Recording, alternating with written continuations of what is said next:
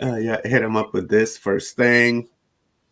All right, so I'm all right. It says I'm live, so I'm gonna jump over here to my dashboard to see if we are all good.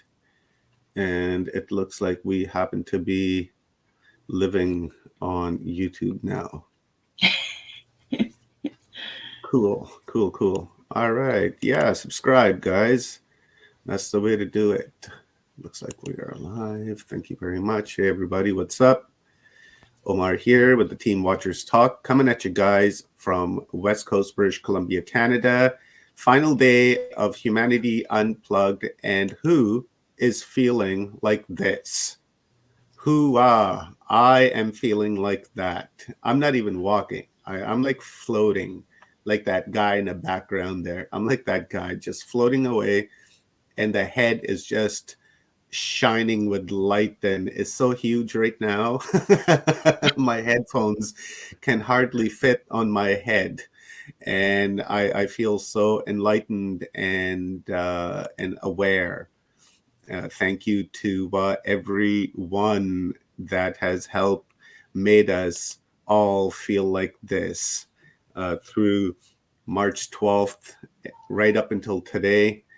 Some amazing uploads to our body computer avatar for us to process and move into a new way of thinking, a new life, and create a new pathway, because this is just the beginning. I was just saying earlier, it's I'm happy that this is coming to an end because it's been a long 11 days, but I'm also sad on the other hand because it's coming to an end and I'm not going to be doing this tomorrow morning. And as humans, right, we get into a certain routine and then we become accustomed to that, and then we want to do that, and then once we stop, it emotionally affects us, right, because we're enjoying what we're doing. But on the other hand, we've laid a great path for us all with the amount of incredible resources we've received over the last 10 days to move forward and create, because we're creators with our minds and with our thoughts and with our energy, and create a new timeline, not only for ourselves, but for our grandchildren, right? Because many of us are grandparents on this screen and in the audience, everyone that's watching and all the presenters, right? It might be a little too late for our kids, right? But, unfortunately, but it's never too late for our grandchildren, right? We can still make our kids aware, because while we were raising our children, a lot of us were sleeping. We were in a slumber and we just followed the program and raised our children according to the way we were raised, right? A little bit worse on our end because we took our children and let the TV raise them. Unfortunately, we took a lot of our children, put them in front of the TV, and went and did our thing while the TV was subliminally training and programming our children. And then video games came along, and we used those to babysit our children. So we've done great harm to our children, and we shouldn't repeat that with our grandchildren, because we know what our children are going to do, right? Because that's the only example that they have. So us becoming aware helps us to raise awareness within our children. So when we see that type of behavior happening, we can interject and say, no, that's not the way to do it. This is the way to do it. I'm sorry I did that to you, but let's not repeat the cycle. And this is what this is all about, is to raise that awareness within us so that our grandchildren, the indigos, the sixth root race that's coming into this world, can ascend, right, with the vibration and the distortion, and raise that with their perception. And that's the world that I want to come back and reincarnate to. And it's going to be amazing. What do you say, Rob? Leanne? I agree. I'll let the ladies go first. If Leanne wants there, Stone wants to go first, and then I'll jump in and close it out before we bring Renat up.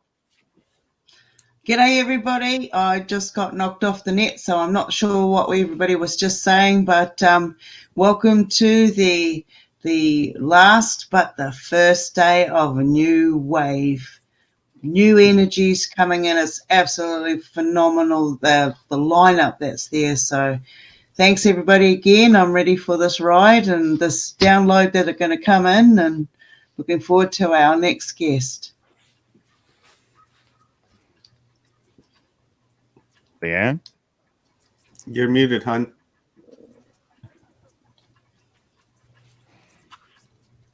No, not yet. It's an Archon attack. There you go.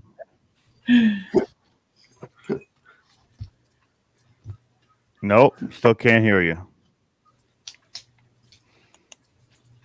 It's going to be one of those days. Why don't you go ahead, Rob, while Yeah. Leanne's doing up her So- audio. One of the things that, for me, and I always like to keep it on the eye, is we do get into those routines, Omar. You're absolutely right. And tomorrow I was thinking the same thing. Like, what am I going to do? Well, what happens? But we need a couple of days of rest for sure. And I have to focus. We have to focus on that too. Everybody should be focused on rest tomorrow. Tomorrow should be a day of recoup, regeneration, and realignment after exerting all of this energy for days and giving it to other people to help their conditions, to giving it to other people to help them to not be woefully ignorant in the time of need. You know, this is something that we have. This is, while it is imperative that we change people's minds very quickly, it's also not going to happen all at once. So we also have to remember that we have to take heed in the warnings that we get from our guides and the universe on essentially, slowing down when we have to, making sure we're eating right, getting the right rest, and, trying to find our center or our mission. Everybody's mission is a little bit different. And how we empower people with the information, it goes back to your mission and how you use it for your mission. So this transmission is to fulfill your mission with, or an arsenal for your mission. So when you do go out there, you have the subtly available hints to help people change their minds and change their ways of thinking. So we've facilitated that. Hopefully this has been like an encyclopedia of different methods and ways to really connect with the people around you to try and facilitate that awakening or that phase in research. And we really need to focus on how we can help the people around us first and ourselves, because those closest to you and you, even if there is anything that you feel that needs to be changed in you, is the most important aspect. Because if we're not right with ourselves, we can't help anybody. So, you practice on the people close to you, and those people will love you regardless most of the time. So even if you fail or, mess up, you get another chance. And then we walk out into the world as a shining light of, shining beam of light that is transcending and cascading over our town, and that town slowly turns into a state. That state turns into a country, and eventually the whole world will be here with us. I'll stop right there. Beautiful. I don't know if this is working. Yeah, we can hear you.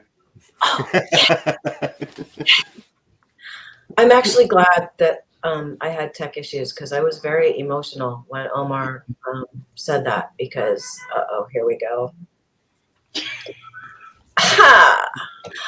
I publicly apologize to all three of my beautiful children for having allowed the programming that they got to get through. However, I will say that in this moment, I'm also very compassionate with myself and finding forgiveness, because at that time it was a case of they know not what they do. I didn't really know what I was doing. Like, something in me always knew what I was doing, but just like yesterday's tech issues, I'll say that there's a reason for everything.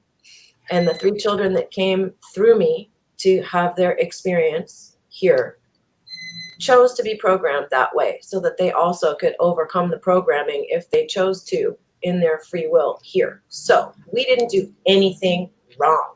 That I want to please not think those things and shoot those out into our fields. We are doing the best we can with what we have, where we are.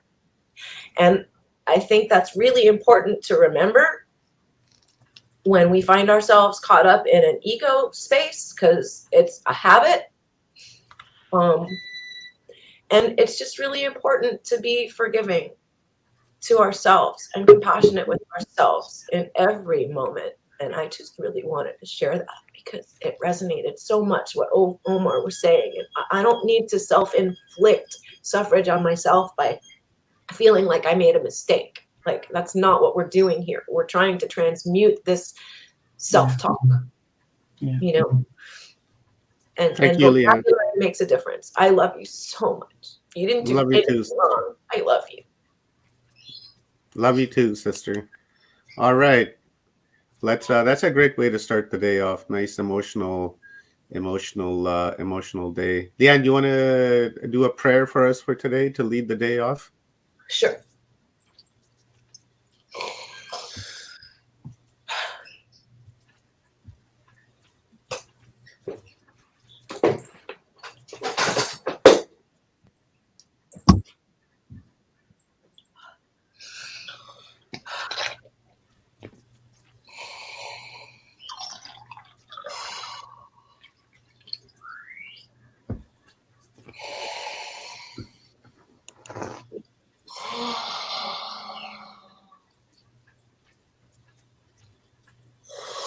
Shanyara kurtiate akakush.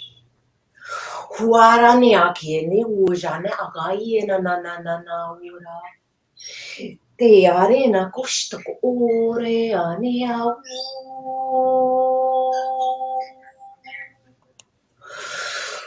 Ure anakiashte te kayeranga. Koreana yashe kuratakia shena komu. Toko urina katakashita kata. Kitia toko. Toye. Halia washena guare butaketiaka ustaka uira na urta. Teka usta na ujena yera takiaka kahiena gisto. Tika ura na na tiara atiana agaya ni ya mo. Te ashpena ka ukost ko yash ka urna agaya ta ka iya na ka ushu. Wajana iya ta ka ushu. Urna yena jika unga wore nga ushu.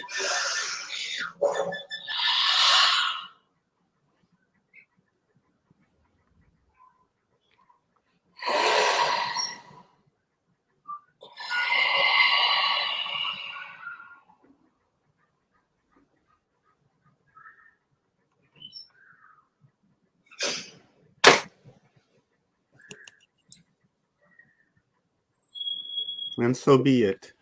Thank you, Leanne. Thank you, ladies. Let's bring our first guest of the day.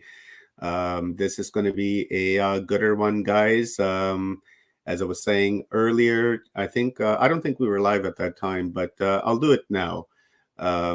This is an amazing lady. I met her last year, about last year, 2 years ago, about a year and a half, something like that.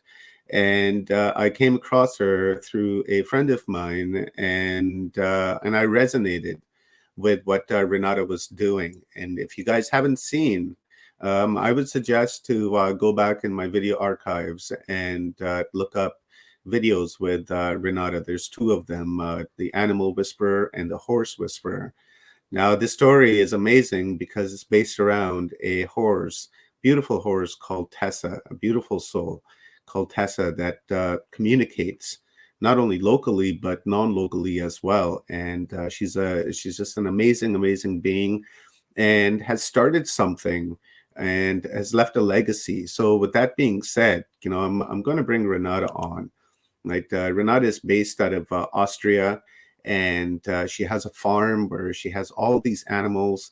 And she does, healing work with people who are sick, people who are not sick, anyone that wants to come and, get horse therapy, donkey therapy, animal therapy. It's just amazing what Renata is doing in Austria, and really laying the path forward into that non-pharmaceutical thinking and that non-pharmaceutical healing and medicine as well, because it's really what it is. We're using, the energy of our friends, our animal kingdom, and they're stepping forward and healing, right? You guys have to see this. You can audibly say something, but once you actually see the pictures and see videos of these horses, like right in the face of people and smelling and all around them, you can almost see that energy being transferred, that healing happening. And that's what we need for this new timeline that we're going into, is people like Renata,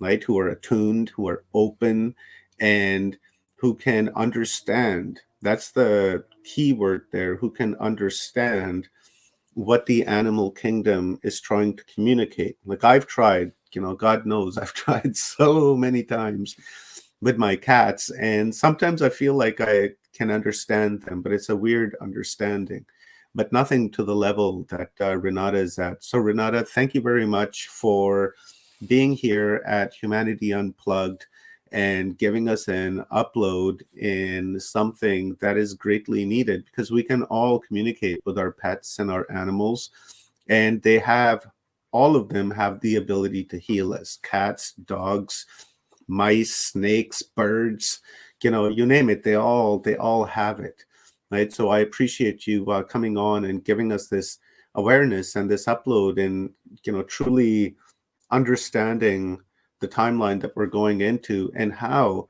the animal kingdom is going to be there to assist us and help us to remember who and what we are, and the connection that we have to them, in order for us to be fully integrated back with nature. People forget that we are nature, that we are part of nature, and that somehow, some way along the line, we've lost connection to that nature. And then now we look at nature as an object, and then we see ourselves as something more superior, and we can use nature at will, as however we want, including, everything that is on this planet. And you understand on how to communicate and what they want.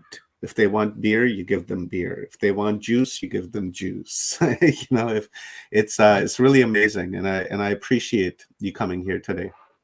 Yeah, thank you very much for having me on your show. I very much appreciate it. I'm looking forward to sharing my experiences. As you said, I was introduced into this energy realm of the horses about 3 years ago. And that's now the main work I'm doing. And today I would like to talk about the herd, and how not only one animal is communicating, but how we can benefit from the whole herd. And the herd itself, again, is connected to all herds and to all horses all around the globe. So it's not that realm which they create, it's so huge that you can get so much energy, because the connection amongst them all over the world is so strong. Amazing. Yeah. I'm so looking forward to hearing it. Here, I'll make you full screen, Renata, and I'll be here in the background. Do you want questions as they come in, or do you want me to wait with the questions to the end of your presentation? As you like. I have no fixed program, so I can go with the flow. Okay, cool. We'll do that. So I'll be here in the Sorry, background. I do not have pictures this time. My second screen didn't work, so anyone who wants to look at pictures from the horses when they work on people, they can go on my Facebook profile and have a look at it there. So there are many pictures. I'll be sharing all those links in the comments, guys. And do you want me to maybe screen your website, and so people can see your website? Yeah. Okay, I'll put that into operation. So I'll be here in the background, and then I'll let you go, Renata. Thank you very much. Okay, thank you. Yeah, so as I just said, I was introduced into this energetic work with the horses 3 years ago. but I have been working with the horses almost all my life. So I got my first horse when I was 19, and I started riding. I started when I was a teenager. And but during the last 3 years, what happened? I was riding all my life and thinking, okay, that's the thing. What you do with horses, you ride them. But during the last 3 years, mainly, another so huge space opened up for me, and that's now what I'm doing. I am working with people, and they come to me, and I work in the whole herd, and people get healed through the energy of the horses. And it's not only one horse who is doing that, but it's the whole group. And I would like to start with explaining how a herd is functioning. So horses only survived evolution because of the herd.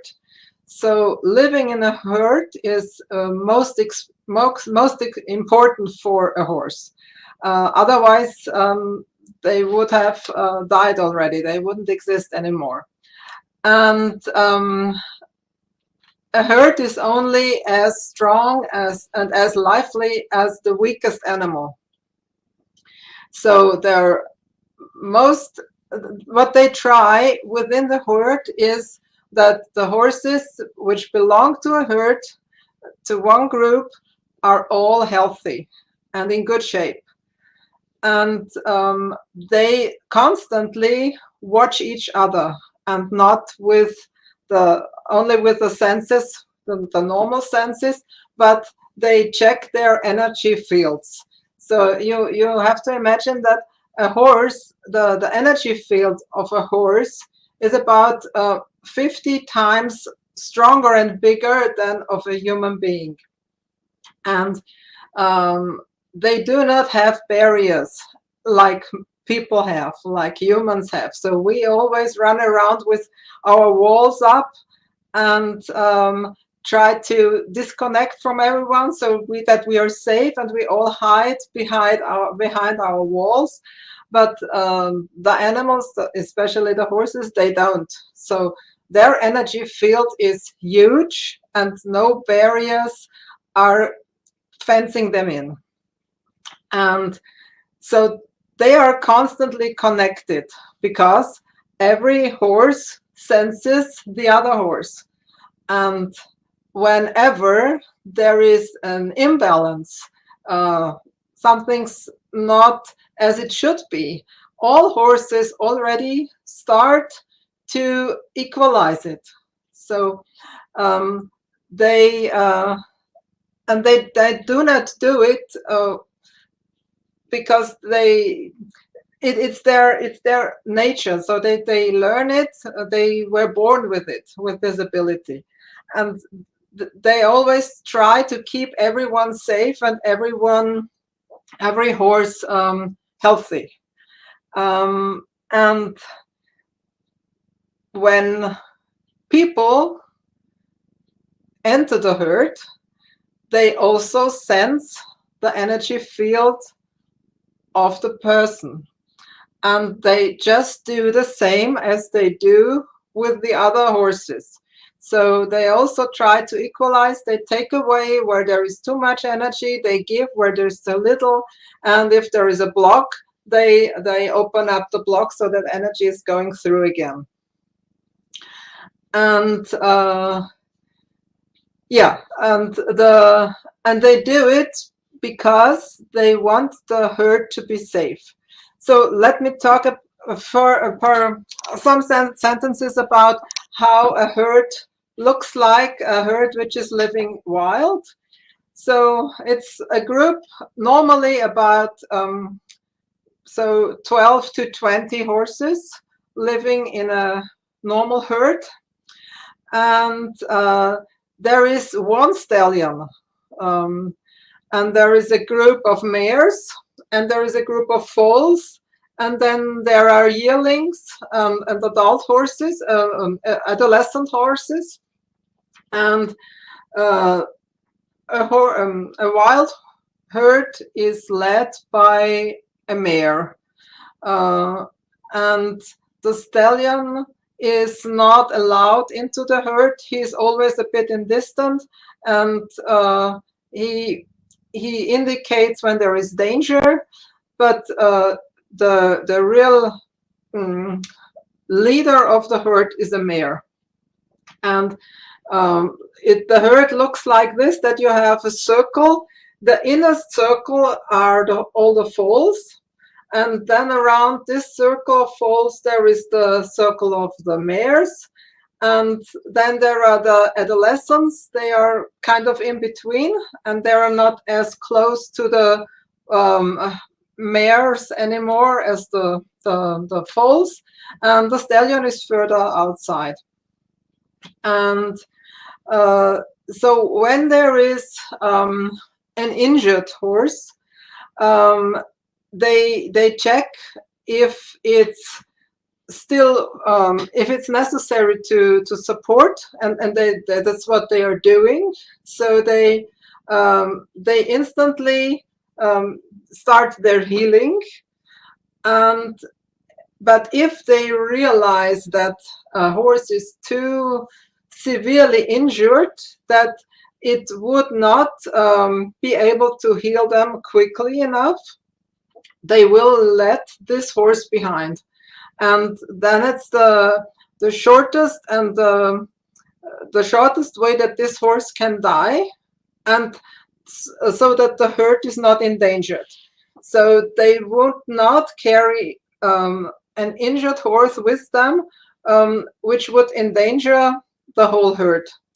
So that's also something we can learn from the horses. It's not that they have this human mind, that they have to keep up life, for instance, as we now do in ordinary medicine, that although people are not able to live anymore, they keep on putting in medicine and techniques. So a herd is really focused on the survival of the group, and that's the most important thing. Okay, so I will continue with when I have people coming to me. So I have a property, a huge property, and of course my horses are not wild animals, but they have enough space so that they can behave like almost wild animals. So there is enough space to run and to really give space. That's most important, to have enough space. And so when people come to me, as soon as they let's say as soon as they enter the front door, the front gate, I tell the people that everything what is happening now is not a coincidence, but that what they can observe in the behavior of the horses already is a reaction to the energy field they are bringing in, because the horses already feel, so they have already connected with the energy field of the person who is coming. And sometimes it seems as if they are not aware, because the person who is coming doesn't realize any reaction, but already that is a message. And then we go into the field, and I would like to bring some examples now I have had during the last couple of years, which were really, yeah, amazing for me. So I will start. Yeah, I start with a recent experience I had. So what I also put on, so I have my massage tables in the field, and the person is laying down, and then the horses start to come towards the table. Not always. Sometimes they keep in distance, but the other day, the two, so I have, let's say I have, at the moment I have 9 animals. I have 3 donkeys and 6 horses. And from the 6 horses, there are 2 foals. So they are now about a year old. And so far they have always been very, very patient and very, they have joined in, but not so intensely.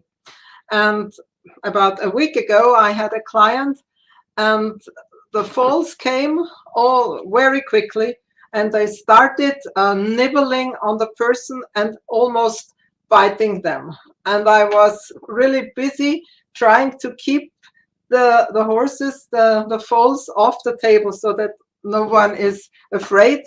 So the person is not afraid laying on the table, but so I really felt as if I have to protect her.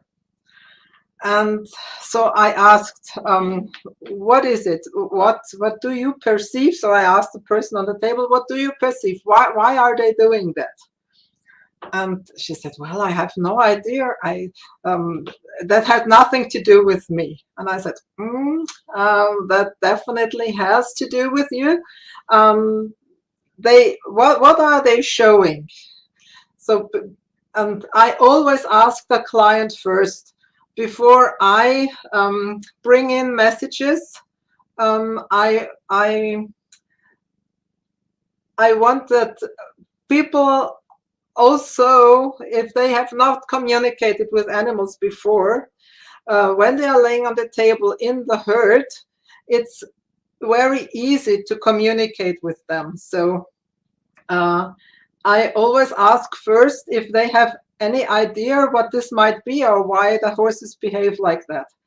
And so I waited a bit, and then she said, I think I can't hold my boundaries, and I have neighbors who are always, I can't, they are loud and they are noisy and they are disturbing me, and they so she brought up her topic and she knew what this was about.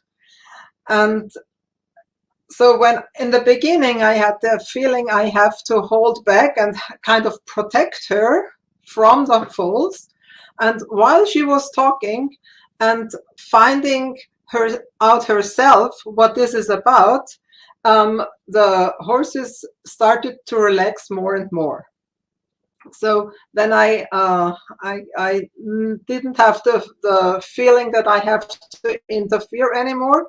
So I just let them do. And the more she got aware of what they are showing her, then she started to think about, okay, what will I do against that?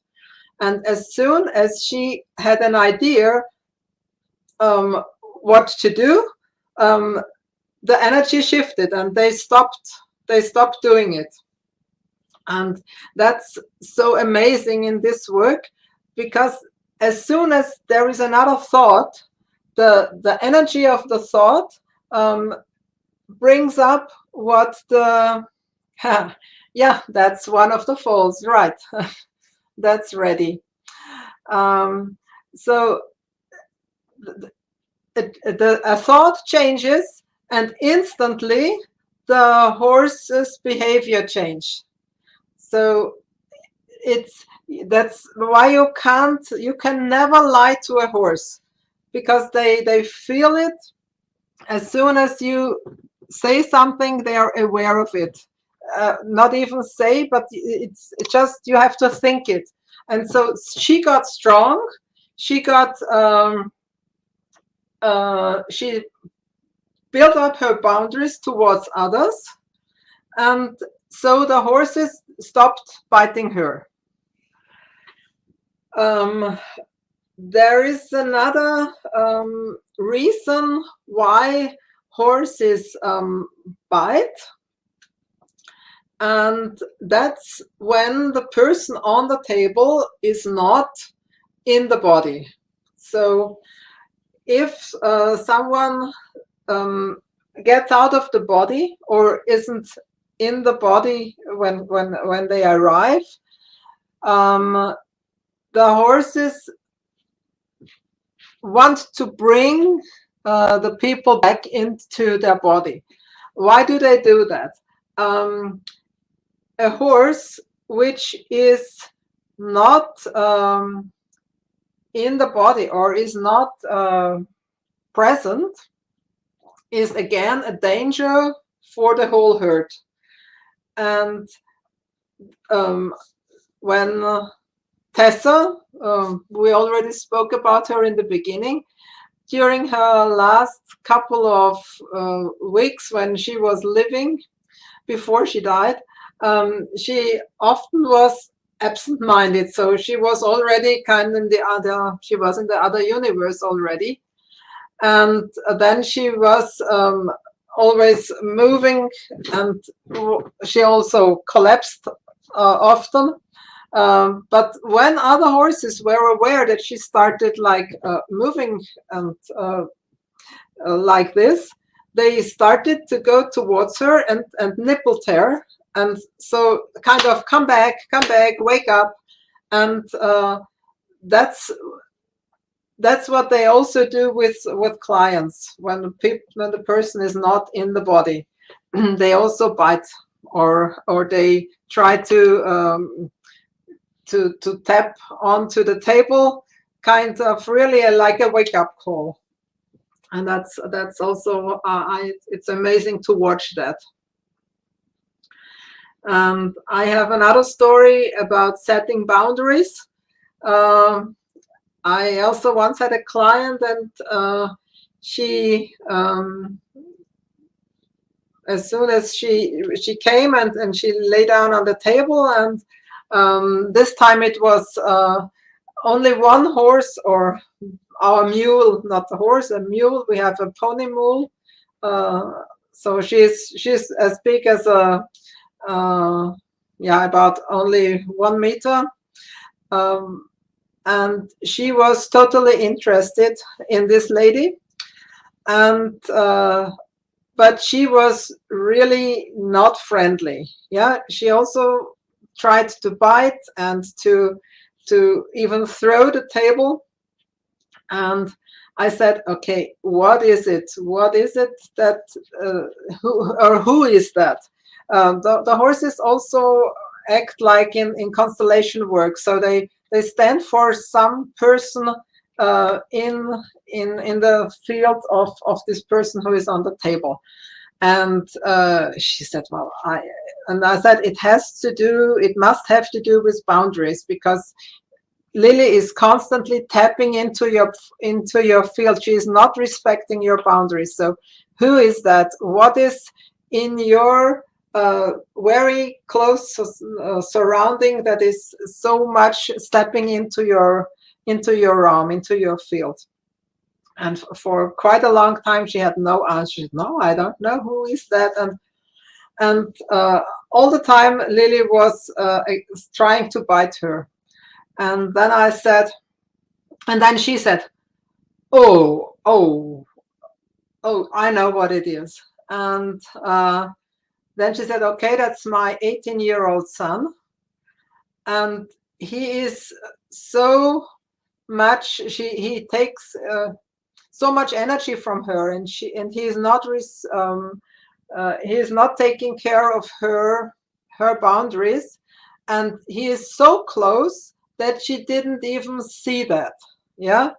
So and as soon as she said the name, and and as soon as she said, "Okay, that's my son," Lily stopped and stopped, but was still very close to the table. And then we worked on her energetic boundaries, and then we expanded her boundaries and her energy field. And as soon as her energy field increased, Lily stepped back. And then she didn't come to the table anymore, but stayed about 2 meters away, was still there, but she didn't touch the table anymore. And again, it was instantly. Yeah. So as soon as she realized, okay, that's my son, it was the first step. And then when she increased her energy field, then the Lily really went back. And yeah, that was really amazing. And then a couple of days later, she called me and she said, okay, she really did it. And it was so much easier now to set boundaries to her son. And he's respecting it now. And yeah, that's amazing. Okay, so I have another story I would like to tell, and that was only 4 days ago. I gave a session to a lady, and she had she said she has difficulties with really accepting herself and with self-love, and she said it's just she just can't do it, and she wants support in that. And yeah, so she again was laying on the table, and then really all horses came. So not the donkeys, but all the horses. So there were six horses around, and they all came very close, and so it was really like in a herd. So we were the center. We were in the center, like normally the foals are, and then all the other horses were standing around us. And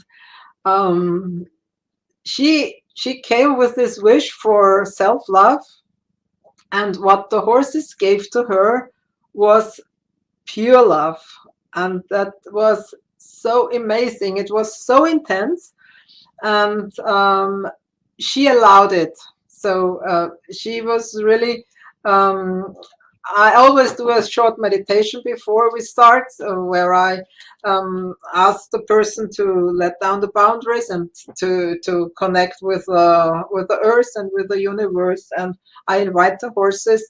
And this time, when I invited the horses, so they all came, and really they stand face towards her.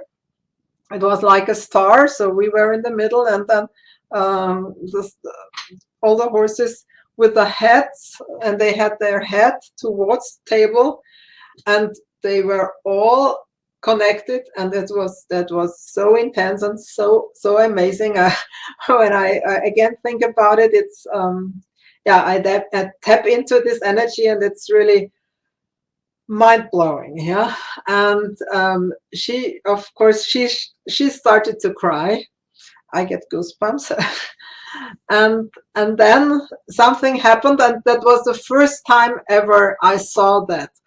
I don't know if you're familiar with horses and how they react towards each other, but when one horse, when it's itching somewhere, yeah, one horse then goes to the other horse, and then they start scratching each other. So the one horse is scratching the neck of the other, and the other horse as well.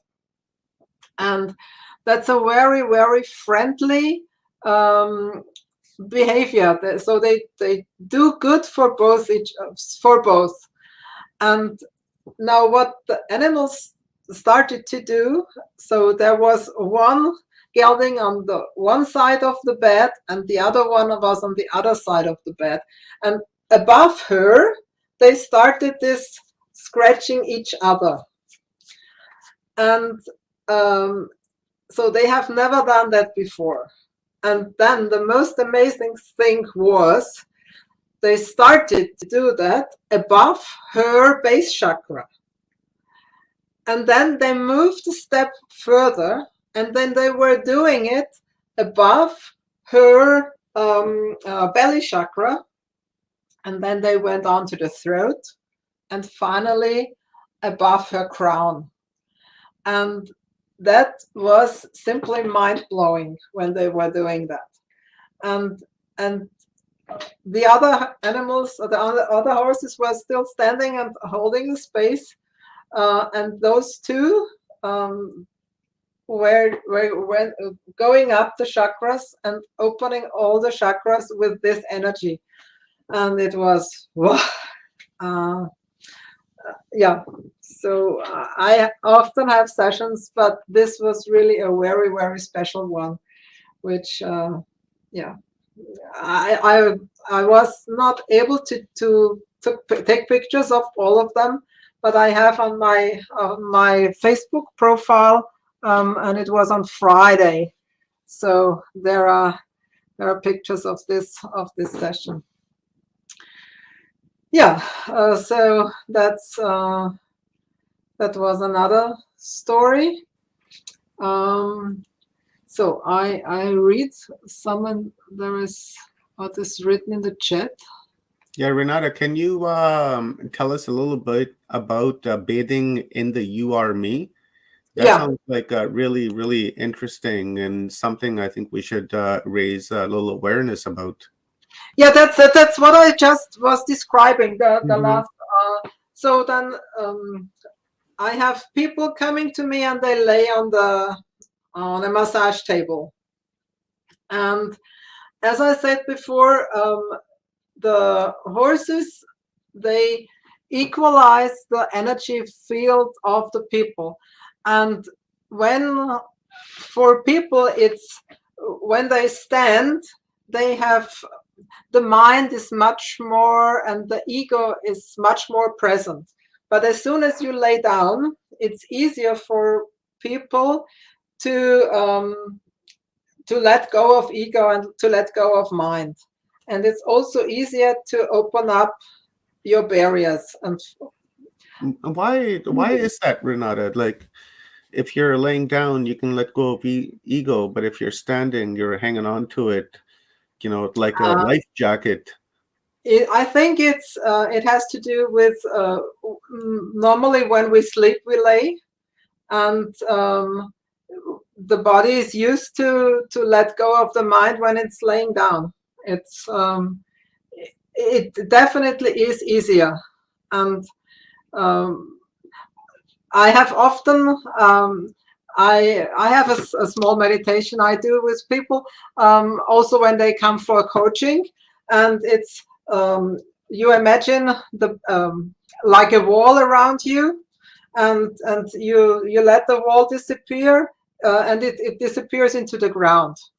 And when the people are standing, it's far more difficult to let this wall go down as it is when people are laying down. And I think it has to do with our normal position when we are sleeping. And when we are sleeping, ego goes away and mind goes away. So, and the horses behave differently to people laying on a table as they do when someone is standing. I do not have another explanation for that, but I have experienced it a lot of times already. So could it be that when the human is standing, it appears to be more aggressive while it's standing, and when it's laying on its back, it can be, viewed as not dangerous because it's laying down, and instead on its feet, it can, attack you, shoot you, stab you, kind of deal. Have that genetic memory of the abuse from the past. Maybe, but the energy they perceive will pretty much be the same, either if the person is standing or if it's laying. But perhaps it has to do with that as well. That's quite fascinating, though, isn't it? It is. Yeah.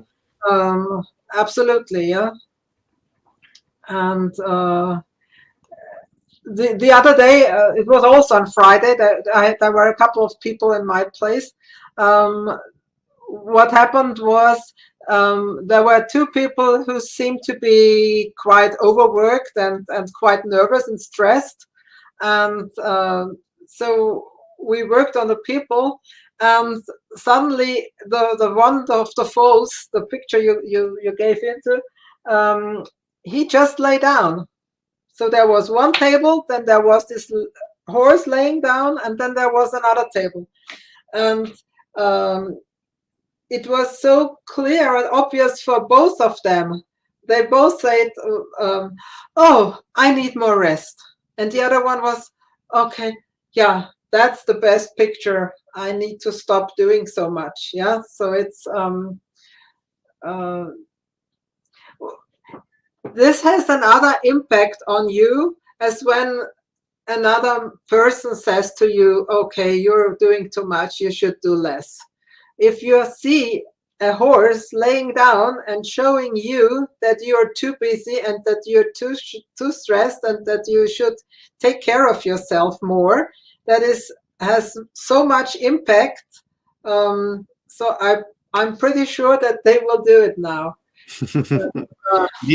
Do you think that the horses and the donkeys and other animals, just your farm animals, chickens, roosters kind of deal, do you think that they can see the ancestral karmic energy or remember the karmic energy? Because we know, like chickens, for instance, they're severely abused, right?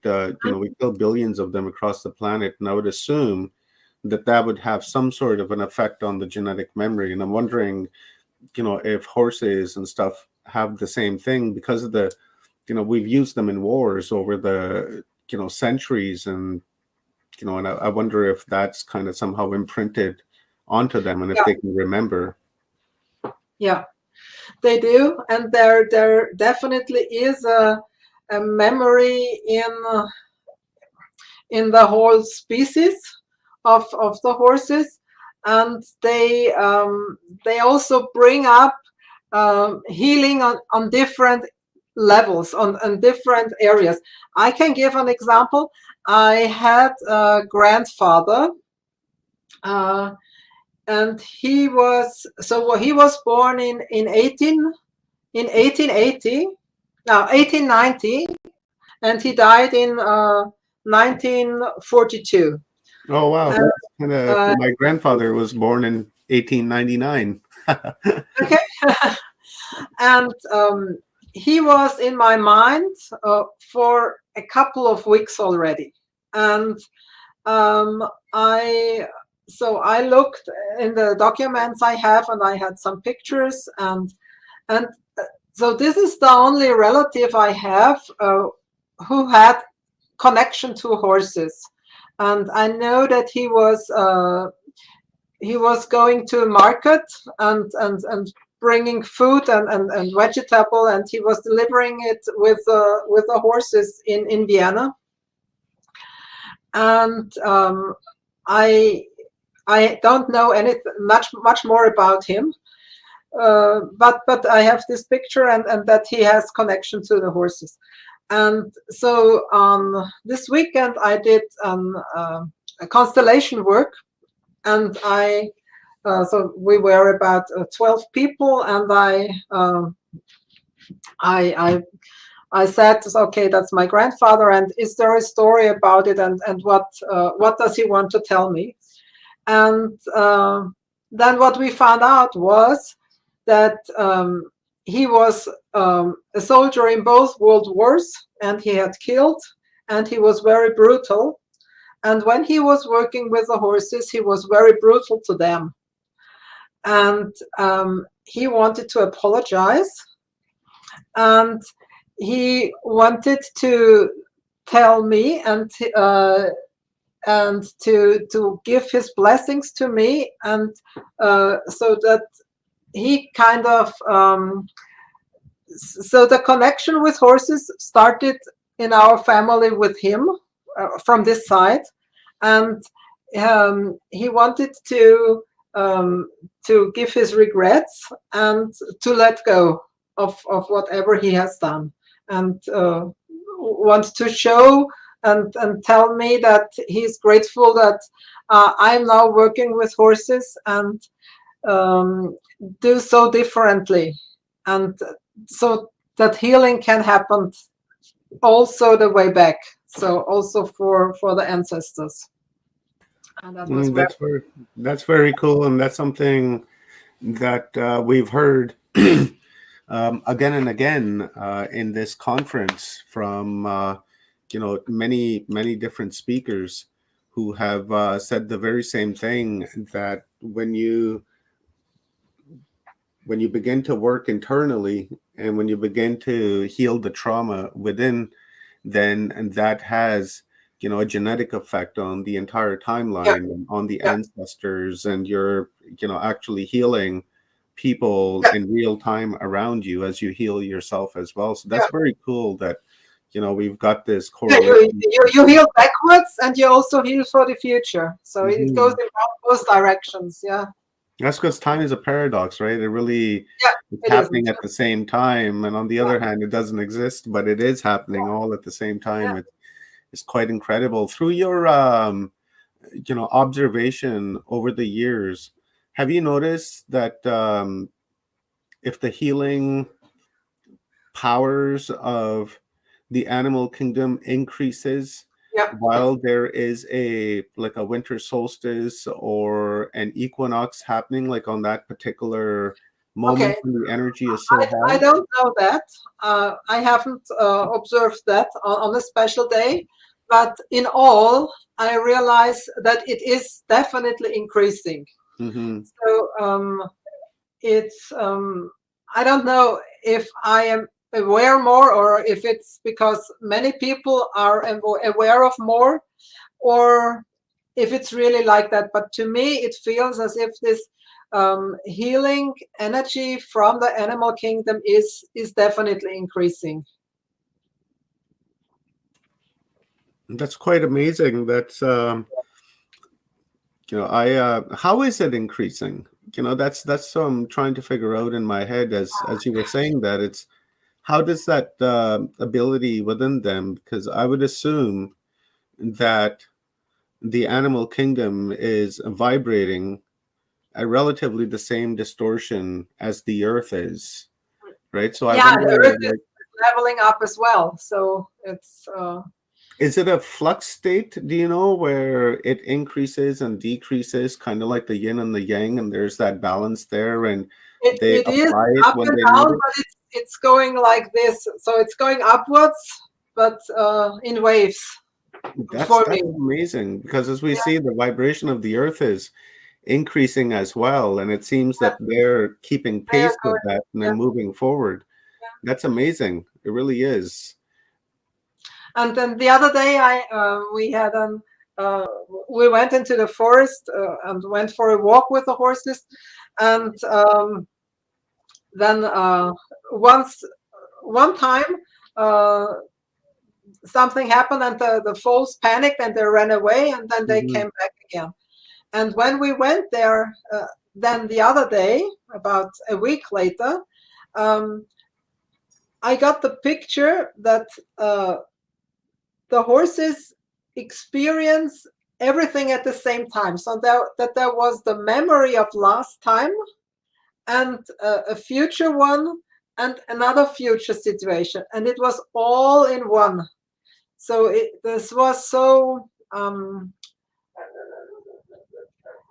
I know that time is not linear, but in our human mind, we are so used to there is the begin and there is the end. But it seems as if in the animals, everything is really at the same time. So, and I got a picture from one of the horses that there were really all the scenes we had from this place where we were, all at the same time.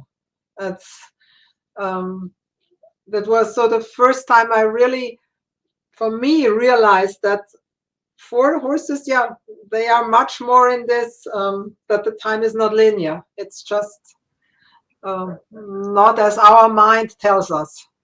Is it the same for donkeys? Right? Yeah. Because horses and donkeys are, I would assume, same species, but still different on Yeah, some level. Are they behaving in the same way, like increasing in yeah, their element yeah, of healing? that's the same. Yeah, absolutely. When the horses are all around one table, the donkeys do not come because they have a different herd structure. So they are not. They are. There is no real leader with the donkeys, but when it always the donkey who has seen something interesting or something important at the moment, this one is the leader, and it changes again. But with but the horses, they have a hierarchical structure, and the donkeys do not want to interfere with that. So whenever there are the horses on one place all together, then the donkeys do not come that close. So often I have only the horses working, and the other time I have the horses. But they seldom mix. Do the horses reciprocate the same thing when the donkeys are working? It's, to me, it feels that it depends on the energy structure of the person who is coming. So if the donkeys are coming, the donkeys, they do have another energy. It's difficult to explain what's different. I would say they are even calmer than the horses. They can be very intense, but it's a bit slower perhaps. And sometimes I have people who are afraid of horses. They are bigger, and they are much more confident with the donkeys. They there is hardly any person who is afraid of a donkey, but there are many people who are afraid of horses. I'm wondering if the healing, structure, or I'm not really quite even sure how to word this, but the healing power or the application of healing, if it changes from species to species of horses, like you would have Clydesdales or Mustangs, or you know what I'm saying? Like there's different species of them. And does their ability or application change according to their species, or do they just share like that one herd consciousness, that one herd mind? So I do not think that the species, well, what do I think? I have different species in and breeds in my herd, so it's a very mixed herd. And to me, it does not depend on the what kind of horse it is, but about the own life story. If a horse was abused, if a horse had a mare had foals, if everything went okay with the foals, or if a horse was beaten by a man, so that what their own experience was, that very much has an influence on the energy and on their healing. So as I said, the horses, they choose if they come to the table. And now when for instance, I have a person here who has issues with a mother, or with her own children, or with getting pregnant, or whatsoever, I always have one of my mares coming. It's the one with the tinker, the white and black one, because she had 2 falls, and with one fall she almost died. She and her foal were very close to starving. So she has her own story, and then when she feels the vibration of something has to do with motherhood or so on, then she comes. And one of the donkeys, for instance, she always comes when it's about sadness. Yeah, when huge sadness comes up, then she's there, and she's kind of absorbing this sadness. So that also has to do with her own story. So she lived, I think, for 10 years. She has no companion, and she was on her own at a not too huge place, and she there was not much. She was alone, and she was sad. And whenever the topic of sadness comes up, she's here, and she stands next to the person. So it's not so much if it's an Arabic horse, or if it's a pinto or a paint or a quarter horse, but it's about their own story. That makes sense. That really does, because I heard thinking, I suppose you would be sharing the same consciousness. That would be like humans. You can be, white, or you can be black, yellow, red. It really doesn't matter, because we're sharing that same form of consciousness within the field of the stream of consciousness. Let's hit this question up, Renata, from Denise. And I'm kind of wondering too, as to like what takes place. I know there's like this energetic healing that's happening, and from what I've learned, a lot of disease and afflictions are really root based in energy. So when the horses heal people, are the horses taking on their afflictions, or are they just like swiping it aside and just getting that? They are. So when people come to me, they come for an hour, or when we do a class during weekend, we have the people here for 2 days. But the horses are always connected to the earth and to universe and to everything around. So they heal it, and it goes away. They do not take it as we do. What we do, we people, we also try to heal the others, but then we lock it in, and then we have it. We take it within our boundaries and keep it. Horses do not do that. But what they do, and that's it doesn't infect them, or it doesn't harm them when they work on people who come and have a session. But of course, they mirror the owner. So as also horses, the dogs do, when you have a horse and you own a horse, and this horse gets a special disease or injury, this very, very often has to do with the owner.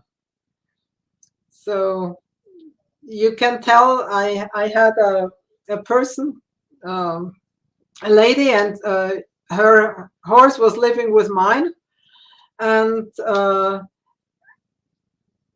horse didn't cough, but whenever the owner came, the horse started coughing, and there were different other examples that this is very. Horses do take energies, but because they try to heal, and it is relevant only for when you're really the owner. Yeah. Mm-hmm. And it really infects the horse on long terms, but not Ah, when I someone see. is coming for a session. Yeah, I see. Okay, I get it. Let's hit up this final question. We got our next guest in the house, and we've got a few Yeah. minutes left. This is from Rockers, Los Angeles. Is asking, is the healing caliber of a wild horse stronger than that of a horse trained into domestication?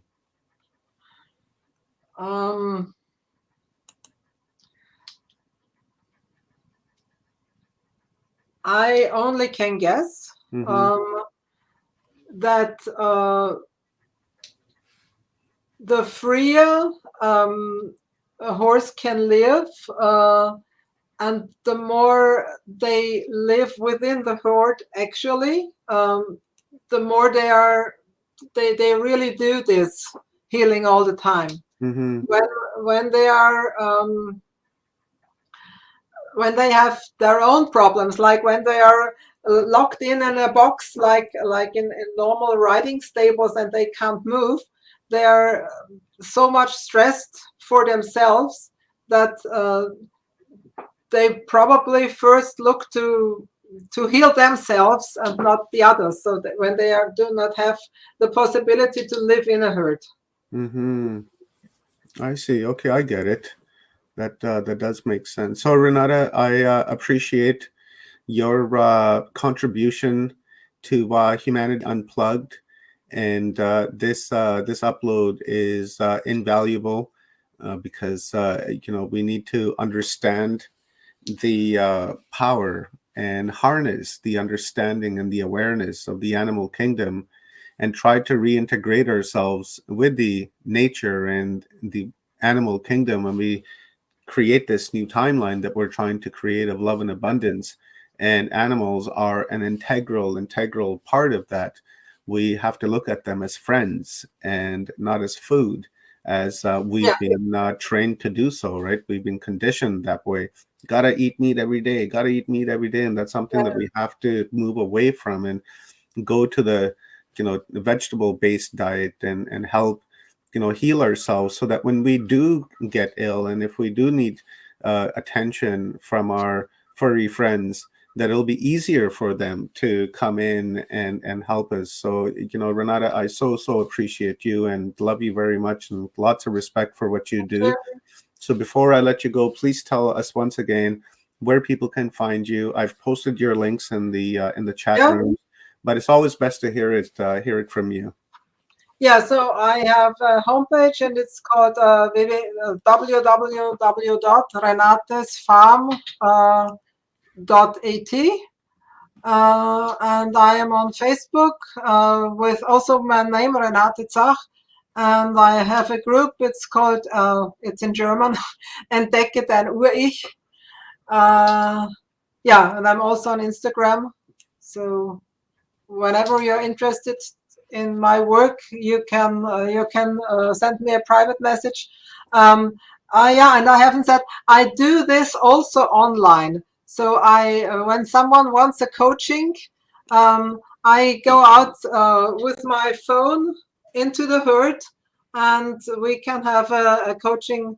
I have done this a couple of times already, and it works phenomenal. I was astonished, but as soon as I connect to the person connects to the person on the phone. So Nice. it's, There's no barriers, because there's no energy barrier. and consciousness goes everywhere.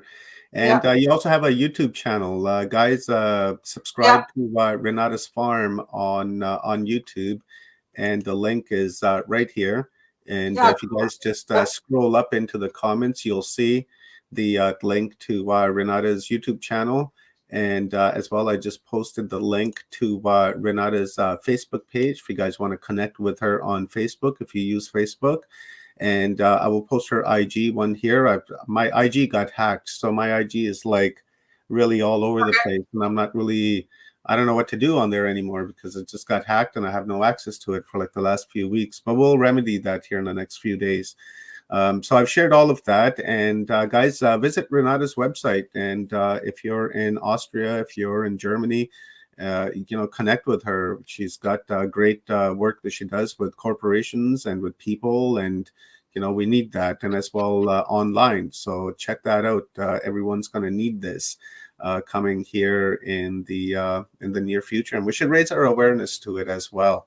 That's the number one key. So again, thank you very much, Renata, my sister. I love you. Having me.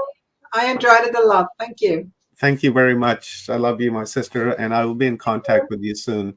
Yeah. Be well, be safe, and most of all, be happy. Yeah. Thank you. You too. Bye-bye. Bye for now. Let's bring our another star sister on, which is, where is she? There she is. Not me. Hiding down there. Rob, but you've changed. Oh, well, sometimes, when in Rome, right? Got the old That gangster would be hat on. amazing. That's cool. Yeah, I had this, my hair was a little messy today, so I figured I could probably pull it off, but here we go. Look, you know what? We'll take it off for a moment. There we go. What did you guys think? That was an amazing morning upload from Renata in relation to the animal kingdom on how they can heal us. And I don't think it's only just limited to horses. I think the praying mantises can do that. Birds can do that. I think any living form on the planet, including us, can do that. But I'm assuming, and I'm thinking, because the animals are, in my opinion, a higher form of consciousness, that they have an easier time and easier access to do what they need to. Well, I've been able to do that work with horses several times. There's a group that I'm in called the Co-Creators Convergence, and we used to meet in person. It'd be anywhere from 40 people to 65 people from all over the world, and co-create once a summer. And there were several of the times, I think I've gone 8 times, where we went to work with horses. Mm-hmm. And it was magical. It was, I think there's several facilities here where people that have PTSD can go and work with horses. It's a magical gift. What Renata does is absolutely amazing. The story that she has with the horses is always gets me, and every time I hear it, we've done this before with the cats, and I did a presentation on it, and communicating with animals that have been wounded a little, and then trying to bring them back to being comfortable around us. So it's sort of similar but different. But every time I hear this story, it inspires me to do it too, because I do feel like that they have this connection with the mother that's just so impactful that we have to get back to and actually instill that connection on us as well. I think we need to bring that connection back between us and Gaia and Mother Earth, and just like the indigenous peoples had. And that's another reason why I do my indigenous studies, is because I want to know that culture. I want to learn that culture, and I want to make that culture my own, to be able to connect on that level. So that's fantastic. I think all of the animals, all of Earth is changing and upgrading and ascending. And so that'll be the interesting part of how Renata's work upgrades with all these changes in the earth and all these changes in humanity. I think you're going to see a change for all the cats and dogs and all the animals. She's definitely on the cutting edge of that, for sure. Yeah. For sure. Yeah. And I agree with not eating them. So. Oops, Rob, are you frozen? Uh-oh, he's frozen. Hi, Rob. I can't hear you. Yeah, he's been having some problems with his internet. Oh no! This entire conference, actually, poor guy just keeps getting booted. Just doesn't have the strong signal. So, with that being said, Kathy, let's start your upload with our next guest. Okay. Well, I am so excited. Omar offered me this spot to do an open mic and talk about myself. And I thought about it and I thought, nope, I'd much rather introduce you to one of my teachers and guides and facilitators in my personal growth, whose name is David Maria. And I'm going to read his bio real quick, and then I'm going to bring him on so you can meet him. David Maria is the living embodiment of the Eden template transmission, a natural-born mystic and seer, a multi-dimensional facilitator, intuitive coach, and the creator of the Eden template and the freedom from the known. He works with a multi-dimensional team within the monad I Am Presence, whose transmission accelerates the process of the Eden template activation. David's sacred calling holds this container and assists those who work with him to step out of the limitation of logical, linear thinking and into their soul mission as sovereign, multidimensional beings. His essence is deeply gentle, nourishing and kind, just like his heart. Like the ancient masculine holy man, there is no judgment in him, only love and the powerful presence. I have taken his classes, Freedom from the Known. I don't think I've ever taken a class twice before, but I've taken Freedom from the Known with David twice, and I probably will take it again. So welcome, David. Welcome to Humanity Unplugged. Hi, Kathy. How are you? I'm good. How are you? I'm just wonderful today. It's a pleasure to be here with you and with all of the guests that are watching. Thank you for having me. Well, the main reason, well, first of all, this is the second time I've talked to you since December or before you went to Kenya. So that's, I'm just being honest that I was so excited to get another chance. But the other part of this is that David just went through a huge initiation. I'm calling it huge because I don't know what else to call it. But let's back up, huh? I call it huge myself.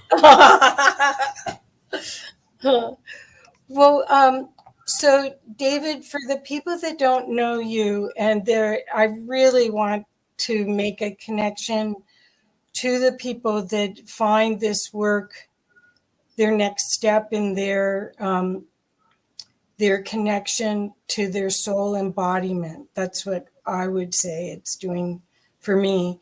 I created a little PowerPoint. Is it okay? I thought it would help you explain what you just had happen. Is that okay? It's totally fine. You know it is. Okay. So I'm going to add it to stream here. And oops, I guess your URL went on 2 lines. So this is David's course. And do you want to talk a little bit about the diamond or anything about this before? I basically just put this together to show where you were and a little bit about your journey. But do you want to start with this slide? I'll come back to this if that's okay with you, Kathy.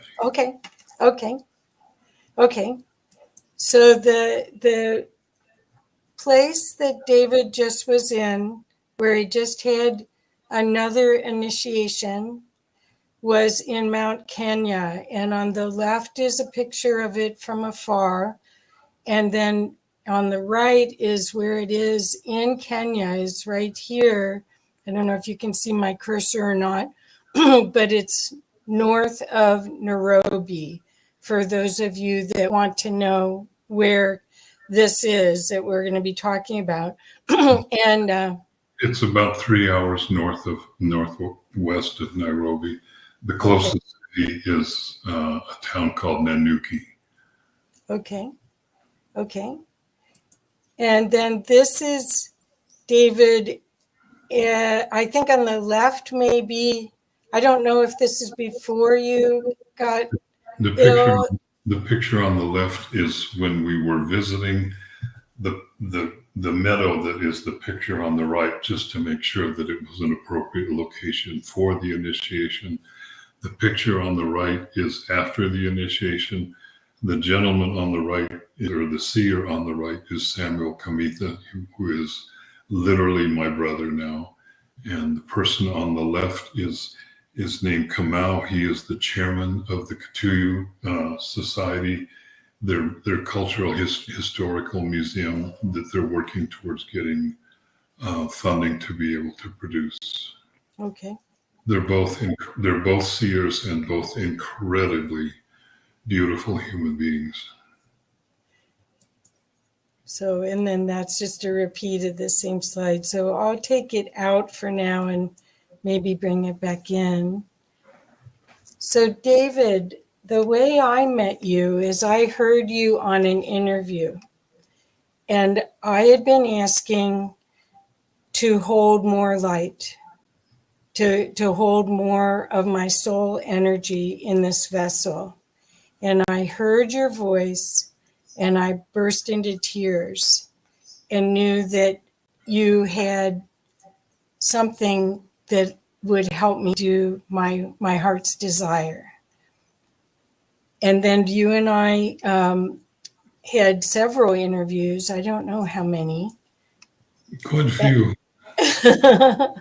And then I ended up getting to take your course. And I wanted people to know about the course, but also since they may not know you, could you, I know you said when I talked to you yesterday, it's just a story, but it would be a helpful story. My journey is just a story, just like everybody's journey is a story. And what's truly important is what's underneath the story. What's behind it? What are the changes that it brings about within the context of your consciousness? So in 2018, I was called through multiple prophetic dreams to go to Africa. I didn't know where. I had no idea where. And it evolved that I was definitely called, and there were others that were called too. And I wasn't sure how this was going to happen because this was probably less than a week and a half before being able to go. And I didn't have the money for that, and a very expensive last minute ticket. And a very dear friend of mine, David Hall, and his wife called me and said that they had gotten the message that I needed to be in Africa, and they purchased my plane ticket. And one miracle after another, we ended up what is the annual prayer vigil that circumambulates counterclockwise around Mount Kenya. And this is something that has been happening for thousands, if not tens of thousands of years. Not everybody participated in ancient times, but it was always mostly it was the seers. So when we arrived, we were introduced to quote unquote the officials that were putting on the event and the organizers. And one of those people was an obvious presenter just by his appearance. And when I met him, I was very calm on the outside and completely falling apart on the inside because he was the man from my dream that invited me to come. He gave all of us, after the invocation with everybody, and this was a large group of people. There were somewhere between 800 and 1,000 people there, and two of us were the only white people there. And afterwards, he gave all of us a blessing, and when it came time for him to give me the blessing, he heard that still voice that we all love and want to hear on more occasions. He heard that voice say, "No, give him everything," and he did. And it was like being struck by lightning. 4 or 5 times in quick succession, like within seconds. And that began a multi-year process of awakening and activation and initiations, multiple trips back and excuse me, back and forth to Kenya. This last year, I returned again with a very dear friend, and was told that this particular one, that I was going to be initiated and inducted as an elder within the Katuyu Seer Society, of which there has only been 12 throughout all of their history. So I have been initiated as the first ever 13th seer within the context of the Seer Society, and most definitely the only white person that's ever been here. But this is not, as they say, this is not my first rodeo at Mount Kenya. This is not my first rodeo with the Katuyu people. I've been incarnated within this society on many, many occasions. Mount Kenya is historically what we refer to as the Garden of Eden. If you look at the forest that is around it, it is pristine. It is a World Heritage Site. You can't go in there without permission. It takes a special permit to go in, and you have to go in with armed rangers. And by armed, I mean they carry machine guns with them. The Kenyan government is understandably very concerned for their tourist industry and don't want to see a tourist go into the forest and be hurt by an animal. So it's the initiation itself was beyond anything that I could have imagined, because it's impossible to imagine things that you have no experience with.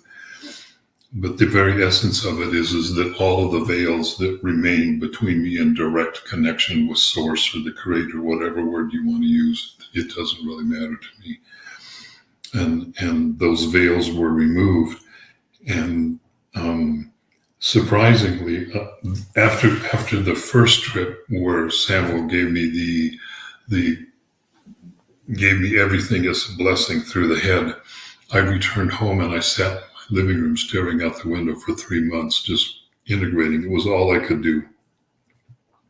And I had joked with him about this one, saying, is this going to be the same thing that I'm going to go home and have to integrate for 3 months? And he said, no, when you've done enough work with this now that when you have the initiation, that's it. It'll be fully integrated.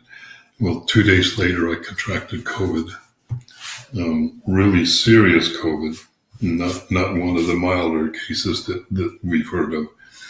And I died 9 times in 2 days, and spent the next 16 days in a hospital, of which the first few days I was running a fever, over very high fever, and just came really close to other people's perception, came really close to actually crossing. But I'd already made the decision beforehand that I wasn't leaving. I was just traveling. I was just going places.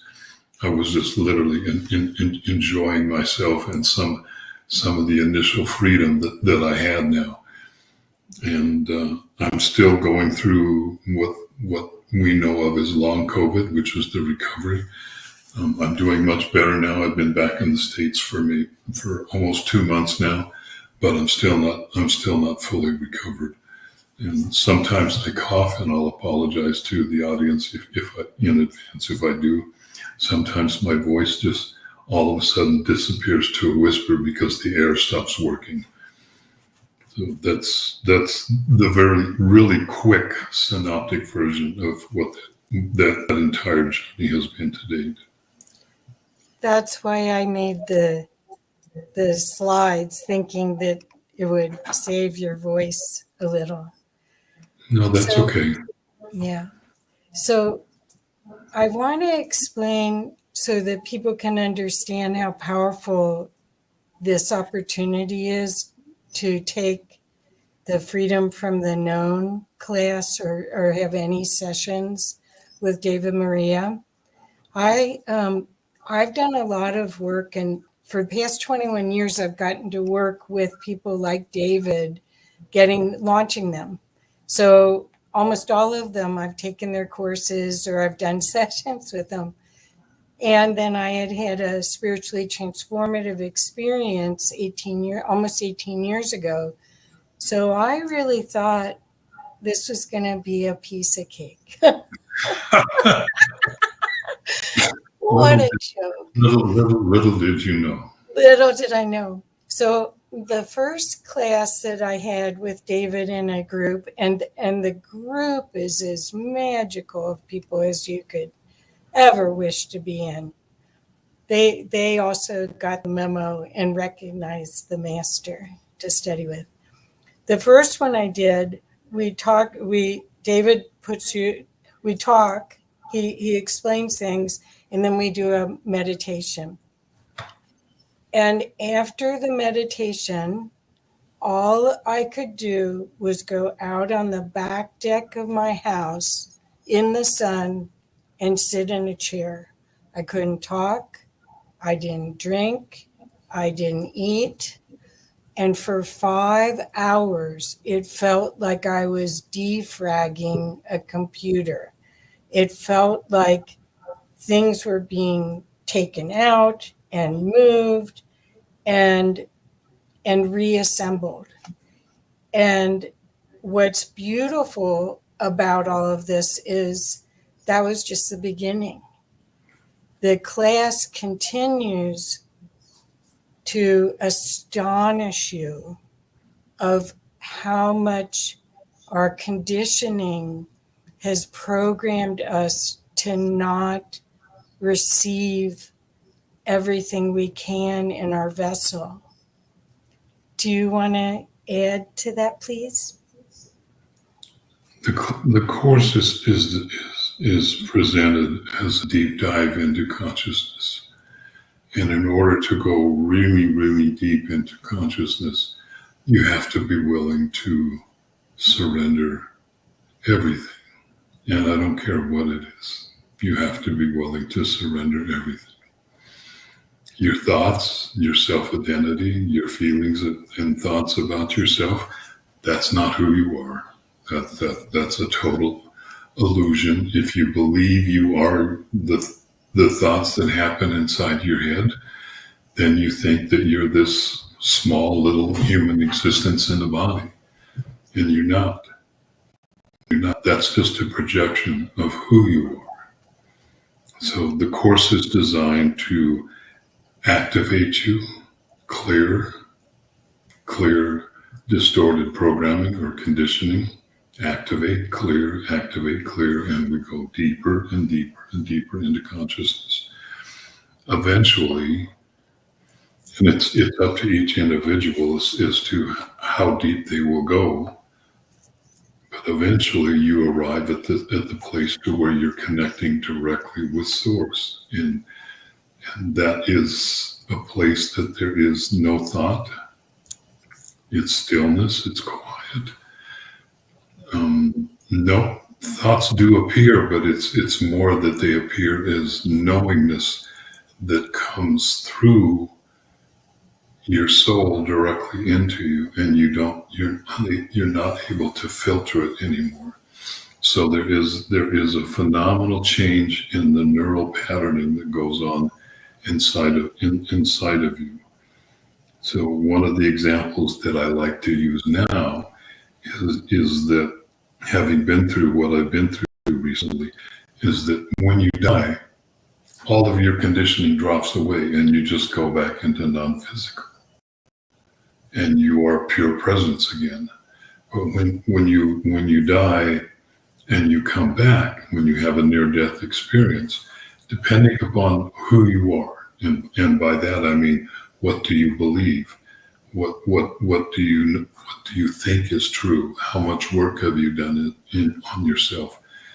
Are you deeply embedded within the context of a religion, whatever it might be? When you come back, whatever you're able to let go of, whatever conditioning within you or belief systems that you're able to surrender, what that does is that that neural patterning within inside of your head that was devoted to that particular level of conditioning, it falls away. And it creates new space inside of you. And that space is where source can come in and you can experience it directly. So depending upon the level that you've worked with, you can go really, really, really, really deep. Mine was pretty extreme because I died 9 times.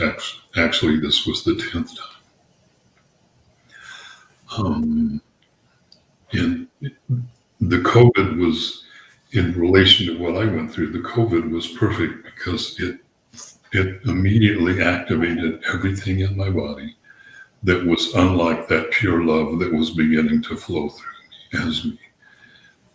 And it had to be cleansed. Every single cell in the body has to be cleansed and realign or regenerate itself to the frequency of the new energy that's coming through. So for me, it was particularly difficult. But we've all heard that expression that we can do this. We can surrender quickly and easy with ease and grace, or we can be drug kicking and screaming. Apparently, in this case, I needed a little kicking and screaming because it was pretty intense. Yeah. Or amplified would be a better word. Well, I have to say, David, before he left, had sent me an email list of his students that wanted to hold space for him while he was doing this initiation, because we knew he wasn't, we hoped he wasn't going to have a 3 months integration again, but we had this sense that whatever he was doing, it was going to be big. And so David sent me a list, and the group of us, I did a Zoom call 5 times with these participants, all holding space for David right when he got there, right when he had his initiation, and then when he got sick, we continued. And let's call it when he got cleansed. Okay. So, but that's I wanted to use that because I don't know how many people have, how many of the healers I've worked with or the change agents I've worked with that had love and support from their students like that. It was remarkable. And then the people that weren't on Facebook had me send them whatever was on Facebook. I mean, there was deep concern and love. Well, the concern is not necessary. I was never going any place. I was not leaving. I was just traveling and enjoying the newfound freedom to be able to literally go any place that I wanted to. I know that was probably distressing to some people because they didn't know. Yeah. But that's all right. So the bigger message of the initiation that I experienced is that it wasn't just for me, because in that time frame, which was the 1st of January, the initiation took place in the Kenyan forest on January 3rd. But at that time frame, the energies coming in and available to all of us were phenomenal. And there were thousands, if not tens of thousands of people around the planet receiving those same initiatory energies, yes, going through the same changes at the level that they're going through them. There were some really, really big milestones that happened. My friend that joined me in Kenya, they were also invited to come to the initiation. My friend happens to be a woman, and a woman has never. Africa is, like most of the world, a deeply patriarchal country, and a woman has never been allowed to participate in these activations or initiations. They were invited to come, and they also recorded everything. They took a bunch of videos and endless pictures. So there are that person received they didn't receive the same initiation I did, but they most definitely were initiated within the context of this tradition, which is extremely ancient. So to understand the context of what Mount Kenya is in our ancient history, which goes back to Atlantean times and also ancient Egypt, way before the latter occurrence of Egypt with the dynastic Egypt. If you were going to become quote unquote Pharaoh, you had to journey up the Nile and come to Mount Kenya, and you would meet with the seers. You would fast for 40 days in the woods alone or in the forest alone.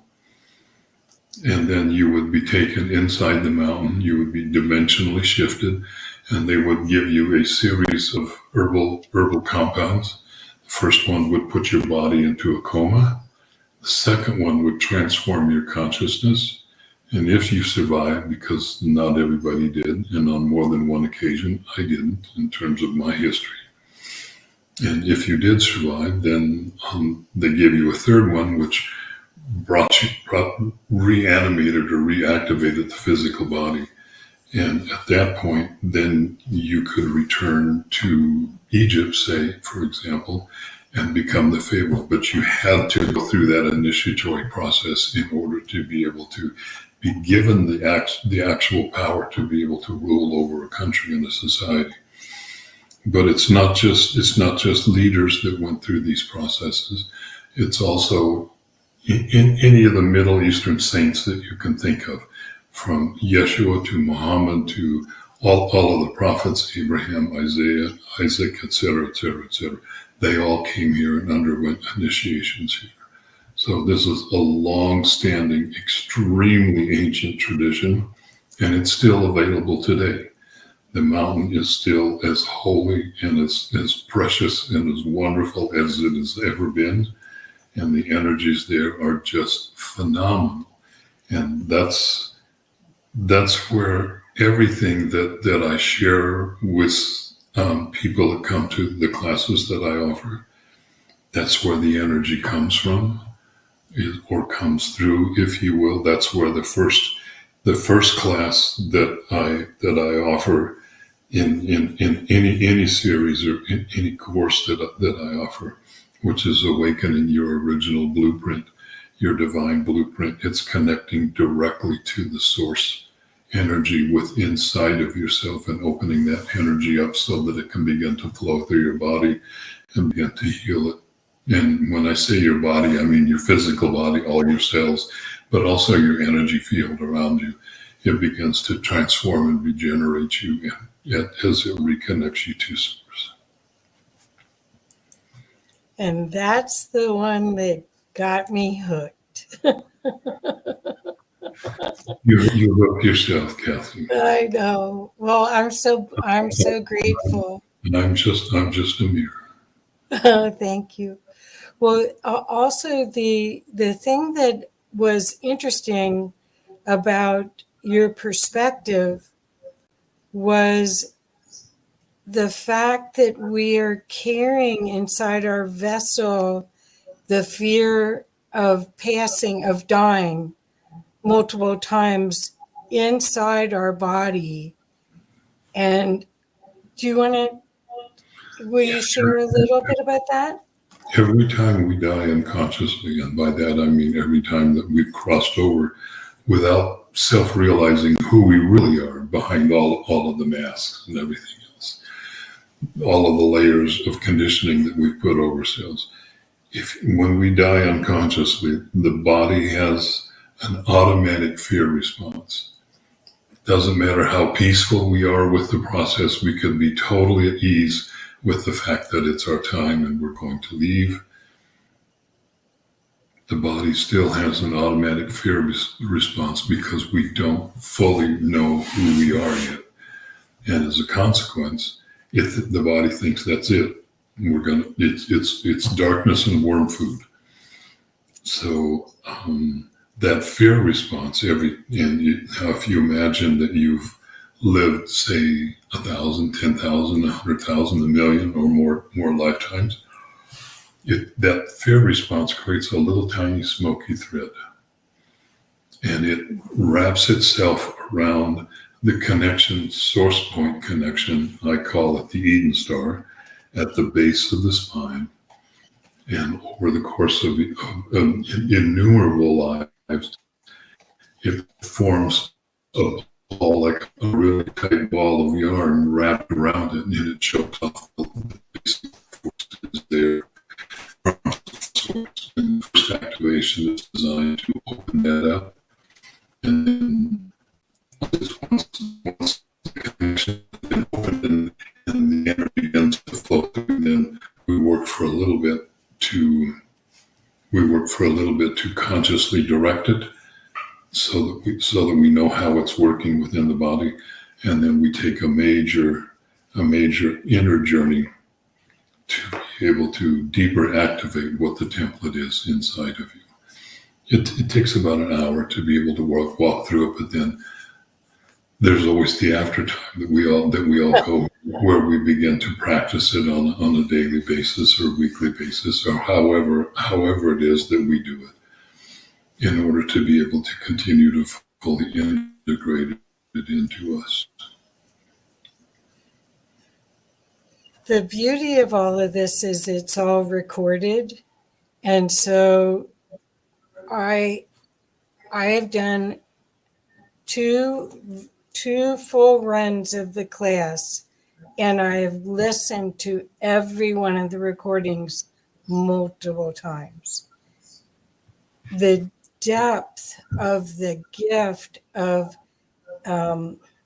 self-actualization, those are clinical. That's clinical. But the opportunity to hold love at this level, I've never seen anything like it. You connect yourself directly to yourself, and you allow yourself, through ease and grace or through kicking and screaming, whatever it is, however you choose to do it. Kicking and screaming is just being in resistance to a natural, organic process that is going to happen anyway. But it connects you directly to Source, and Source now begins to flow through you, but not as something that is separate from you. It flows through you as you. Exactly. You're still here. You're still present.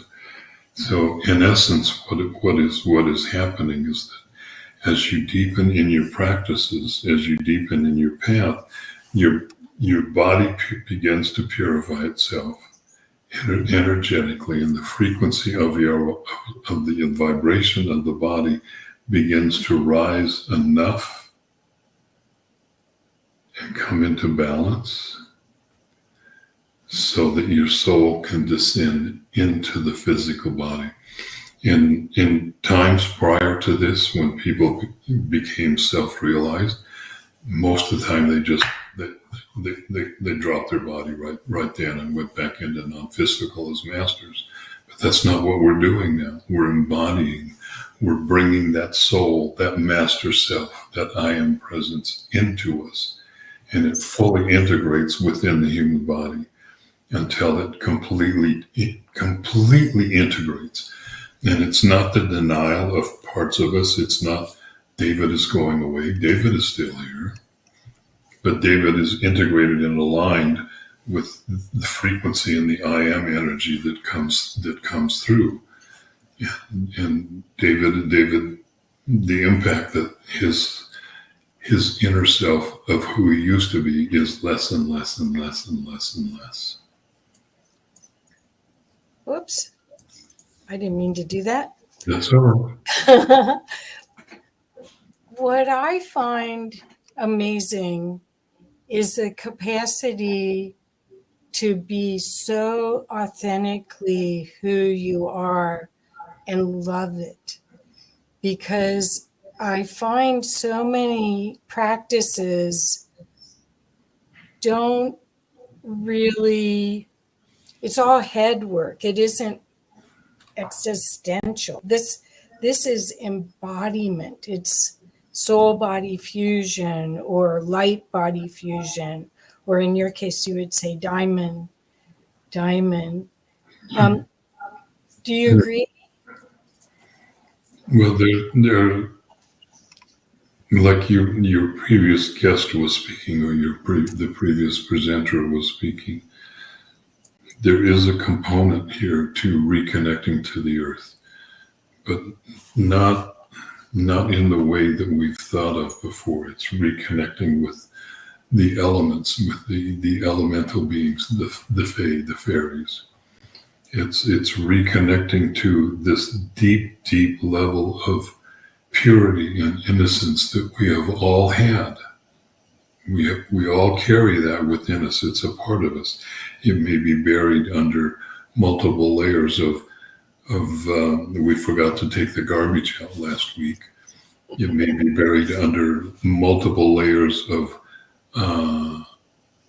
trauma that we have experienced, this life trauma that we have experienced, multiple life trauma that has been passed down generationally from our ancestors. Sometimes it's through a portion of that ancestor line. It might be matrilineal, it might be patrilineal. But it's once we begin the process of clearing all of those layers out, and this happens so beautifully, organically. Sometimes it's more difficult for some people. Sometimes it's easier. Sometimes it's a bolt of lightning that wakes you up. Whatever it is, you remember who you have always been. And I promise you, there has never been a moment, not one, even a trillionth of a millisecond, that you have ever been separate from Source. It can't happen. It can't happen. Source is creation. And you are a part of that creation. No more, no less than any other part. But you are the entirety of creation. There's an old Chinese story about a man that died and met God, and God showed them that this person had been every single human being that had ever lived on the planet. And the person didn't understand it for a little bit, but what that really says is that everything is God. Everything is God. No matter what word you want to use, you can call it the creator, or like some First Nation people, you can call it grandfather, you can call it source. It doesn't matter. It's a word to describe the ineffable that cannot be described, because it cannot be encompassed or understood with the mind. It can only be understood through the heart. And the very essence of that energy is love. So, David, did you get a feeling for your initiation or pre-initiation about your role with the times, with the awakening? Because as we can see, people are, they're sleepwalkers still that will be awakened if they so choose.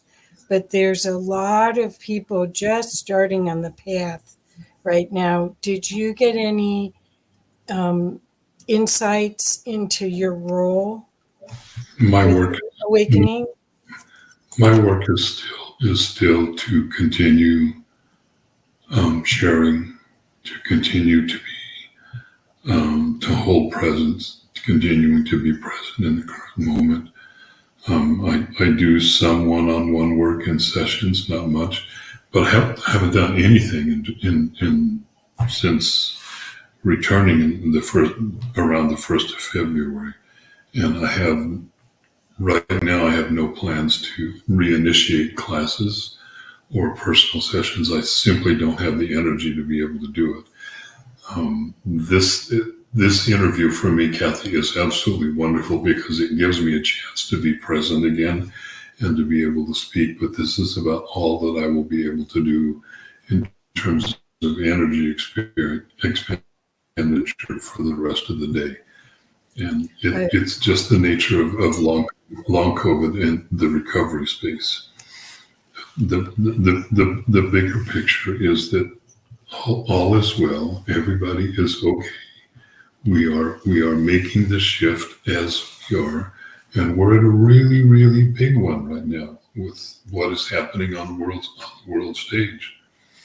So I challenge everybody that is listening. Can you find that neutral place inside of yourself to where you're not judging one way or the other what is going on the world stage? Can you not make anybody wrong? Can you find that neutral place where you are just holding the love in your heart, the love of creation as it flows through you, not in judgment, because we are at a place where we actually have the opportunity to make a shift away from power. Power is what has run the world for far too long.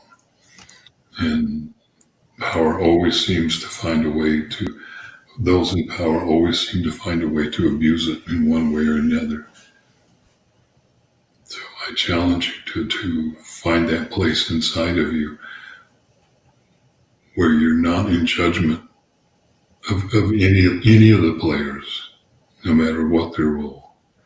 Over the term, the duration of your multitudinous lifetimes, we have all been and done the most horrible people and done the most horrific things imaginable to others, and had it done to us also. So we've all played the roles. We've all done everything, and that includes me too. I've done stuff that I'm not proud of, and it was not easy to look at, even in other lifetimes. But sooner or later, you have to you begin to remember that you're something that is beyond all of that. You're not any of the labels that have ever been able to define you or have been put on you. You are Source itself. You are creation itself. You are the universe. In its totality, that's who you are. And it's even much greater than you are the universe, because this is only one of a multitude of universes. So this is a really, really, really big time.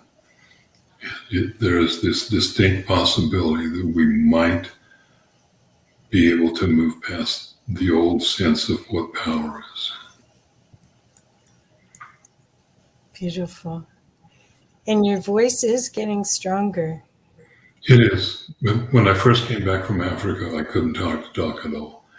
I would talk, and then my voice would just all of a sudden just disappear. little whisper, and you couldn't hear me. So the reason I was asking about this time was I know, and Susan Christensen, Grandmother Susan's on right now.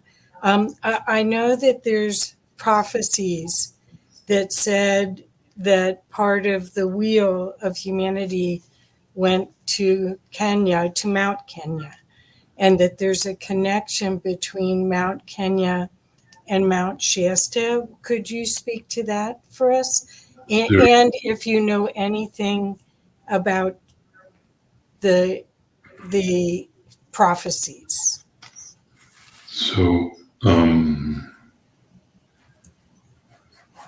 prophesizing is really an interesting concept, because in order to do that, you're stepping out, moving forward in the timeline that we're on. and things are changing so quickly and so fast that what was almost right in front of you just a day ago, by the time you look at it today, it's changed already. So it's like driving down or driving into, say, Los Angeles or Chicago, where you're on some of those insanely huge freeways that are 10, 12, 14, 15 lanes wide. You have a lot of possibilities of ways that exits can be taken off that freeway. And as long as you're on that one big main freeway, everything is reasonably, you can reasonably predict what's coming. But the moment you take one of those exits, now all of those other possibilities are gone, and you're limited in this one. And they're changing constantly. As we, as a people, as a collective on the planet, as we make our changes, as we decide internally, it doesn't have to be conscious, but as we make the decisions, we're ready to wake up, and lots of people are in that space now. And lots of guides are going to be needed. And not that I don't want to give the impression that as a potential guide or even as a teacher that I ever feel that I'm better than anybody else, because I'm not. I just happen to be a little farther along the path. That's the only difference. And most of the people coming up now are going to wake up much faster than it took me, with a lot more grace than I went through. But that again is going to be up to each individual. So prophesizing is dicey. And as you can tell, if you look at the Old Testament prophets, it was also a very dangerous occupation. Or it could be a dangerous occupation, as in kill the messenger type danger. So my work will still continue. I'm still integrating the totality of the initiation. It's not quite complete yet. It may be May, June is what I'm feeling before it will be completed. I'll begin to have a deeper understanding of what it is. Others tell me who I am. I'm not willing or ready to speak of that yet. And I have acceptance of it, but I don't know how that's going to happen. It seems pretty outrageous, but that's okay. You were already outrageous. I don't have to concur with what anybody says about me. Well, are you okay if I share a little bit about the reading I gave you? Oh yeah, you're fine. You're Okay. fine. Okay. As I told you, this is your interview, and my Well, I just want people to understand basic premise is that what a gift you are. My basic premise is that I'm here at your behest. So, okay. And I feel like I'm serving you, so perfect. I would like to comment though on readings. Most of us love readings. We love to hear things about us, and they usually come from outside sources. I'm really and truly not really one of those people. I'm self-sustaining from the inside. And if you can have this experience with me, if you choose to work with me or attend a class, I don't want anything from anybody. I don't need anything from anybody. I'm not looking for anybody to validate me, because I know who I am inside. And I'm secure is not the right word, but I'm very centered within that consciousness. So Beautiful. please You're modeling that for us. Please too. go right ahead. All I'm saying is the only authority to read you is really and truly yourself. Okay. Well, I wanted to share because I wanted other people to, your voice is still not at full capacity. So if they are not reading the energy, that they have another layer of experience to validate the gift that you are, or the portal that you're opening for us.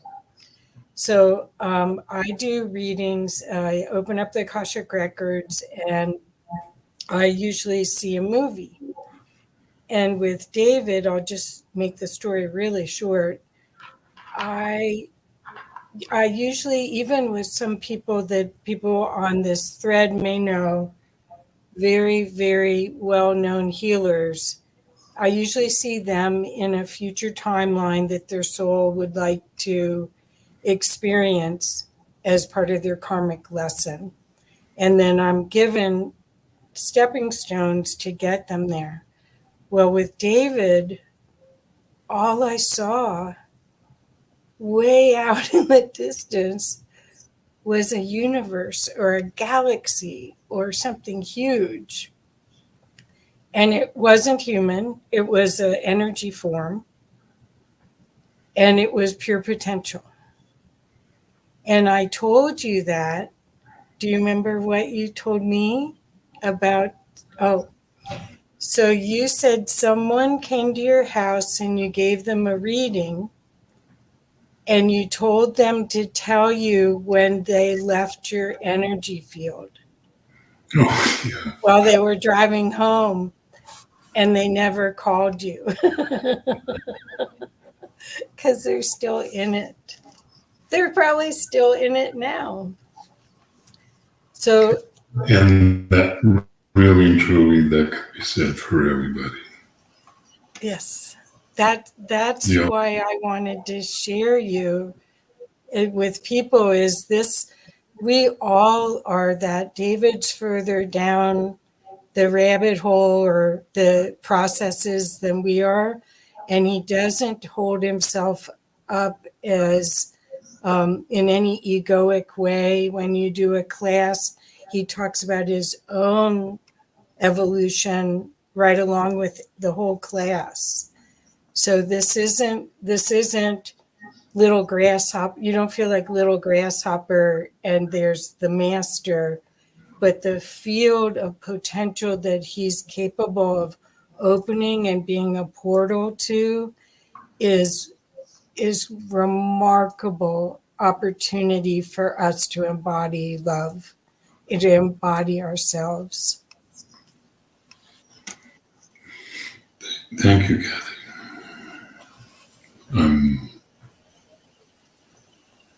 I'm humbled. Thank you. It is the truth. So You have to understand that that is not how I experience myself. I'm just me. I experience myself like this all the time. It doesn't seem like it's special. It's normal, and it's only when I interact with other people that there is a shall we say a distinct or palpable transmission that begins to come through for them. From my perspective, I'm just this guy in Mount Shasta.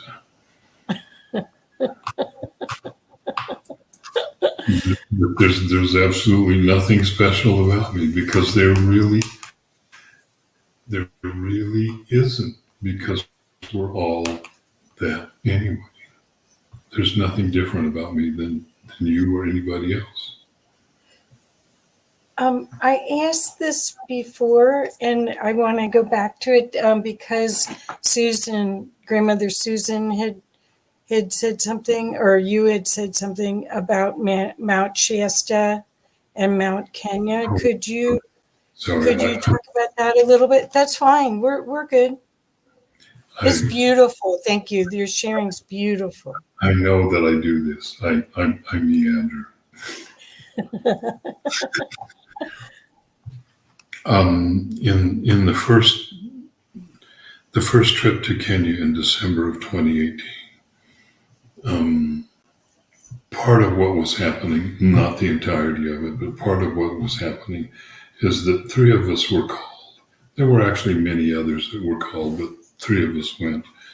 And the Kituyu people have always spoken of a star that is just off dimension from this one that is constantly emitting radiation and light to the earth through the mountain, and that radiation is one of the prime forces driving the evolution of people on the planet.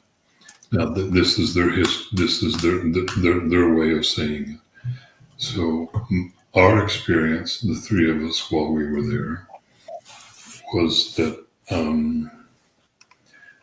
the master crystal from Atlantis that was looking to be captured by those that brought about the destruction of Atlantis and attempting to weaponize it so that it could be turned into a weapon. It had the ability, if that had happened, to destroy galaxies.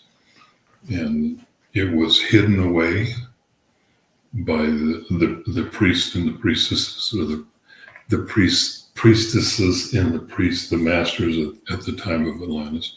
It was sealed and dimensionally shifted so that it could not be accessed. And of all of the people that were there that participated in that, because there were numerous ones, they encoded into their DNA the keys to unlock the seals that had been placed around that. So that crystal is the same as the star that the Katuya people speak of. And the three of us that were there happened to carry those codes in our DNA.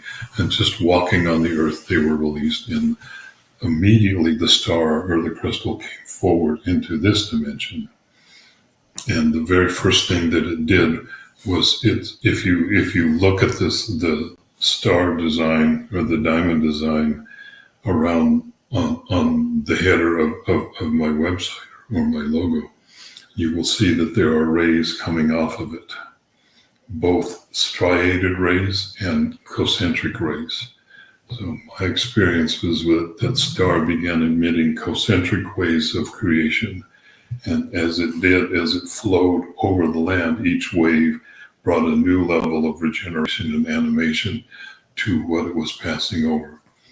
The first thing that it did was it animated the ancient grid, the energy grid on the planet, not with the energy that was present there, but with the new energy that's coming through.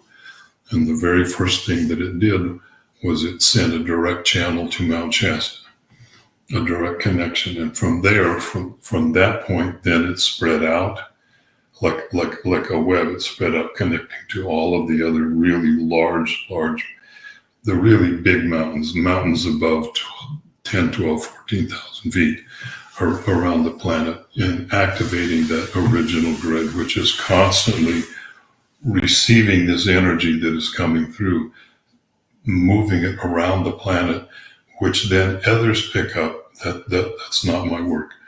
Others pick up at that level, and just like a power grid, they step it down to where it's able to be received within the consciousness and the body of somebody without blowing all of their circuitry. That's what if you sometimes, if you wake up too fast, if you bring too much energy in all at one time, it can blow all of your circuits. And our mental institutions around the world are filled with some of the most incredible geniuses that have ever lived. They just woke up too fast and their circuits got blown. They still have all of the energy, they just can't function with it. So there is something to be said about waking up a little bit slow. It's like you don't go to a gymnasium for the very first time, not having been there in 5 years, and start trying to lift the maximum weights that you can right away, as many times as you can. You'll hurt yourself. It's basically the same concept. You don't want to put 220 or 330 voltage through your body when it's not designed to handle it. You need to build up your inner energetic muscles first. Perfect. And so surprisingly, I didn't know this for a while. There is a portal on Mount Shasta that goes directly to Mount Kenya, and if you find it, you can just stand there and look through it, and you'll see Mount Kenya.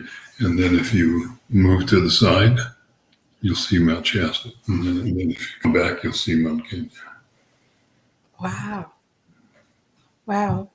Well, I did find the question that Susan had asked. There are prophecies that say the people at Mount Kenya are the keeper of the stone tablets for the Black people. Can you speak to this? Did you hear any of that story? Yeah. By the Hopi tradition, when they came through the portal in the sky from the third world into this world, all four races came through at the same time. And then the Creator gave each one of the races 2 stone tablets and sent them out in the 4 directions. The Tibetans have theirs in Mount Kailash. The Hopi have theirs, but they're very deep. They're deep in the Grand Canyon. The white people settled in. It wasn't Switzerland then, but they settled somewhere in the geographical area of what we now call Switzerland, that triangle. Their tablets, the white people, the Caucasian people didn't make the shift, and for some reason they lost memory of who they are, or at least the core keepers of the tablets. The tablets have been recovered. They were in a nunnery on the Swiss-French border, very high at altitude in the Alps. And yes, the Kituyu people of northern Kenya, their tablets are still in Mount Kenya. I've spoken to the seers about them. They are there. I've asked to see them. I haven't seen them yet, but that's okay. I probably just needed a deeper level of purity to be able to be able to do that one. It's obviously it's not my time, or I would have been shown them. Perfect. Okay. So another. They most definitely are there. Susan also asked, was Credo Matu? Do you know who that is? I don't. Who is that? I don't know. I wish I could get Susan on and she could ask you direct. I'll introduce you to Susan. She's amazing, being filmmaker and author from Alaska. I'd love to know her. Yeah, she's delightful. Let's see. And here's Stone Hobbit wrote, thank you, David, for remembering and sharing your calmness. Stone, it's not my calmness. It's not the calmness that you feel. It's the presence that who we all are, and it happens to be calm. I always want to acknowledge that it's the presence of Source, and it is literally who we all are, and therefore it's available to all of us. Yeah, so Susan's saying he's a seer from there, died recently, can't wait to meet David. So I'll introduce you. So, Susan, I'm sorry, I haven't heard from you. It's since the British invaded, and I can't even say that they colonized because they didn't. They invaded Africa, they invaded Kenya, and as with every place where colonization or the invasions happened, the first thing they did was overpower the people through force, ban their existing traditions and practices of their spirituality, impose Christianity on them, and then steal their land. That's the pattern that they went through. So most of Kenya is Christian. By far and away, the vast majority of Kenyans do not know this knowledge or this awareness of what is really precious about Mount Kenya. Even the Kituyu people, which if you're in the closest city to them, because there are cities all around the mountain, you'll meet very, very few people that actually have an awareness of what they are in the presence of. That's so symbolic of our whole existence, that the people being asleep to what the gift is here. That's so symbolic. So, David, I'm sorry. I'm afraid we are, I think, out of time. I don't know. Is Omar, are you around? I see your screen, but I think, is there anything else that you would like to share Yes, before we conclude? I have no awareness right now of when I'm actually going to begin to offer classes or sessions again. But if you go to my website and there will be a pop-up window that comes on any page that you're there. Just sign up for my mailing list, and then as I begin to get a sense of when I'm going to be able to offer classes again, then I'll send out broadcast emails and let everybody know in plenty of time to be able to make the decision and look at what is there to see if that actually works for you. If you want to look more about what the current classes that I offer are, if you go to my website and click on the classes link, not the events link, but the classes, there is a description of each one that I have been offering. But I can also promise you those are going to change. Everything is going to be a little bit more expanded. I can't wait. I can't wait to see what's going to happen next. Put your seatbelts on, everyone. Keep your hands and feet inside the ride at all times. And if an oxygen mask comes down, put yours on first. Well, thank you so much, David. Thank you. I know that you probably have to sleep the rest of the day after this, but I so appreciate. I'm okay. I just won't be doing another one of these today. Yeah, no kidding. Yeah. Kathy, Well, thank you so much. And thank you, Omar, for telling me yesterday that I had the mic right now, and it all working out perfectly, that you were free. And thank you so much. So again, David's website is in the chat. But if you need to picture it, it's the Eden template. Here we go again. The EdenTemplate.com. I'm sorry it went on 2 lines just there, but I wanted people to know, because there you'll get an idea of what this amazing opportunity is to be more of who you are. Thank you, David. Thank you for having me, Kathy, and thank you to everybody that is here watching and that will watch the rebroadcast. It's a distinct pleasure just to be here and to be able to share presence with you. Thank you. I'm extremely grateful. Thank you. Me too. Stone, do you want to come on? If Omar isn't going to come on, why don't you come on real quick and see if there's anything real quick? There we go. Hi, Stone Norbert. Good day to you, David. That was beautiful. Thank you. I love the light, the energy that I feel is coming from you. So I've gone through my own discovery journey of that, and it's about, for me, it was finding that inner peace, that inner acceptance, knowing my inner self, and it has just taken away so many other levels of stuff that was never mine in the first place. I let it go, and I just feel like I have wings. I just feel like I'm just out there now.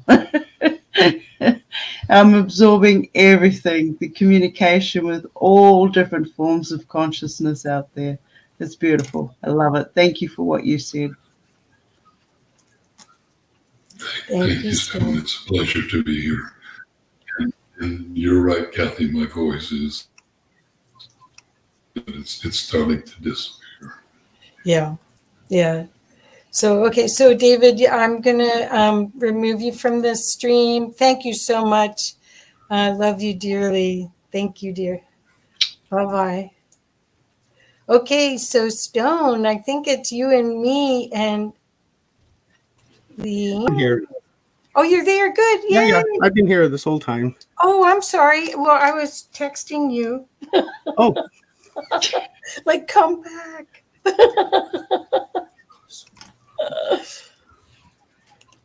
So there you are. Hi. Turn on the light. Oh man, this light kills me. I dare be like. Okay, well, I think it's Leanne's turn. No? I believe we have Leanne coming on at 11:20 for 10 minutes. So that's 11:30. That time's gone by. Let's introduce Sherry, and then maybe before we watch the film, we will do a stretch. Okay. Well, I need just a break for 1 second in between. I was hoping to have Leanne. Okay, I'll be right back. Yeah. Okay. Well, how did you find that, Omar? That was amazing. I'm really, interested in Mount Shasta, and I'm trying to figure out, as to like what makes it a hot spot, right? Like what makes this Mount Shasta so important. I myself have never been there, right? But I've got a lot of friends who have been there, and they've always come back and told me great stories. And I hear them on the internet through chat messages and things like that. But I can never really fully understand, the kind of the spiritual connection, the conscious connection behind Mount Shasta, right? And I think that's something that I'm just going to have to discover on my own, because I've heard just so much, right? It's kind of the same thing as like Skinwalker Ranch, right? It's the same thing. I need to have a better awareness of it and try to figure out what it is, because I know that there are sacred sites around the planet, and that there are portals, and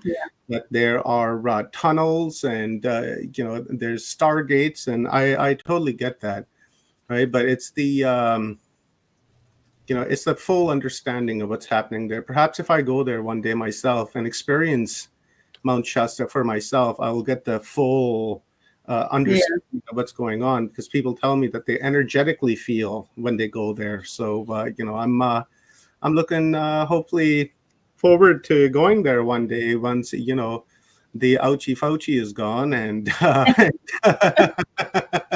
True. right. I want to keep this temple clean, right? And I don't need to be infiltrated with anything, including meat for that sense, because food, not friends. What an amazing morning we've had so far. From Renata to Mr. Maria, that was amazing, and I totally enjoyed it. And what a nice flowing tempoed energy we're having here on day 11. And it seems like everybody's like really calm, right? The first day we were very excited, and then excitement just built and built and built. And I find that the energy today is far different than yesterday, and I'm thinking it's because people are feeling like this right now, right? We've had a lot of great uploads, and our mind is just fully loaded, and it's processing in the background like you're uploading like 100 gigabyte movie or something, and then you get that slow circle going, right? I think that's what's happening. And Rob was perfectly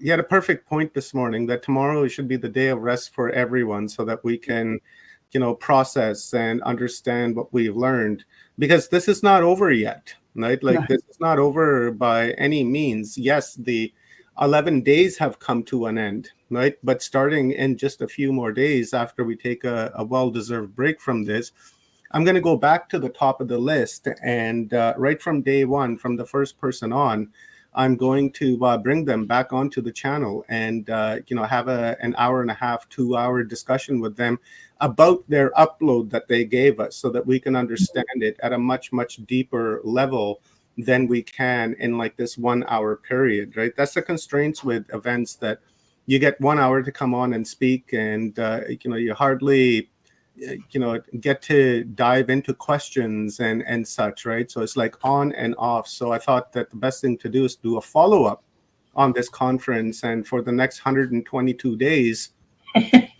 that's kind of what I'm going to be doing. And every time I do a talk and an in-depth talk with one of the speakers, I'm going to write an article and I'm going to put that up on my website so that, for those that don't like to watch videos and such, they can read it. And I'll take the transcript and put it in there as well. So for all the readers out there, they can do that. And for all of the watchers, right? Watchers, right? They can watch the movie, right? Or this. Well, that's what really it is. It's like an ascension movie, 11 days long, 11 chapters. So yeah, what do you think, Stone? Oh, I think it's been absolutely fantastic. I mean, listening to what child, probably Renee, I think her name was. With the animal whisperer, absolutely fantastic. As you're aware, I'm surrounded on this farm by a diverse amount of different types of species, from insect to cows, sheep, eels, the whole gambit of it. And after a while, you see their patterns, their behavior, the communication between each other. And I found myself mimicking their behavior when I go to communicate with them. And when she was talking about her horses and the communication and how they work together in like one mind, keeping, spreading that wellness between all of them, knowing when another one is sick, this sort of reminds me of like elephant behavior or hippopotamus behavior or whale and dolphin behavior. And I see that in these animals on the farm, like the possums. And when I interact with cattle, I can go right up to them and, put my head against their head the same way we do with the horses and communicate.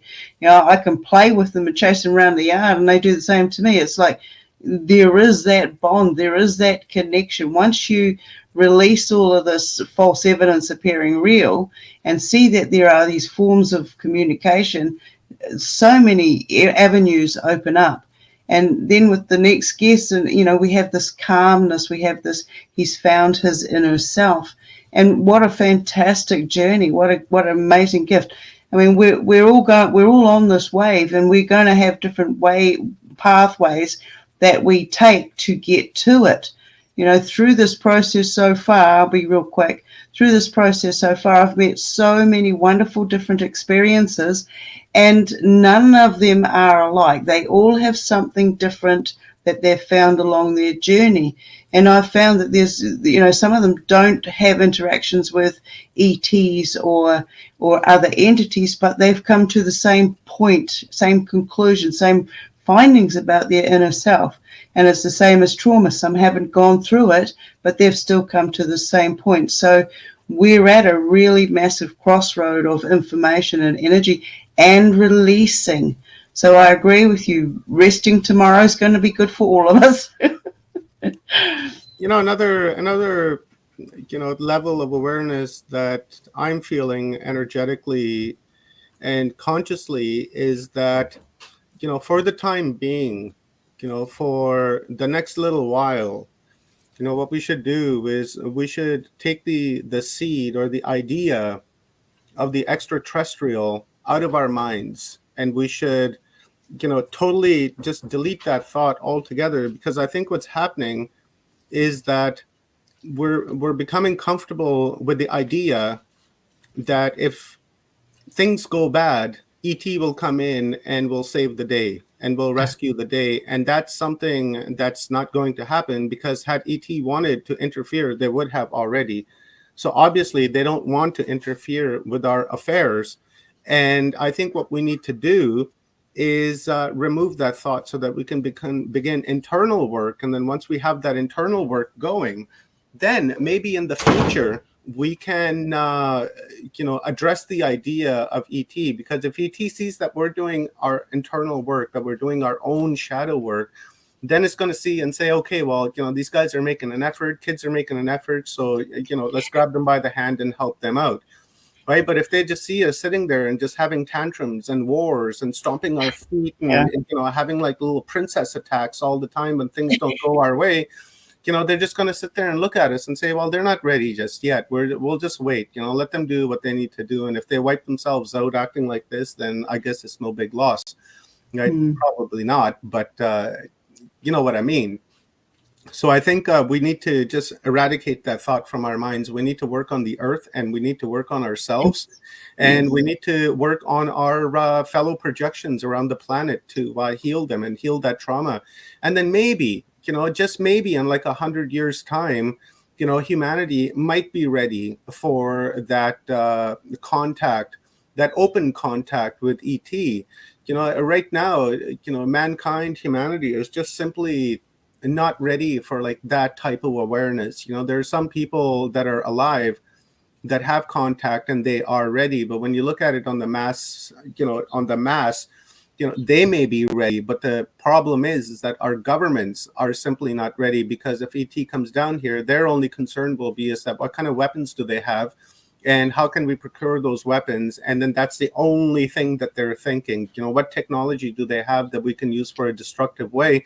And for that reason, I just don't feel that man is ready. Maybe in 100 years, and that's just a maybe, right? Because we're laying this path down now, but this path, what we're doing is we're like, clearing away the dirt, right? It's kind of like wearing building a railroad line. You got to have level ground. And that's essentially what we're doing here through this conference, is just leveling out the ground. And then when our kids and our grandkids come along, they're the ones that are laying down the, what do you call those things? The piles, the wood, so that the next generation after that can come and put the tracks on that. And the generation after that can, build the train. And then the generation after that will have to learn how to operate that train. Then maybe the generation after that is the one that's going to really take control and move forward. And that's not happening, for like another 200 years, right? Because there's only 3-4 generations per century. We have a long ways to go. But this memory, this everything that we've learned, and this awareness that we have within this conference, and what we've learned before and what we're going to learn after, has been added into the zero state memory, so that we can remember this in the future and come back to it and say, yeah, I remember having this awareness, so I understand that. Okay, let's bring our next guest on. I think Kathy has had a break. She's ready to rock and roll. Yeah, and Leanne is just too funny. You guys have to check that out. Leanne is get the bird on her head. Oh, Jesus. So I'm going to remove myself from the screen, Kathy, and we'll bring thank you for the Sherry opportunity to introduce the next incredible being. Hi, everybody. I am so excited to introduce another amazing being to you that is a dear friend. Her name is Sherry Doyen, and she is a magical, magical being. You will see her work is remarkable. It's thorough. It works. It's brilliant, actually. And she has pushed through all of her history to create it. So hopefully we'll hear more about that, because her story could help you in so many ways. Sherry Doyen is the researcher and founder of quantum therapeutics. Quantum therapeutics is a new modality with proven results for rapid relief from the quantum entanglement of childhood PTSD, and disassociation. Sherry is a prolific author.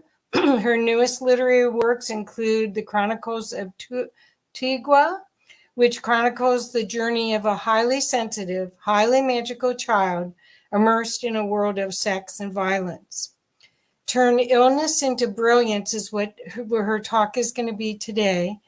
And it takes us deep inside the quantum entanglement of childhood PTSD and the amazing quantum abilities trapped inside mental illness labels.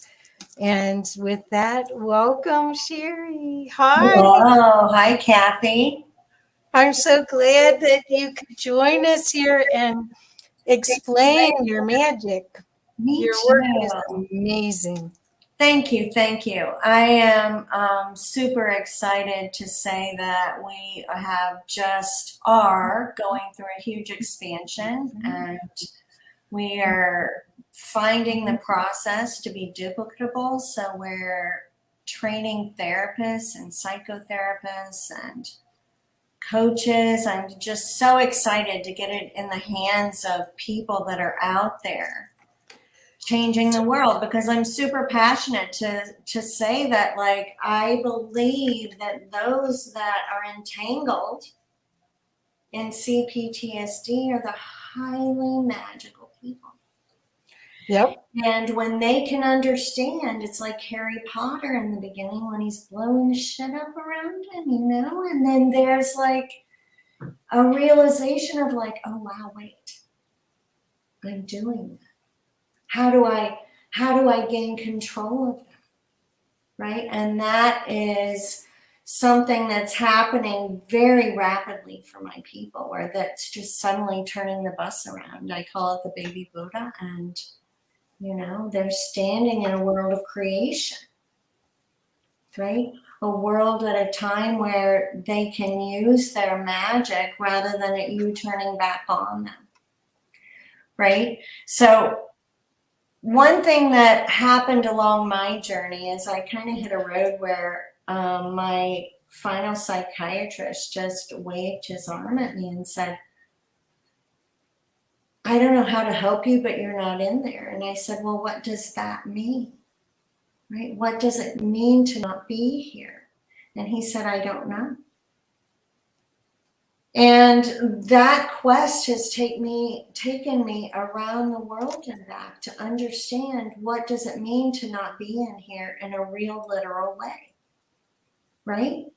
I believe and I see everything as circuits, right? Our astral body is the energetic version of our physical body, an energetic duplicate, right?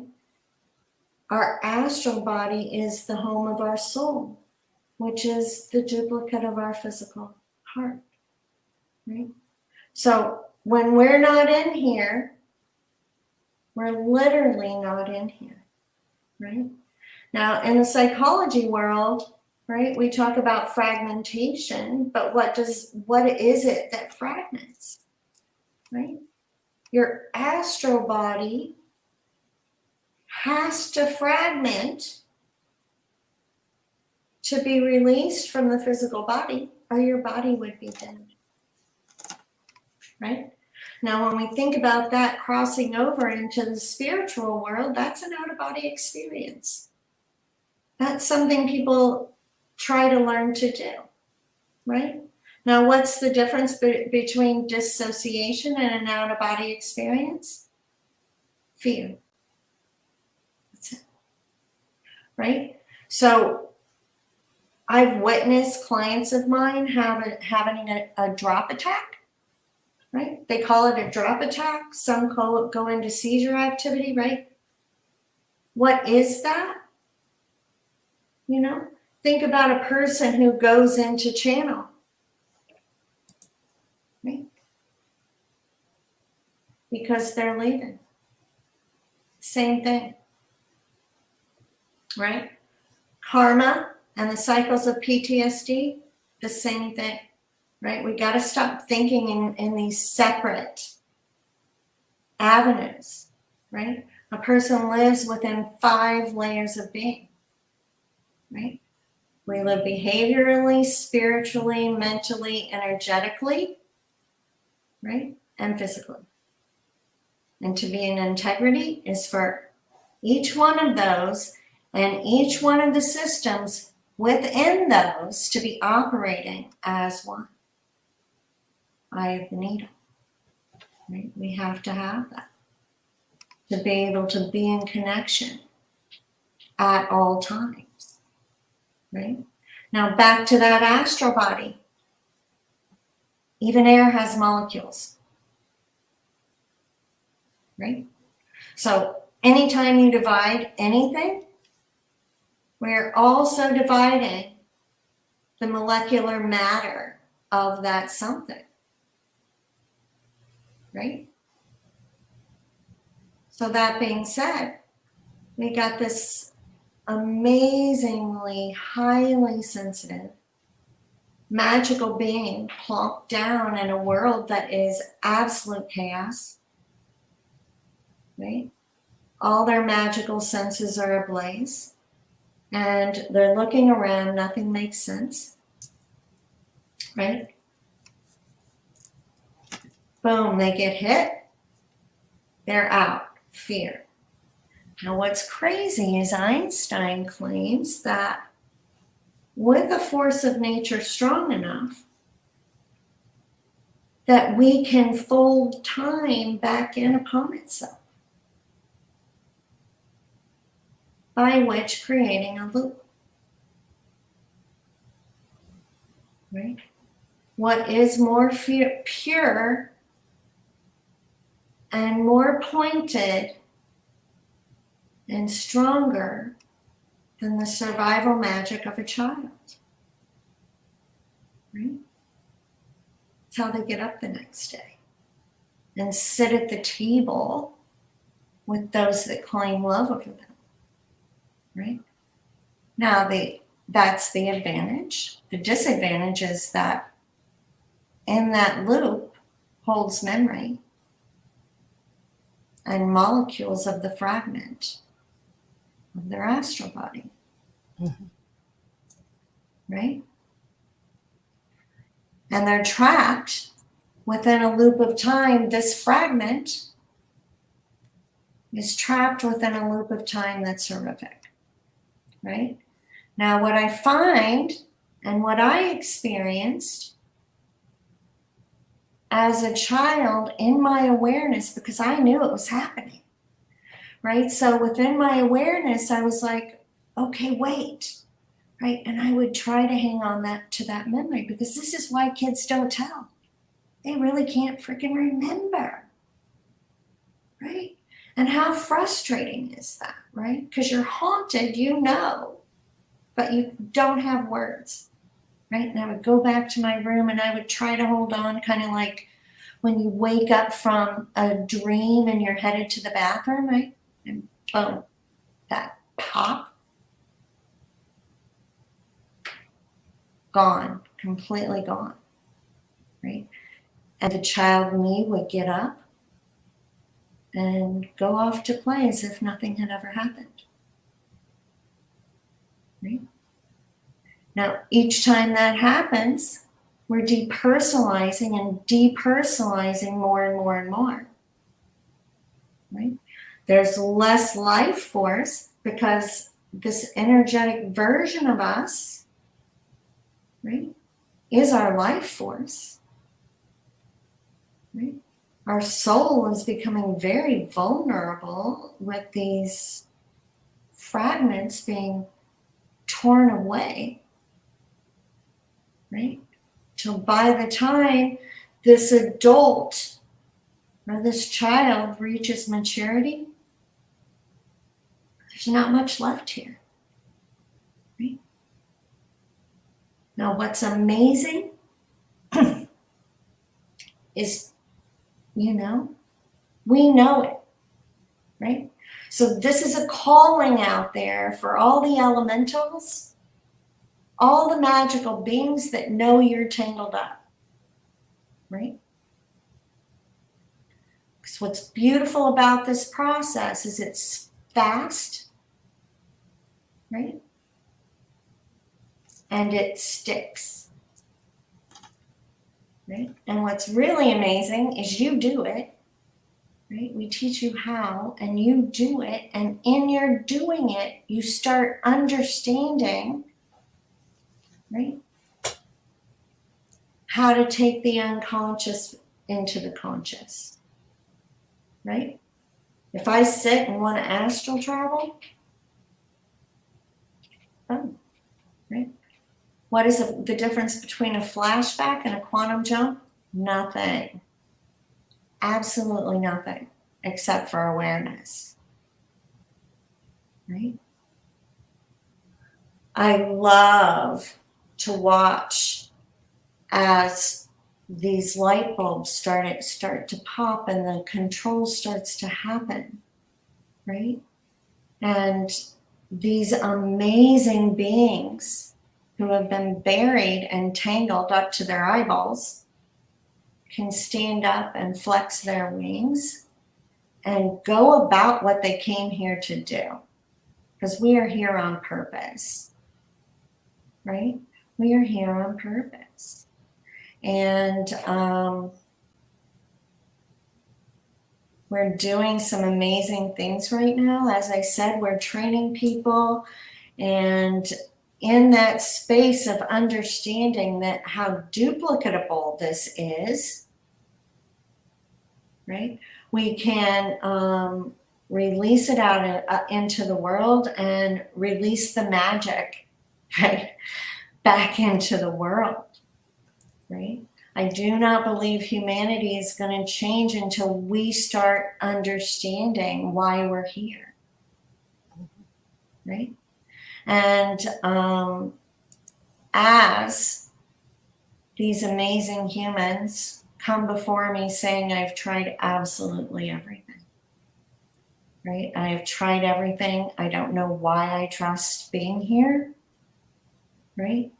And within one session, they're saying, okay, there's the action I've been looking for. I've thought about it for 60 years. I've done soul retrieval. I've done this. I've done that. But what makes me activated today, right? When we're operating in this 3D world, we have to understand most of our awareness is focused on the physical, right?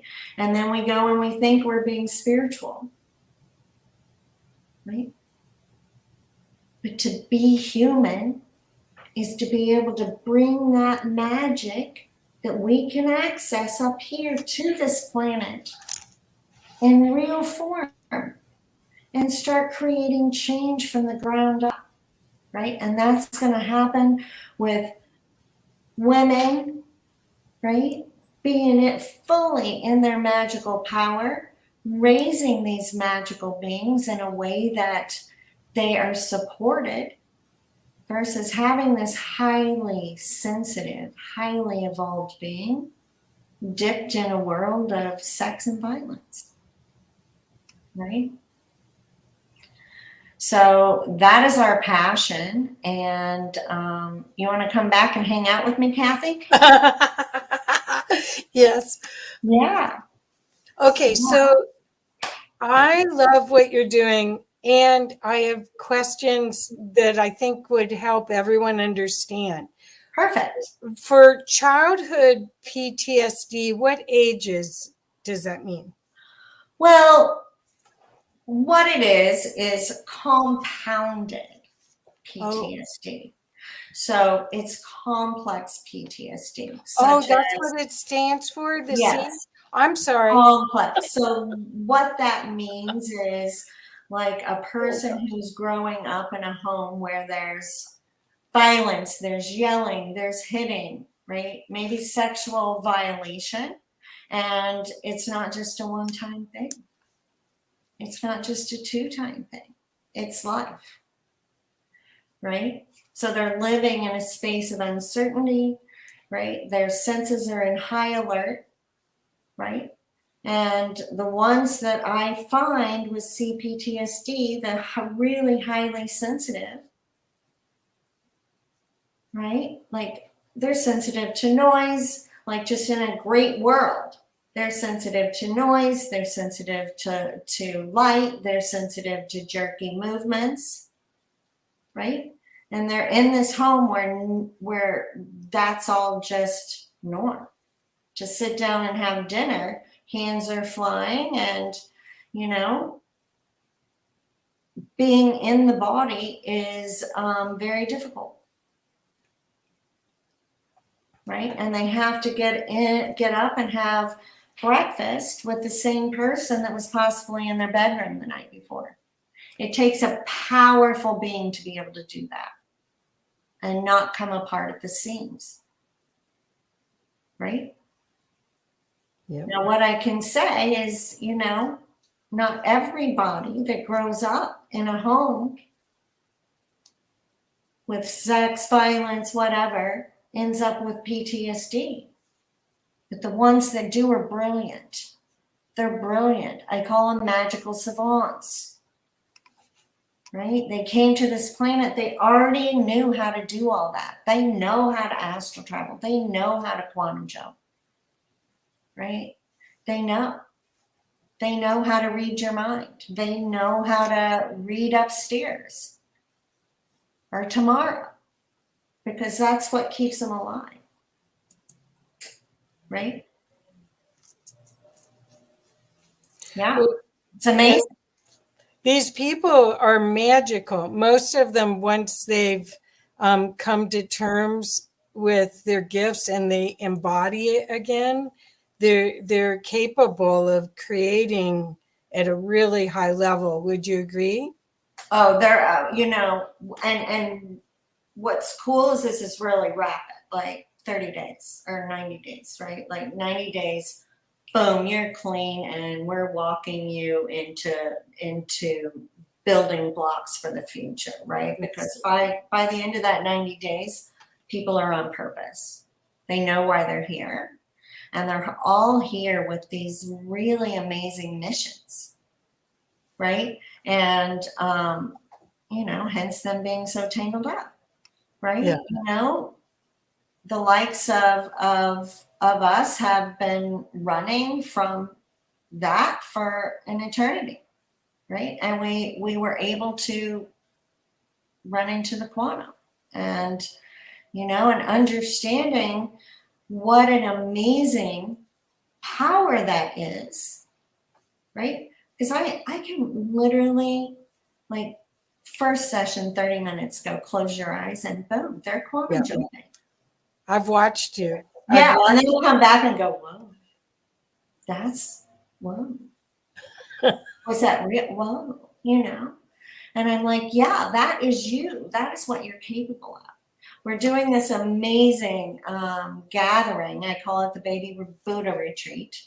And we're gathering in Mexico. I spent 6 months in the crater where the meteor hit the earth that wiped out the dinosaurs, right? So elementally, I was up on the mesa in New Mexico for 5 months, and then I traveled and, you know, through all the elements over the last year, and came back, and we're gathering up the elementals. Yes, thank you. Yeah. Fairy godmother. Yeah. So this retreat, which, you know, it's only, you know, I believe, you know, healing comes in 2 phases. There's, you know, cleaning up the debris, and then there's what I call baby Buddha. Because after that, it happens so quickly that a lot of my clients will be like, okay, weird. I feel like a blank slate. And I'm like, how amazing is that? Who do you want to be today? Right? And we start creating. Like, why are you here? Right? So all of the clients that are in that phase, we're going to Mexico, and we have this really amazing retreat center with a pyramid on the property. So we're going to be doing our work and sound baths and musical therapy from the top of that pyramid. Yeah, amazing things. Okay, so I have questions because lots of people have gone to shamans before to retrieve their soul fragments. But what you're doing is quantum. It's different than a plant medicine ceremony and that kind of a retrieval. Although what makes it different is, like, I've worked with a lot of people that have done a lot of that work. I too personally had done a lot of that work, right? But what makes it different is that I was given, well, actually, one of my clients in a session got up and she started spinning, right? And what I realized is that the true molecular integration of the fragmented molecules is what's missing. right? And them truly becoming whole with the astral body starts changing that feeling of feeling empty, alone, separate, right? Because what I experienced was like, okay, now all my kids are here, but they're still here on the outside, right? And I think one thing that makes it more solid and real and lasting is that they're doing it themselves. I see. They're creating the vortex. The molecules are truly, right, becoming whole with the molecules of the astral body.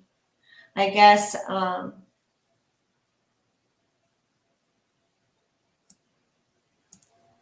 what I needed and what these folks by this point need is an action, right?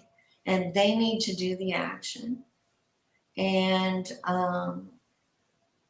they need to have the interaction, you know, because within that space we're also reprogramming, right? By the end, some people go, weird, I forget that happened to me now, right? Which is a completely different space too, right? There's no emotion attached to it anymore. One thing I can say is that EMDR claims one trauma to be able to resolve it in 3 to 12 sessions. We claim 1 to 3 traumas per session. Wow. It's fast. Yeah. And it's not about the emotion, right? I believe there's every spiritual teacher on the planet has told us we need to depersonalize and detach from emotion, right? It's gooey, it's sticky, and it's not real, right? And our Western world has taught us to be emotional, right, is to be amazing. And it's not true, right? We're not dependable when we're emotional, right? So when we can be in that space, our goal with quantum therapeutics is in that amount of time you're coming into that eye of the needle or the eye of the hurricane, right? You're coming into that space of being in the world and not affected by it, right? And that way your magic is going out straight, purposefully, right? And not like a pellet gun. Yep. Yeah. Well, also you're grounded. That's the main thing that I've seen when you've worked with people. They were not fully in their body. They were they may have been brilliant, but there's so much of their energy was going outward, they couldn't focus. And there was a lot of I don't know how to say it, but the embodiment is that's where all the power is. And exactly, right? And that's what's amazing, right? Because I worked with tons of healers on every level. And, you know, being grounded is different than having your astral body aligned with your physical body. right. It's different, right? And having the molecules integrated in with the molecules of your astral body is different than gathering up fragments. Like, I don't think people often know what that even means, right? I didn't. So, you know, this is very powerful because those moments that are stuck in those loops are frozen in these folks' head. Like, they know exactly where they are. If I come in and go, what happened when you were 3? Blah, blah, blah, blah, blah, blah. Wow. Right? And that's different than fragments that you don't know what's in them, right? Because they're going in and they're opening up these information packets, which is truly what that is, and going, what's real, what's true, right? And what does this kid need to be able to release itself from this loop? so time can reabsorb. Wow. Right? And I watch it happen. Right? Now, another thing that's come through this work is the wisdom circuit. Right? And next time I'll bring slides. But the wisdom circuit, these highly savant beings, right, had to dismantle this as we were being denied, and our truths were being denied, right? So to be able to live in this upside down world, they had to turn off the wisdom of all the years and all the lifetimes and all the downloads, all the knowings, right, of anything previous. Boom, shut down, right? The heart, right? Because here's the thing, right? This circuit has not even been shown to us, but the upper portion of the wisdom circuit looks to me in my mind's eye like a pyramid with an eye at the apex, right? Which I see like this, going from left, right brain, third eye back, connecting all of that together through the corpus callosum. Now, neuroscience right now is saying that the corpus callosum is the current control center of all systems, right? They say Einstein's was an amazing superhighway of information, right? So what has happened, because we have been over there for most of our life, we have not been operating our controller, right? So one of the first things we start doing with people is bringing them into that corpus callosum. What does that feel like, right? Bringing balance between the left and right brain, being able to rock back and forth, right? Because what are we, the creatives that can't ever like go from having these ideas to actually doing them? They can't get from left to right brain, right? This is drawing in all the information that our auric field is gathering up, which science says 4 billion bits of information, right? Every 90 seconds or something like that, right? Is coming in and sorting it and sending it back to our left and right brain, right? Now, when we drop down in that circuit from the corpus callosum, drops down and activates the brain cells in the heart muscle. Now, that information is also being funneled up through left and right brain. Right? Now, that circuit drops down, activates the brain cells in the gut, right? Which is our ancient wisdom, our knowings, right? Now, that's balanced information, right? Your gut knowing coming through your heart, going through your intuition, your eyes, your ears, left and right brain. Then you have discernment. Then you have the ability to be in the world and not of it, right? And that's a piece that we've turned off because it wasn't useful as a child, having more knowings than the people that are meant to raise you. So I always was told that women have a more a better what is it called? It is women are more easily connected into that, right? We were born to be creators. Well, I thought physiologically we have more connectors on both sides of our brain. The corpus callosum is bigger. Yes. Yes. So are you finding that your work works faster on women absolutely. than men? Oh, interesting. Interesting. What I'm so excited about, age doesn't matter either, right? I've got people that are in their 70s. What I love right now is we're really gathering people in their 30s, which, I mean, game on. Like, I don't have to convince them of anything. Like, they're just like, tell me, right? I had this brilliant young man come in, and literally his IQ right, is one of the highest that has ever been tested on an adult in our area. And, you know, his brain was just eating himself up, right? He couldn't put action behind his thoughts. His thoughts were coming in so quickly that, you know, just everything was dispersed and in chaos all the time. And, you know, he was having seizure activity. And to sit with him today and see his life in complete control. And he is on fire about making sure that the world knows about quantum.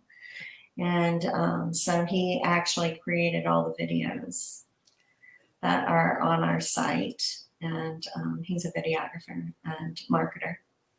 So we're very excited. A lot of amazing things are coming. Yes, we absolutely, I'm seeing this question about blackened out missing time. Again, those time loops, that's where that is. So we recover memory and missing time every day. And I laughingly say that, you know, as adults with all the amnesia and all the time loops, we're living in this scotch-taped version of who we are. Yeah. Right? Yeah. We don't really know. Right? We don't really know what's trapped there.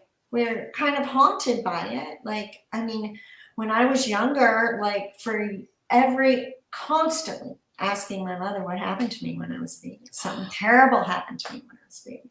What happened? No. So like that knowingness being denied, right?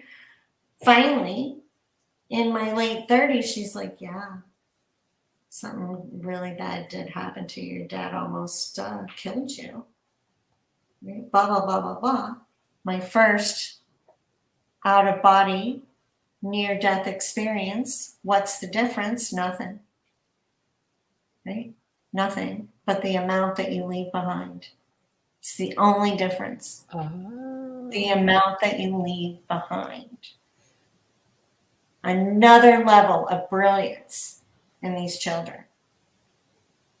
Right? Because they're able to walk around as this is happening.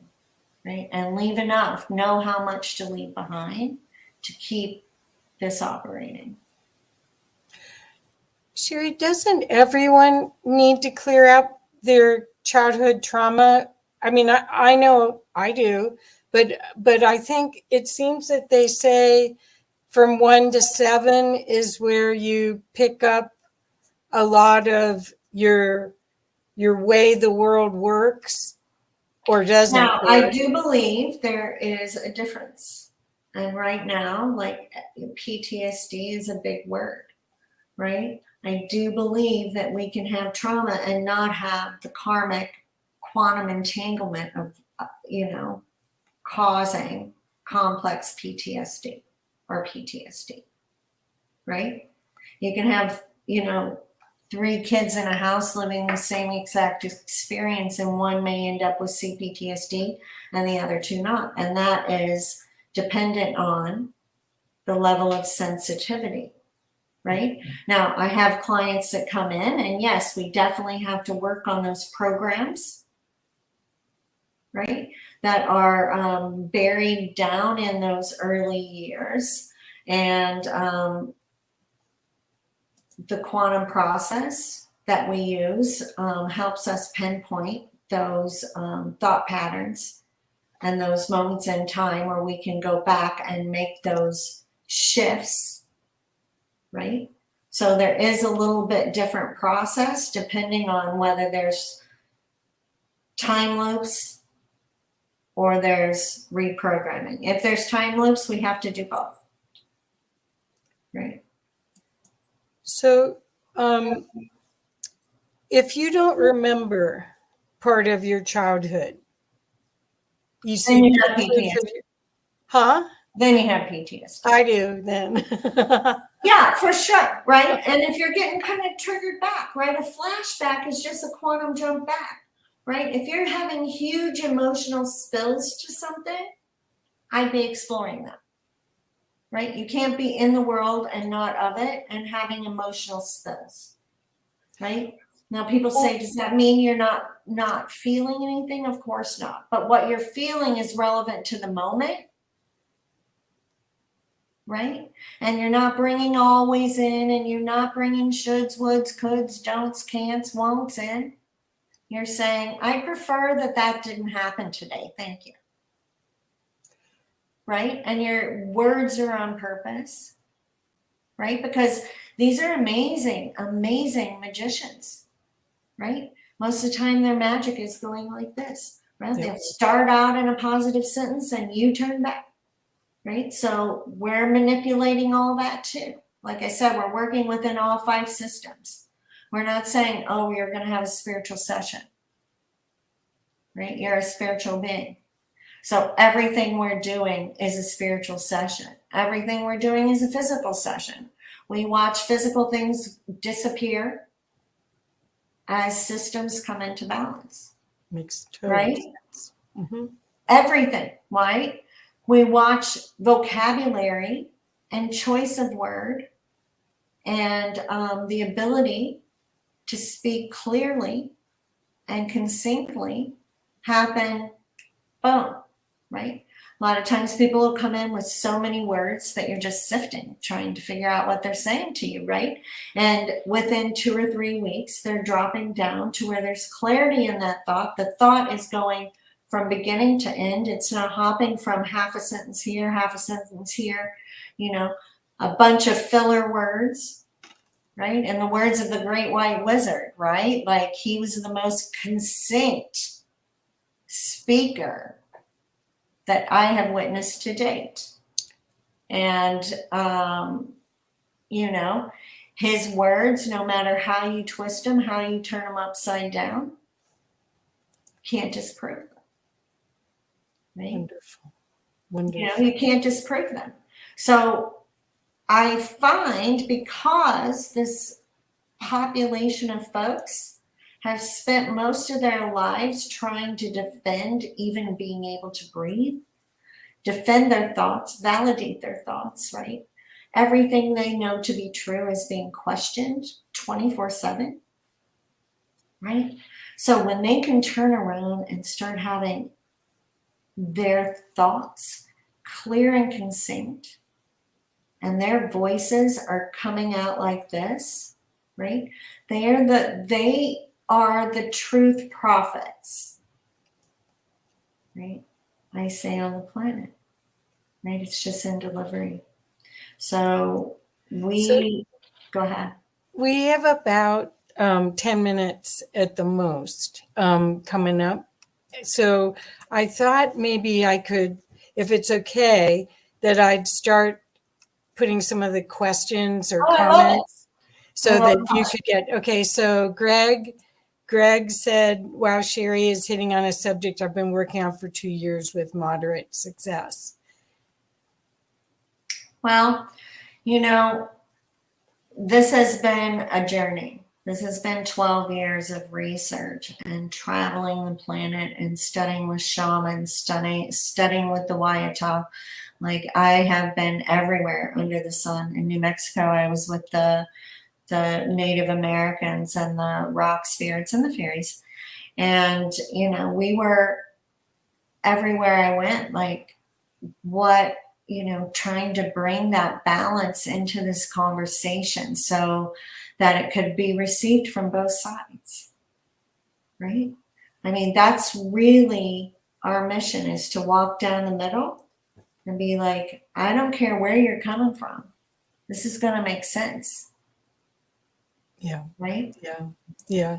Well, this is partially for you and partially for Omar, but it's talking about shadow work. And I think that's what this opportunity, this time period that we're in, gave a lot of people an opportunity to work on their shadow work. And I guess for myself, like I really, and I work with those I work with to use growth-oriented language. And, you know, I feel that going into integrity and working on bringing ourselves into the highest, best possible magical being that we can be, right, is the highest thing we can do for the planet. And it's not, there's so much fear. There's so much fear.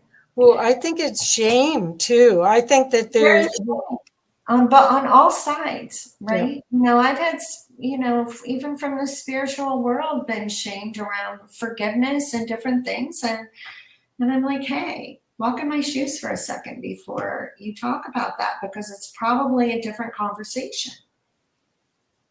And, you know, that's something that I think we, you know, in integrity, when we're reaching out, there is many different levels where people are accessing information, and we have to be on our toes around that, you know?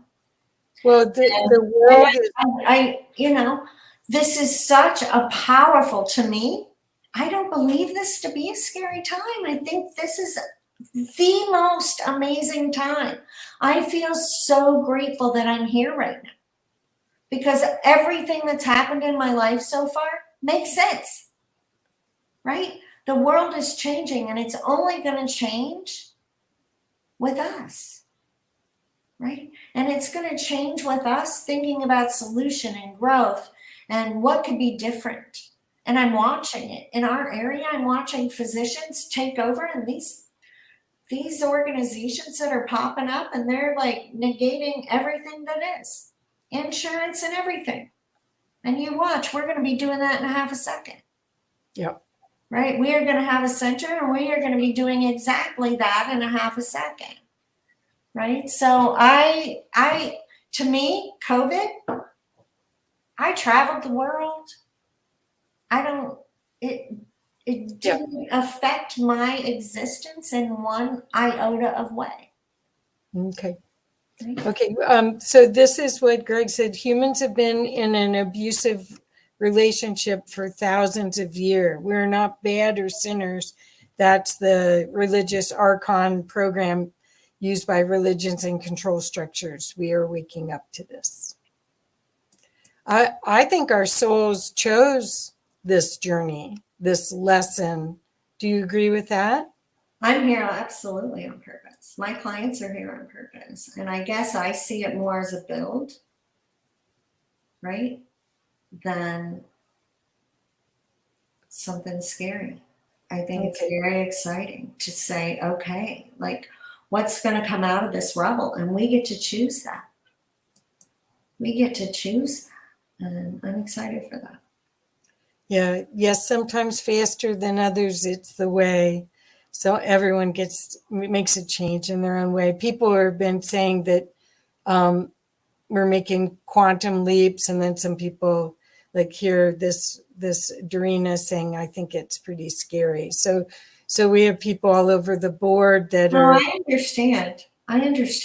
You know, it's just like, I think when we remodel our kitchen, you get to the middle of that and it's unpleasant. But, right, the middle has to be there. And I guess one thing I can say from having lived the life I've lived, right? My dad almost killed me twice. I had 3 sexual abusers. Life, you know, I woke up most days not taking tomorrow for granted, right? Ever, you know, and I think that what I've seen is that on the other side of that, there is so much that comes, right? And in my mind, we have to shake for something new to come. And that's where we are. And while everything's shaking, I'm like, let's get in integrity. Let's get on purpose. Let's work on ourselves and bring the magic back. Yeah, there's a lot. So Jenny said she concurs that it's been great for her. And Greg saying, what kind of modalities or exercises do you use in your practice? As I said, this is a brand new modality, right, called quantum therapeutics. And, you know, we are working to rival anything that you would find online, EMDR, brain balance, all of those modalities. So yeah, we have our own system. But what's interesting is in the 80s, right, the CIA was doing research on the same exact process. The same exact process, and they called it the gateway experience, hence the vortex, right? The gateway experience, and they shut it down. There's a lot of money made in sick people, right? Right. And, you know, so when we can recognize that, you know, it's cool to watch people start releasing the labels, right? And converting them into magic labels. Yeah, I'm excited to see how brilliant all these lights are shining as they get cleaned, because it really is like a cleaning process. Oh, it truly is. And like, you know, just amazing things, like, you know, and they're just showing up around them, right? I have one young woman who just like this whole cybersecurity thing for the people, right? Just download, boom. Right. Out of nowhere. Why do you think some things don't come out right away? Do you think it's your psyche protects you from fragmentation because you couldn't handle it? What do you mean things come out right away? Well, You mean, okay, why so doesn't somebody remember? your process is what, three sessions to get you out of the time loop, because basically No, it's 90 days. This is a 90 days, lifetime okay. process. I was in New Zealand and I watched the chief of the tribe clear somebody's entire timeline in 20 minutes. Yes, it can be done. Did the woman live any differently? No. Oh. So within that, you know, what happens with this is we are reprogramming. We're working within we're working with people's behaviors. We're working with how they're choosing their words, right? We're working on creating who they want to be when they're not that, right? And those are choices, right? And so that was assigned to me that, hey, this has to go at people's pace. Some people get through it very quickly, right? And some people need time to evaluate. If suddenly it drops in and you go into a loop where you find that, you know, everything you thought about your father was a lie, it takes a second to process that. Yeah. It's not like you're just going to zap into being a different person. Right? Now, I've worked long enough. Now, and people that have worked with me enough, right, can come and boom, we can dive into those moments and clean them up. But there's enough foundation underneath that to have it stick, right? To be able to still be in balance after that information is downloaded in. Because nothing is the same tomorrow after you know that thought. Nothing's the same with anyone that you thought you loved after you knew that thought. Right? And that's who I walk through. Right? And we have to keep the oars steady, right? As they're coming to terms with what life looks like when it's true and not scotch taped together. Perfect. So I put your website on. I want to make sure everyone knows how to reach you. And you do have capabilities to work distant. Oh, yeah, I work distantly most often. Yeah. And we also have an app. So reach out to us, right? Community at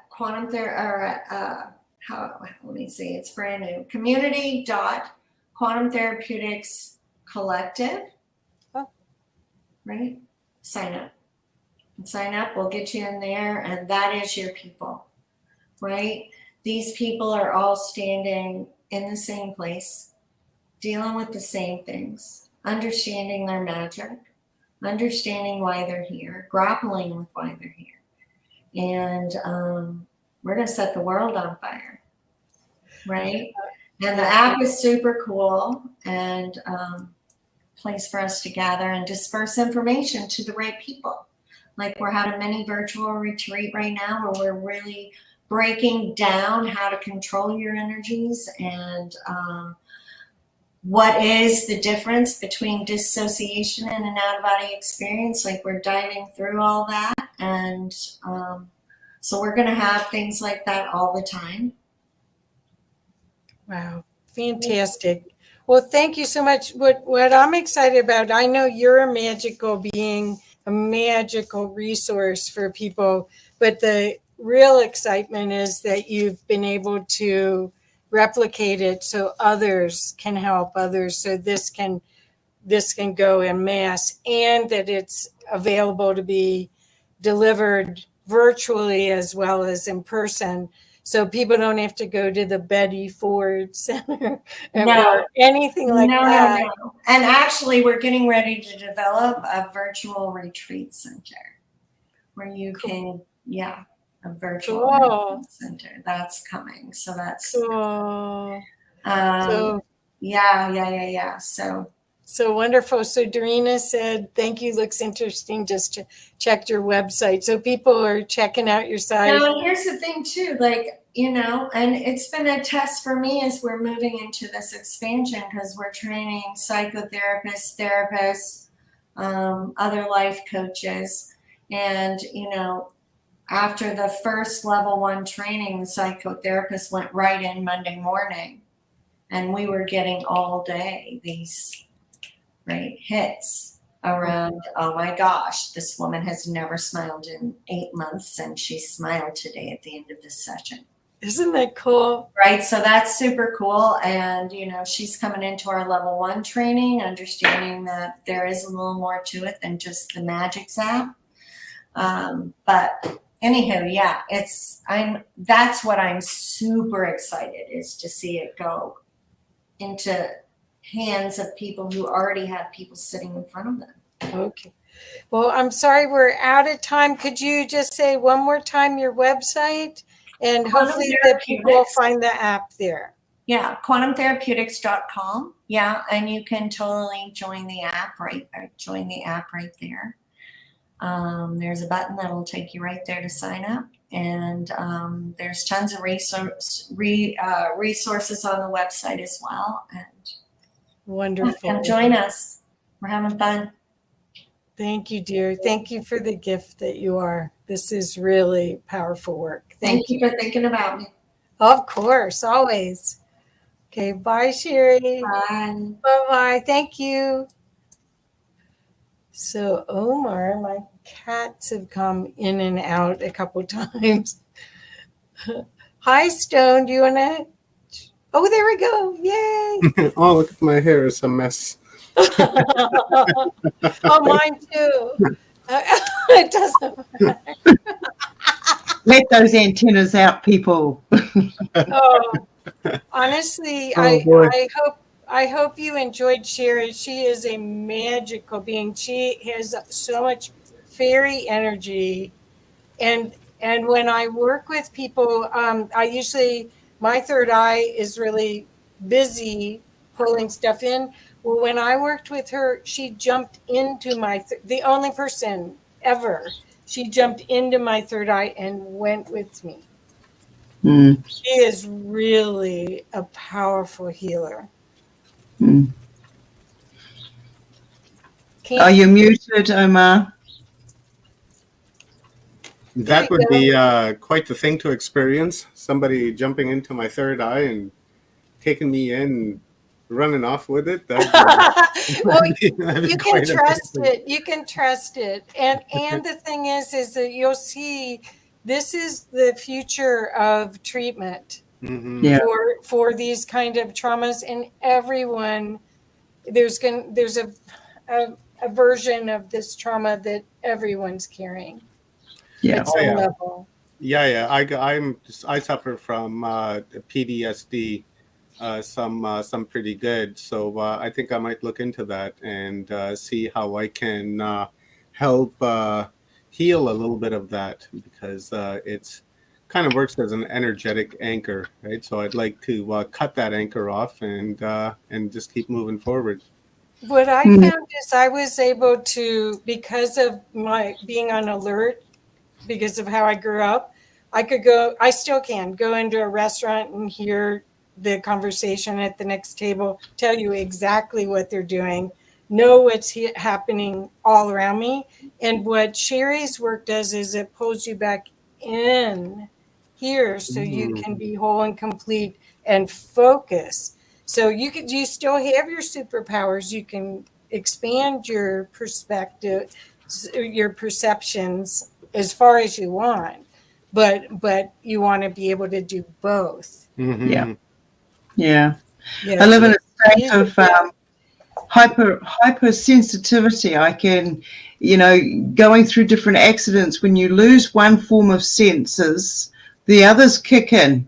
So when you've gone through the whole cycle of losing your hearing, your sight, your sound, your verbal, the whole works, it all kicks in all the way around. So you go. I listen. I'm always listening. I said the other day, I hear engines when cars and trucks and stuff go past.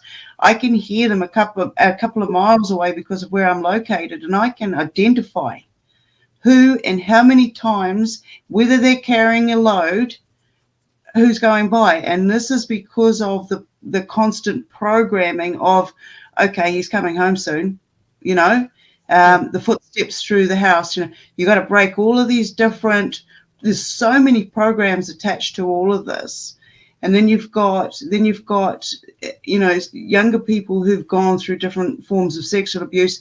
They have no memory of it.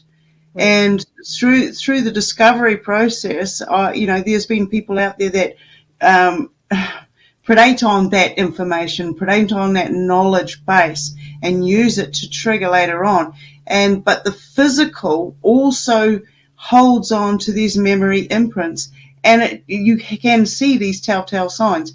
It's when I learnt what they were saying PTSD is, I started to break down. I had to actually go to and study counseling, psychology, because I didn't understand the language that was being spoken to me when I was going through counseling. And I'd already been, taken off everything that I had. And so this was just another area that I saw being harvested from me, leaving me put back into stuck states. And they were the whole time collecting information. So I went and I started studying psychology, and what I found was, no, I can't work with those people.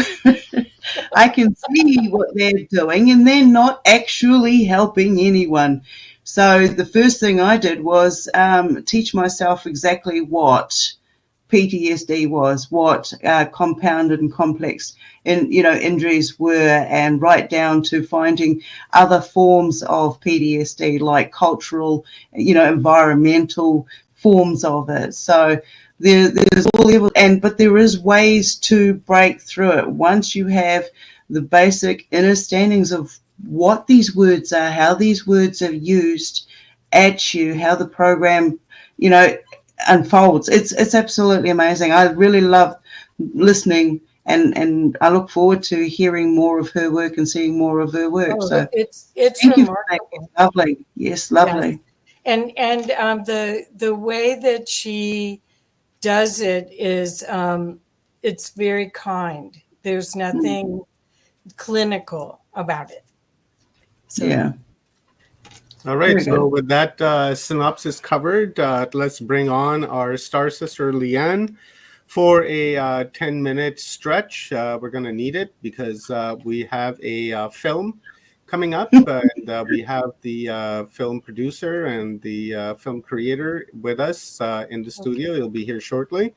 And then afterwards, we're going to have a panel discussion and discuss NDEs and things like that. And the same thing's going to go with this panel as I usually do. I'm not going to lead the panel in any which way, shape, way, or form. I'm just going to let it generically and just naturally take form and shape. We'll go around the room and we'll take questions from the audience, and and if anybody in the audience would like to join our panel, the NDE panel, and if you're an NDE experience or have interest in it or are educated in it, you're more than welcome to join the panel. I'll put the link to the studio into the chat rooms. So with that being said, let's bring Leanne on.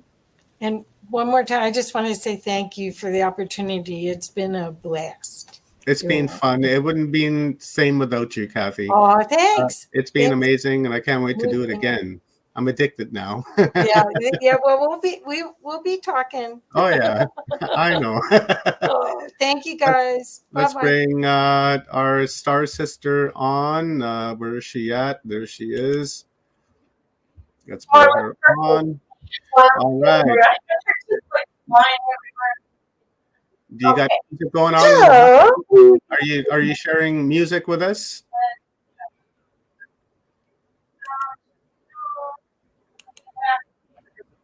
Okay, New Realities. We'll be back.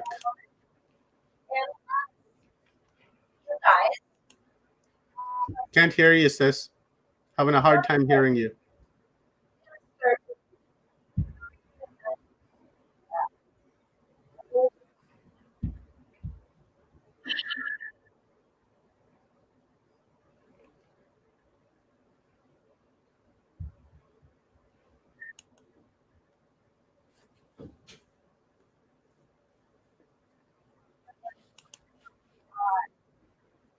Are we good? Let me hear your voice, see if we can hear you.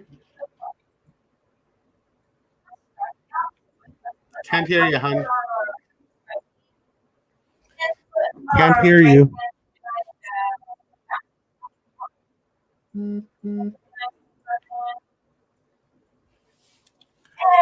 Leanne, can't hear you.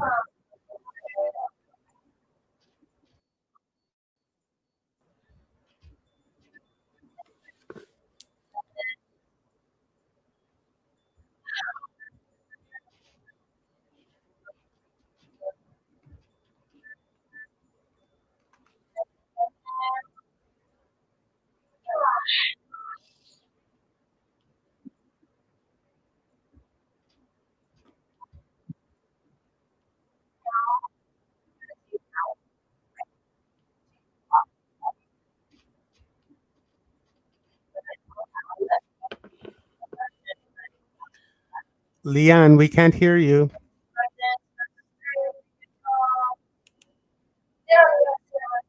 Leanne. Hello, Leanne. Leanne, can't hear you, Leanne.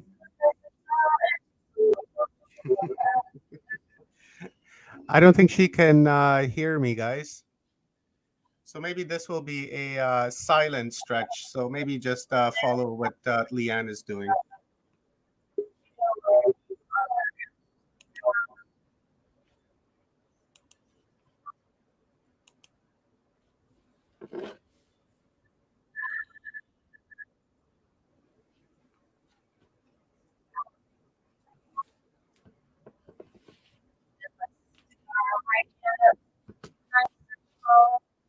Oh, Leanne, we are having a hard time hearing you.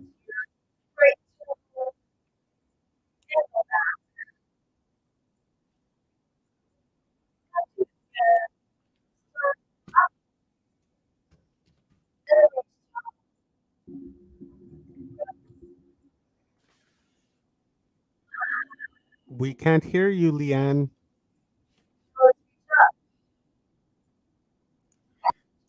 I think she said reach up and stretch.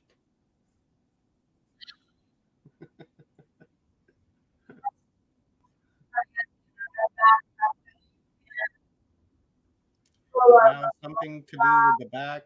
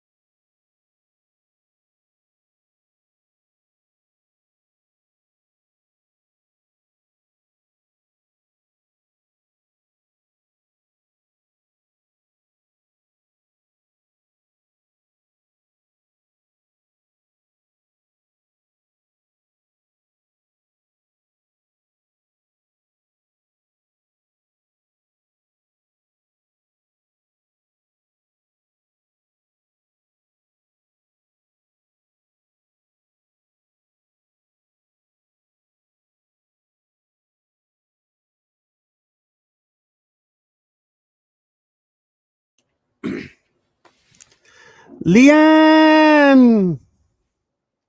Hello, hello, hello, hello, hello, hello.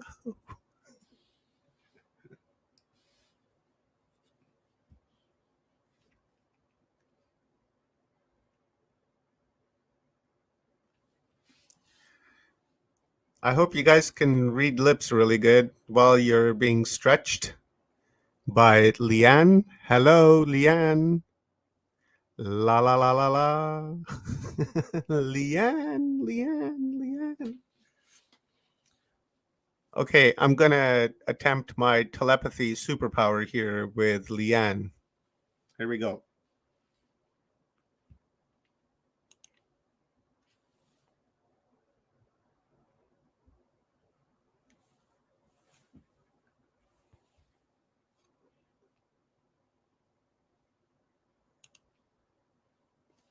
Didn't work.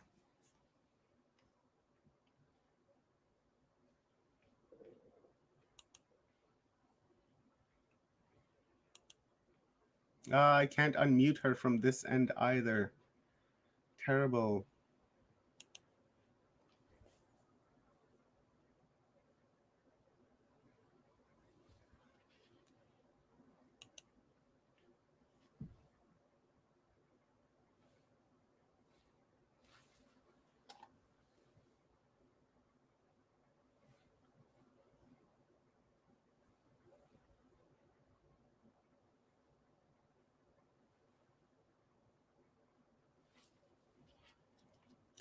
I beg your pardons. I can't hear anything that you're saying, Leanne.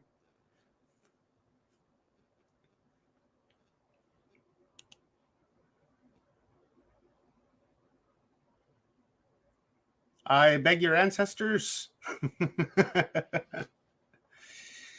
Leanne, can't see Leanne? Oh, Leanne's gone now.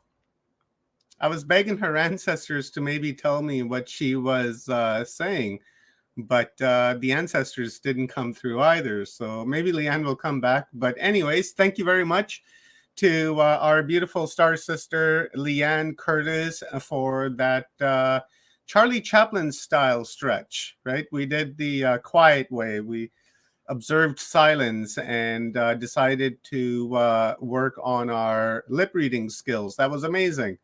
I thought I saw the back, something to do with the back and reach for the top. So I'm a good lip reader. And if you guys want to learn for a small fee, I'll be able to provide that service for you guys. There you go. You're still there and you're still not saying anything. You're still mute. Okay. So we have a film that is being featured, and we have the producer and the creator of the film in the house. So I'm going to bring James Bonato on. James, I can see you in the studio. I see that you're in the green room. I've seen you there for the last several minutes while I was trying to get Leanne's attention. So we will bring you on. Hello, my beautiful star brother. How are you? I'm doing wonderful. It's great to be here. That is so nice to hear. And I'm so happy that you are here because you've created this amazing film that you've graciously decided to share with us so that our audience can gain some awareness in this. I think the 10 days are catching up with me now. So you graciously have decided to share your film with us. And what an incredible film it is, James. I've watched it a couple of times now, and I really resonated with it. And I've reached out to some friends of mine who also have had NDE experiences. So I hope that they can join us for this panel afterwards, because it's really good to engage about what we see afterwards, right? Because this is not like a Marvel Iron Man movie where we can watch it and when it's over and say, okay, good enough, that was a good movie, and just walk off and forget about it until the next time. This is something that we should create conversation around and create dialogue around, because the gifts that have been activated in some people and what they saw beyond the gates here and what they've seen here, that's just a world of information that we can really learn from and raise our awareness on. So if you will please quickly give us a quick download and introduce the movie, and I'll toss her up and we'll get going. Grace at all. Let's just start, and I'll be here right after the movie. I love it. I love your attitude, James. Okay, great. So let's put it on, and I will remove everyone from the stage, and then we will get into this movie. Are you guys ready for this movie, guys? I know I am, so I'm going to add it, and then I'm going to just quickly pause it for a second so that we don't have any buffering going on in the background. And here, let me also change this up to a total black background so that we don't have any distractions in the background. As I said, I watched this movie a couple of times now, and it is a wonderful film, nicely put together, and the testimonies and the uploads that these guys are giving are next level. I would say to listen and hear, and very, very closely. And if you're taking notes, do so, because this is some very, very important information. So with that being said, I will shut my cam. And here we are in full screen. And then we will start in 9, 8, 7, skip a few, 1, 0. I died ice climbing. My name is Jennifer Dean, and my near-death experience was from an adverse reaction to chemotherapy treatments. My name is Chris Batts. My near-death experience was my suicide attempt.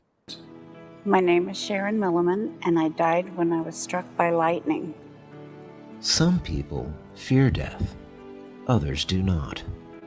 But it's safe to say that almost all of us are curious about what happens after our heart clock takes its supposed final tick. The NDE, near-death experience, has over 10 million documented accounts in the United States alone. Here are just a few NDEers who tell their chronicle of what lies ahead.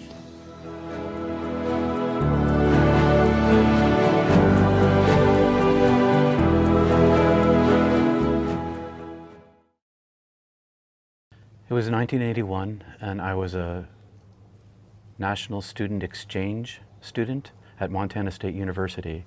I went down to the outing club, and I found a tag outside the outing club of a man asking for a partner to go to Alberta and British Columbia for a 10-day ice climbing and snow caving trip. 8 days snow caving, 1 day ice climbing. So we met, and we found that we had complementary skills. We geared ourselves up, and we left. The thing that made our climb so difficult was that I only had one ice axe instead of two. I had a hammer in one hand and an axe in the other. Ice climbing is not like backpacking. Backpacking, you can go back down the trail if things look tough. But ice climbing, you have to complete the climb and go to the rappel in order to get off. You can't go back down the way you came up.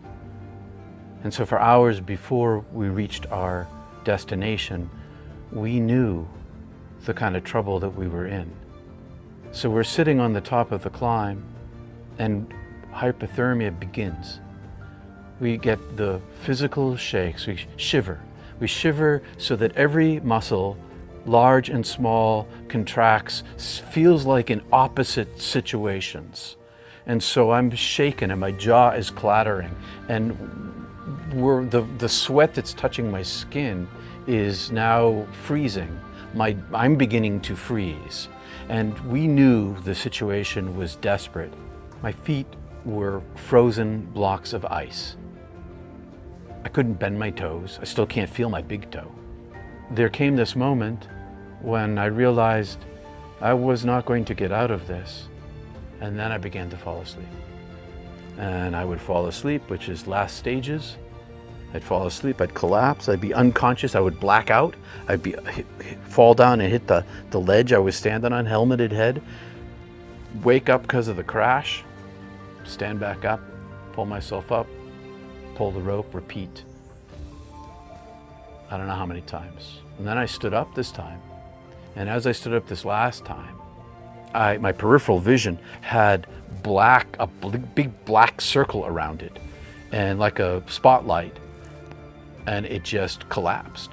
And I watched it, I looked around, and as I looked around, it followed my vision, so I knew it was in my head, and it just, until it was gone. And as it blacked out, I thought, oh, I'm falling asleep. Well, this is weird, I've never seen this before. I must be passing out. And when it went black, I didn't pass out. I didn't black out. I was in darkness, but I was conscious in darkness, and all of my pain was gone. And in my vision in front of me, where the mountain had been, when I'd been standing, it just felt like it looked like it opened up for me into this vast darkness, this vast horizon, far as I could see. And I could see that it was darkness.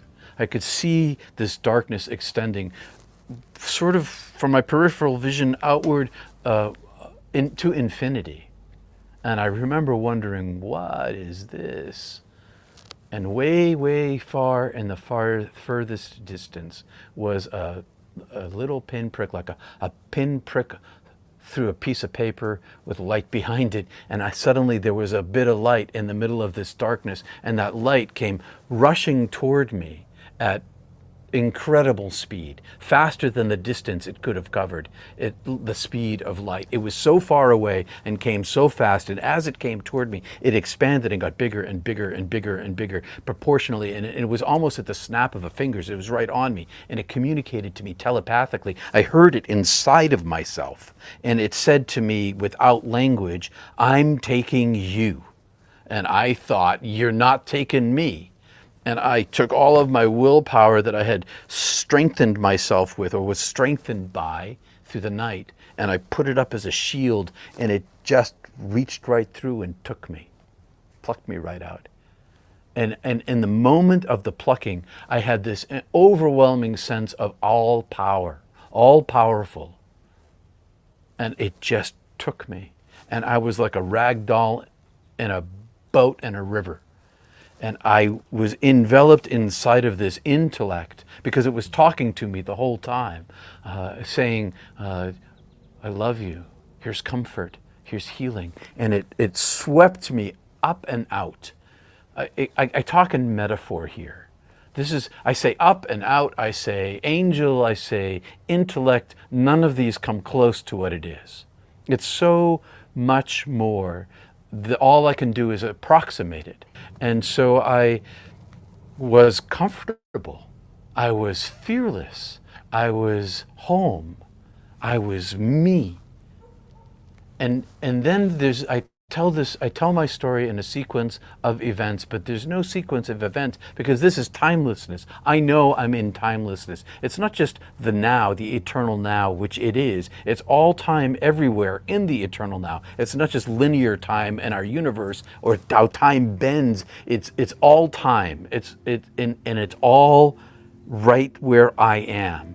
And it shows me my human life. And in my human life, it sees all of my dark corners. There's nothing hidden from it. And I go through a hell of my own making. I go through all of the pain that I gave away in my life to everyone in sequence from their point of view, as if I'm inside them experiencing the moment that I gave it to them and their emotional response to the meanness or the cruelty or the wound that I intended to give them. Every single event in which I caused pain to somebody, I experience from inside of them, and I see all the justifications and reasons that I had for causing their pain.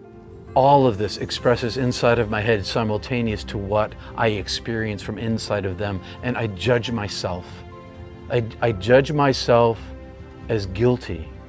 I am guilty for causing them undeserved pain. But I judge myself not against myself or against them. I judged myself against the immensity of the love in which I am immersed. The love is speaking inside of me, saying, I love you, But it's not just the words, I love you. It's an experience of infinite love. And it filled me, expanding me, making me bigger and larger till my energy self felt like if another bit was entered into me, I would have obliterated into non-being. In the state of awe and adoration, I asked, am I dead? And the voice said, yes, you're dead. Come home. It's time for you to come home. I said, but I haven't gone through the tunnel yet. And the voice said, no, come home. Choose. Make a choice. And I said, but my parents can't afford to lose another child. Can I come back here? Can I go back there and be with my parents to lessen some of their suffering? And can I then come back to the state of my divine being? And the voice said, yes. The first thing that happened to me coming back into the world of suffering was suffering, and I immediately regretted it. I regretted my choice. And as my brain came back online, I began to hear, and I began to hear noise and sound, and eventually it becomes screaming and yelling and shouting, and this thing I'm in sight of, which I don't understand, begins to move, and my eyes open, and I begin to see, and I don't understand seeing or where I am or who I am or what I am. I have no understanding of what's going on except for pain. All I know is pain, and I get pulled, and I begin to stand up, and it's Tim, and he's shouting at me and yanking at me and trying to drag me up, and he's yelling, and I begin to understand what he's saying. He's like, you were dead, you were dead, you were dead.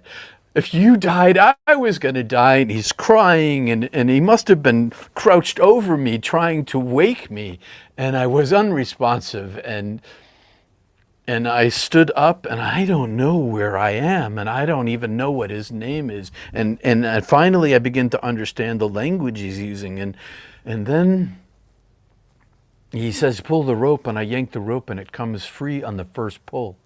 And we descend, and we go to the car, and my brain is now functioning. And I don't know what's going on, but I know everything I knew before. From that point on, I've never been the same person. I came back a different being. I'm still my soul. The problem isn't that I came back a different being, it's that now I know who I am. I know where I'm from, I know to whom I belong, and the world doesn't ever change that. When I was 13 years old, I was diagnosed with acute lymphocytic leukemia, and this is 1995. They didn't particularly know what to do back then for leukemia. My parents were literally told that they knew more about leukemia in cats. So I underwent aggressive chemotherapy treatments because most of it was experimental. And they had told my parents, this is a 50-50 shot. We don't really know. And I ended up having a massive adverse reaction to intrathecal chemotherapy. I remember it like it was yesterday. I was wheeled down to go get my first round of radiation to my brain because the radiation was part of the protocol as well. And I still have the tattoos on my face that they tattooed to make sure they have to make sure it's in the same spot every time because it's killing cells. So they wheeled me down. I was with my mom. I was sitting in my wheelchair. I was eating a piece of candy. And I was the next patient to go. And I remember they made me take out my earrings to go do this because I had earrings in because I was bald and I kind of looked like a boy because I was young. So I put earrings in. So they were like, take the earrings out. You can't have them. And I remember looking in the mirror at myself. And it felt weird. I don't know. It felt like I was just staring into my soul. Next thing you know, my head went. Like, I was having a hard time holding my head up. And then my whole arm, my left arm went dead. Then my left leg went dead. And I looked over at my mom and I said, Mom, something's wrong. I don't feel good. And she panicked because my mouth was drooping. And it looked like I was having a stroke. And she was a home health aide for years. She knew what that looked like. So she ran, she got the nurse. They put me in my bed. They called my oncologist. He came up. And when he looked at me, he looked super scared. I said, am I going to die? Because I just looked, the fear was, I just felt it. And I was like, am I going to die? And he said, I don't know. And then that's when I was just like, well, this is it. I was at peace with that. I was okay with that. And then all of a sudden, my left side started to come back. And I was able to talk again.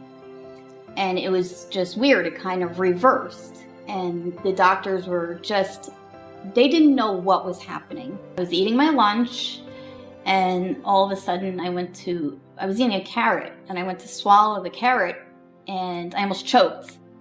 And my dad looked over at me very quickly, and I looked at him and said, it's happening again. But he said that I didn't say that. There was just tears, my eyes filled with tears, and my voice was shaky, and it just sounded like gibberish. But I was trying to say it's happening again, and then boom, I was out. I fell unconscious. At this point, the chemotherapy was not done attacking my brain. So I slipped into a vegetative state. So they told my parents, I'm either going to be a vegetable the rest of my life or I'm going to be dead. So they told my family to call the family, have them come, say goodbye, because she's not going to make it out of this. And I was slipping deeper. So I was like in and out of consciousness.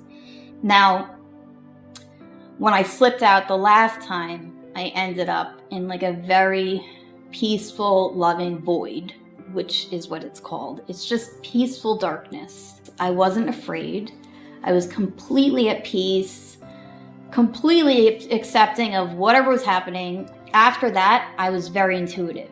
Like my father always even said, like she always knew what to do with for herself, you know? So I would, even to learn how to talk again, I would listen to music and try to keep up with the words. And it's just ever since going to that void, I don't fear death at all.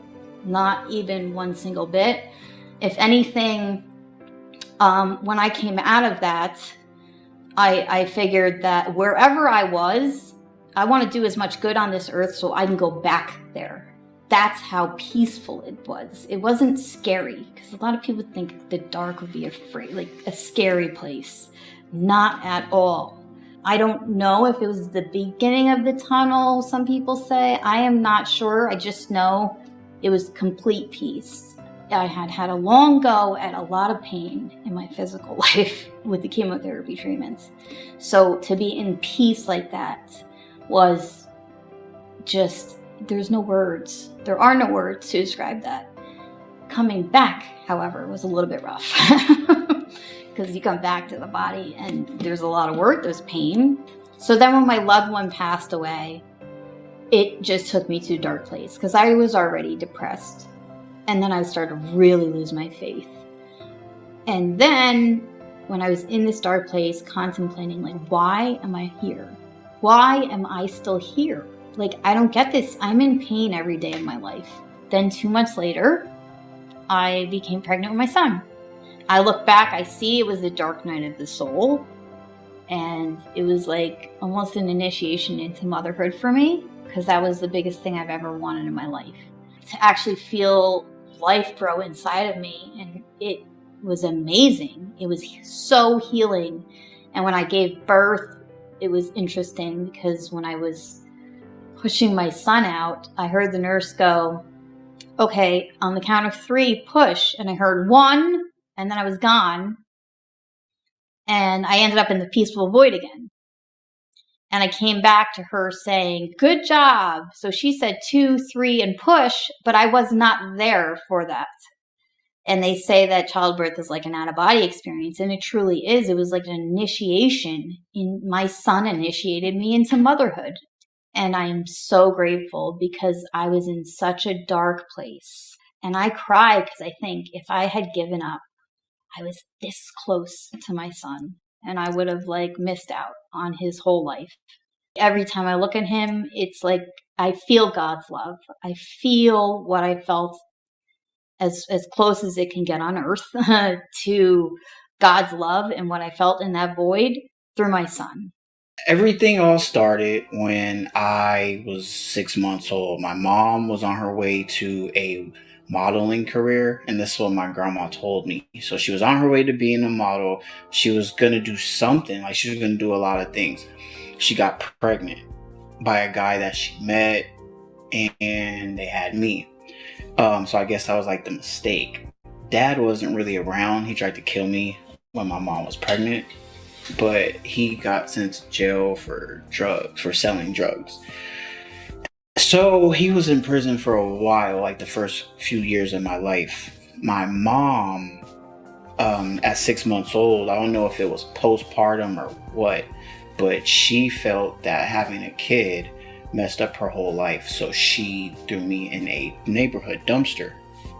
So what ended up happening is the neighbor just so happened to be taking out her trash, and she heard a baby crying. Like, out of all the time she happened to take out her trash, and she says, "Oh my God." She digged through the trash can and said, I know this baby." She knew my mom. So my grandma was at church, so she calls my grandma's church and says, "You need to come home because your grandson is in the dumpster and he's with me, and I'm not taking him anywhere. I'm not letting him go with anyone until you get here." So my grandma came, and so, after that they went to court. My grandma got custody of me. Judge told her she could never have me again. So I was with my grandma up until I was 4 years old. The reason my grandma ended up getting sick, she had a nervous breakdown. So she was in the hospital for a year. So during this time I was going a couple places until I ended up moving into my mom's sister's place. This sister was like the worst. They had kids of their own, but I was the outside kid. I was a lot of abuse there. This was the worst, darkest times of my life. A lot of abuse, a lot of physical and like mental abuse. It was all bad. I didn't have any confidence, anything in myself since I was a kid. So over the years, I say I was about 8 years old, start cutting myself to like, as my own therapy. I tried to like kill myself when I was 8 years old. Because 8 years old, I felt like I was grown already. I felt like my life was already wasted. By the time I was 9 or 10, I started having a better release and I started writing lyrics, music lyrics. This right here after high school started making me really more, it brought the depression back. And then it brought social anxiety. I was so like in fear of people. I didn't even want to go on the bus because I knew people would stare at me when I walk on the bus. And I'm like, oh, they're probably talking about me now or something like that. Social anxiety sucks. So that just went from not caring, and more depression came. The darker it seems like my soul got, like I just didn't care about anything. There's no reason for me to be here. I kept calling, asking for God for some type of like message or something. It seemed like everything was bad. I wasn't getting anything back from him.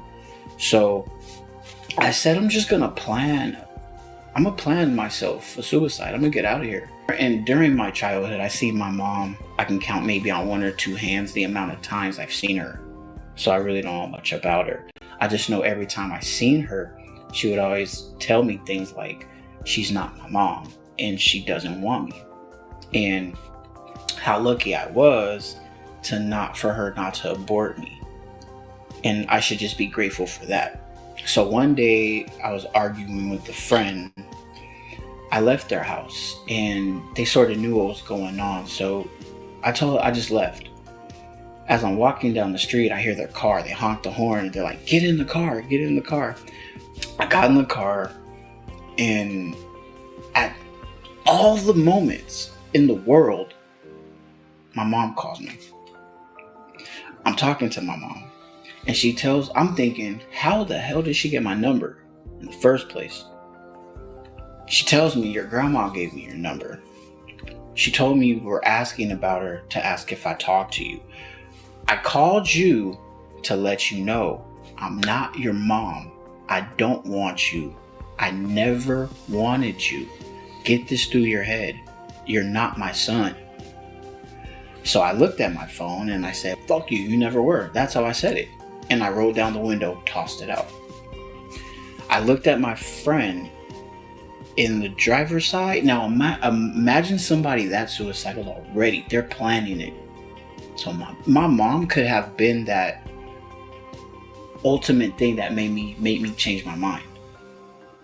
Didn't happen. So what she said basically confirmed that I'm gonna do this. I'm out of here.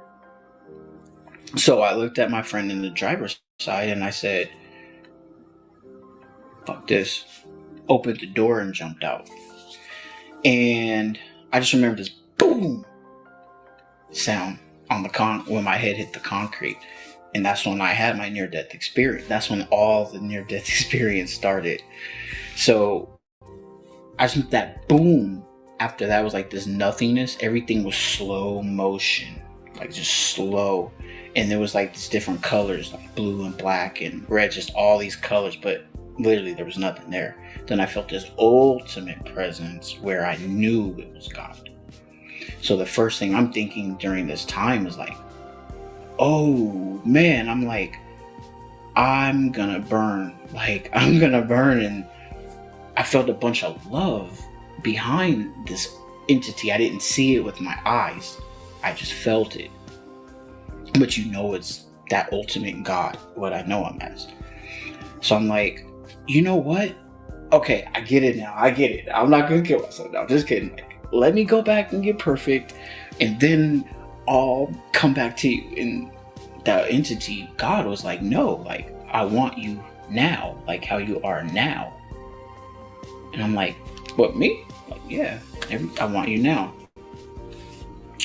So I had a bunch of questions in my head, like, oh, like, because I didn't know it was God. So I'm like, who is this? So literally the order was like, I am God. Yes, I am real. Yes, angels are real. They're a gift from me. Want to meet them? And I was like, no. It's like, no. I definitely didn't even believe in angels. I thought that was just for TV. I seen this projection screen, and here's a like video of this prostitute walking by, and then he's like, I love her. Then here's a guy in a business suit with a briefcase walking by. Says, I love him.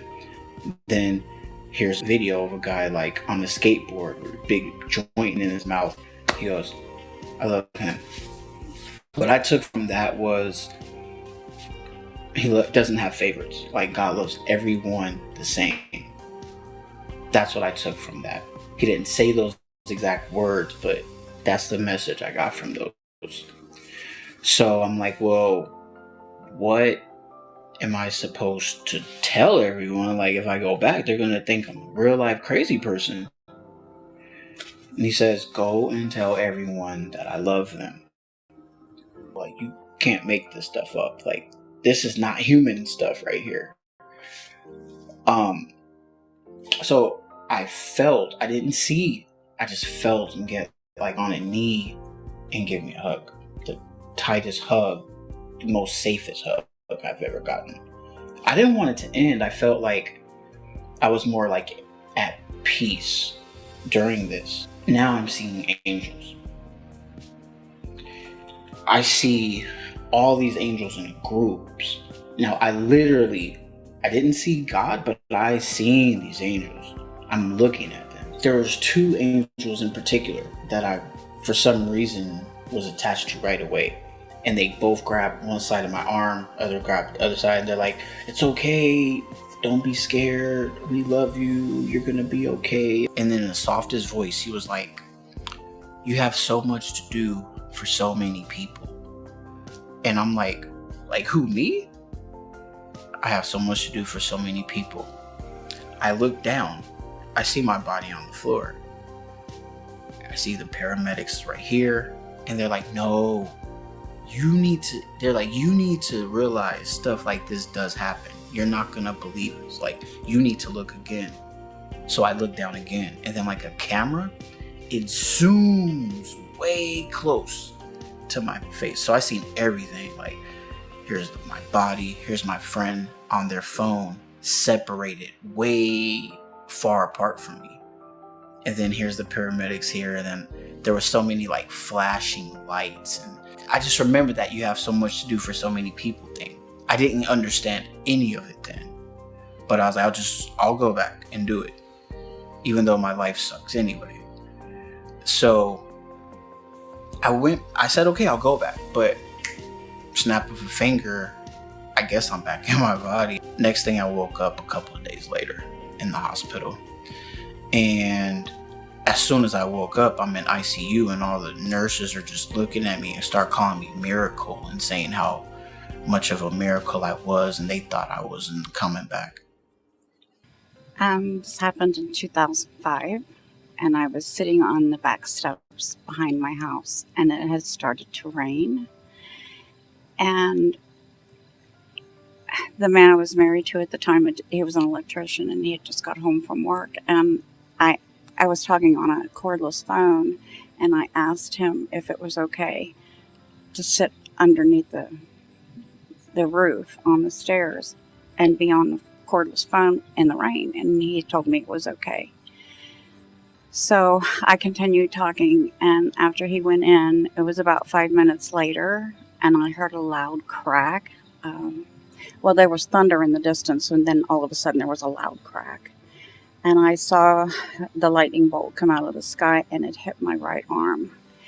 And after it hit me, it traveled underneath the house, and it blew the transformer that was in front of our house. And I immediately felt the searing, burning, agonizing pain. And then I just kind of popped up out of my body like peeling a banana, and I just peeled right up out of myself. And I went into my house. I didn't know I was dead. And I went into my house, and I started walking around. And I walked into the kitchen, and I looked, everything had this burnt gold look to it. And I looked at the curtains by my kitchen sink, and they weren't my curtains. And then I went into the dining room, and I noticed that the furniture wasn't my furniture. And I was really confused. I didn't know what was going on. And I started to panic because I knew that was my house. I could get around in it, but nothing in it was mine. And I didn't understand what was happening. And I started to get really, really upset. And just as I started to completely lose it, this huge, huge, formless, loving presence appeared and just filled me full of this amazing love that I've never felt in my whole life. And it was like he just wrapped me in this pink blanket, and just, he held on to me. And I knew that presence was God. There was this, it was like watching a screen, an old-fashioned movie on an old-fashioned movie reel. I saw my whole life and it was black and white, and it was really fast, and then it was over really quick. But it was everything from the time I was born until the day, that moment that I died. I didn't know what to do with it. And it was just over that quick. And it was like, okay, something is missing. I don't know what it is. And my life must have been really boring because it's over so quick, And what was missing is that my whole life I thought we were supposed to judge ourselves, that God would judge us. But he didn't. He just loved me. He didn't judge me at all. And I didn't judge me because I didn't know I was supposed to. And so it was just over so fast. And I thought, okay, well, it is what it is. And I didn't feel bad, or I felt loved, totally and completely loved. So at that point, I realized that God doesn't judge us. We judge ourselves. And I didn't do that. So there was nothing more. And so then after that was over, I heard a male voice. And he said, what you put out into the universe will come back to you. And I had never heard those words before. So I didn't know what that really meant. And I was just in awe of the beauty that I was seeing and the love that I was feeling and the acceptance. Had never felt that in my life. And it was so, I soaked it all up.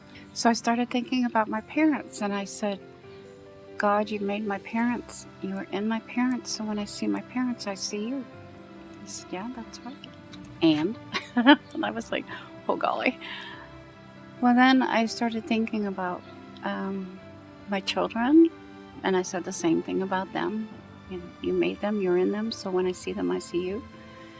And then when I started thinking about people who had hurt me, who had very cruel,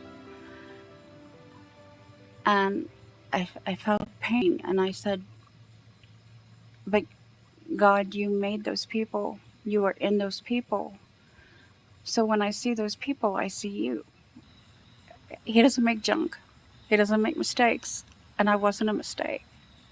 He had a perfect reason for making me, and that he loved me.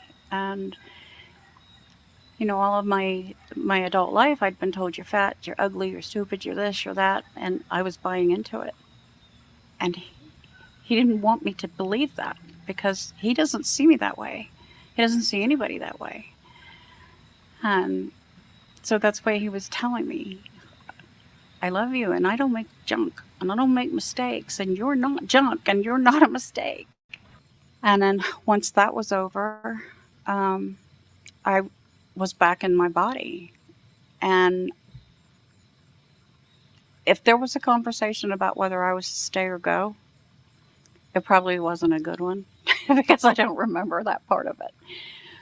But I came back to my body, and I was laying on the grass next to the stairs, and there were char marks on the concrete stairs. Near-death experiencers almost always have trauma because the shock of dying is a scary thing. Human beings are afraid of dying. We're afraid of death. Well, one of the side effects of NDE that is a defining characteristic is none of us are afraid of death anymore. I can tell you stories that have been told to me. I can show you medical proof of people's death, but what I can't show you is what skeptics are asking.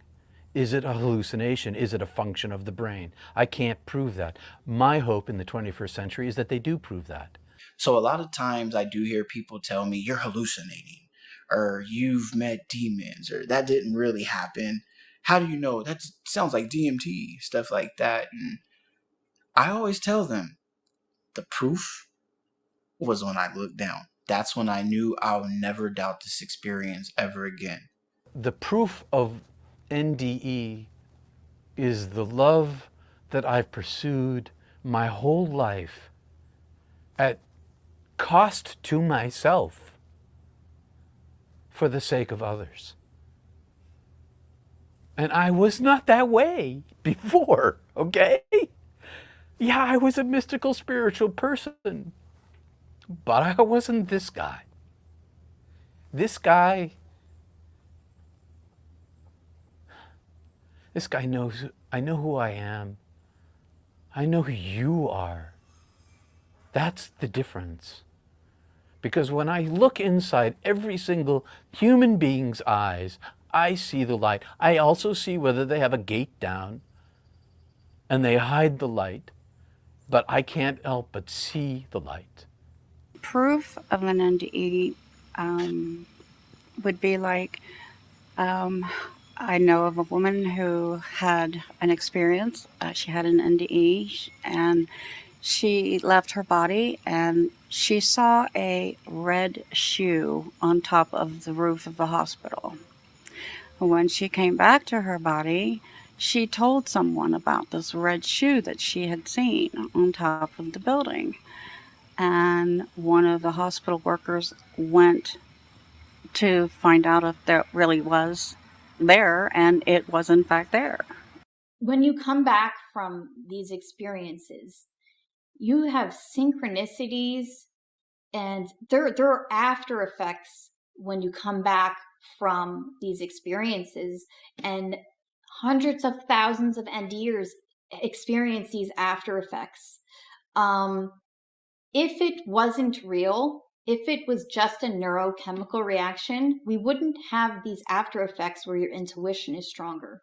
There was another instance where the woman was having she had a brain aneurysm, and an hour after she was put on anesthesia, very, very deep, she saw this instrument that looked, she described it as a, like the shape of an electric toothbrush. Well, the surgeon, when she came out of the surgery, she told the surgeon that she had seen this instrument. And he said, there's absolutely no way you could have seen that instrument, because that instrument was kept in a very sanitary, secure box and not even taken out until it was time to use it. And you had been under anesthesia for over an hour. The tens of millions of near-death experiences living in the United States today as a result of medical science resurrecting, they say resuscitating, the dead, has created a community, a nation, a global nation of near-death experiencers. I can't say all of whom because I haven't talked to all of them, but all the ones I've spoken to come back with a singular message of love. Just because maybe one person or two people don't believe in near-death experiences does not make it that they're not real. They are absolutely real. Maybe we don't have the words or the science to explain it right now, but every good scientist has an open mind because we don't know everything yet. And why I was given a choice, I don't know. But I know that I was given a choice and I regretted it, because now I was an alien inside my body, and everything looked to me to be less than. Everything was black and white and two-dimensional, and eating was this most bizarre thing. On the drive home, we stopped and we had pizza, and I had to go into this illuminated place with all this plastic and all these people behind in plastic clothes, and then get a thing that I had to put in my mouth and consume it. I had to consume nothing. I had to consume nothing when I was dead.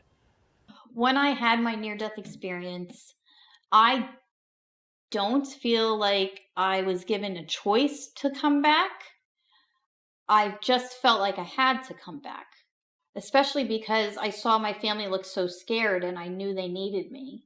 I think my near-death experience definitely gives me a sense of, like, I guess like you could say, responsibility to help certain people that don't know what it's like to have that type of experience, because I was one of them. I was oblivious and didn't know anything about like spirituality and like the gifts that spirit world has for us and stuff like that. Like, I thought all that stuff was just bogus. So there's so many people around the world like that, and like they're lost, and I'm like, I feel very grateful that I had that opportunity. So now I can help other people. And also it helps me understand people better too. My NDA gave me a sense of responsibility. I feel like I need to let people know that God is real, that heaven is real, and that we're loved, and that we are so important to everything God created. Doesn't matter how little we might be in the vastness of all that He's created, the universe, multi-universes, and so on. We are so intricately important to everything He's created. I feel like having the near-death experience, I am responsible to help people to learn how to like live their life open-heartedly, so that they can experience, you know, this blissful feeling of the light, because we all can experience it.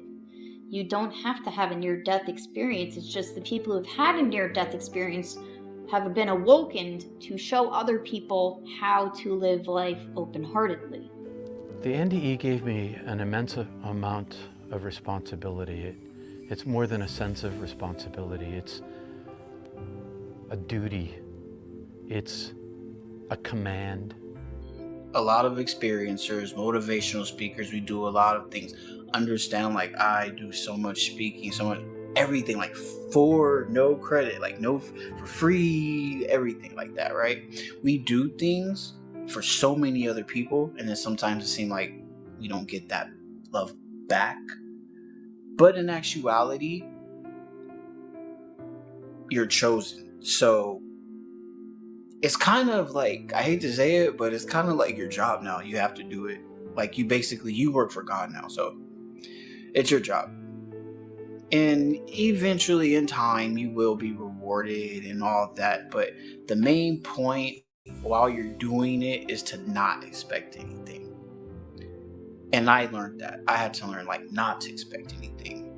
To help people, and then once you don't expect something, you forget that you expect this stuff, and then stuff starts happening. I feel like every single person in this world has a purpose. If you're here, you have a purpose. You need to figure out what it is. And a lot of the times it's something that you're probably passionate about, that you should pursue that purpose to help someone else. I had doctors galore just come in to come see me. And my thoughts from that, just seeing that, I always thought to myself that I must be here to keep doctors' minds open. So I became a nurse.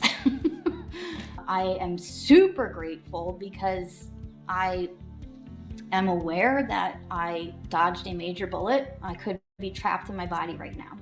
Not being able to talk to you, not being able to, you know, walk around in the parks that I love in this area, or in, you know, enjoy nature. And so I know how lucky I am, and that alone puts me in this like a bliss-filled bubble. Interestingly enough, I love sitting in the dark. It makes me feel like I'm back there. But I know beyond a shadow of a doubt that this is just a journey, like, and it's very short life. We think we have time, we don't. Forgiveness is important because it sets us free. If someone does something to you and you're hurting very deeply inside and you're holding anger,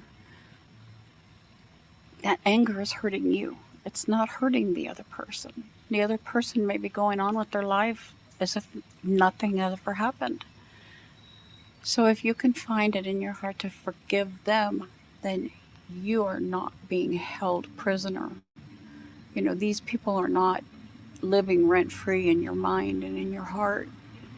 So you're set free from that chain of whatever it was that caused that pain in you. So forgiveness really isn't about the other person. It's more about you. The hardest people to love are those who are cruel to you, or those who are just mean to you, or disregard your well-being, or are rude to you.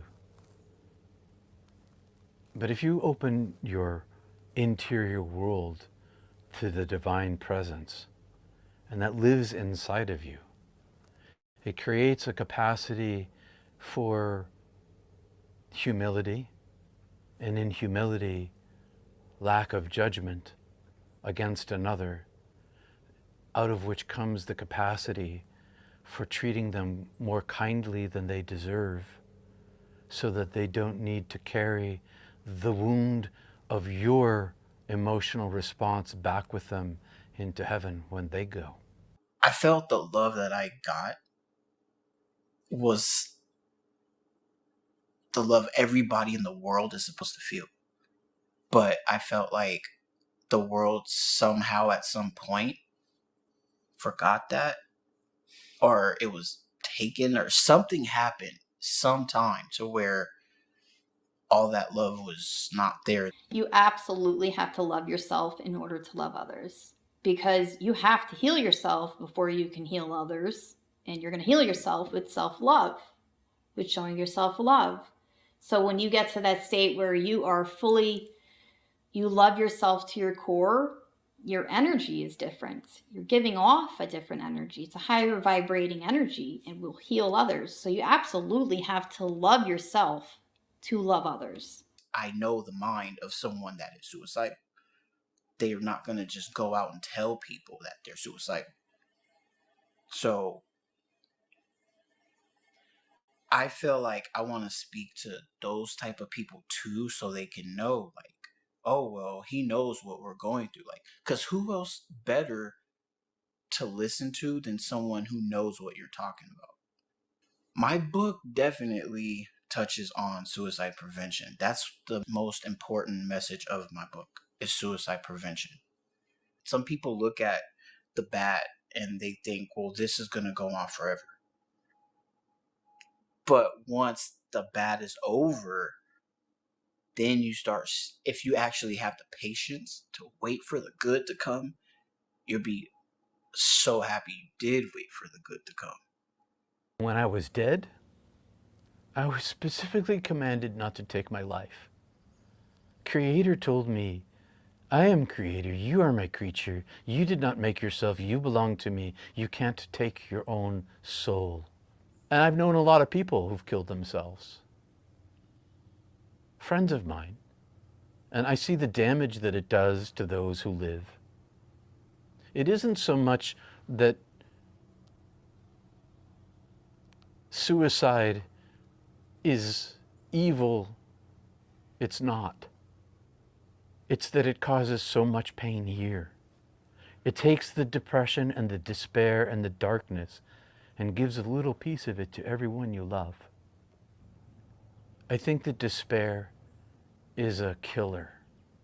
Cancer is a killer. And I can't blame the cancer patient, and I can't blame the person in despair. But I have worked hard to keep those who are suicidal alive, for the sake of the others, but also because I know the length of a life is the wink of an eye. Everybody has free will. And that's a gift that God gives everybody. No strings attached. He's giving us the chance to make our own choices. And with those choices come consequences. Good choices bring good consequences. Bad choices bring bad consequences. God's not going to step in and stop it. Because we are his hands, his feet, and his voice in this world. We are the ones that have to stop it. I think to live fearlessly, don't be afraid of life. You know, like, don't be afraid to love. Don't be afraid. A lot of people are afraid to love. They don't know how to react to love because there's so much hate in the world. So it's like, when someone shows you love, a lot of the times people aren't used to it. So they wonder, like, why are you doing this for me?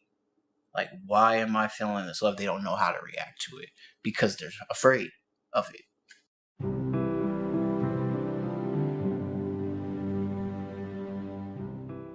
Hi, I am Brooke Grove. My NDE was a coma caused by systemic organ failure of the lungs, kidneys, and liver. In December of 2010, I slipped into a coma after a long-standing series of misdiagnoses of autoimmune disease. I had been ill for approximately 7 years at this point. They understood it to be related to the pulmonary system, and the kidneys had recently become involved. I called my doctors and asked for their assistance. I took the medication, and what ended up happening, because we didn't understand that the liver was involved, was that this medication, which would have been benign to somebody that didn't have liver failure, had traces of Tylenol in multiple products. Now, it's not enough Tylenol that would harm a healthy person, but to someone whose liver was compromised, it created an overdose of Tylenol. When the liver fails that rapidly, you just release everything from the liver through the skin. So the bile, everything from the liver comes out. You swell up, you inflame very badly. You turn purple from head to toe, so it looked like I was badly bruised. And I was completely yellow, yellow eyes, yellow. The closest thing I can compare it to from the photos I saw and how I woke up later was looking like a mutant of some form. So in ICU, I begin to float out of the body. Suddenly I'm catapulted up, up, up, up until I'm not in the hospital anymore. I'm not even concerned about that human body. Suddenly I'm in the most beautiful, ineffable place. And the best description in human language is that it was like the cosmos. And I did not want to leave that feeling of unconditional love, of being seen, of being received. It's the way that you hope that all new babies enter this world in their mother's arms. You hope that all persons begin life being held with that kind of love, that kind of devotion. And in it, there was no concern or judgment for the things I had done when I was in survival mode. Being a polytrauma survivor at such a young age, we do often things to eradicate the pain. And so I had spent 5 to 7 years dissociating from my human body just to tolerate what was being done to it. And so as I began to travel towards this beautiful source light, this pure white light, the angelics came with me and they allowed me to know that it's okay if you want to go back to that light. That light is where you're from. That light, you're a part of it. And their term for it is that you, humankind, are all fractals of source. You're all part of this light. This light's always been with you. This light has been inside of you. You can return to it, or you can choose to come back and you can finish the work you have to do in this incarnation. And for someone who had never felt such love and forgiveness, and forgiveness is a poor choice of words, acknowledgement that nothing I had done was wrong was more the way that it felt. In the human being here and now, it feels like forgiveness, but it was just that everything was okay. Everything was always all right. And so I didn't want to go. Why would I want to go back to a body and to a life that had only really known suffering? Now, mind you, I was 29 when my coma occurred, and the trauma began when I was 12. And then it manifested as physical disease at 23. So the better part of my life up until this point had been suffering, and profound suffering, not minor, in any form. And so I really wanted to go into the source light. And at the same time that I'm contemplating that, they say in the most beautiful way of inner knowing that is, again, it's so hard to put these things in words. They tell me that I am welcome to stay. However, my soul came here, my oversoul, for a mission that was quite significant. And it was in alignment with the mission of many, many others who are incarnated on this earth at this time, and that we were a team. I love fun. I have always loved fun. I've always been an outdoor athletic kind of person. I find the places that put me into the flow of the present moment are the most fun for me. So I ski in the trees, and I ski moguls at high speed, where I can shut off my thinking and only be in the physical. I love to sail, and I like to race sailboats where you have to be paying attention to everything that's going on at once. I like to bicycle, and because it brings me into the now. I love to read books. I read lots of books. I meditate. I practice yoga. I garden. I write. I spend time with family. For fun, I hang out with my 4-year-old Declan. He is my best friend. He is everything I've ever wished for and more.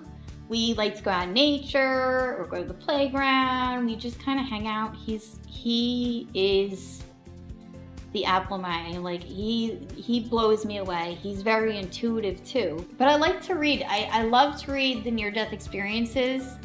I actually do enjoy reading them because it makes me feel more validated. I feel like I found my people. Like, yes, people get this. Like, it's kind of hard, when I never talk about it to anybody else. People just look at me like, okay.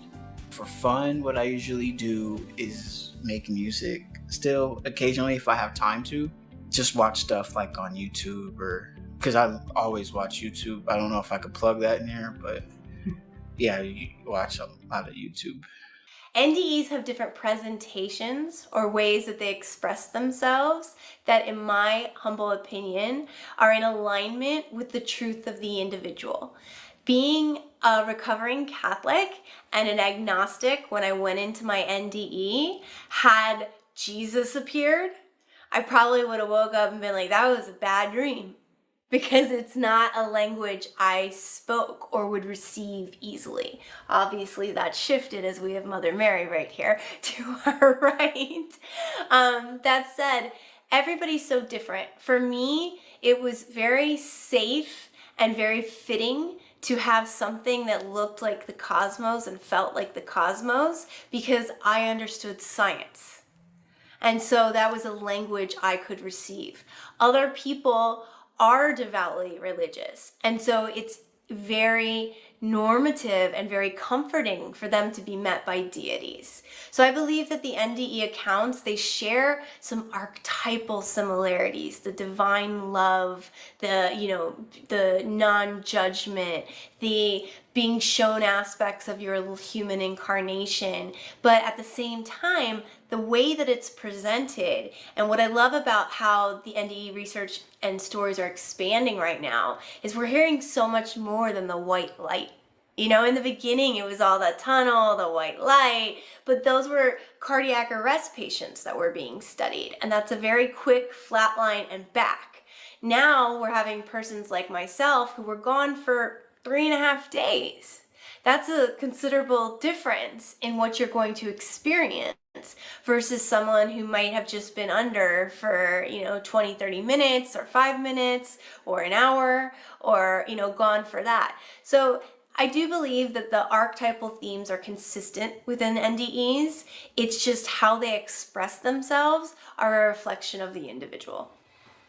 NDEs are different for everybody because, and all of them are real and valid because every one of us is very unique and individual. And so the NDEs are geared towards the individual person.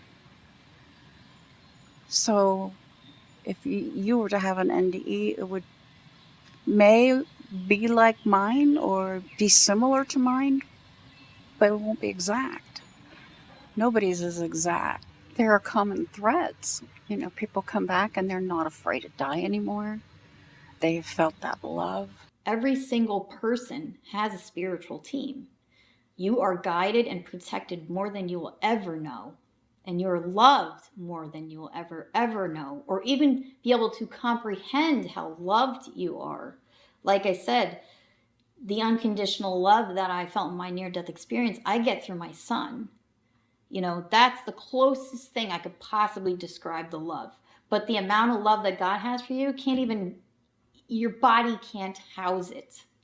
I don't know that I can scientifically or empirically prove the NDE to any skeptic, although there is tons of science now from, persons that have really done empirical research to show that it's true that some experiencers recall what happens in the room. And there's a famous study where they like move things in the room and they then interview NDE years after and see who's able to say, hey, there was a red dot that kept moving around the ceiling.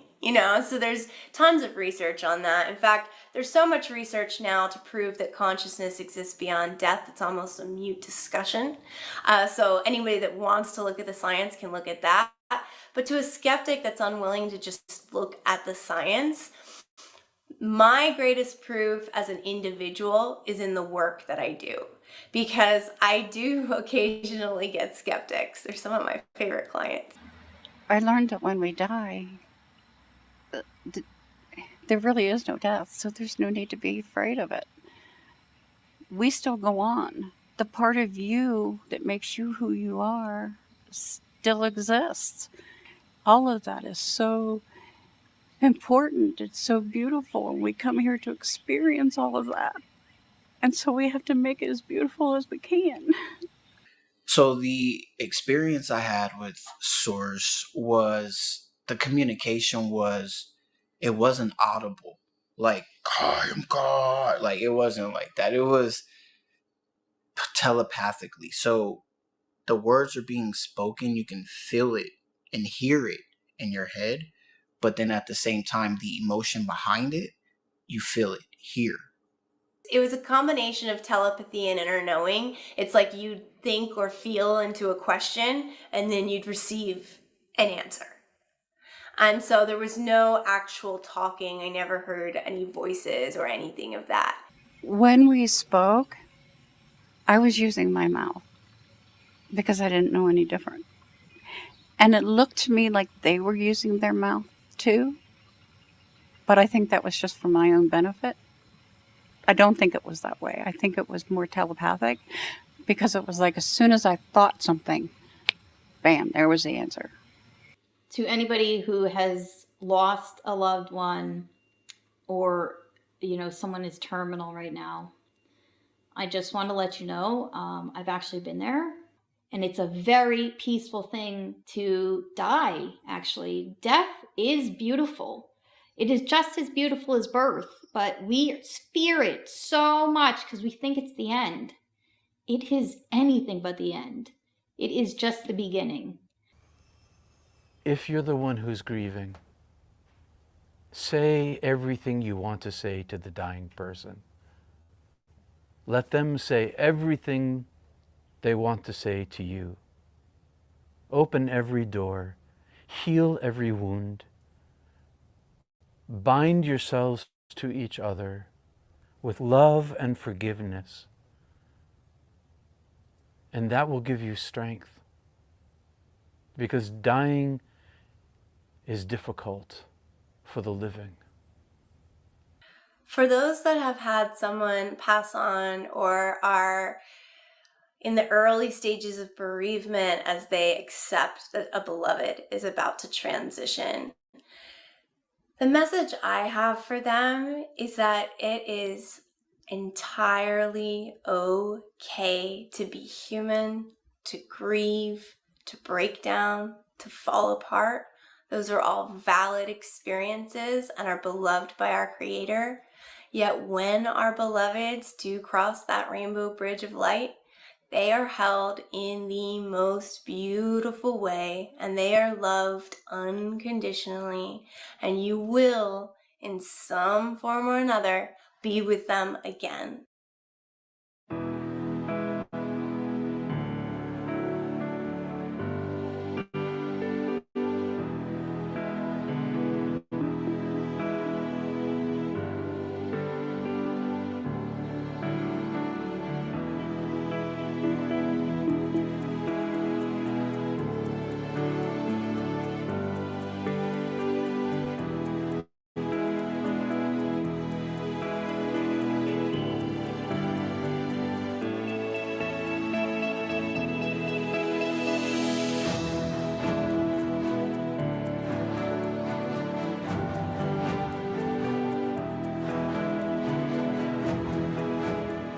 So you have to know how deeply loved you are.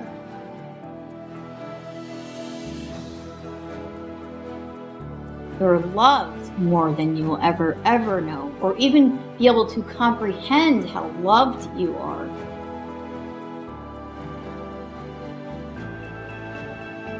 All the ones I've spoken to come back with a singular message of love.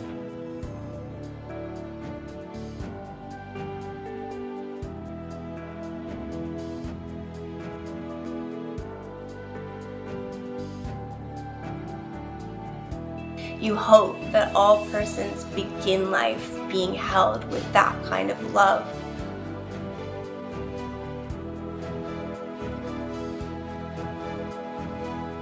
I felt the love that I got was the love everybody in the world is supposed to feel.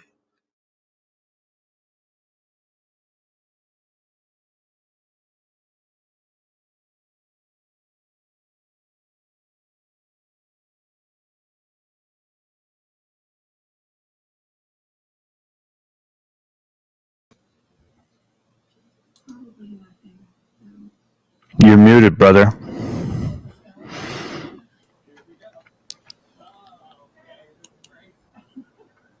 So what do you wow, Rob, that's quite the film. The testimonies that are happening there are really amazing, and I really resonated with Chris out of all the participants in this film. Let's bring on our panelists, and let's bring on the creator and the producer of this film, James Benato, and we will add him. And then we will add Rosalind Beth to our panel. Hello, sister. And then we will add Stone Hobbit to the conversation. And where is Kathy? Let's wonder if Kathy is around. So as soon as Kathy gets in the room, she will hop on. Thank you very much, everyone, for being here. And James, kudos, brother. You know, that was what an amazing film. I've watched it a couple of times, and there's a lot of things I learned there that I walked away with personally for myself. But as I was saying, I resonated with Chris a lot because his story and my story kind of run on parallels, not to an extreme degree, right? But still the same type of life experiences where I too had the same tendencies, but never really moved forward with any thoughts, right? So I really resonated the first time I watched, and then the second time I watched again and I listened very closely. And then that's really when I had to take away the lessons, because I've always thought of NDE, on skeptical level. You know what I'm saying? Even though I've done a number of interviews with NDE experiencers, and even then, I was quite skeptical about the idea, because in my mind, the idea has always been that I am the source consciousness and I am everything that there is. But then, having listened to everyone, it made me realize that I am a unique bandwidth within the frequency of consciousness, and that this experience, this human experience that I'm having, is chosen, and I can make it into what I want it to be, or I can just throw it away and choose not to do anything with it whatsoever. And the idea of love, right, it was consistent from all the interviews I've done in the past, and through this documentary, the love was the first and foremost. It was that unconditional love, just that unconditional love. And I'm not I don't know what that's like, right? I'm loved, right? But I don't know what it's like to be unconditionally have that energetic feeling of being appreciated and being wanted and being recognized. And having heard this, it made me realize that I am that and that I am recognized, and this is a gift. And the thinking that I had in the past was, you know, incorrect. Don't blame the guy, he doesn't know what he's doing, kind of deal, right? And that's the lesson that I've taken away from this documentary. It was amazing. And Rob and I were talking in the background, and you know we saw shoes, and we were talking about the couple days ago, and he had mentioned shoes, and I was like, oh my god, this is insane. And the hair on my whole body just stood right up when I was hearing that. And Rob and I were going back and forth, and it was really an eye opener, because I didn't catch the shoes the first two times until Oli the other day had mentioned something, and then when he said that, I made the connection, and then I was like, oh wow, my mind was just absolutely blown. And like I said, the hair on my back stood up, and I was wondering, and then Rob mentioned, I wonder what the significance, of this is, the spiritualism and the symbolism and all of that behind it. And I was like, I don't know. So I'm, anxiously awaiting Rob's thoughts on this. So one of the things that we have seen, and I think it's actually been a pattern throughout this entire conference, is this showing of or some stories that have that shoe aspect to it, and the shoes are described. And when I see the shoes now, it's sort of like this symbolism towards an innocence or a rebirth or regrowth. A lot of the times, what Ol was talking about was the shoes were left after innocent people had been killed due to an agenda or it was a symbol amongst the occult or the Kabbalah that's out there. So they were using it to signal something.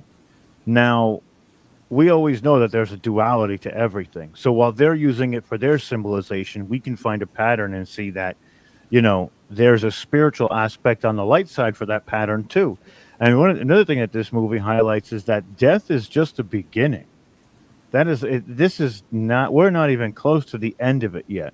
So these people are getting a glimpse of the beginning of their new beginning into this, into this new energetic field, whether it be heaven, consciousness, whatever you want to call it. It all resonates the same. I believe a lot of their religions are just documentation of the way that they could explain consciousness or that awareness. And that other side is what happens once we leave the physical and go into the etherical. So when we're looking at it, these people are sort of transmuting for a moment into a different area or coming into their etherical self, knowing that they haven't completed all that needs to be done within the physical realm to completely transfer full consciousness to that etherical place, whether, like I say, whether you call it heaven. And the etherical bodies, there is the source, which is talking to them, which is God, and the angels, which are the higher etherical dimensional beings. And essentially, they're telling them, you're not done yet, don't worry. But when you go back with this premise of love, you're going to see that 3D physical in such a different manner that you'll be able to create those riptides that are going to affect multitudes of people. And if you tell your story, others will relate. And you're basically going back with a message from us, giving it to everybody else. And it's sort of like they became the etherical messengers or the heavenly messengers to go back and transfer that message to the rest of the world. And I think James embodied that by getting these people together and actually asking them about their story. So I resonated with a lot of it. And I think it was an amazing collective of people who have seen something that they feel that they can explain it in different ways, but a lot of them sound similar, right? And a lot of them seem like they have that same transition. And it tells me that this transition happens the same way for everybody, but it's our perception that makes it a little bit different for us, right? So again, finding this symbolism for the shoes is going to be a big thing for me in going back into this conference and doing a little bit more research into what the shoes could potentially symbolize, because I'm sure it has a double meaning, whether it's good or bad, and what the reference is to it. But from there, I mean, I'm going to yield my mic right there.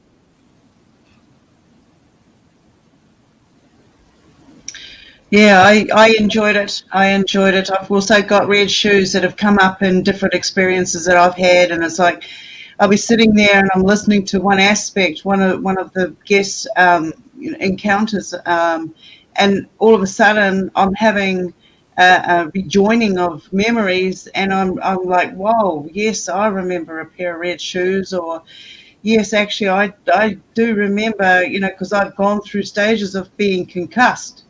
I know that I've died several times, and been brought back. And in these encounters, I don't remember all of these colours and stuff. It's just like whoosh, ride, and back.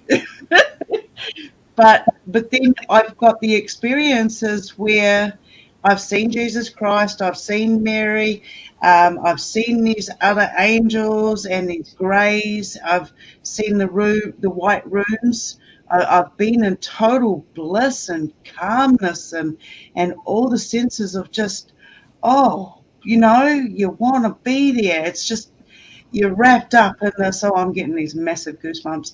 And I don't know how I managed to get there so many times and then just be bolted back here. But I had to see that this one of the threads that somebody said was, we acknowledge our self's journey. We acknowledge the love that we actually have in here. This is the power that is, it's a frequency and it radiates out there. The teaching of love that we've had, I see as a program, because this is a whole different level of what I believed love actually was. So there's you made my brain go tick tick, man. I've just totally filled out this sheet of paper of self-acknowledgement and different experiences that I had actually just left behind. So I appreciate this whole documentary that you put together, and yeah, fantastic. Thank you. Thank you very much. Hey, guys, am I part of the stream here? No. Right here. There you are. Yes. I'm going to add Leanne Curtis to the stream, and Grandmother Suzanne asked us, and it's brilliant. Today is March 22nd, 2022, and Pacific Standard Time is going to be 2:22 just shortly in a couple of minutes. So I'd like to quickly do a sound test with Leanne, and then do a prayer at 2:22 in the healing of the world and everyone who is on it. So Leanne, can we do a quick?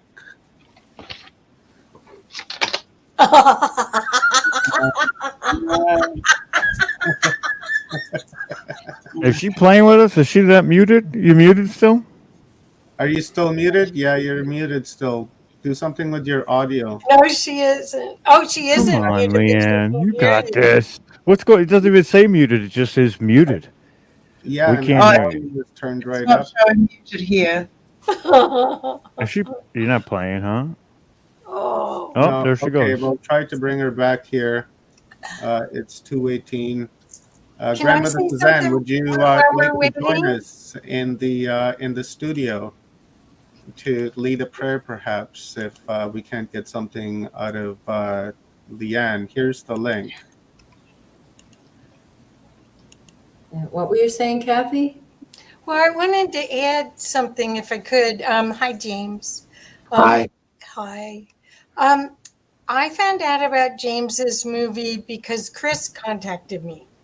And I'm friends with Chris and Peter Panagore and Brooke because I've been a volunteer for IONS for, I think, 5 years now. And what I want you to know is that I haven't had a near-death experience, but I've had a spiritually transformative experience.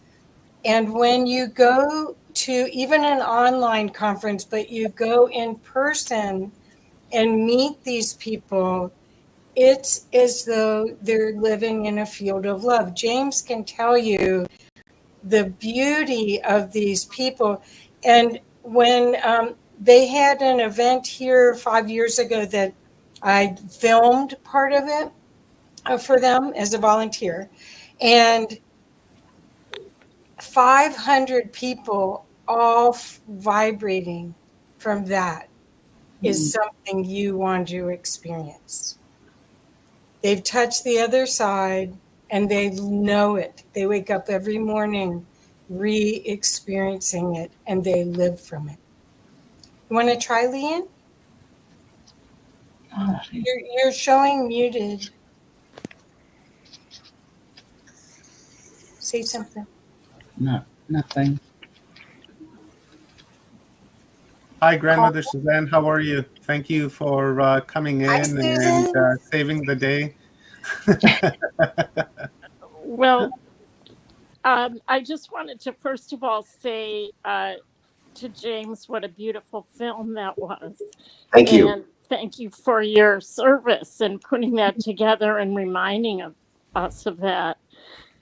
And as it's 2:21, I just wondered if you would give me permission to just say a very, very brief prayer. And then I will get myself off of here. But I also had a near-death experience, so I really relate to the things that were shared. But I'm just going to ask that everyone take one moment just to center themselves and to feel themselves inside of that bubble of light, to feel yourself inside of that beautiful love energy, to know that you are that beautiful love energy. And I want you to take a moment just to put out into the world a world that is in great need of love and light. Put that energy out as if it is coming from you like a dove flying out of your heart, going to wherever it needs to go in the world. And Creator, we ask that you be with us and that you be with anyone who's suffering, anyone who isn't feeling loved, anyone who's in need. And we ask that your blessings of all the learning and everything that has happened throughout these 11 days will settle where it needs to settle. And they will internalize all of the love and the beauty and the teachings and share them wherever they may be in the world. Unalchish. Aho.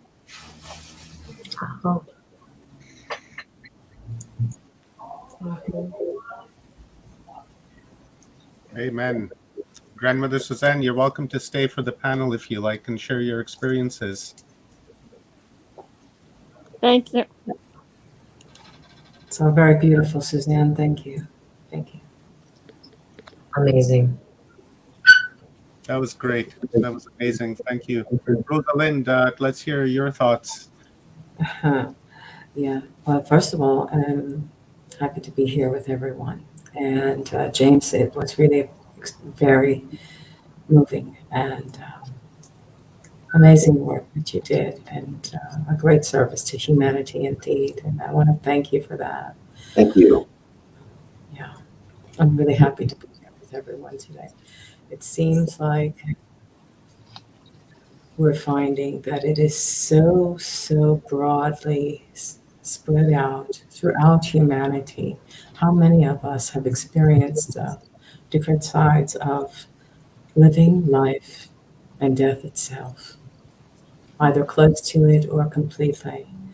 I myself have had a few experiences. And even as an infant, which I was informed I was pretty much turning purple. And they just barely got me back to the hospital as an infant. And I had whooping cough. But many incidences happened since then. And at 16, I had kind of a, let's say, post-traumatic stress kind of childhood that left me with post-traumatic stressed adulthood and adolescence. And I was, well, doing a lot of things. It's a long story, and I probably will be putting it all in a book. I'm already working on that. But, I think we can get involved in a lot of things because of stresses, because of bad experiences in our lives. And I had some of those in my childhood. And without naming any specific names or anything, just to for the respect to others. And I went and tried, I tried some drugs, and also cocaine, to be specific. So I'll make this actually real. And different things like that. And also being overweight. Okay, these are things that drive us to try to fit into something or be more accepted. I was overweight in school, and boys would tell me, oh, you're so beautiful. If you just would, if you were just this, I would so, want to go out with you. It turns out I like girls more anyway, but that's okay. But I've tried everything. I think in this lifetime, there is no discrimination on anything. I think we came through as a flower, we came through as a man, we came through as a woman, and many things. So we've tried everything. But I think I had some other experiences that went and against me as far as unwilling things. And those kind of things, like we would say rape and things like that, are many things that can happen in your lifetime. Trespassing a person's being can drive you to just, I guess it can culminate you into doing different things. And starting from being a youth, and that I went into over-exercising, just way too much. And that and just the drugs thing, and also anorexia, bulimia. And that is one of the biggest things out there. A lot of people have gone through the anorexic, bulimic. So I really connect. I actually, spiritually and energetically, a lot of times people come to me or I connect with them because I feel them on that deep level because I've been there. So I had gotten to a state where I was over-exercising and not eating anymore, and I was just a youth at home with my parents, just they and I. And they were sleeping this one night, and it had gotten to the point where I was so thin, I think I could get a size 5 belt wrapped around my waist twice. And, this particular night, as I was like 16 years old, 17, I felt my lungs collapsing, and I wasn't breathing. I couldn't breathe anymore. I felt it just, I knew, I was informed that everything was shutting down and I would be just closing up shop. And it was extremely, I don't know how I did that, but I was so calm about it. I think because when you're having such an extreme experience, it makes you pay attention on the deepest level.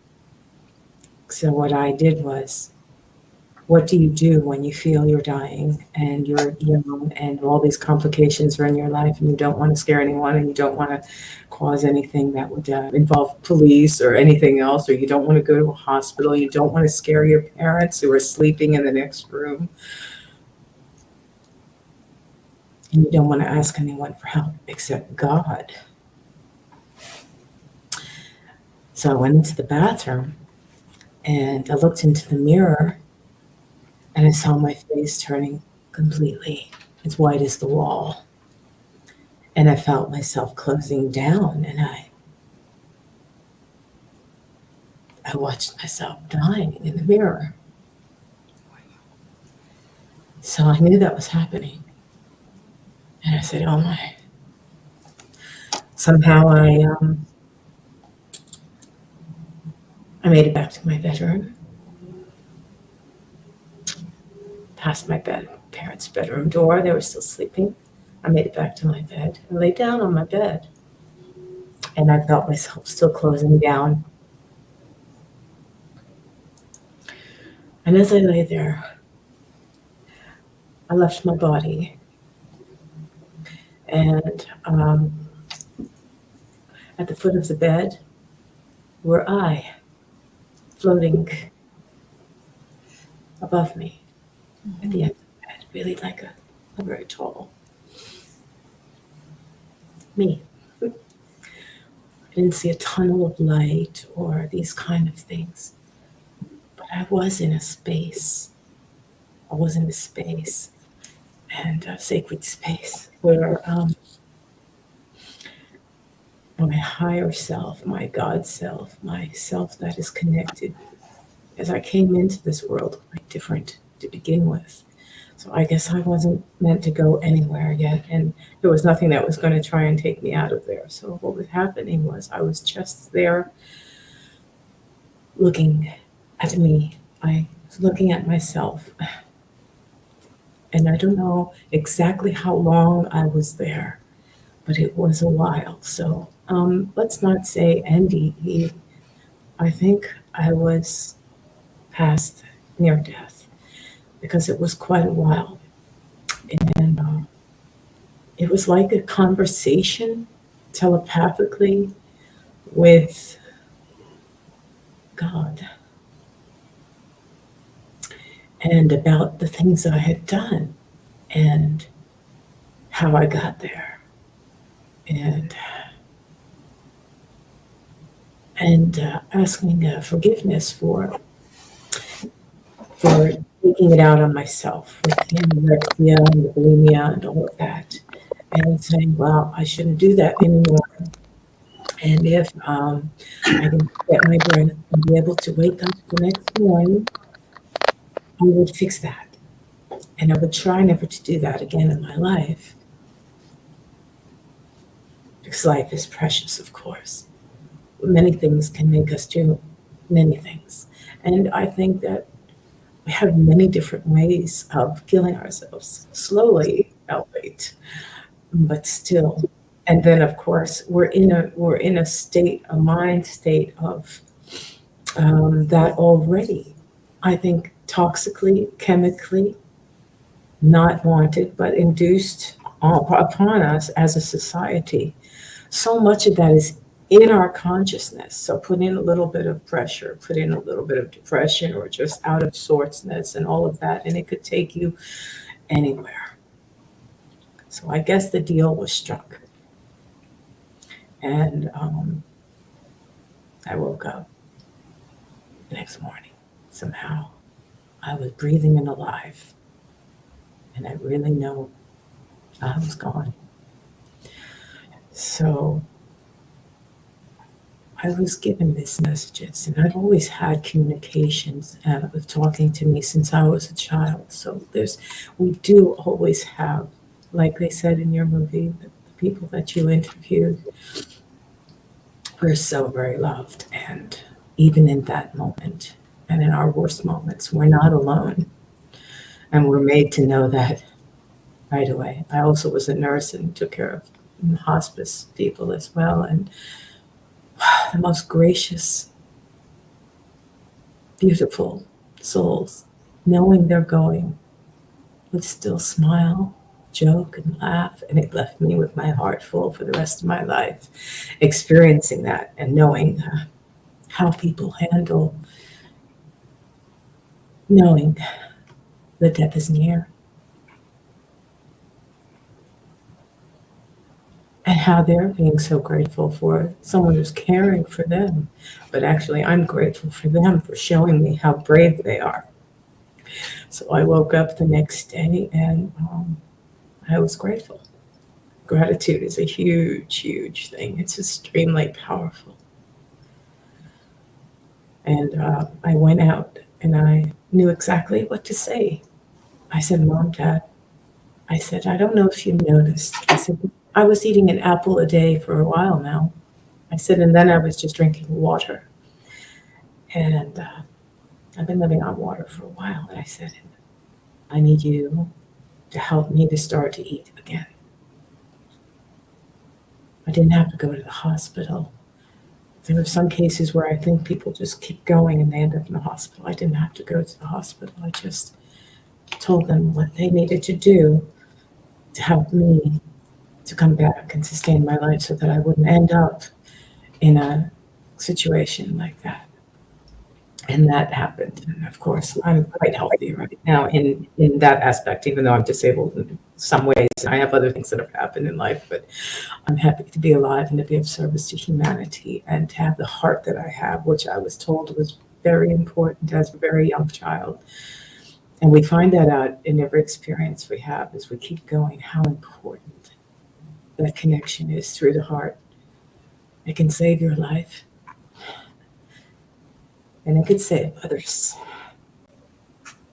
I've had other people come to me as well that wanted to take their lives, and we had conversations, and I said, well, you called me, I'm here. I didn't come to save you. But in the end, they're still here. Sometimes it's all it takes.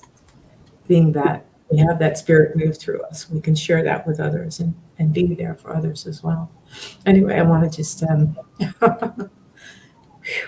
life is precious. No matter who and what we are. And thank you, James, for And thank you for sharing, Star Sister. That was beautiful. Really appreciate it. That was really, really emotional. You got me fighting the tears back here right now. But this is a safe space, and we can share our emotions and we can share our thoughts, knowing that we're not being judged and that we're being supported. And let's hear from Grandmother Suzanne.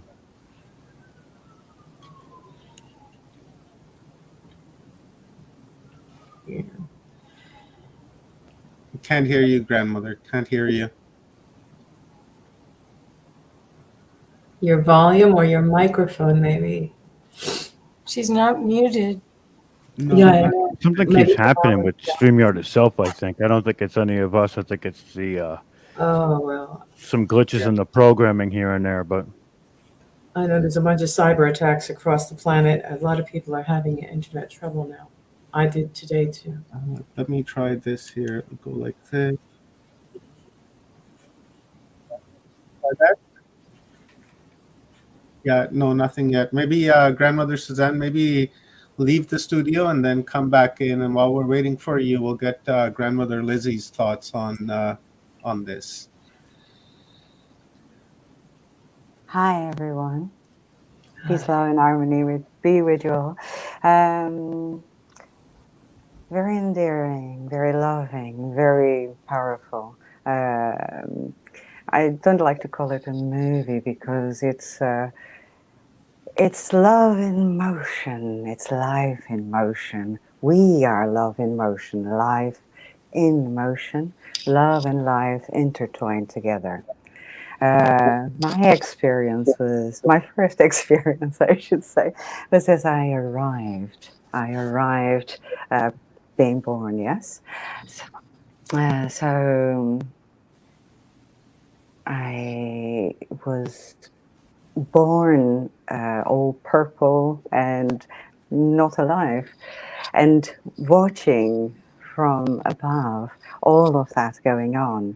My mom, the doctors, my purple little body, and there was no death, there was no fear, there was only love. And actually, from my remembrance of it, there is joy because I had arrived and I was on a journey, which is what all of us here are doing. We are spirit, soul, eternal on a journey. And we arrive here and we have but a moment in this body. Yes, this is our vehicle, and it is our body experience. So as I was watching all of that, I decided to go and check the maternity around. So I went and see the hallways, and I remember the sun shining through the great big windows and the dorms where people were laying down in bed. Now, I know this happened, not just because I was told of how I arrived, but also because I had this deep knowing, deep memories within me. And that maternity, it had been closed for a few years. But I did, a few years ago actually, a research and try and find pictures of it. And to my awe, I saw the hallways with the great big windows and the nurses in their dresses and headgear, just like I was watching all of it in spirit, in a joyful moment as I was watching all of that, knowing that at any time I could be recalled back into the body or not. But there was no fear, because life and death is life. Yes, there is life and death, which I like to call life continuum. It's a continuation of life. It's an eternity. We are spirit soul having but a moment in this body. Wow, that's beautiful. That was beautiful. Thank you, Grandmother Lizzie. That was amazing. It's really, Thank really you. amazing. Do we have audio from Leanne yet up there? You're muted, huh? Do we have audio from Oh, Leanne? there we go. Yes, we do. Yeah, awesomeness. Awesomeness. Let's hear your thoughts, sister. May I just 1 second, because I'm going to have to leave. I really had to come in because this was calling for me and I had to say something. But I have to leave because I have a radio show waiting for me for 2 hours, and then I'll be back with you guys and girls. And thank you for listening. Thank you for your sharing. And I love you all because we are so connected. We are a tapestry of life that we weave together in all our experiences. And this is what we are all here doing, sharing it with love. So I have to go. Sorry for leaving, but I have to. But I had to join in as well because my love was drawing me towards all of you. Thank you, Lizzie. Beautiful. Thank you, Grandma Lizzie. Thank you, sweetheart. I love you, Stone. I Hi, love you too. Amar. Hi, everyone. My love is with you. Thank you. Thank you. Love you. What do Have I a do? beautiful Just press. day. Yeah, there we go. Yeah, Okay. Grandmother. Bye. Let's hear from our star sister, Leanne Curtis. Well, I can't. From our star sister, Leanne Curtis. Uh-oh, what's happening there? Okay, I think maybe It's okay. We have background echo. We're good now. Yeah, go ahead.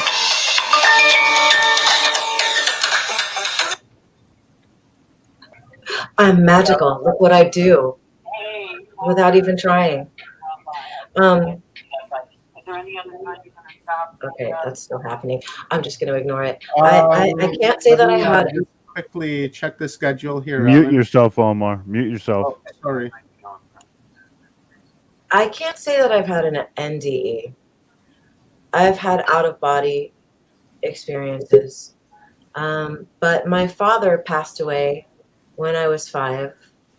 And I have been taking care of my mom, who's 98 and has Parkinson's. And I've been here for 3 years now.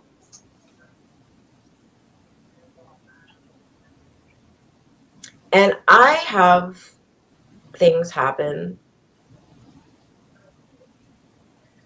like having to stop in the middle of a room and look at my birds and say, tsu, tsu, tsu, tsu, tsu, tsu, tsu, tsu, tsu, tsu, like getting caught in some, I don't know.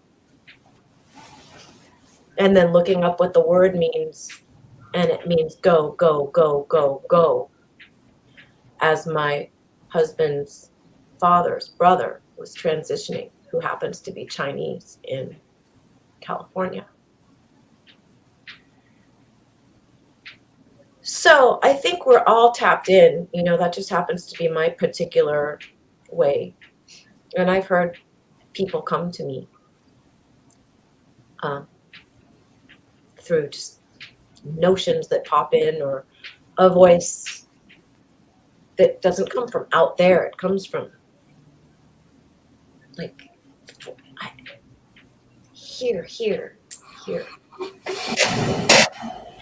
But this film was very moving.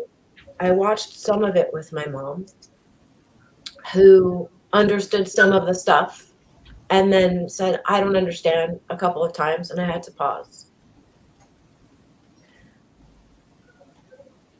But being so close to, whether it's tonight, next week, next year, a transition of somebody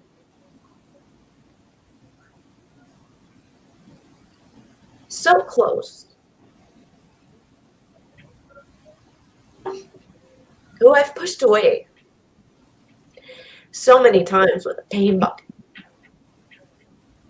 expressing myself verbally, violently, having to forgive myself in those moments, and listening to these people speak and wondering how I can say such vicious things, and then wondering with my ego self, like, if my life review is going to be like scary and really, pardon the French, fucked up because how mean I've been.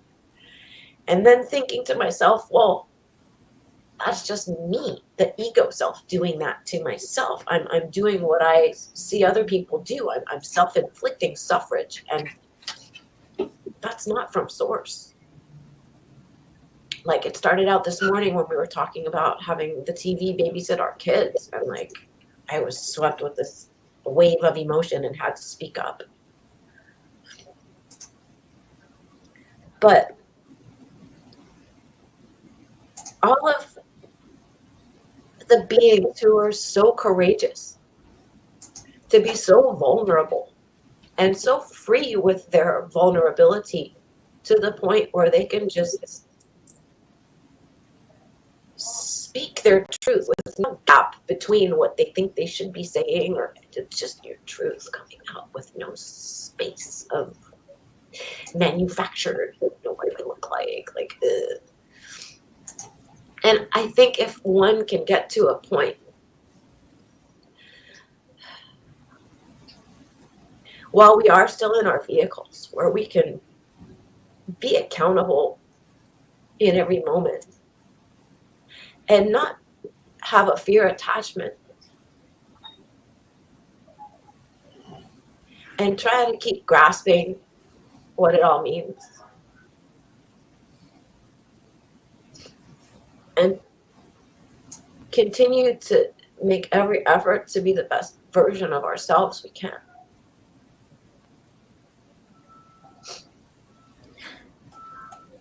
And alleviate our own suffrage, self-inflicted, so that we can be free to help others and try to help them do the same, free themselves from themselves.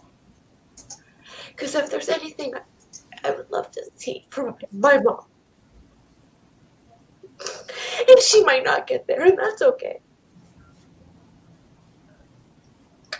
is to get to a place where she cannot inflict self-suffrage with the ideas that she continues to cuckold, because she was programmed in a way that allowed her to stay in a fear vibration. But it really helps. It really helps to know that when she does go, she'll be in such love.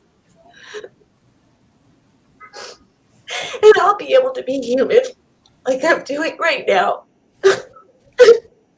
And that'll be okay. And it is okay. And thank you, James, for putting this movie out. And to anybody who puts content out that allows somebody to feel. Because being alive is feeling. And feeling is being alive. And I think people just look to feel alive with all of these things that they look for. Just all they want to do is feel alive and in love. So I just want to thank you so much for letting me speak and tell you how grateful I am to be alive in this vehicle and experiencing all of the pain and all of the bliss and all of the everything. Thank you. Thank you, Star Sister. That was very, very emotional and heart touching. You got me fighting back tears over here. Same I know here. your struggle, We and love you, Leanne. and you know, I have so much respect for you for what you're doing. A lot of people don't do that, so lots and lots of respect and love for you. So thank you for sharing that you know, something so personal with everyone. So I really appreciate it. Let's get some words of wisdom from Grandmother Suzanne. Well, I'm wondering, before I speak, I'm wondering, James, I'm feeling that you have something you want to share. Is there something that you would like to share right now? And let me That's echo. okay.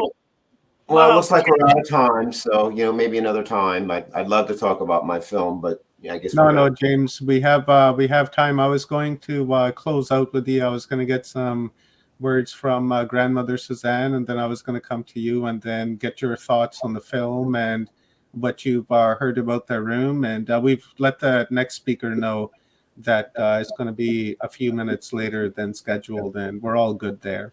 So, all right. I'm also very interested. I didn't put you on the screen just for your good looks, brother.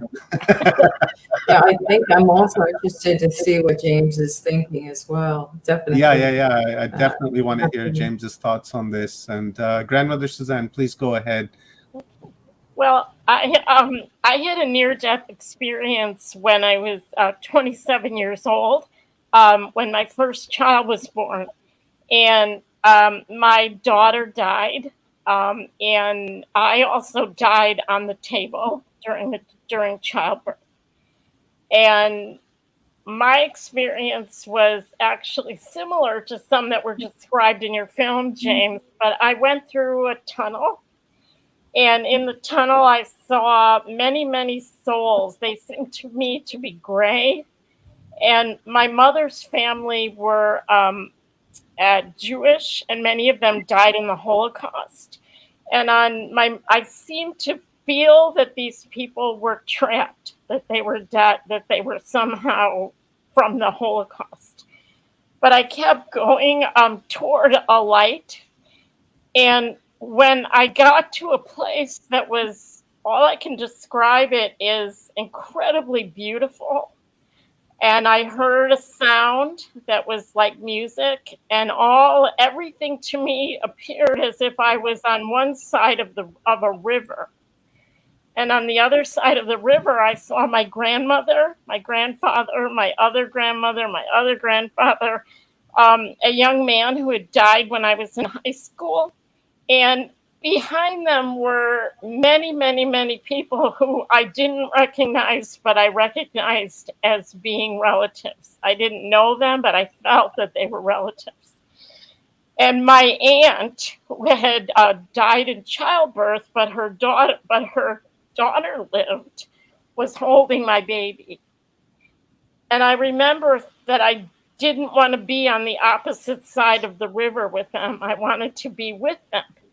And they communicated to me, as has been described in your movie, so beautiful, James, telepathically. They just said, you're not done yet, and you have to go back.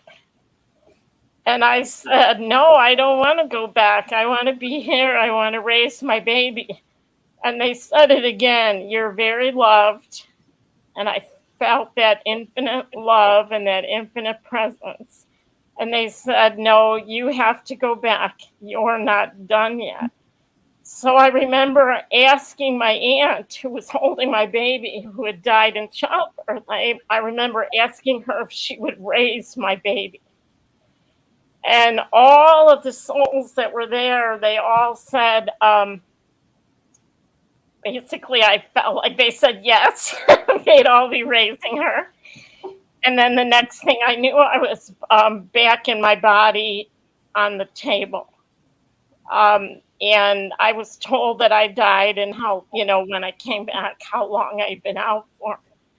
But years and years later, I went to a place called the Gates of the Gods in Peru. And it was a portal. I believe it was a portal. And we did a ceremony there. And I hadn't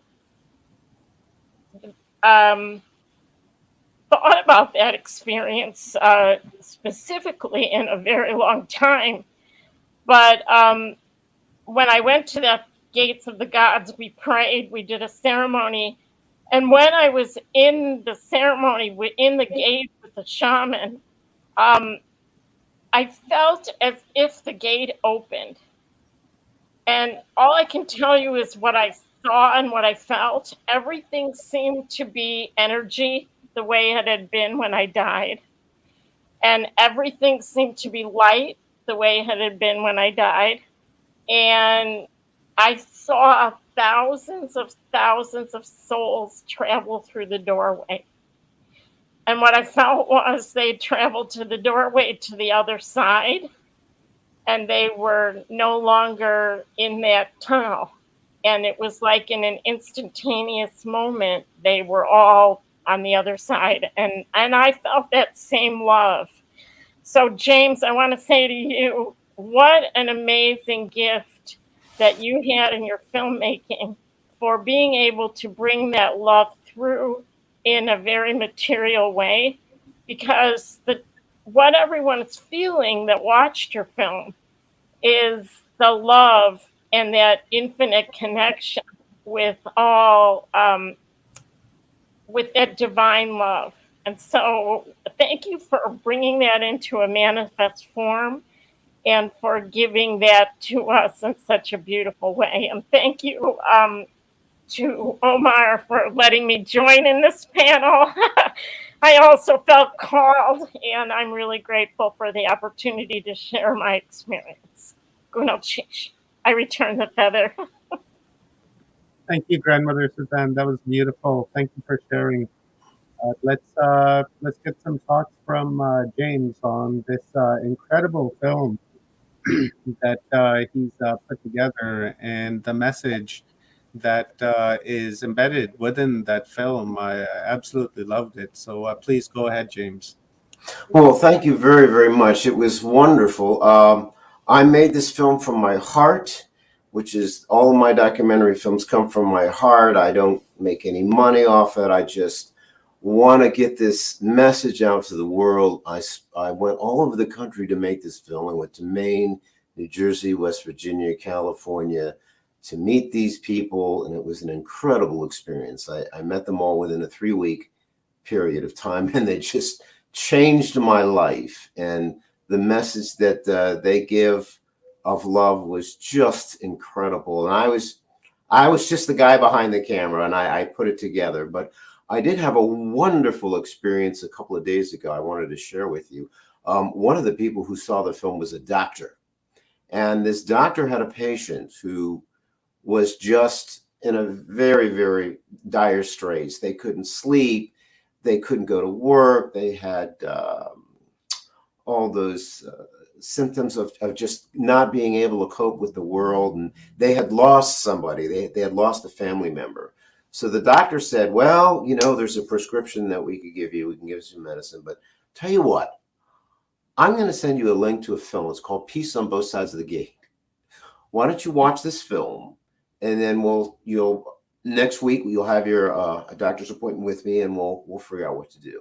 Well, that person came back a week later and said, I don't need any of your medicine. I am not scared of death anymore. I'm back to work. I'm functional.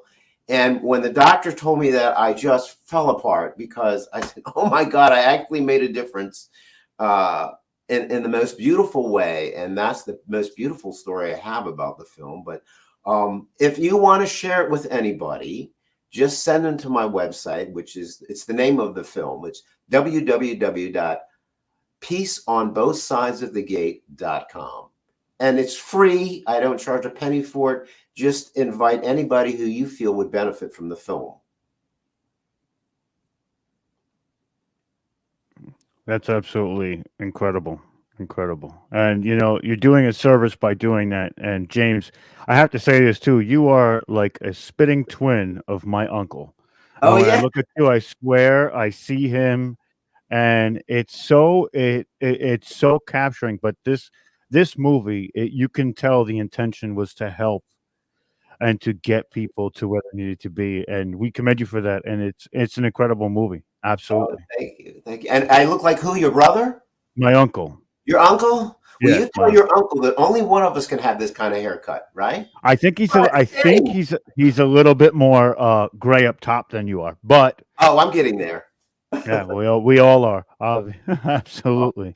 Great, thank And you. I want to thank all of the ladies and Omar for this incredible panel. It is moving, it's riveting, and we were surrounded by the divine feminine just now, and it showed all of its intellect and power and the vastness of emotion and the depth of all of their souls. And I appreciate all of you and love you all. Great, thank you. We love you too. Thanks, and thanks, James. Really amazing what you've done. Thank you very much. Thank you, James. And you got a That was, sparky personality. Thank you, James. Thank you, James.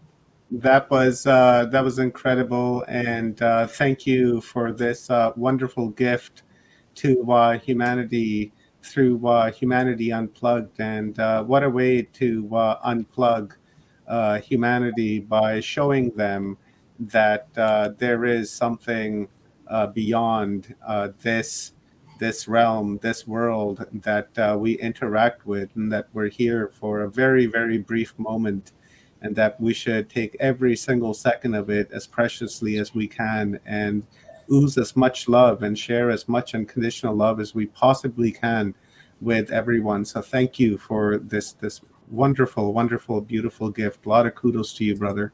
It was my pleasure. My pleasure.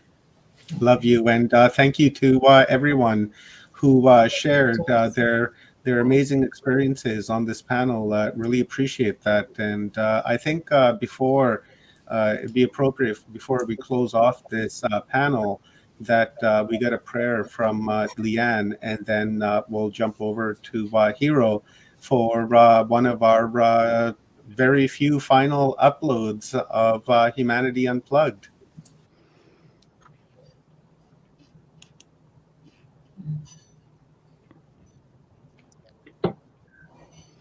Is my sound still working? Yeah, we got you. Thank God. This time I won't cut my own head off. All right.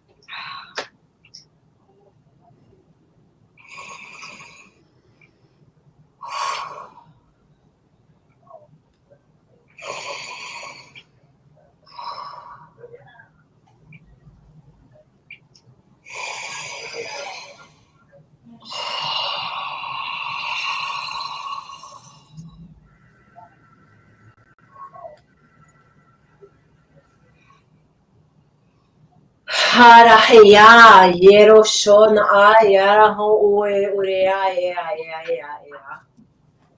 Tokore ena ha hare o sho oko ore na I ush urna ayega ishteka yera. Tekane a hare ush no ware eteke inkatur ushaye enganur. Te yare ware ega ush urne yiga akira baka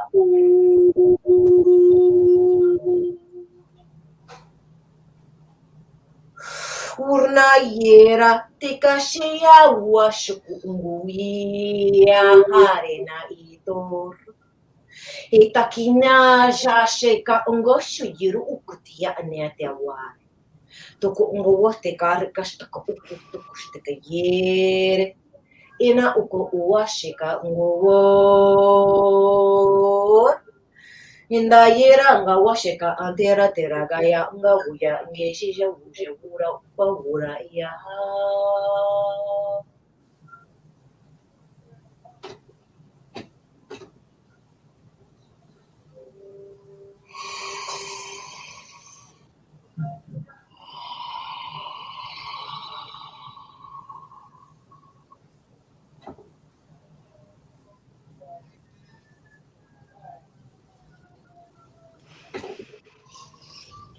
Thank you. Thank you, Leanne. Fantastic, fantastic. Felt Thank that. you. Thank you, everybody, for being on the stage for this panel. We are going to go to the next speaker, so thank you all so much. Yeah, thank you very much, everyone. Your service and contribution to Humanity Unplugged is greatly appreciated. So let's get a download and an upload from Hero. So I'm really looking forward to this. Absolutely. Let me get into the bio stage first. We're gonna let you know who Hero is before he comes on. So Hero, the leader and medicinal practitioner, exorcist of unearthing the supernatural, the first Native American group of the paranormal investigators who utilize ancient teachings and techniques combined with modern technology to make contact with beings on the other side. Having been ordained in the traditional ceremonies to speak and interact with beings of all realms. Hero brings to the group over 20 years of traditional Native American experience with influences from many tribes. Wielder of a sacred death mask, he utilizes the cultural life ways along with modern technology to bridge two worlds.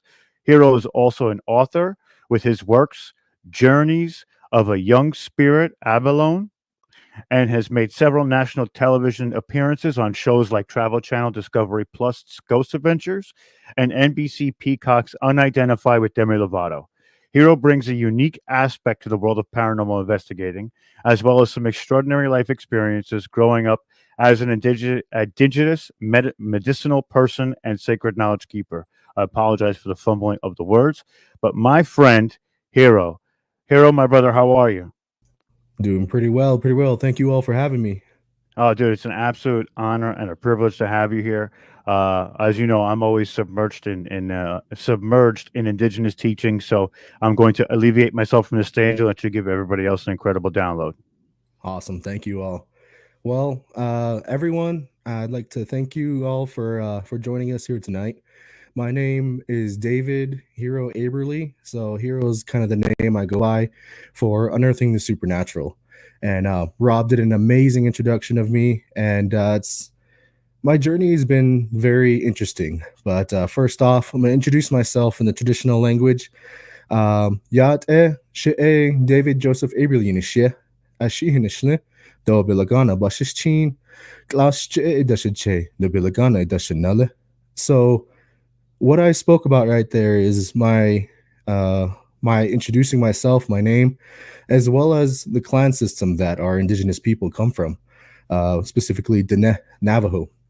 So tonight's kind of presentation, tonight's topic that we're wanting to talk about, and the title of it is actually Sonsit Glaciet.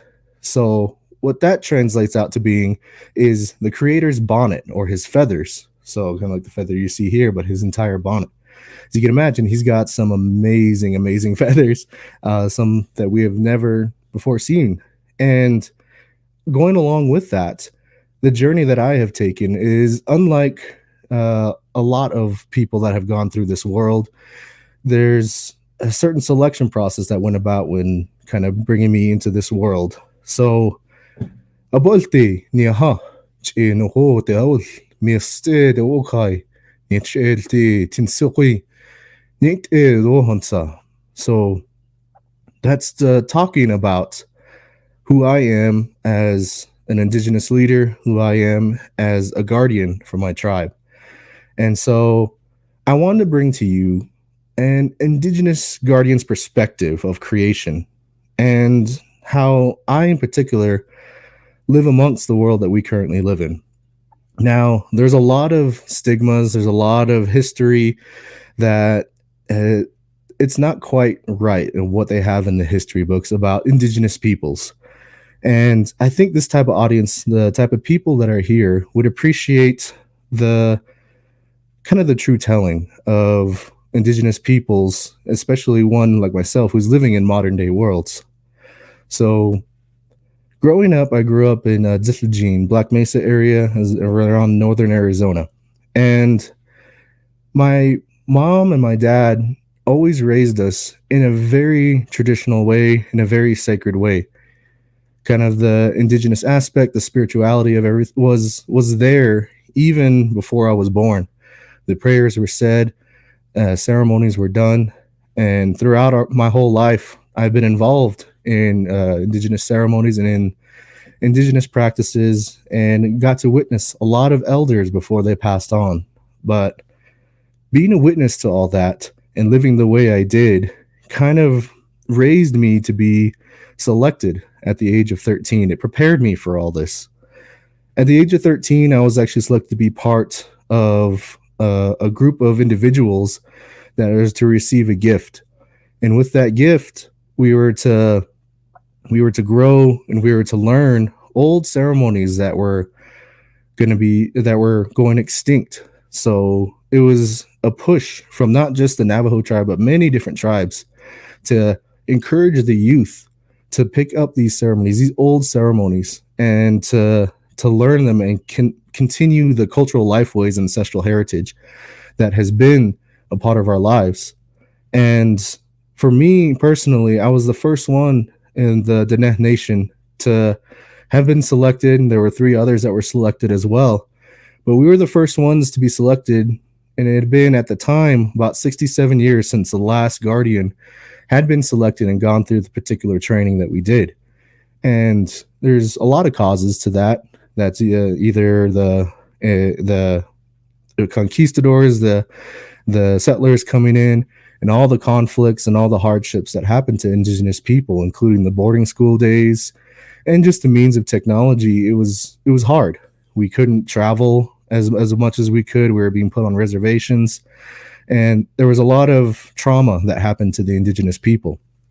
So that program, kind of the sacred lifeways and the sacred council that was kind of keeping these ceremonies alive, it had to halt for a while because there was a moment in time that kind of scarred the nation and scarred us as people.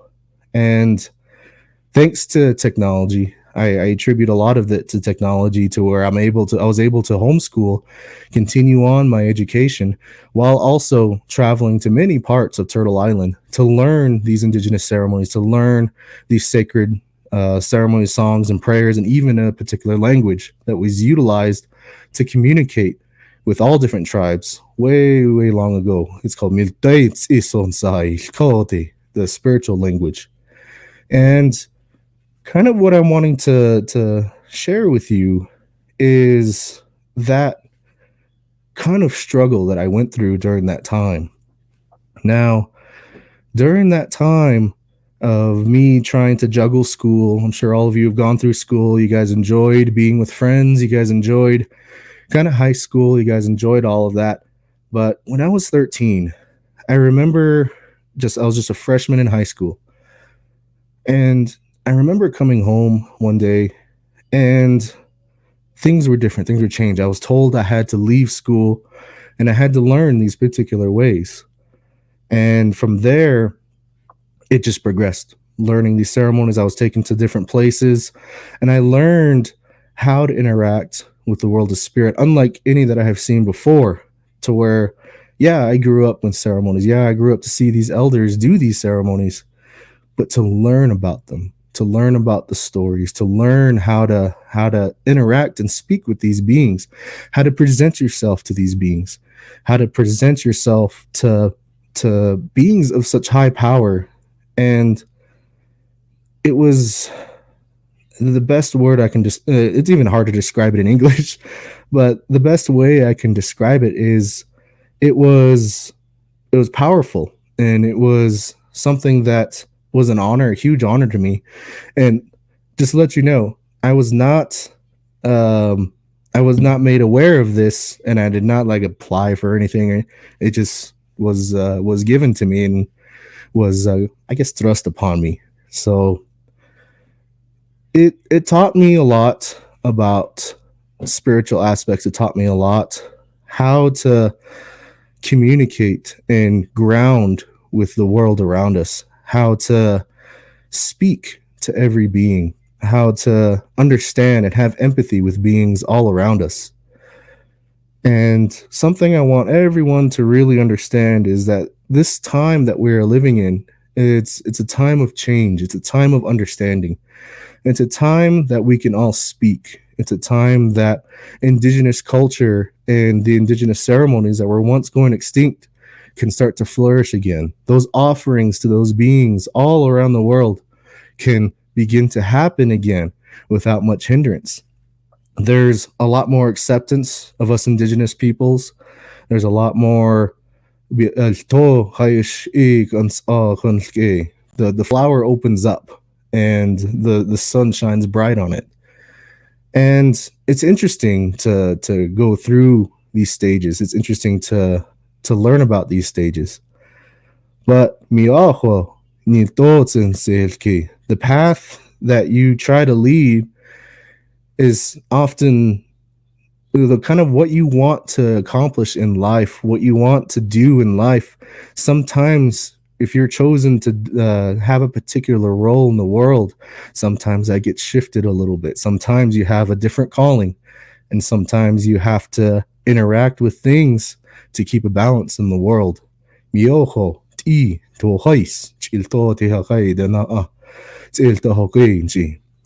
So right now I'm a college student. So I'm going to college. I'm going to be graduating with my associates this spring, and going to be going to the University of Arizona to study computer science and minor in physics.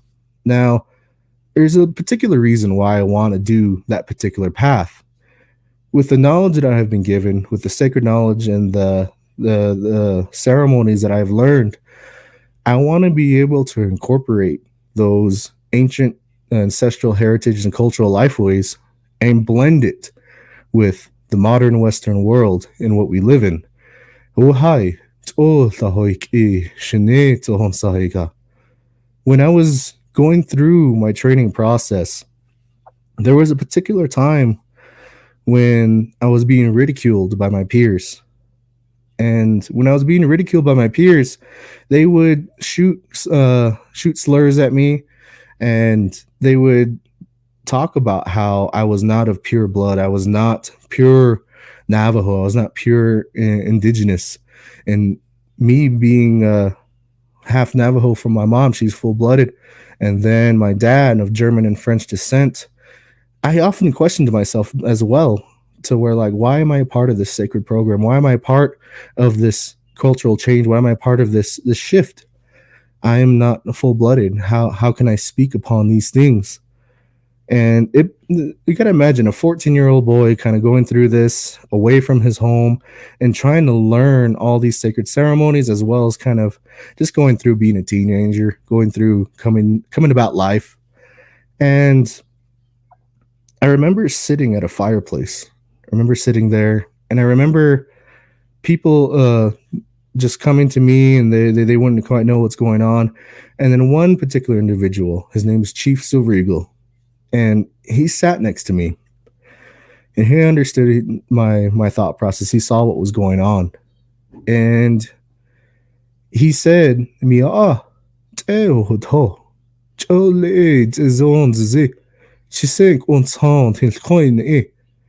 he said, "Young one, I know what you're feeling. I've seen what's been going on, and I understand your sadness. I want to tell you something. How you were selected, how all of you were selected, was a very sacred process. We had to look not only at you and how you grow up and how you came to be, but we had to look at your mom. We had to look at your dad. We had to look at the family lines going all the way back, and the type of people they were and how they raised you. It's very special. You have something that your other peers don't. you have an understanding of the traditional ways as well as modern Western teachings. He says, I encourage you to blend those worlds together, to blend it together and make something completely new. And so that's kind of what I'm trying to do when I'm going to school for computer science as well as for physics. And I want to be able to go into quantum theories, quantum epistemology, and be able to talk about indigenous sacred science and be able to talk about the quantum theories and explain these quantum theories in a traditional way. So that's kind of my path that I'm going on, as well as being an advocate for the holy people, being an advocate for the spirit people, being an advocate for the lands and the many realms and dimensions that kind of span this creation here. And it's a very interesting process. It's a very interesting journey that I've been on.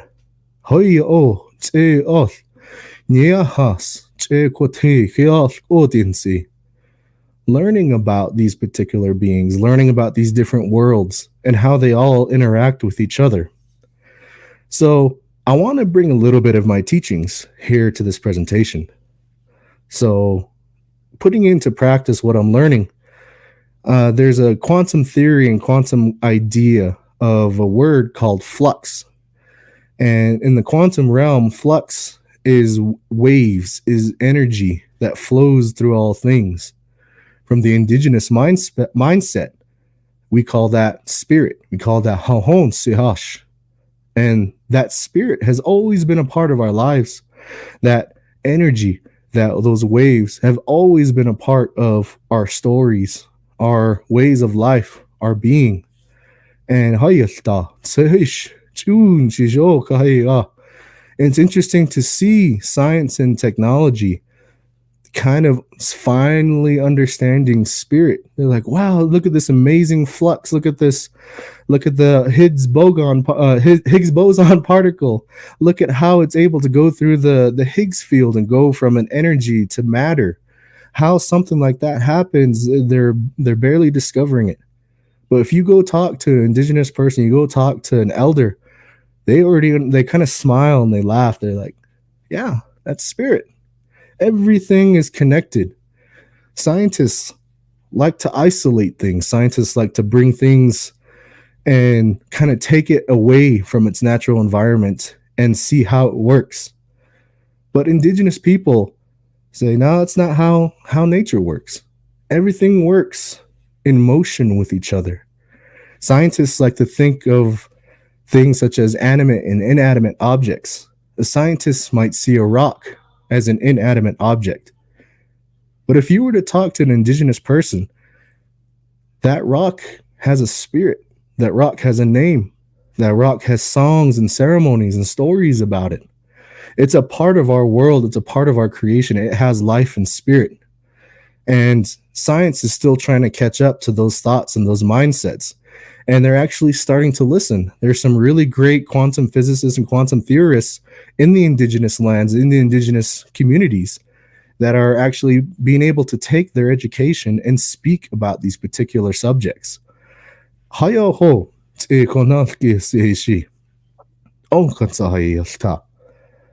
So think about that a little bit.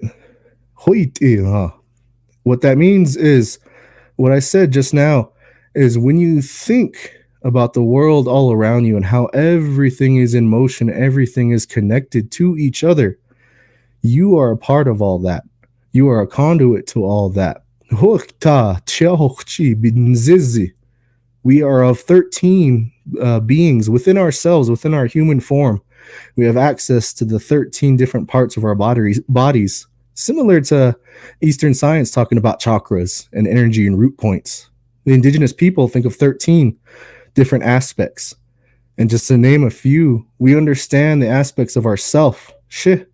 We understand the aspects of spirit, of our spirit within ourselves. We understand the aspects of DNA, of our ancestors, on how everything our ancestors have learned up to the point of passing on their genes to the next generation. From there, all that knowledge they have was given to us and is within us. So we have all that knowledge already within us. We think about behind us, our ancestors, those who came before us, and the path that they laid for us, the songs, ceremonies, and prayers they laid for us. Then we think about ourself in the now, in the present. How are we interacting? How are you listening to these words? How are you kind of feeling what I'm teaching right now? The present, what's going on? What's around you right now? Then you think about the future.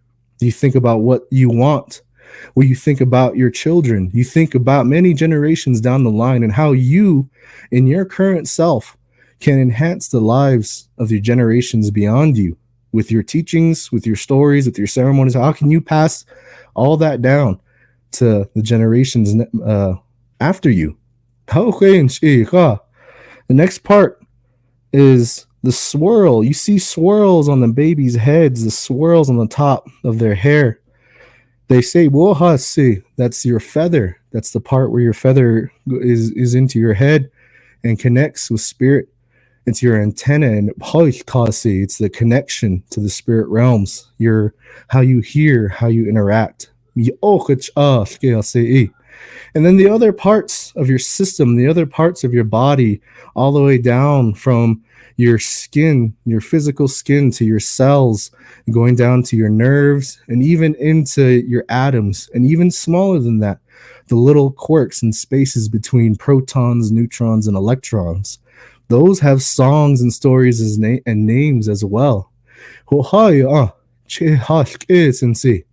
you perform healing, how you perform your prayer on a patient or on someone that is needing of help. You're trying to get them back in balance with all 13 realms of that person, of that individual. You acknowledge all that. So with this presentation, it's taught me a lot. With this life that I lived, it's taught me a lot.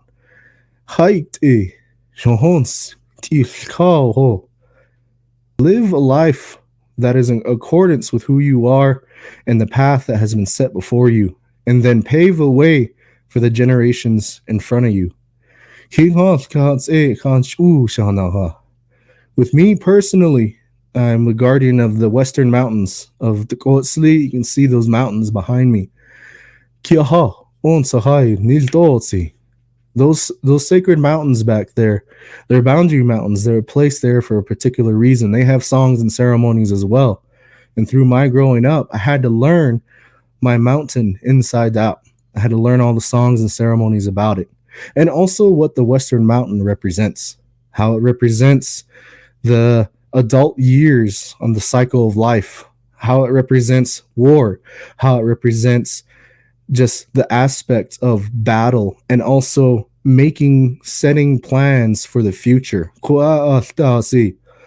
So the particular ceremonies I came about learning was, unfortunately, had to deal with death.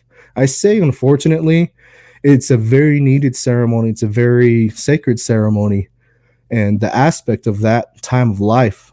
But I say unfortunate because it jerks my heart, and it jerks my emotions to see people go through that particular phase of life. And there's a lot that goes to it, and there's a lot of aspects that transition on into the next world, into the next journey. A whole sacred process that happens when someone goes to the next world. And then what happens if that sacred process is not completed? If there's beings that still kind of linger around or are stuck, or maybe haven't gone to their next journey spot.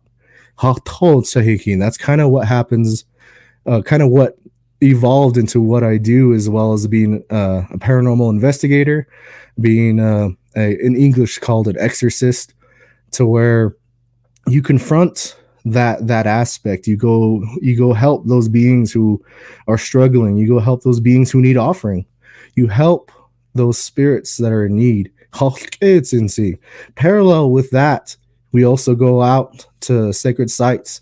We go to a lot of these sacred indigenous places, and we do ceremonies and offerings to these beings that are starving, beings that have been almost forgotten, beings that cry, beings that say there used to be people that come all the time and do offering.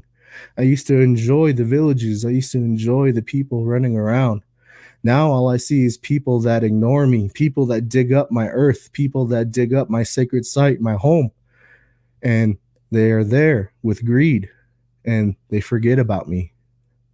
So with us doing what we do, we try to bring a balance to that. We acknowledge those beings. We acknowledge the beings all around. There's a lot more that goes into these teachings. There's a lot more that goes into what we do at Unearthing the Supernatural, what I do as Hero, and also what I do as David Aberly. So I'm going to go ahead and kind of wrap up a little bit of the presentation and open it up for questions if people have questions, and just bring up some amazing topics. So thank you, everyone. Thank you for listening to my words.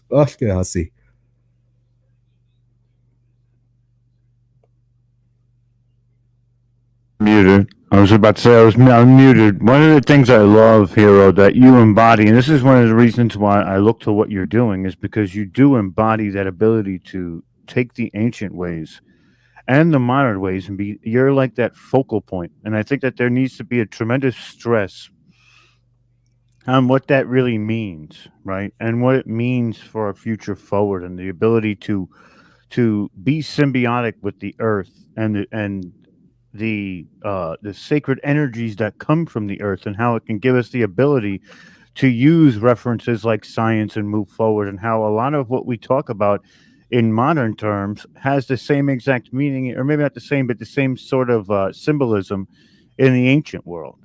And I think that that's something that's just absolutely incredible. Definitely, I agree. It's an interesting to be a part of this particular time period, because we're shifting into which is kind of the electrical world, the thunder world in a sense. We have technology. We're speaking from worlds apart. How they used to say communication of spirit. Way back in the day, they used to be able to travel in spirit and be able to travel immense distances with their physical bodies still miles and miles and worlds apart, and they can traverse and speak in spirit. But we're kind of doing that now with the internet, with technology. And right now we are worlds apart, but we're still able to speak and commute and speak to the entire world. And how spirit, how energy interacts with all that, it's a whole new ground. It's a whole new playing field that we as humans, that we as spiritual people are having to learn to interact with. Absolutely. And, you know, one of the things that we see a lot of congruency with in our collective is the meditations, and how the meditations lead us to guides. And those guides could be our ancestors, or those guides could be of a different etherical, I guess, dimension. And we have to learn how to communicate properly with them. So there's a lot of what and a lot of indigenous people do what they call like this, the spirit walk, or go out into the woods and connect with the entities around you, in a sense. And that's kind of what we do now. And I think that that's a very big step in the right direction, with being able to traverse these extra dimensions and these realms. And you do a lot of that with your paranormal too. So how is your ancient teachings helped you in identifying some of the different, I would say, spirits in the paranormal world as well? So yeah, there's a lot of stories and songs and ceremonies that deal with different parts of Turtle Island and interact with these very different dimensions and these spirits from these different worlds. So when we go to a haunted location, or we go to a paranormally active location, we always say, think beyond written history. Think beyond what was there and what is written in the history books. Think beyond people, even humans walking about the earth. Think about those beings that are there. Think about the nature that is around. We see and acknowledge these beings. And a lot of times that's all they need is acknowledgement. And going into these sacred sites, these sacred areas, we go with a different mindset than most other, I guess, paranormal investigators do. We go with respect, and we go with the knowledge and the abilities to actually make change. We go with and And with that, you can talk to more beings than if you were just a regular person just going with a camera and I guess going to like Disneyland. You're instead of going there for entertainment, you're going there to provide solutions.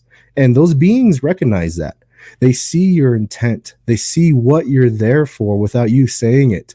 They can read you. They know who you are just by your presence and your energy. And from there, they choose to interact in various ways depending on your knowledge. So you'll often see in our paranormal investigations me speaking in the sacred language. And oftentimes these spirits comment saying, I haven't heard that language in hundreds of years. How have you been able to learn that again and speak to us in that way? And I said, it's thanks to my elders. It's thanks to the teachings I've been given. Now I'm here to help you. And no more are these people going to do harm upon you. Let's feed you. Let's help you. Let's give you blessings. Let's acknowledge you once again. And that's what we're trying to do, is we provide an avenue for the spirits to tell their stories and the beings to tell their stories. Those sacred knowledge and those sacred teachings help to identify these beings and help to tap in to the different dimensions that are at a particular location. One of the things that we've talked about when we were talking with some other people, will not be named now, but we talked about your adventure and going into becoming a guardian of this knowledge, and how it was a lot of sacrifice, but in the long run, now it may not seem like a sacrifice. It was sort of like a disconnect for a while, but now you've got an intricate knowledge. I mean, if you want to go into that just a little bit of what it took for you to garner that title of guardian. I mean, it was truly incredible. There was a lot, that's for sure. A lot of hardships that my peers and I kind of went through to go through and earn the markings of a guardian, which is what you see on my face, the tattoo markings, as well as on my body. There's being able to completely disconnect from the world. From moments, I still did my homeschooling and still had my laptop sometimes, but there were often times where we had to put that aside and we had to, okay, you're in nature. You have to survive now. One of the key moments was being told, you have to survive without any fast food, without any grocery stores. You have to hunt. You have to gather. You have to live one with the world around you to survive. We're not going to get you food. And we had to live like that for an entire month. And that kind of brings about a different shift, a mental shift and a spiritual shift in a particular person. When you don't have open access to the ease and commodities that we have today, you are forced to, in order to survive, to hunt. You are forced to survive. You are brought down to the level of the ant, they say. You understand even the grass. When you go thirsty, you're fasting or you're kind of trying to survive, you're surviving. You understand what the plant feels like during droughts. You understand what the ant feels like trying to fight the world around you and just survive and do what you have to do to survive. That makes a completely different shift. And incorporating spiritual teachings, incorporating spiritual knowledge, all while in that state of mind, is the perfect avenue for learning and connecting to the worlds around you. And I am grateful for the worlds around us as far as technology now. It taught me a new kind of like, I'm really thankful for that McDonald's sometimes when you're really hungry and you need a cheeseburger. Absolutely. Right. So, but trying to live in that holistic way, trying to understand that and really be one, I guess people nowadays, they call it grounding, but to live that way of life constantly, every breath, every beat of your heart, every moment of your life, you're living in prayer. Everything you do is a prayer. What do you do with that time? What do you do with that prayer? And are you representing your ancestors well? Are you representing the generations to come well? I love that too. Another thing that we talked about during this time that we had together was the difference now of coming up with a lot of these teachings prior to now, where it was a lot more sacred in the sense of not giving it to the world as a whole, in a sense of keeping it within the tribe and making sure that it was long lived through tradition of the tribe. So, what is the difference now with coming out with a lot of these different teachings, and why is it so imperative that we do this, especially right now? So before, you have to understand that there was a balance that was had along this earth to where people did interact with spirits and beings on a daily basis, on a constant basis. It was a complete cohesion. It was a beautiful place to live in, to where you lived one with nature, one with spirit. And when things changed over the last few hundred years, it was a separation, it was a struggle, it was hardship, and there was that detachment that happened. So before, we kind of kept those to ourselves because we knew every tribe had their roles, every tribe had their protections and their ceremonies of what they did to maintain their particular ecosystem and their particular lifestyles. So they maintained those ceremonies and those prayers before. But ever since everything that's happened over the past few hundred years, it's changed to where, like I said, the spirits are crying. They don't have that interaction anymore. They don't have those offerings anymore. And so the elders sat back, and I was part of that meeting. We sat back and we talked about, we said, hey, I'm going to be really blunt right now. There's no getting rid of the settlers, no getting rid of these people here. They're here to stay and they're here to live amongst us. So why don't we try to teach them a little bit? Don't give them everything. Still keep some things very sacred to us, but teach them enough to be able to interact with those beings, to be able to react with respect and interact with that respect and interact with that acknowledgement of the world around them, and make them aware of their surroundings, to take care of their home, to take care of their families, to take care of the places that they live, their environments, and interact with those beings. So if those beings do interact with people who don't know, there is an avenue, there's a place for people to at least understand the basics of those interactions. That is one of the things that I truly love too, is learning of those ways, because it's purer for me. It's more natural for me. It makes me feel, again, connection to that, to the mother, to the earth, and I admire that. And something that I always look for when I'm studying too is the cultural references and how specific stories hold a wondrous dynamic of meaning, not just one meaning. A lot of the, indigenous peoples, when they talk about their traditions, their oral traditions, there are the stories, and those stories have so many different meanings when seen through so many different guises of each culture, where it came from, where it settled, and what would be your advice to try and give to this community that's watching now to try and get to more of that balanced place? So my advice to the community that's listening right now is to step back away from stigmas, away, I guess, empty your cup. There's a certain communities and there's certain people who practice certain ways and are following what was talked about on a blog post or talked about by someone who doesn't quite have everything there.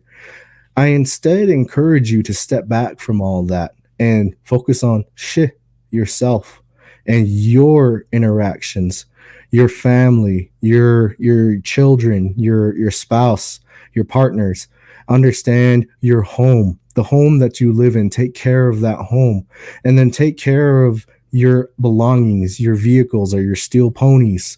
Take care of yourself and your mind. And when you learn to respect yourself, you learn to respect everything in your immediate environment. It just spreads from there. Understanding self-respect, understanding self-love, and understanding what that means is practice breathing, practice your understanding how your blood work, how your cells work, how your mind and body and spirit interacts, and respect that. From then on, whatever you interact with or whoever you interact with, you're going to have that respect as if it was yourself. So, teach respect to those beings, teach respect to your environment. And when you go in and you interact with those things, they understand and see that as well. That's why I thought of you in one of in this moment. I've heard you say that before too, and that's why it was kind of a setup question. I knew you were going to answer it like that, and I loved when you answer it like that. I do that sometimes. You know how I do it. It's an interviewer, but Right. that's why when we had this event, you were one of the first people I thought of, because this is Humanity Unplugged. Explore the internal. And when we explore the internal, we understand the facets that are within our own body, our own consciousness, and how it connects to the physical. And that is where you gain the respect, by understanding. Definitely. And my journey in learning isn't a testament to that. Our very first years of learning about how to become a guardian, we had to learn those survival techniques. We had to learn what it was like to be hungry, what it was like to be thirsty, what it was like to not have energy, what it was like to fight for yourself to survive. And once you fought to survive for yourself, you could take care of your group, you could take care of your peers, your family. You understand a whole new aspect of yourself. And from there, teaching can continue to outward expansion, to where you learn inward out. And then you can start learning about the universe. You can start learning about ceremonies and how everything interacts. But if you don't have an understanding of yourself, and if you don't have an understanding of your spirit and how you interact with your little environment, you're going to struggle. And these beings that want to take advantage of that, they will take advantage of that. Make yourself strong first. Make yourself a warrior first. Then you can go out and interact with the world. There couldn't be more sage advice that I could give anybody. That hits the head every time, because even, we talked to Phil Gruber, and one of the things he says is that the activation is in the information, and feeding that internal the information it needs to coexist and properly go about the things it needs to do. Again, you also see the world around you with a different respect, which is what you were talking about when you were in the mountains and doing the guardianship type of training. And that work for you will never be done. You will be a guardian forever, and you will pass it on to others, which is also something we have to look at, that you've done the self work. So now you have the ability to affect generations to come. Definitely. So my teachings with that is live your life so that your lineage can remember your contributions to their lives. I always think back to my great grandfather, Hastin Tonjone, and how it would have been amazing to see him on video or to talk with him in a physical sense and be able to just have a knowledge, his library of knowledge that he had, that unfortunately a lot of it was lost. So now that we live in a time to where we can record, we can write, we can present, we can have avenues for the generations to come to resort to be like, okay, that's my great grandfather, that's my great great grandfather.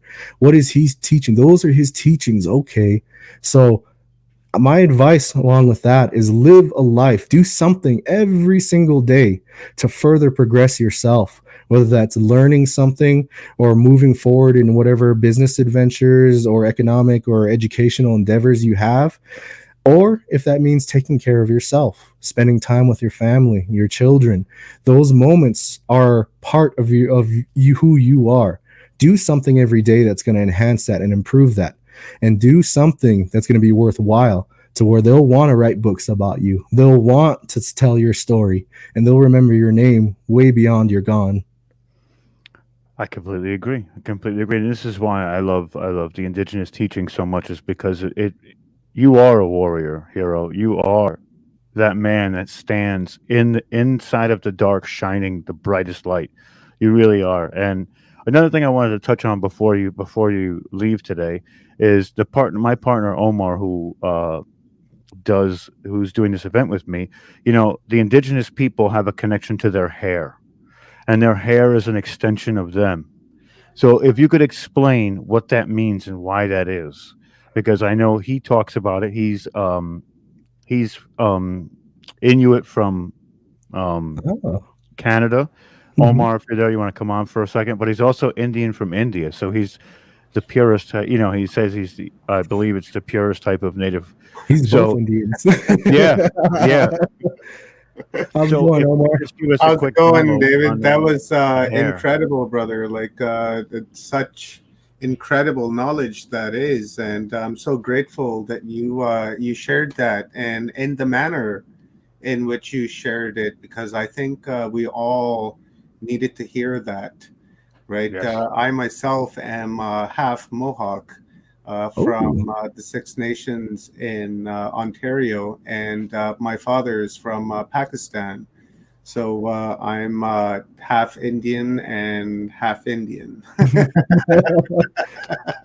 Oh yeah, brother from both sides of the ocean. Yeah, So exactly. Hoping that I can center this through learning and self-awareness, and and help heal trauma on both sides of the world through myself, because I'm seeing myself as a bridge for both cultures that can come together and share beautiful knowledge and reminisce with beautiful knowledge and stories of ancestors and grandcestors. So, yeah, brother, you did amazing. I'm just loving you. yeah, oh, thank you. So to go on Rob's question about the hair, so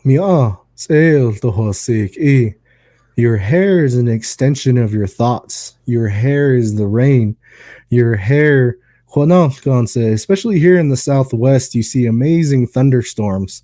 And oftentimes in those huge thunderheads, you see the rain off way miles down in the distance. You see it kind of like a curtain of rain just drenching the part of the desert. And in the hair, this part that you're standing on could be bright and sunny, but you see that thunderhead blessing the land. In that same aspect, our hair is like that. Our hair blesses the land. Our hair blesses the worlds that are around us. It is our connection to spirit. It is our thoughts. Hohafte. It's very important in our indigenous, in Navajo culture, for young women especially to not cut their hair until after their puberty ceremony. And it's also very important to not cut the bangs, because that's the front part of your thought process. Your hair is your identity. Your hair is your spirit. Your hair is your connection to all these different realms. There's a reason I talked about the swirl on your head and how your hair swirls around the feather, or the feather comes into your being, your antenna, your connection. Your hair enhances that. It is in essence a part of your being. So you take care of that. So there's times, it's a very sacred time when your partner, your mom, or someone does your hair for you, puts it in siev, puts it in a bun. And there's songs and there's a prayer that goes with that, how you fix someone's hair, your partner fixes your hair. It's a sense of intimacy. And it's a representation of who you are as an indigenous person, or who you are as a person of this earth. So epic! It's so epic. All of this is just so incredible. Go ahead, Yeah, Omar. beautiful. Let me. I'll share a story here. Here, I'll take my feather and I'll put it on the table here. A few years ago, my hair was past my tailbone. It was like seriously long, and so I decided on my birthday a few years back that I was going to cut it, and I was going to donate it to Children's Hospital to create wigs for children that are going through therapy and such, and shave my face and everything. And it took me a long time to grow that hair. And as long as I can remember, I've always wanted to have long hair. I'd get long hair, it would get cut off, and then I'd grow it again, cut it off. But this time around, I just let it go and go and go, and it just grew up really beautifully. And I cut it off, and I gave it away. And and it was just like a sudden. It was like almost instant that I didn't feel like myself. My head felt light. I felt like I didn't have something. There was something missing within me, and I didn't like it. Right? I didn't enjoy that whatsoever, because at nighttime my wife lays there and plays with my hair. Right? She twirls my hair and we talk, and she just plays with my hair. So it's like a ritual that we have. And we couldn't do that for a very long time because I just, after that, I just let it grow back to where it is now, right? So when you say that you lose connection, to your ecosystem, to the environment, to the earth, I went through that, and several times. But this last time, I was really aware of it, because before, when I'd cut my hair off, I didn't have the awareness that I have today. But this time around, I had it, and it was black day and night, black and white. And I'm so glad that it's come back, because now that it's come back, I'm feeling that I have a deeper connection to myself and to the consciousness that I share for some particular reason. I don't know why, but it just feels that way. And the idea of having short hair again in my lifetime is just not even there. It's it's never going to happen. I'm just going to let it grow, and if it starts touching my feet, I'll just roll it up and right, just kind of fold it and just let it keep going. So never going to happen again. So thank you for that upload. I really resonated with that. Oh, yes. Yeah, I call you Hero. I know your name's Dave, but Hero is my name for you. And I just want to say, you are a hero, my friend, and we really appreciate you coming through and helping us understand your culture a little bit better. And I look forward to working with you more in the future. Let the people know where they can find your work. Definitely. So anyone who wants to reach out or pretty much see what we do, kind of see a little bit of the action, or just to reach out and tell their stories, we do have a website. It's www.unearthingthesupernatural.com. It's there that you can have a link to our YouTube. We have a YouTube channel. You just search up Unearthing the Supernatural. We have a Gmail account, so unearthingthesupernatural@gmail.com. Feel free to reach out. We do our best to respond to everyone.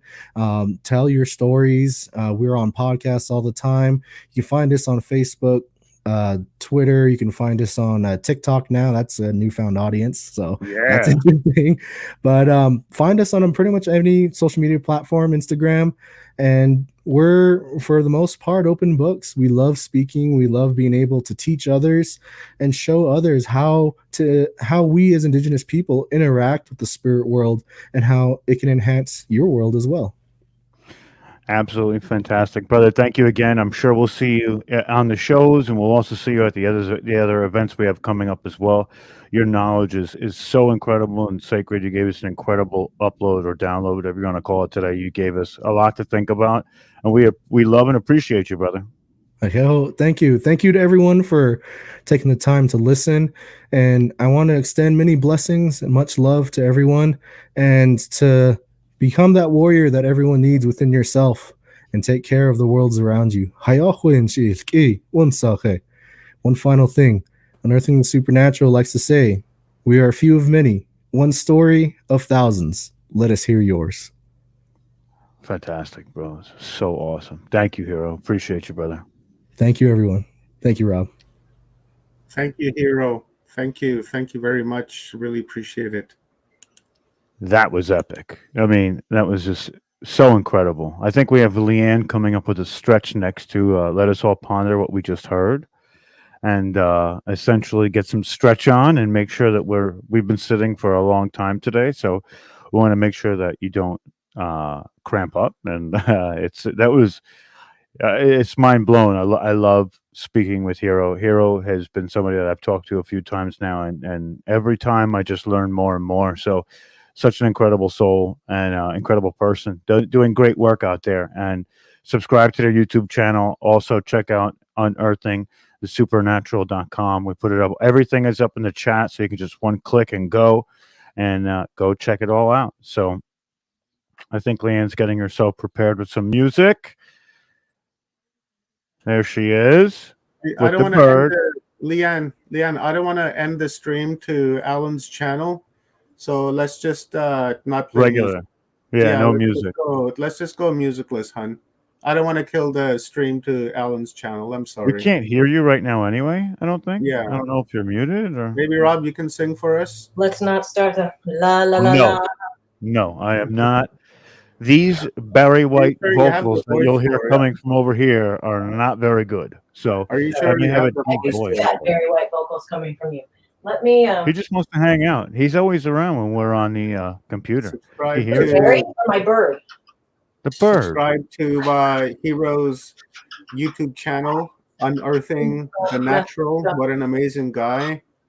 Unearthing And, the supernatural. Of course, go to his website as well, unearthingsupernatural.com. Where is it? It's up here. You see it, Rob, somewhere? It's up in the comments here. I just popped it up. Got it. Right Right. here. Hold on 1 second. I'll put it back in the comments for everybody again. Yeah, cool. That was amazing. I think everybody should go and visit Hero's website and catch themselves a Wait till you see good the upload. paranormal work that they do. It's intense and it's incredible. Oh, It's I'm gonna not I'm just gonna teachings. He's also out there fighting a good fight and getting rid of, some of the nasty Yeah. stuff and contacting some of the great stuff. So Yeah. he really, they're making a difference on That different was fronts, amazing. and we appreciate Really it. But was. go It ahead, was amazing. Leanne. It's up to Leanne, you. you doing a quiet one, or let's not do We're any gonna do music? quiet. Yeah. Well, as quiet as my birds are, we'll do that. All right, coolies, brother. Coolies, sister. Thank We'll leave you. Velcro Appreciate here it. with us. Can you guys hear me? You can, right? Can you hear me? Yeah, I can hear you. I can hear you. Yeah. Oh no. You're too cute. All right. Oh, thank you. You're kind of cute too. And so is Amy. And Melvin. Your whole family. All right. Let's take a deep breath. Let's ground our feet. Speaking of grounding, to ground our feet. And if anybody knows the land on which you are standing, please give respect to those peoples. As far as I know, I'm on Lenape land. So let's take a deep breath and say thank you. And exhale. Okay. Let's put one hand on one hip and let's put our arms way up in the air and let's reach and stretch our ribs and also stretch up in here as well. Don't just go to the side, just kind of go up on both sides and then go over and take a deep breath. And come back to center. And let's switch. Put your left arm up and stretch up out of your hips and let's do that 2 more times on each side.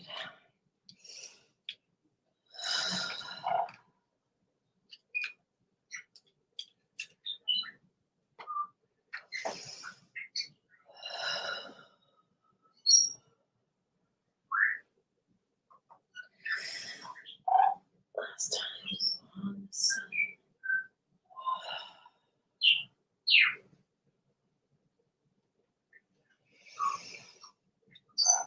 And then when you've done both sides, just reach back up again and then reach out and stretch out as far as you can from your middle finger. Keep breathing, keep grounding your feet, keep pushing your heels into the floor and come up out of your hips. Keep this part lifting the whole time. And keep breathing. Okay, let's pat our arms a little bit. Go up and down. Go down our chest, down our sides, go down our legs. Just hello. Hello, body. And then maybe we can gently just pat our backs and our stomachs. It's always nice. My kidneys always like it when I say hi, gently. And let's do that a couple more times. And then put our hands on our hips and go around clockwise. And switch directions. And switch. Yeah, I like this one, Leanne. I know you do. It's the last stretch, so we'll do everything on more legs. and go back again. D-Wake. David just messaged something. I see the words thank you because I'm a little farsighted. You're welcome. Thank you. Oh my goodness. Let's do our news. And keep breathing. So much gratitude for that young man. And Swint. Hero. Wow. Yeah. Yeah, I was really blown away. Like, I So really. amazing. Let's touch the ground as we can. And if it's shins or whatever you guys can do, you do. And if you want to take your legs apart as you're doing this, and just let the top part of your body just hang and breathe.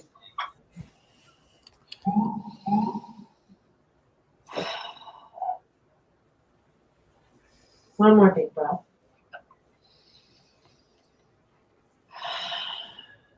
And now come up. Oh, that's a great And comment. just sort of parallel. Go that way for our not friends who we don't want hovering. And see if you can get your back parallel to the ground if you need to, whatever you need to do to adjust. So you can get like a right angle going here. Take a We couple wouldn't of have made it without you, Leanne. What happened? 11 days, we wouldn't have made it without you. These stretches are invaluable. Oh, boy. Oh.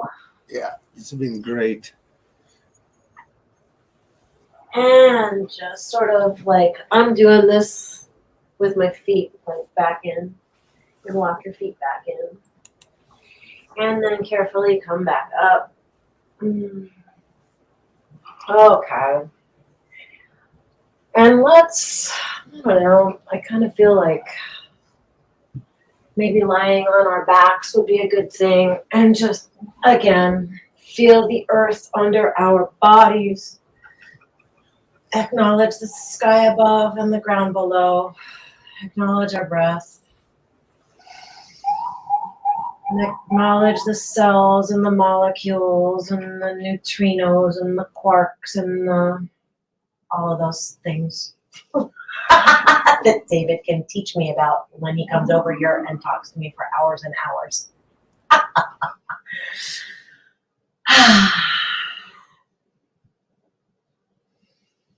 Wow. Just keep breathing. Let's put our feet flat on the floor, bend your knees, and let's take a couple of those tantric breaths.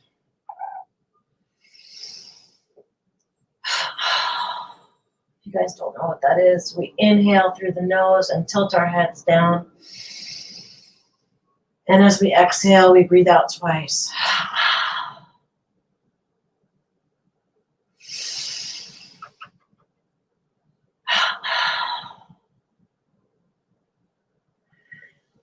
And let's take our feet out a little wider and sort of sway. Feel your sacrum against the ground, getting a nice little massage. Gravity in Mother Earth. Connect to Mother Earth. You can also rock back and forth and keep breathing.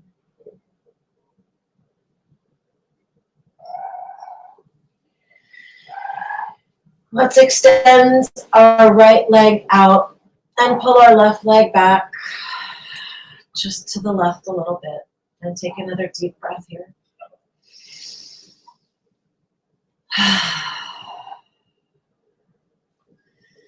And now let's gently take that leg across our bodies.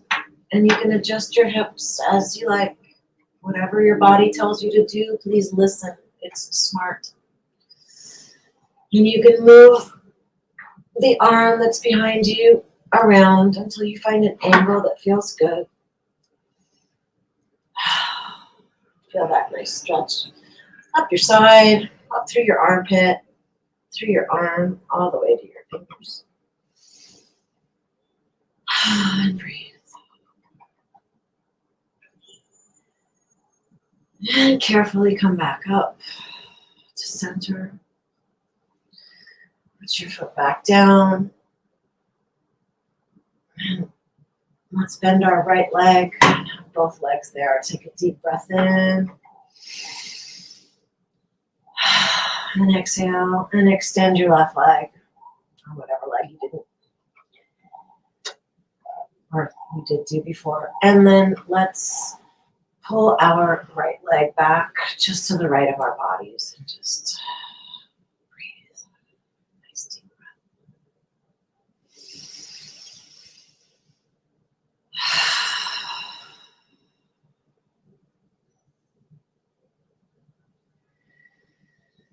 When you breathe, be aware of that little tiny nanosecond between the in-breath and the out-breath, between the out-breath and the in-breath, and the stillness where there's that nothing, no thing. And let's carefully bring our right leg across.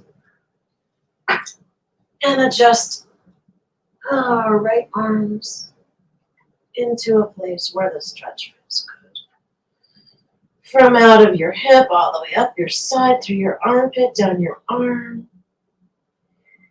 And take another nice deep breath. Let's start to wrap, Leanne. We got our next guest in the house, and Dr. Joan with Shima Moore. And let's carefully come back to center and put both feet down on the ground, palms up. And let's take a nice deep breath together and hold it at the very top for a count of 4.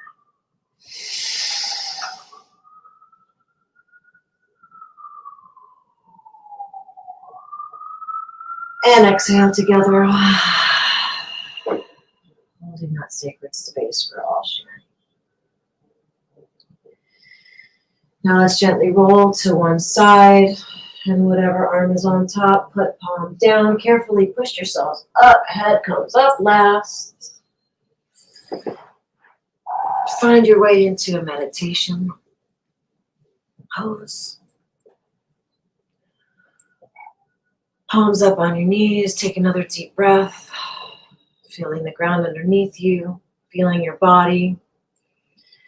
Feeling a little bit of life after sitting.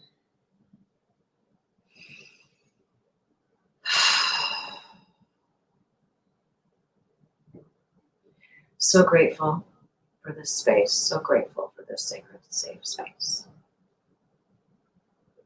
Thank you, Omar. Thank you, Rob. Thank you, everybody. This is the last stretchy, so just thank you. Be well. I wish you all well. Yeah, this is the last one, huh? Yeah, I was just thinking that very same thing while Leanne was doing this. And Leanne, thank you so much. This was a total invaluable service to Humanity Unplugged because we needed this a couple times a day, every day. Yep. And, you know, the amount of learning that we did, you know, healthy body, healthy mind. And that was great. You know, we sit and we lay and we watch, and then it's nice to get up every few hours and have that stretch, have that breath, and then get back into it. So thank you. I love you, my sister. Thank you. Thank you. You were wonderful. Pantomime. Vibe, sweetheart. That high Hi, energy. Joan. Good. I just wanted One to say day I'm going to meet all of you guys and give such big, long, lingering, not inappropriate hugs. well, we can do them. Just, you know, I always like to send energy out like this. I rub my hands together. I feel the energy, and then I send out hugs. You know, hugs to everyone. I was thinking this is a marathon. It's been like a 12-day marathon. Incredible. So all of you have done a great job. So, Well, all right, Leanne, thank you, sweetie. All right, I am going to tell you about my guest. And I'm so happy to see you all. I'm back in my sanctuary after a 4-day marathon myself in Sedona. And here we are now. I'm going to introduce you to a very dear friend of mine. I have to say, she really is my BFF. And that's because we not only just adore each other as friends, but we collaborate. we brainstorm, we just inspire each other to be the best that we can be. So it's very, very exciting. We started our first radio shows. Well, that was my second, but kind of at the same time on the same networks, and we continue. And so I want you to pay attention to her today. So she is metaphysical curator and educator and a lifelong community and event organizer who utilizes ancient and modern wisdom and celestial insights to integrate body, mind, and spirit through her 5D star portal. She is the co-founder of the Los Angeles Conscious Life Expo, which has, by the way, been in existence 18, 19, probably 20 years. So, and it's one of the largest conscious expos in the country and possibly in the world. So you need to know that. Co-founder, and also co-founder of Perceptions Magazine and Rainbow Grocery and General Store in San Francisco. And she's creatress of Your Astrology Curator on Facebook, so you can find her there. Moon Manifestation Magic, 10 Days to Ageless Vitality Master Cleanse, and Shima, Metaphysics and More Radio, as well as worldwide facilitator of Peter Dunov's Paneurythmy Sacred Dance and Stargate Activation Meditations. Shima currently resides in Mount Shasta, California, where she's immersed in nature, astrological research, writing, and teaching, along with community ritual and musical celebrations and performances. So let's see if I can add her up here. Hello, Shima. Okay, turn your sound on. Okay, can you hear me? All right. All right, yay. Oh my God, I'm so excited to see you. This is so wonderful, Joan. I so appreciate being here. And wow, what a marathon this has been. And it was so great to have Leanne just doing those stretches and stuff, some of those movements I do in the morning myself to get myself going.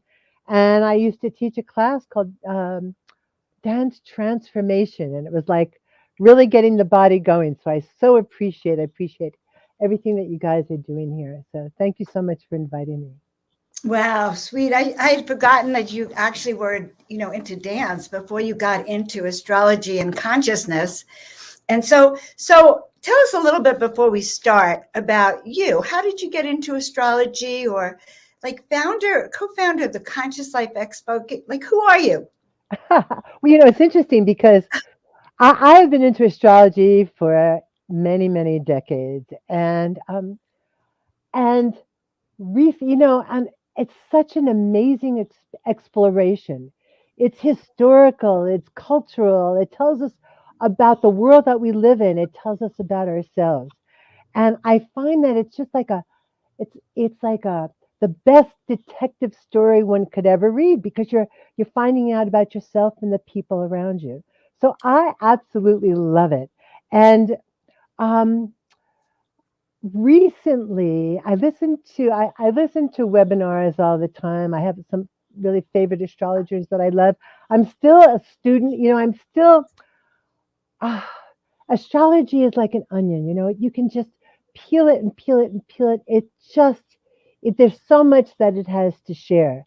And so recently, I came across something that really, really hit home in terms of why astrology is so important for me. I mean, and we're going to be talking about that today. We're going to be talking about the cross of life that we come into, that we evolve into. And for me, my midheaven is in Pisces, your sun sign. And it is astrology. It's in the 9th house of astrology. It's so connected. And, that was just on Sunday. I've got a deeper understanding of the angles. And so I'm including some of that today in my talk, because what I learn, I teach. And that's kind of what it's all about. I'm an eternal student. I love it. You know what you just said to me? So, I sometimes in my talks, I talk about like, okay, so God, send me a description of my life, like a plan, something I can follow so that I can see it, And what you're saying to me, and I used to beg for that. And what you're saying to me was maybe in front of my eyes the whole time. The astrology charts. That's what I'm getting from that astrology chart is your map. and you're going to share with us information about the map. And by the way, you have gorgeous light coming in. Look, I've got like a little rat. Over you. All over you. It's kind of interesting. All right. So are you ready to? Oh, and I want everyone to know also that Shima is a recent addition to Portal to Ascension, as well as Watchers Talk.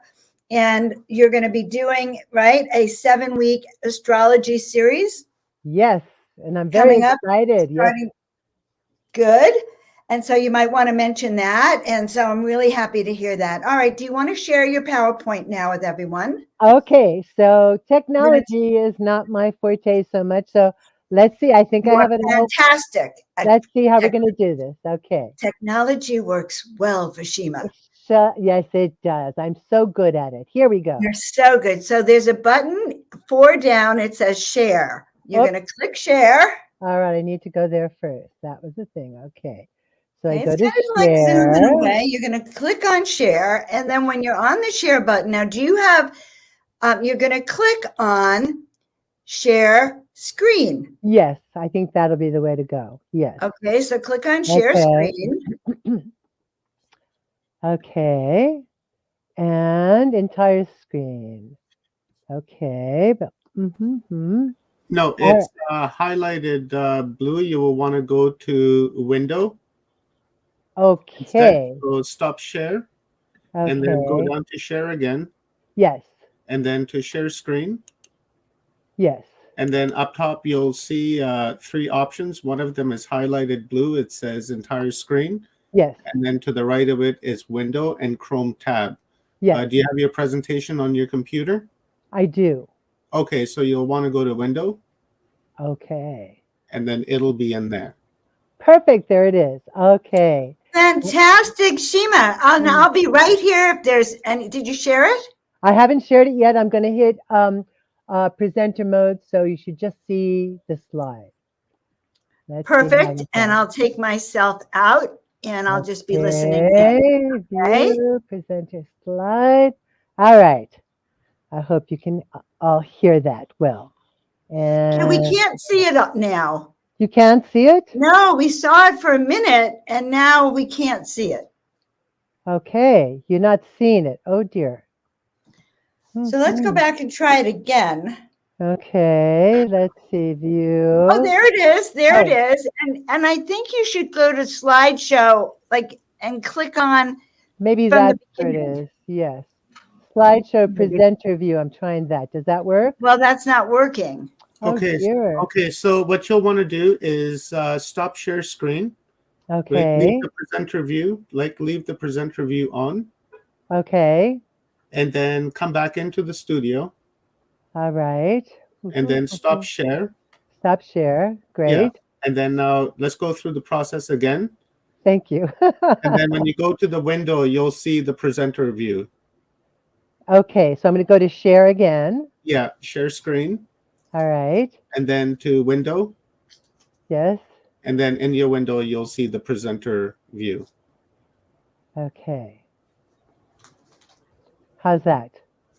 There we go. But can you see? But this is not what I want to be sharing. Yeah. You want to share the other window. Yes. Presenter view. Yeah. Can you see it now? Not yet. Not yet. Why? It should be up. It open in the background. It should be in the presenter view. Yeah. All right. I have my PowerPoint open. And then go to presenter view. You got to stop the share again, otherwise it's not going to show up. So you got to stop the share, put it in presenter view now, and then when you look at the end of it, where it'll have multiple PowerPoints, and you'll have to pick the right one. Okay, let's see how that works. All right, I'm going to put it in presenter mode now. La la la la.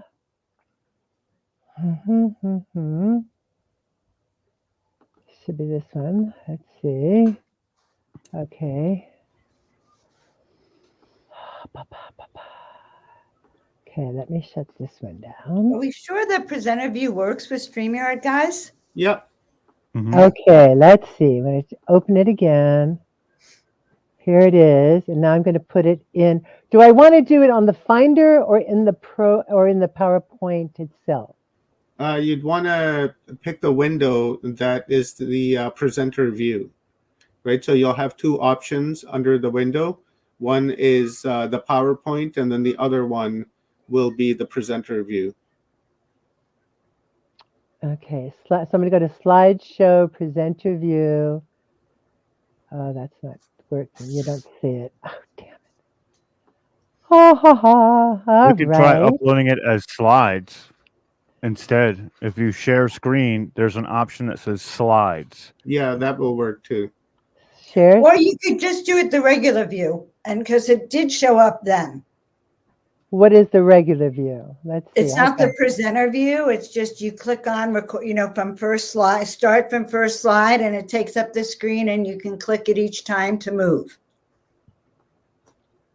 Okay, so you're not seeing this. Mm-hmm. You're not seeing this right now. No, we're not seeing anything, love. You're seeing that though. Oh dear. Okay, so take a deep breath, and we're going to start again. There we go. Okay? Presenter. Play from start. Okay, you're not seeing that. Oh. All right, here we go. Let's see. Okay. I'm just trying to figure out now what I'm going to be doing here. I'm going to do this. Okay, slideshow. Slideshow. Rehearse, timing, review, record. Presenter view. Let's see how this works. How's that? Can you see that? No. You're not sharing it. Click on share. Okay, let's see here. The share is in the Share. StreamYard. Share, let's see. Do I want to share slides or share my computer? No. Share screen. Okay. Share window.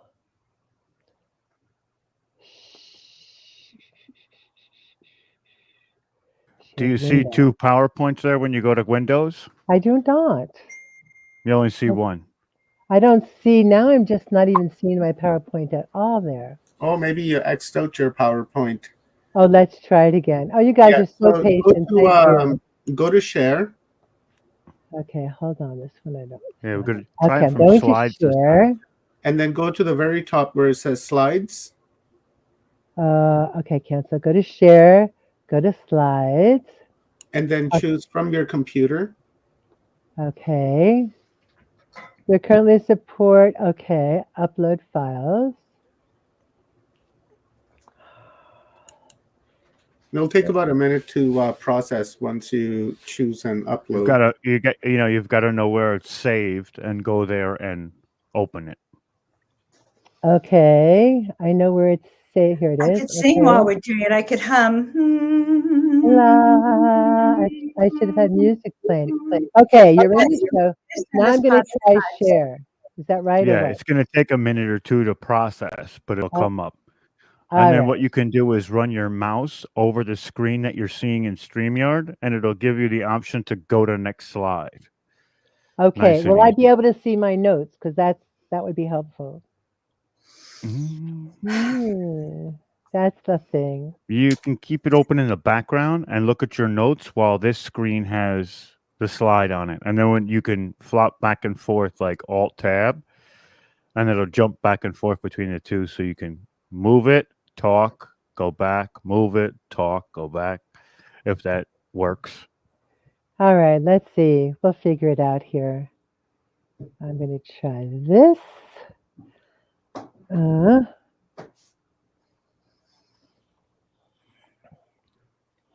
So let's see. I can do that. Right. Ta-da.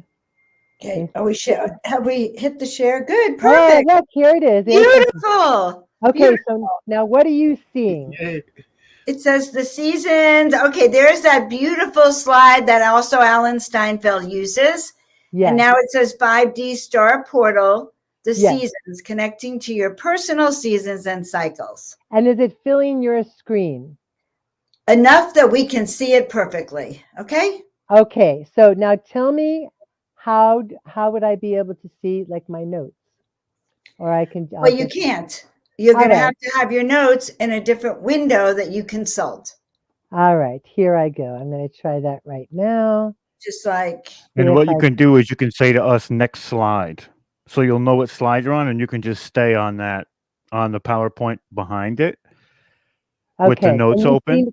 can you still see it now? Yes. All right, so great. All right, I'm going to ask you then to change the slide when I'm ready. I think that'll work perfectly. I don't think we can. We What? can. We can change her slides for her? Yeah, we Of course can. I Dr. can. Jones, how Oh, about look at your that. Okay, I just learned something so new. This is incredible. how about Okay, well, your Sheena, I can. If you say next slide, I'll change it for you. I awesome love it. Dr. Okay, and I'm Jones, the going to just sit quarterback? here in case there's a problem.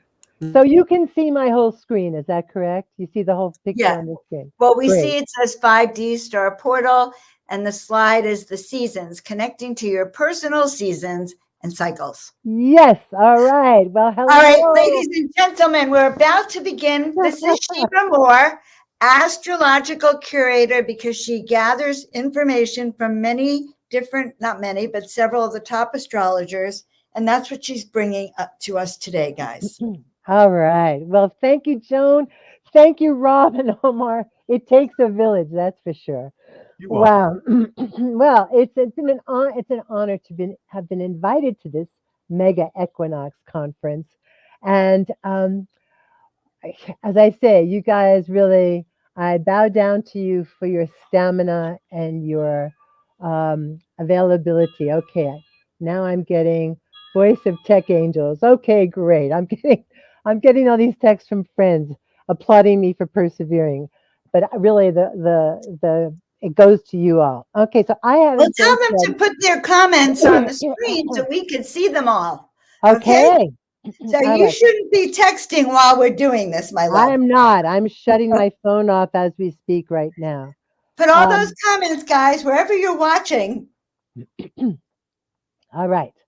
So, as Joan mentioned, I've been researching and sharing astrology for more than 30 years, and there's really so much to share, which is why I love doing PowerPoints. It's just getting everything to work can be a little bit of a challenge. You know, we're a different generation, so we're kind of still learning. Anyway, today we're not really going to be focusing on the planets or the signs or the houses or even the zodiac, because today we're really going to explore the seasons. We just entered a new season on Sunday. We entered spring at 8:33 a.m. Pacific time. Now, if you're not in the Pacific time zone, it's going to be whatever that time translates into your time zone. Okay, and why is the awareness of the seasons so important? And how do we connect with them personally? And why do we even want to do that? Well, let's take a look and see. But before we start, I always like to share a blessing. And I would like you to imagine yourself facing east in a circle. And we're going to begin with east. That's the direction of springtime.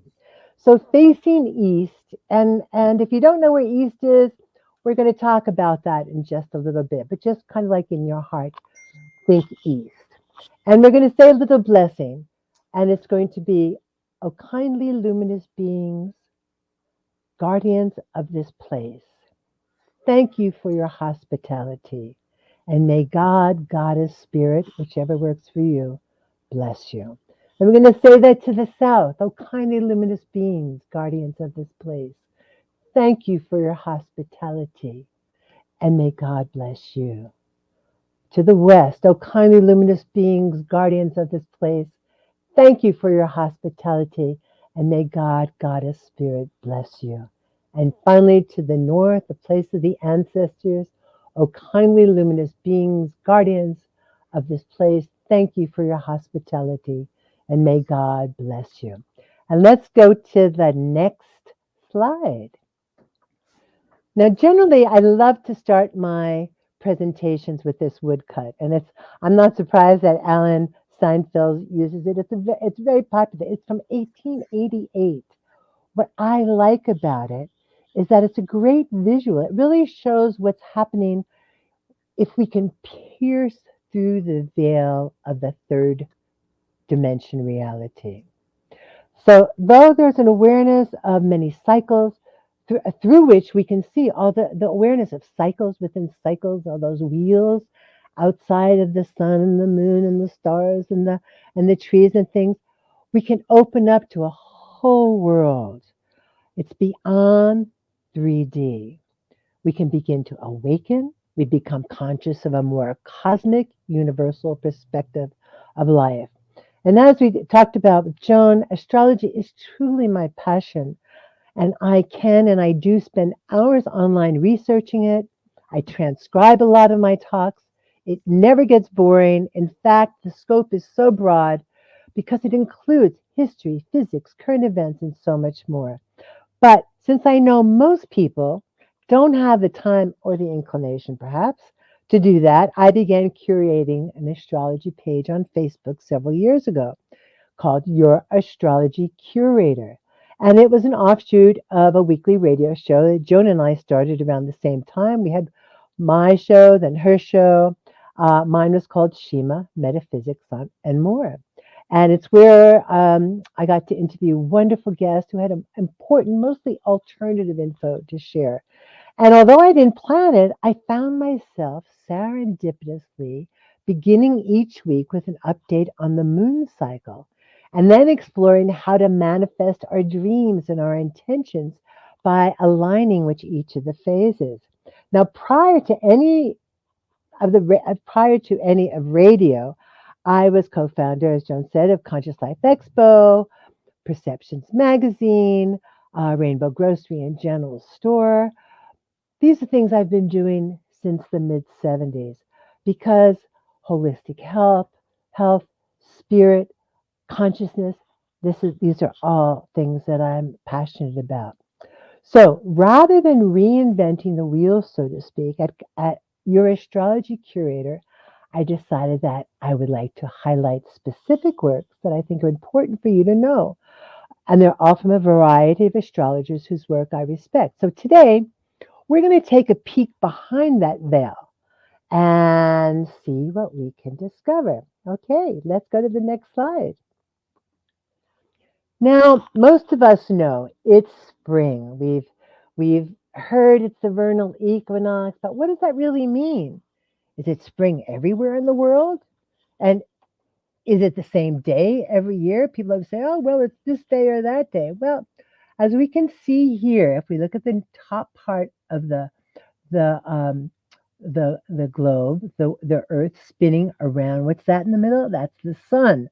And the Earth goes in a counterclockwise direction around the sun.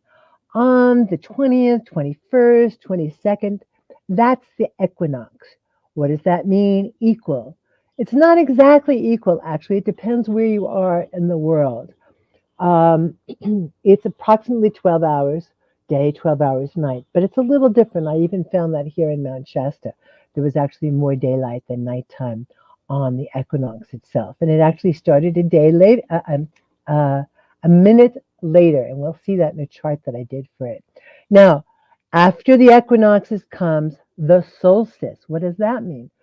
Solstice, the sun stays stationary in the sky, and it stops for 3 days. So it's kind of like the solstice is more of a time where if you looked at a book called an ephemeris, where you can see all the little numbers and all the little symbols, you'll find that the sun during the solstice actually stops. Not so much on the equinox, it goes actually faster. Now, it's interesting that both astronomers and astrologers pay attention to these 4 points of the year, the equinoxes, the solstices, and the solstices. Now, March is 0 degrees Aries. That's spring, but that's spring here in the northern hemisphere. If we were to travel to the southern hemisphere, the seasons are all reversed. So here in the northern hemisphere, we're used to 0 degrees Aries. So that's when the sun crosses that line on the ecliptic. If we take the equator and move it out into the heavens, That's the ecliptic, and that's the path of the sun around the earth. When the sun comes to 0 degrees Aries, that's what we call spring. If we follow it around a bit, the summer solstice is 0 degrees Cancer. Libra is 0 degree. Fall is 0 degrees Libra, and winter 0 degrees Capricorn. As I said, it's only here in the northern hemisphere. In the southern hemisphere, it's totally reversed. They just started autumn, then they'll come to winter, then spring, then summer. Okay, so notice the flow of the circle, its direction. It's counterclockwise, which is kind of interesting, and we'll touch on that a bit. But it's a circle or a cycle, and a circle or a cycle is very important in all aspects of our lives from when we're a young child. Let's take a look at the next slide. On this slide, you see the same image of the Earth going around the sun, but it's a little bit of a different orientation. And you can see the Arctic Circle is up there, and if you look at the numbers, it's 66.5 degrees north, and then Tropic of Cancer, 23.5, the equator, Capricorn, and the circle, the way the Earth is spinning. Well, that's the Earth spinning on its axis, and that's really what makes the season. If we didn't have that tilt, we wouldn't have the seasons. Now, from that's a heliocentric perspective. That means the sun is in the middle of it. It's the center. And from different latitudes, that's what creates the equinox, the spring equinox. And what I'm starting to find is that many people are starting to call the spring equinox the March equinox, because it's actually more correct, because it's the equinox no matter where you are. Now, many teachers around the world acknowledge that 23.5-degree tilt for a number of reasons. In fact, several years ago, I was introduced to a sacred dance called pan-eurythmy.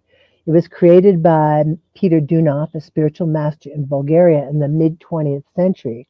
In August 2020, after a couple of years of study, I was invited to actually teach pan-eurythmy and lead it here in Mount Shasta.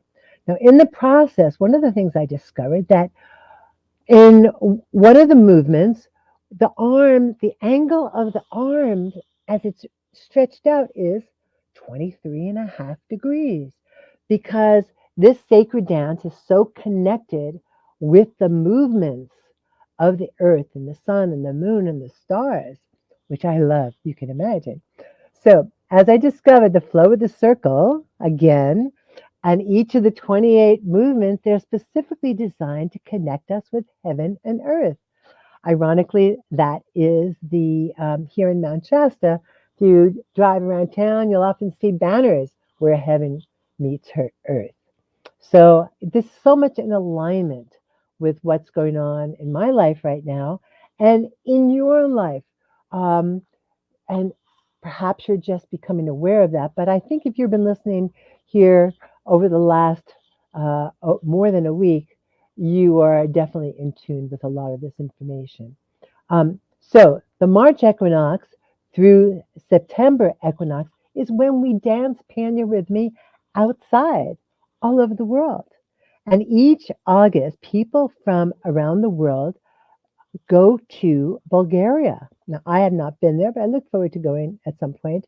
But they come to the Rila Mountains, and let's take a look what that looks like. Next slide. So whether it's the cycles of the planets or the unbroken line of a line connecting to itself, spirit is symbolized by a circle. And here is an aerial view of pan-eurythmy dancers from around the world who dance in that circle around live musicians. That's live musicians in the center, which, the center point, if we looked at the symbol for the sun, it would be a circle with a dot in the middle. That's spirit. And that looks pretty much like that to me here. Okay, let's go to the next slide. All right, so pan-eurythmy. The word pan-eurythmy is derived from three roots. Pan meaning whole or cosmos. eu, meaning true meaning or the essence of things, and rhythmic, conveying an idea of movement of the rhythm of special to special rhythm of music. Now, panrhythmia is often explained as a supreme wholeness, wholesome cosmic rhythm, the rhythm of synchronizing man or humanity and nature. And you can look at this beautiful image of this circle of people in the midst of the mountains, in the midst of the 7 lakes in Bulgaria. And Peter Dunov, who is known spiritually as Biensa Duno, was actually the most influential Bulgarian spiritual teacher who created from what's called esoteric Christianity. And that's important because we're going to touch on esoteric Christianity again a little later. But you can still find any of his works in bookshops really across the country and across the world, actually. Let's have the next slide. Thank you. Okay, so here again, just another image of that circle of humanity dancing amidst nature's splendor and beauty in the Rila Mountains in Bulgaria. Okay, next slide. Okay, so we were talking, when we looked at the equinoxes and the solstices, we saw the sun in the center. And so keeping in our theme of circles and cycles that is so prevalent everywhere, now we're going to take a look at our solar system, not with the sun as the center, but from us, from Earth as the center, because from our perspective, we are the center of it all, right? So let's look out from our earthly vantage point. There's the Earth in the middle. Okay, so the Earth is spinning 24/7, right? 24 hours a day. It's spinning on its axis. And then we have the moon going around it 29.5 days. And then Mercury is the next cycle, about 18 months. And then Venus. And then what's the next most? Actually, if we think of the 2 most notable cycles, the moon cycle, right? A month. Every month we have a 29.5 day cycle. And it used to be the moon cycle, we thought of it cut in half, was a fortnight, right? 14 days. And then the fortnight was cut in half, and that was a week. And each week starts on what day?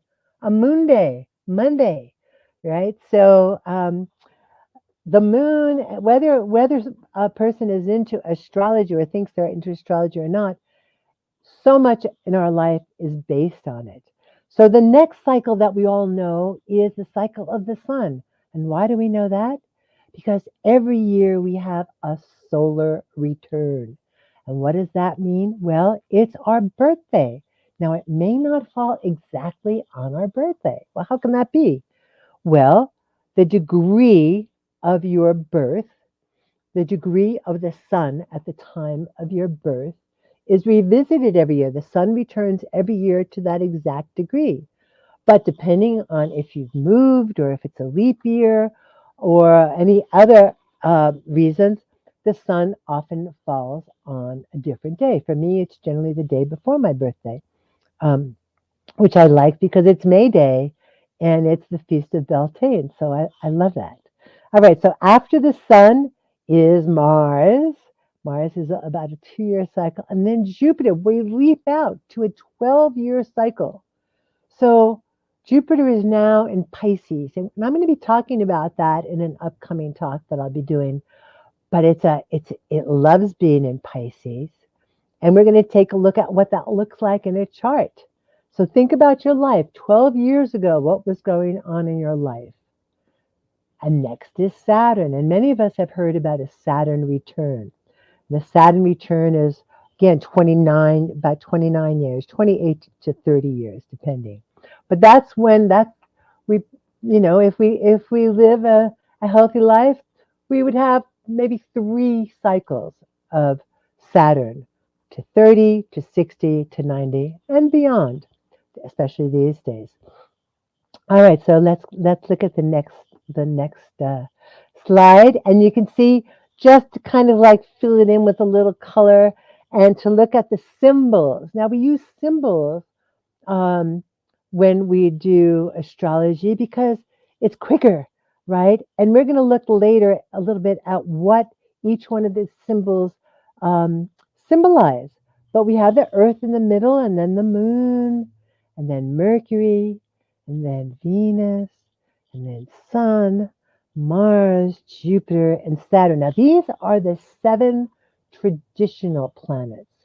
It wasn't until 1781 when Uranus was discovered, because then we had the telescope. Prior to that, you could use the naked eye to see each one of the planets. And if you look out at the sky and you know how to, like when we were having in 2020, we had the Jupiter-Saturn conjunction. And if you knew where to look, you could see throughout the year in the sky, Jupiter and Saturn coming closer and closer together until on the solstice, I believe that year, they came together on the solstice. So they came together at 0 degrees Capricorn. Now, Neptune wasn't discovered till 1846, Pluto in 1930, and Chiron in 1977. And when humanity is ready for another level of just open to like expand, that's when planets come in. And it's a fascinating thing, more than we can really get into today, but perhaps we'll touch on that another time. All right, next slide, please. All right, so let's take a moment to look, to imagine that we're looking up at from here, from on Earth to the night sky. And if you can look there, that's the ecliptic, that line there.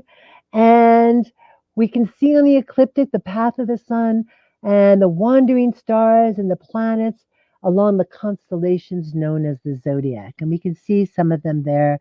You can see Cancer and Leo and Virgo and Libra. Okay, so keep that in your mind's eye for a minute. Let's go to the next slide. Okay, so now in this slide, you can see that night sky is broken up into 7, 8, 9, 10, 11, into 6 different slices, all equal in this case, okay? And if we looked up at the night sky and we superimpose the top part of the wheel of an astrological chart along the horizon, this is what we would see. So keep that image in mind, in your mind's eye for a moment. And let's go to the next slide here. Let's see. Did I go there? Let's see. The next slide. There we go. Okay. So the next slide is up. Now this is one of several variations of a blank astrology chart. Now, if we superimpose this chart onto that sky we just looked at, from the left, from where it says 12 there, those E12, 11, 10, 9, 8, 7, that would be the sky that we're looking at night. Remember, there are 12 sections, and so 6 of them we're going to be below the horizon. But notice for a second, there are 4 darker lines that form across. Well, what the heck is that all about? Well, these are very important because those are the seasons those are the seasons that we experience. That's and we're going to look a little deeper at this, but that would be Aries on the left there, that arrow pointing left. If we go to the bottom, that would be Cancer for summer.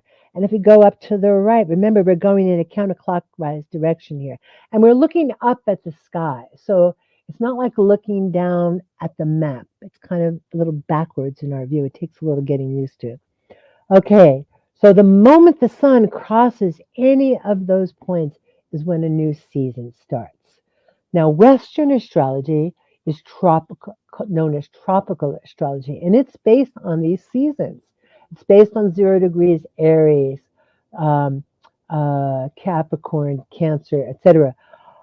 Eastern or sidereal astrology uses the backdrop of the stars in its orientation. And for the most part, there are 2 different languages, although they both work. It really depends what language you speak. But I'm primarily a Western modern astrologer, although I have studied traditional and ancient astrology as well. Let's go to the next slide. Now here's a more primitive symbol of the circle and the cross. It's found everywhere in indigenous cultures and around the world. Any guesses why? Well, remember that circle is spirit or soul. The cross is the material, the matter, the mother, the earth, and those four directions. And the indigenous around the world, indigenous people honor those four directions. So I just thought we'd take a look. Let's go to the next slide. Now, in this slide, if we go back to our personal astrology chart for a moment, though astrology goes back many, many thousands of years, one's birth chart is a much more recent occurrence around the time of Hellenistic, the Greeks. Computers, the Greeks started with more personal. Prior to that, you had to be a king to have a personal astrology chart done, because otherwise it was done primarily to mark like the favorable time for wars and things like that. But today we have computers, and computers have made the erection of a chart as simple as a stroke of a few keys. But we need to know the time as well as the date and place of your birth to make it as accurate as possible. A lot of these things they're just not the same if we don't have the time. So the word horoscope actually means the hour, and it was originally the exact moment of one's birth. The horoscope was actually the ascendant. If you look here where that E is, that's east, that's one's ascendant. And now the sun, so the earth is spinning in a clockwise direction as the cosmos is moving in a counterclockwise direction. So here at the east would be, if we were born at around 6 in the morning, our sun would be right here in the east. And then it would rise up to the top of the chart, would be high noon. And the other side would be the descent, that seventh house, that would be the setting sun. And the bottom would be midnight until it came all the way around again. Now, there is a complicated technique known as chart rectification, and where we can reverse engineer the time of our birth if we don't know it based on important happenings in our life. But it's pretty cumbersome, and it's something that I really look forward to really getting into at some point, but I just haven't really had the time to dive deep into it. Now remember, again, since we're looking up at the sky, not down at a map, the orientation of east and west and north and south is actually reversed when looking at a chart. Let's go to the next slide. And the next slide shows you a chart again. And because of that 23.5-degree tilt that we spoke about earlier, and the Earth rotation, those planets, as we said, they rotate clockwise from what looks like east here around west to the top of the chart is noon. And this is called the diurnal, or the day and night 24-hour cycle of the Earth. Let's go to the next one. Okay, so this was the moment of the equinox, the March equinox in Mount Shasta.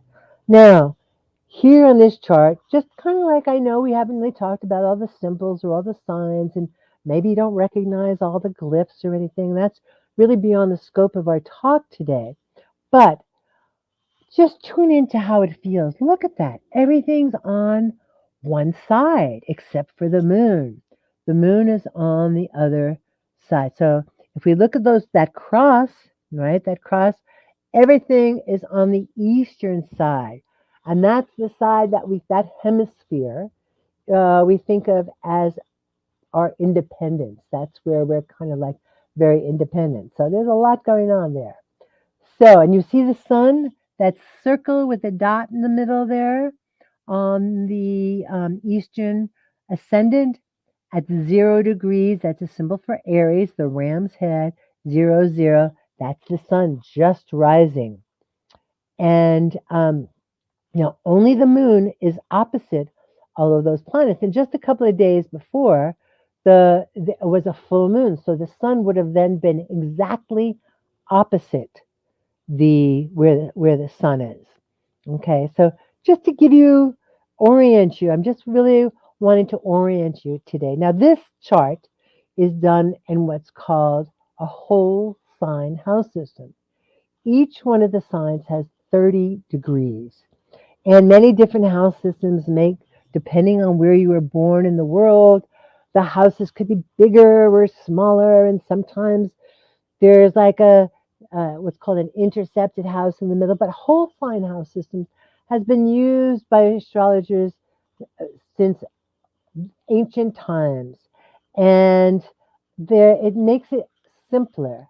And although each of the signs on the cross are the same and all, and this is kind of exciting because each of those, that cross there, and we're going to look at this in the next chart, but whatever degree is on in the houses there, and I'm going to show you how to look at that in just a second, but those are going to be the same in every house system. Now, this is whole sign. So what does that mean? So if you're born, for instance, Aries, so if you were born at 9 o'clock in the morning during Aries, chances are your sun's going to be in the 11th house area, which is 2 houses above the ascendant. Okay, your sun would be there, but the degree of your rising sign would fall somewhere, would be, so that would be Aries, Taurus would be next, Gemini. So chances are you'd have a Gemini rising, and that whole first house would be 30 degrees of Gemini. But your ascendant will be a specific degree in there, and that specific degree, depending on the time of your birth, is going to be the same in all house systems. Okay, it may look a little different, but that's one of the wonderful and important things about this cross. Okay, let's go to the next slide. Now, this happens to be my chart in the middle. These are 2 charts. This is called a bi-wheel, 2 charts. So it's when you take somebody's chart, put it in the center, and then you put the transit or what's currently happening. That's all what they're transiting around. All these planets are turning around, and they're going, again, those transiting are going from right to left, right? Because the cosmos, we said, is going that direction, while the earth is spinning the other. So not to confuse things. But so for me, at the vernal, at the March equinox on Sunday, the sun was right there on the very tippy top of my chart. Right? Now, if we take this, I'm going to just take you down a little bit into the chart. So this is the outer chart. That's the sol. That's the equinox. But if you go into the chart beneath, and I don't think you're able to see my pointer, but if you go into the inner circle, and right on the other side of that dark line, you'll see something that says MC. Okay? Now, that is called the midheaven. And many charts will have that, whatever sign and degree that is, where I happen to have the symbol for Aries there. Okay, but the midheaven, the ascendant, and you'll see on the left there it says AS, and that's the Cancer ascendant there. And just opposite those, we have the ascendant, the descendant, the midheaven, and the IC. But they're not always put in the chart because we know that there's an opposite. So, where was the symbol for the sun in your chart? And take a look at the vertical line from the MC. If we had the IC drawn in, it would be directly across on the left of the heavy line there. That would be the 3rd house. And we're going to touch on that in just a bit. Let's go to the next slide. Okay. Well, the next slide looks a bit different. Where is that sun? It's not on the top of the chart. It's on the bottom of the chart. Well, this happens to be a snapshot of Joan of Angel's chart. And her chart, remarkably, And my chart, we just figured this out recently. I never really thought about it this way, but our charts are mirror reflections in many ways of each other. We have opposite houses on each one of the angles. So if you flip the chart, you'd see here's her sun at the very, very bottom for the for the equinox, where mine was at the top. Yours will be somewhere different. Okay, so let's go back to the equinox chart for a minute to look at the cross in the beginning of the seasons.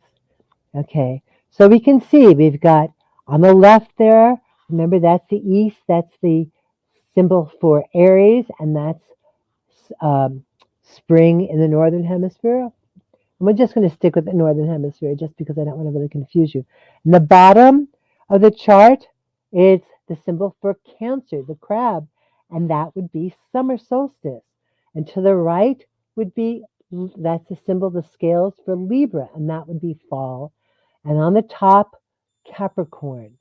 We've heard a lot about Capricorn the last few years because we've had so many planets in there, and Pluto is still there. You can see it there in that 10th house area, but that's a symbol for Capricorn. Okay, so let's look at the next chart going back. So we're going to review for just a second. Here we have the blank chart again, and notice each of those areas or those houses are numbered. Now, once you get familiar, you know what those numbers are, but let's just review. The first house we said is March or Aries. The fourth house there on the bottom, that would be in June or Cancer. On the seventh house, that would be September or Libra. And the 10th house would be Capricorn. Now, these orient us to the seasons. And for each of these 4 seasons, they're also reflected in the most important areas of our lives. So in our lives, the first house, the fourth house, the 7th house, and the 10th house are the most important areas. And we're going to touch on what that means in just a second. But I want to suggest, and we touched on this in the very beginning, if you have a compass, and most of us have smartphones, take your phone out, get a compass, and note where east is, the direction of your surroundings. Orient yourself to your surroundings in your day-to-day world. Note where the sun rises at the beginning of each season. It changes dramatically. And if you're so inclined to have your chart done, there's a number of places where you can have them done. You can go to astro.com, great website, or I'm happy to do your chart as well. And you can visit my website at shimamore.com, and I'll send you a complimentary chart and also other information as seems relevant and important for you. Okay, let's go to the next slide. The next slide now, this is earlier we mentioned esoteric Christianity, which is where paneurhythmy originates from. Now, when we start finding all these connections, I find it just so incredibly exciting. Now, in esoteric astrology, it's said that on the journey of spirit into matter, that we are, quote unquote, crucified on the cross. Let that sink in for a second. What the heck? Now, according to shamanic astrology, this cross is aligned with our current life purpose. So each one of these directions, and we'll see in there, we see the sun and the moon, Venus, Mars, Mercury, Jupiter, kind of beyond the scope of our talk today. But the arrows show us our 4 life projects that are reflected in that cross. And the first on the left, the ascendant, to the descendant on the right, that's called the I-thou axis. And it's the personal identity and the relationship project. So those are so important in our life. Okay, they're important guidelines, instructions for our life. That's what astrology is. It gives us like guidelines and instructions. It makes it much more simple. Before I really got into astrology, and even when I was just learning it in the beginning, you know, what's the purpose of life? For me, that was always very important. I wanted to really know it. Astrology can help us really find this. Now, as I said, there's many, and okay, let's take a look also at the midheaven, the very top, and the right livelihood project, and the bottom, right? At the bottom is the home and roots project. And as I mentioned earlier, I was on a webinar on Sunday and I learned some fascinating information about this bottom IC on how important it is from a very different perspective. And that's what I love about astrology.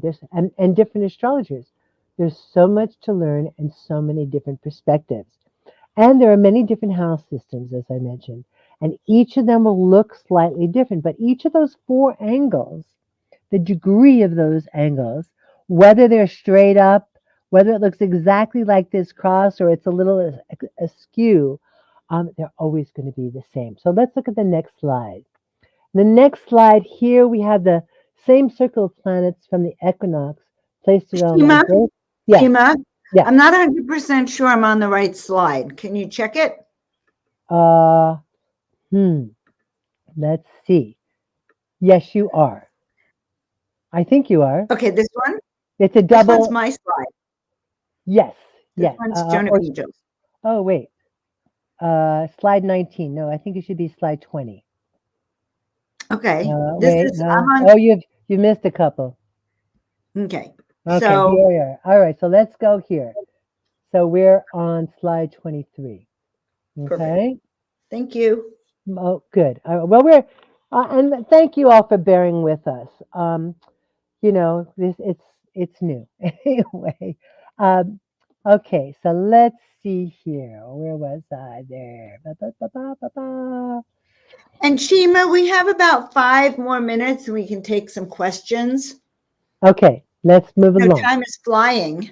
It does fly, doesn't it? Yikes. Yep. Okay, so here's the same circle of planets around my birth chart. Again, you're going to see the cross, right? That's important to note. Let's go to the next slide, Joan. And this next slide is, you should see a red line in the top and white in the bottom and yellow and red. And this is a photo that recently came up on my Facebook feed. It's the 4 directions or angles. And this is during a spring equinox ceremony that I was part of in 2013. I just wanted to give you a little look at that. Let's go to the next slide. Here we're coming to the end, so good timing. And here's each one of the symbols. And if you notice, they all have a circle or a half a circle or a circle and a cross within it or a circle with a cross beneath it, a circle on top of a cross. So each one of the symbols are really connected, and we'll touch on that in another talk one of these days. So we are all doors. Next slide, Joan. So there was a brief introduction to Stargate experience that I began facilitating back in 2015. It's a 12th dimensional experience, but I love this quote. We are all doorways to other dimensions. That doorway has just been firmly closed and it's time to open it. And that was Alcazar, the Stargate guide. Let's go to the next one, Joan. Okay, there's so much more that we can talk about. Today is just an ideal time to orient us and to ground us and help us balance in the midst of this extreme upheaval. Let's go to the very next slide, which is Mount Shasta, where heaven meets earth. And we've just about come to the end of our formal presentation, so I love it. And we're going to have a few announcements and a blessing. If we have time, I think we will have time for a couple of questions. Let's go to the next slide, Joan. The next slide is Portal to Ascension, an upcoming event, 3-day summit, April 15th to the 17th. And I will be speaking on Friday the 15th. I'll be speaking on why now may be a total uplifting planetary moment. Very great timing. And in the summer, there's going to be a 7-week astrology series that I'll be hosting and creating on Portals to Ascension with some of my favorite astrologers. I'm so excited. So stay tuned for that. So let's look at the very last one. And this is, I want to thank you for joining me. I know we had a few snafus there, but I want to share some wonderful gifts before we end. We're going to end with a blessing, but there's an app called The Pattern. These are free apps. Time Cycle, free app. Astrology Hub, a great place to where lots of free workshops presented. Portal to Ascension.org. Go there to find out more about the summit and my talk. Your Astrology Curator on Facebook, and you can reach me, Shima Moore. Click on, go back one. Shima Moore, click on Astrology Wisdom, and you'll receive a chart and your keyword report and more. Just reach out to say hello and let me know how this presentation was for you. And finally, before we close, we're going to end with a blessing, and maybe let's get back on the screen, Joan, and I can do this left. So I'm going You have to, okay, stop the share at the bottom, hun.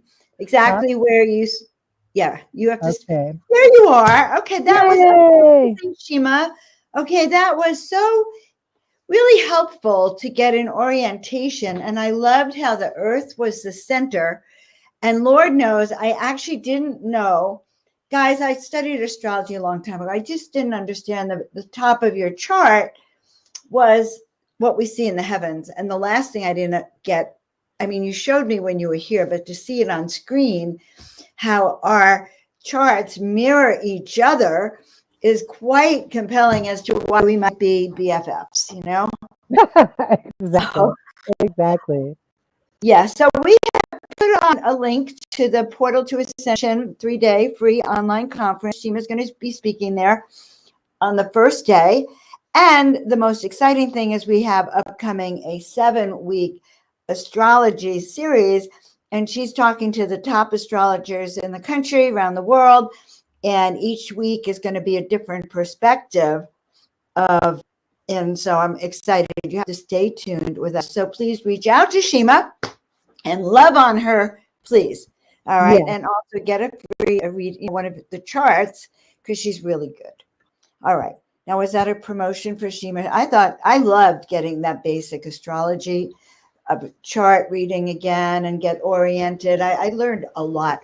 All right, guys, I want you all to, I'm going to share the screen for Portal to Ascension before we bring on our next guest, just so you guys can know where to go. This is the free 3-day online conference coming up in April 15th to 17th. You can register for free or by donation. And honestly, by donation is a sweet thing to do with Neil. He does a lot of work for everyone.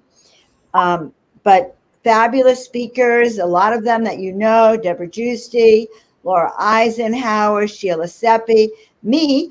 I get to do 2 presentations, and I'm going to take you inside the studio and for a view inside and see what really is going on. Here's our beloved Kathy, all right, and Mary Wadwell. So some of these speakers you already know, and some of them you don't. So that's the first thing I wanted to share. And we have one more that I want to share, an upcoming webinar. I'm going to share it right now. Wait, let's see.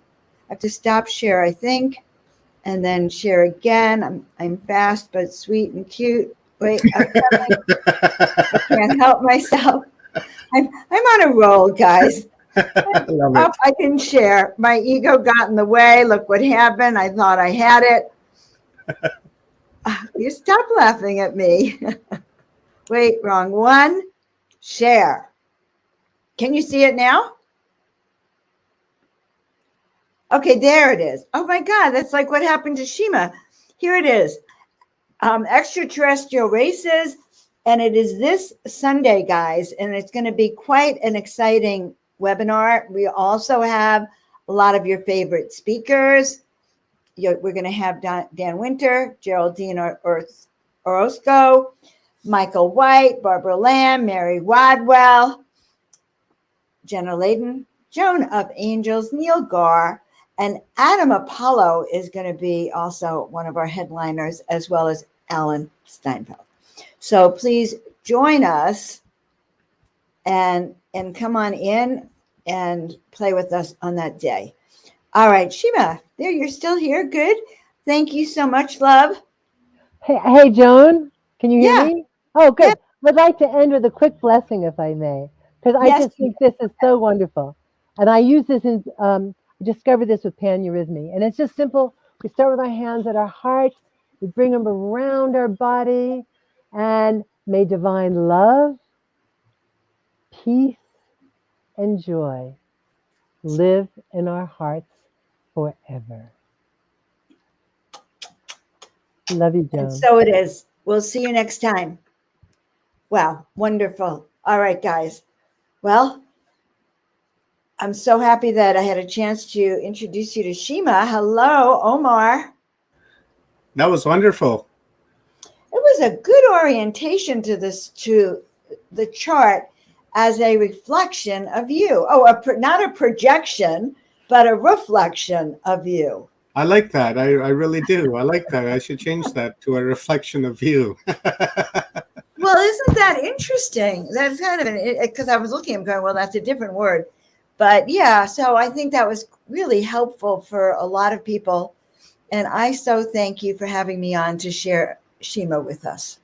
Yeah, you're very welcome. And it's just been a lot of astrological awareness in this conference, pretty much right from the beginning, and a lot of people have connected astrology. So we have to really look at that in a different light when we move into this new timeline, and go back to our roots and start looking up at the sky and start mapping our cities and our way of life after the stars, as above so below, right? So maybe we should go back to that and really reflect on that a little bit. I think who knows what's going to happen. We'll be maybe looking up at the stars more than we know. And it's all about grounding. And I think it's about being in connection with the rhythm of life. Of all the things Shima said, I felt that she was sharing that astrology, the paneurhythmy that she's doing is like all about the rhythm of the seasons of life, inner, outer. And I found that very profound.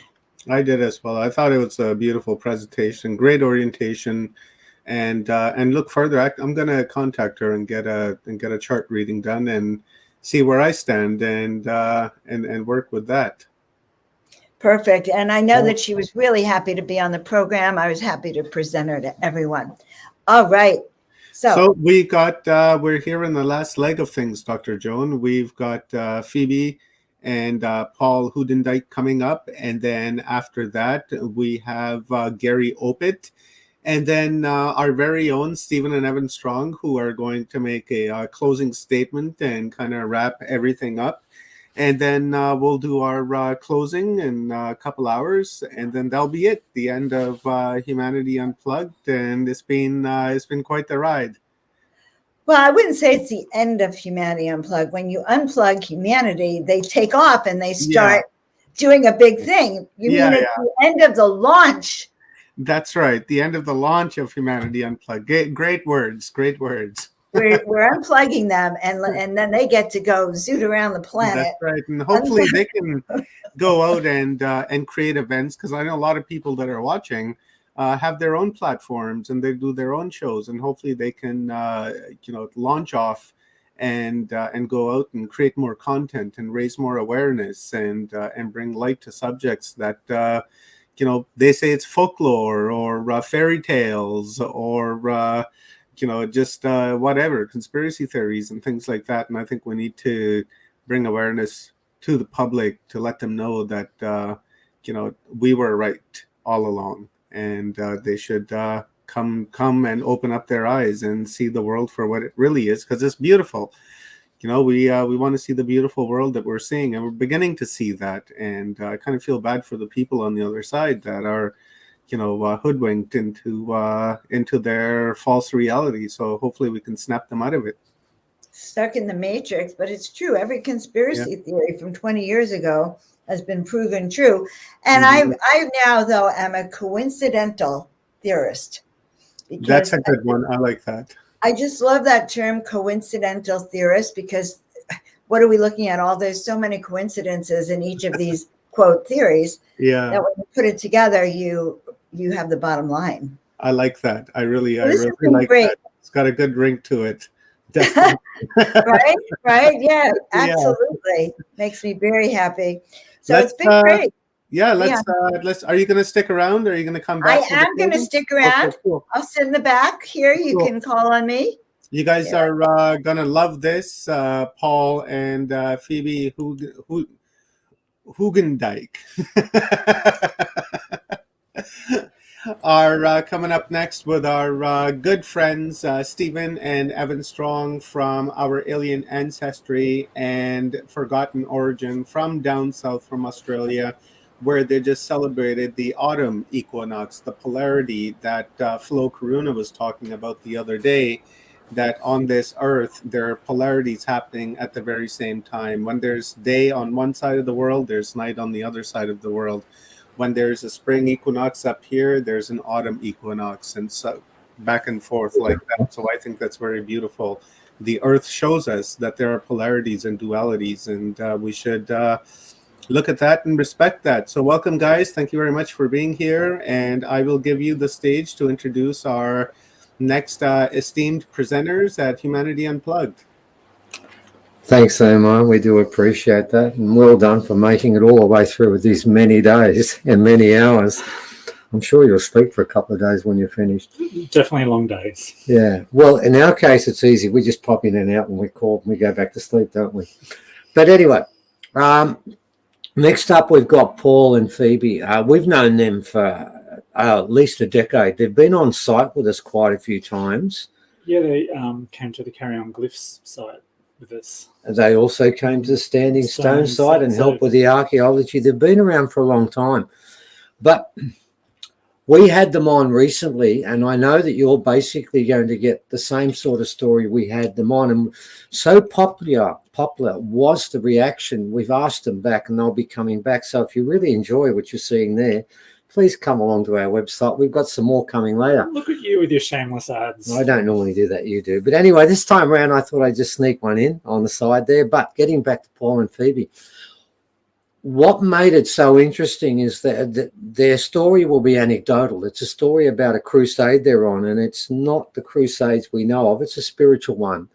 And they've wandered around the world and picked up information, ideas, and wisdom, and out of it they've become very, very calm, peaceful souls, and they're in a really good headspace at the moment.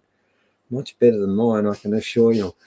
Well, we won't get into self-deprecation right now, even though it's justified, isn't it, Evan? Yes. But thank you for backing me up. You could have said no. Anyway, getting back to Paul and Phoebe, they tell a wonderful story about their journey. And people love stories that are personal and they relate to them better. And we found that that's what actually worked really well with the way they did this. So they're going to take you on a trip of them being on a trip and finding most of the answers to the questions they sought. And really, that's all we're here for. We're here to set questions and find answers. And that's what they're doing. So I'll hand it over to both of them. And Evan, I believe you're on the slideshow for this one. Yes, I am. Okay, over to Paul and Phoebe, and you will really enjoy where they're going to take you. And as I said, if you're interested, you want to hear more, they'll be back soon with us. But over to them for now. Hi, guys. Thank you, Evan and Stephen. Lovely introduction. And I know Omar's in the background, so yeah, well done. It's been an amazing time. Hi, Paul. Hi, Phoebe. It's Hey, man. beautiful to see you. It's Thank that God voice up there somewhere, I think, what people were calling this. and thanks, Evan, for getting some pics together very quickly, because we're going to do some pics, and I keep hearing Stephen's voice in the background going, talking head without pictures. And so we decided we'll throw some in, but and you got us on a 32nd wedding anniversary, so it's all part of the journey. Yeah. Congratulations, 32 years. Ooh, wow, that's beautiful. That's Well, it's been a long spiritual journey. it's been 36 years together all up. Nice. Yeah, I love so that. Our star sister Leanne a couple days ago celebrated her 23-year anniversary. So kudos to all of you. That's beautiful. Yeah, thank you. Thank you. I guess basically we've been on our spiritual journey from the moment we landed and on this planet, and we knew that we were spirit, that we were here to be in service to humanity and to follow our path and basically live our dreams. And so I'm 12 years older than Paul, so I had to actually get on with my life until he was until the universe decided to put us together. And that was in 1986 we first met, but and I was just coming out of a 22-year marriage then. But the universe put us together because they had plans for us to go to places. And I'll let Paul tell you what happened, because he went off to Mexico and came back a very changed being. Yeah, well, it's all been, and this is the message that we'd really love to bring today. This story is not about us. It's the fact that we were involved in it is great. What we would love to portray in this message is that inside of us, all of us have keys. All of us have something special, and all of us are being guided on one level or another to do certain things. And I think the only difference is that we acted on that. Because it was so strong, because it was so powerful. It's not until years later on down the track that we get to see that everything slotted into place, and yes, we were being guided from place to place. It's a long story. It goes way, way back into my past. The first thing that I remember was that I'd been in trouble at school a long time ago, and my mum grabbed me and took me out, and she said, "Boy, you can't beat the system." And I thought in my mind, "You want to bet?" You know, like, where did that come from? But I knew that I was a systems buster, that this was what we were doing, was to come in and make change even at that very young age. So there's certain pieces of the jigsaw that had to be put together, which culminated in a journey to Mexico, which was how many years ago? 1990, roundabout? Yeah, no, that's when we got 19. Probably would have been 1992, 93. Yeah. So it was a spiritual journey to Palenque and to Uxmal, the sacred sites in Mexico and the Yucatan Peninsula. It's a journey that Phoebe didn't come on with me. And what happened one evening was that I was hit by this light outside on the grass in a hotel that we were at. And I passed out. I've always been pretty fit and healthy. I've never passed out before, but when I woke, my body shook and shook and shook and shook for about 2.5 hours, and I couldn't get enough water into my body. I knew that something profound had happened. At the moment of me waking up, there was a light that just shot across the sky, ducked behind the horizon, and then disappeared into the distance, making sure that I'd seen it. After a series of channelings and guidance as to what had happened, I was told that I'd been implanted with symbols and locations. I was taken to these places and shown them. And that sat dormant for many, many years until a calling to go back to New Zealand, where I'm from, to learn about the greenstone, the sacred stone of New Zealand, and to bring the art of carving out. Through sitting in the sacred site, I was downloaded the ability to carve. So I had the carvings, ability to carve, and the stone. I brought that back to Australia, and that sat with me for many, many years before our journeys actually started. Did you want to add to that?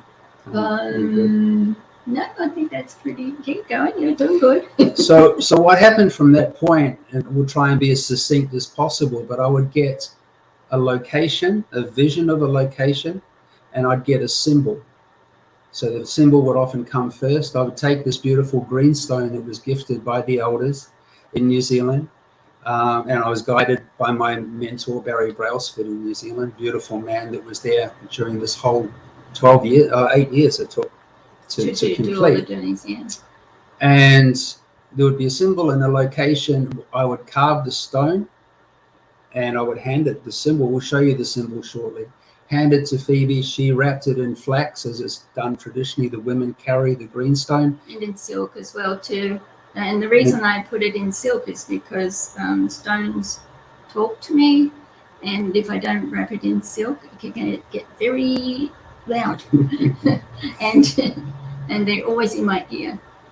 So, and then it was simply a matter of jumping on a plane and going to where we were told to go. I rang my mentor, Barry, and I said to him, what do I do? Where do I go? And he just said to me, the greatest gift he ever gave me was, I can't tell you. So this is your journey. You need to make it yourself.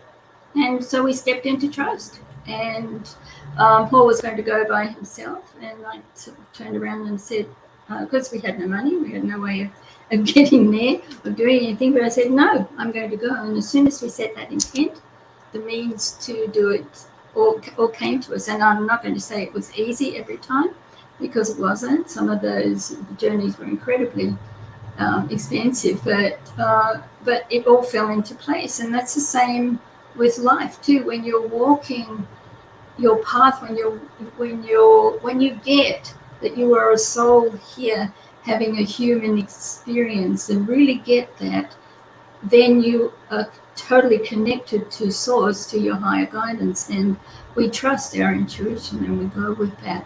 So yeah, so Paul carved all these.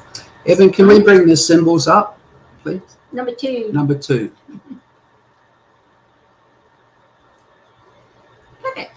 Okay, so. Yeah, and for those who don't know, that bull roarer we placed in Stephen Evans, the stone circle at the solstice ceremony. It's a little different now because that was right at the very beginning, but it had to be made a lot thinner to be able to fly it. And it's only ever flown once, right at the very end of all our journeys. Mm-hmm. Yeah, so that's the sacred greenstone on the left, the sacred greenstone of New Zealand. The symbols were never photographed; they wouldn't come out in photos, so we had to have them hand drawn and put together. So each of those symbols represents a journey of trust. Now, we had sometimes a matter of hours to gain the trust and the faith of the elders of the villages to the different places that we went, to present these stones as we traveled, and trust that we could place it in the most sacred areas of their land. We had to go through that. It had to go through the hands of the elders before we actually put it where it went. Most of them went into water. They were water stones. Yes, and you have to, with the punamo or the greenstone, you have to actually hang on to it. As a water stone, it will swim away if you don't. And did you want to go through where all the places were very quickly? Yeah, we can. So Dawn was in... So Dawn was the Ridge of the Star Walkers in New Zealand. It's Castle Hill, which is, the Māori name is Te Kohanga, which is the nest. It was an old marae, and it was a place where the Waitaha elders, or the Waitaha people who travelled from Easter Island, gathered in the South Island of New Zealand. It was a place of learning, of high learning. So these are all the symbols that were downloaded to Paul, and he had no idea really what we were carving, but what he was carving. That there are some places that we went to that the elders knew exactly what it was, and they told us, so we learned on the way too. The second one, many knew that we were coming as well before we got there. Second wave was Mount Kailash in Tibet. That nearly cost me my life, that journey. I had altitude sickness and very nearly died. It didn't stop us. We managed to get the journey done. No, we always said if we died on our journey, it's a good way to die. Mm-hmm. So then we have waveform. Yep. When we forget where we've been, but the navigator was Hawaii. Navigator was Hawaii. Wanampi, the rainbow serpent. We got a surprise for you at the end of this. When we're talking trust, but we'll show you that shortly. Itzamna was in Mexico. Mexico in Naha was the only place where we had. That was Peru waveform. Waveform was, yes, in Asangate, the sacred mountain of Peru. With the kettle. Yeah. Naha, we've got a photo actually. We'll show you a little later if we get time. Don Antonio was the man. We took it to him. He was the elder of the village. Number 9, Evan. Oh yeah, we can do it that way. Yeah. Yes, that's what he said. It was, yeah, we went on a plane, we paid for the ticket, we got to, oh, this is my initiation after the journey. So when I was hit by the light the next night, I was instructed to go and spend the night on this pyramid. Uxmal, the pyramid of the magician, is one of the scariest nights I've ever spent in my life. And if you can see the steps there, when you get to the top in the middle of the night, there is no coming down. And this was a vision quest. There were flashing lights all over the place that night. And that was the beginning of the journey. So have we got... And again, the only time that Paul and I are very psychically connected, and the only times that we were ever disconnected was when he was at the top of that pyramid. And I was, for a day, I thought he'd actually passed, and because I couldn't connect to him. And another time when we were in Mount Kailash, and he had cerebral and pulmonary edema, and in the middle of the night I felt him leave, so I threw myself on the floor and grabbed him and grabbed his hold and brought him back, and his thanks for that was to pour a whole lot of hot water over me.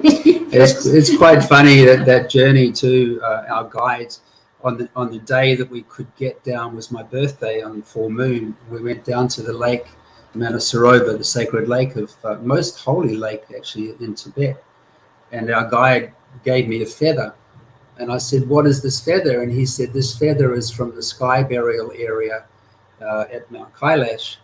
And he said, "Had you died, we couldn't bring you back. You would have had to have had a sky burial, but you made it, and here's your feather." So I still have that feather to this day. I honor that feather greatly.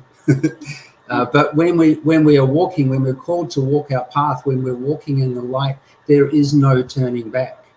There is no, oh yeah, but it's too uncomfortable. There's none of that. You walk your path, and with the day that you finish is the day that you finish. It is that sense of trust and commitment to your journey. And if we could move to, I think it's Naha. slide 9. Don Antonio. Even if we can find that one, but yeah, it is. It's all about walking in trust and being who you are. And that's us in Gate, the sacred mountain of Peru. We were with the Kero there, the keeper of the mountain. Yeah. And that's after we'd done the ceremony, and they actually asked. Well, when we met with them, they said, "We know why you're here," and they described why we were there, and that we brought a stone, and they said that stone is not to go into the place that you think it is to go, but it's go into our lake of initiation, which they take very few people to, and this is their lake of initiation, and we just finished the ceremony. So, well, it's 18,500 feet where we got to, so yeah, pretty high country. It's pretty high country. So we're still looking for number 9. slide 9. It's the guy in the white. It's a guy in the white. She's the shaman in Mongolia that we spent time with. Yeah. Okay. Yes. And that photo was actually taken as we were leaving the Satan. And because she'd done this amazing ceremony for us, and as we were walking up the hill away from the village, this huge clap of thunder and lightning just went across the sky, and we turned around, and there she was holding her hand over her heart as she said goodbye. It's still not the one we're looking for, Evan, but never mind. I've got it marked as number 9. More. That's Mongolia again. Yeah, and these ancient stones. They're very ancient stones.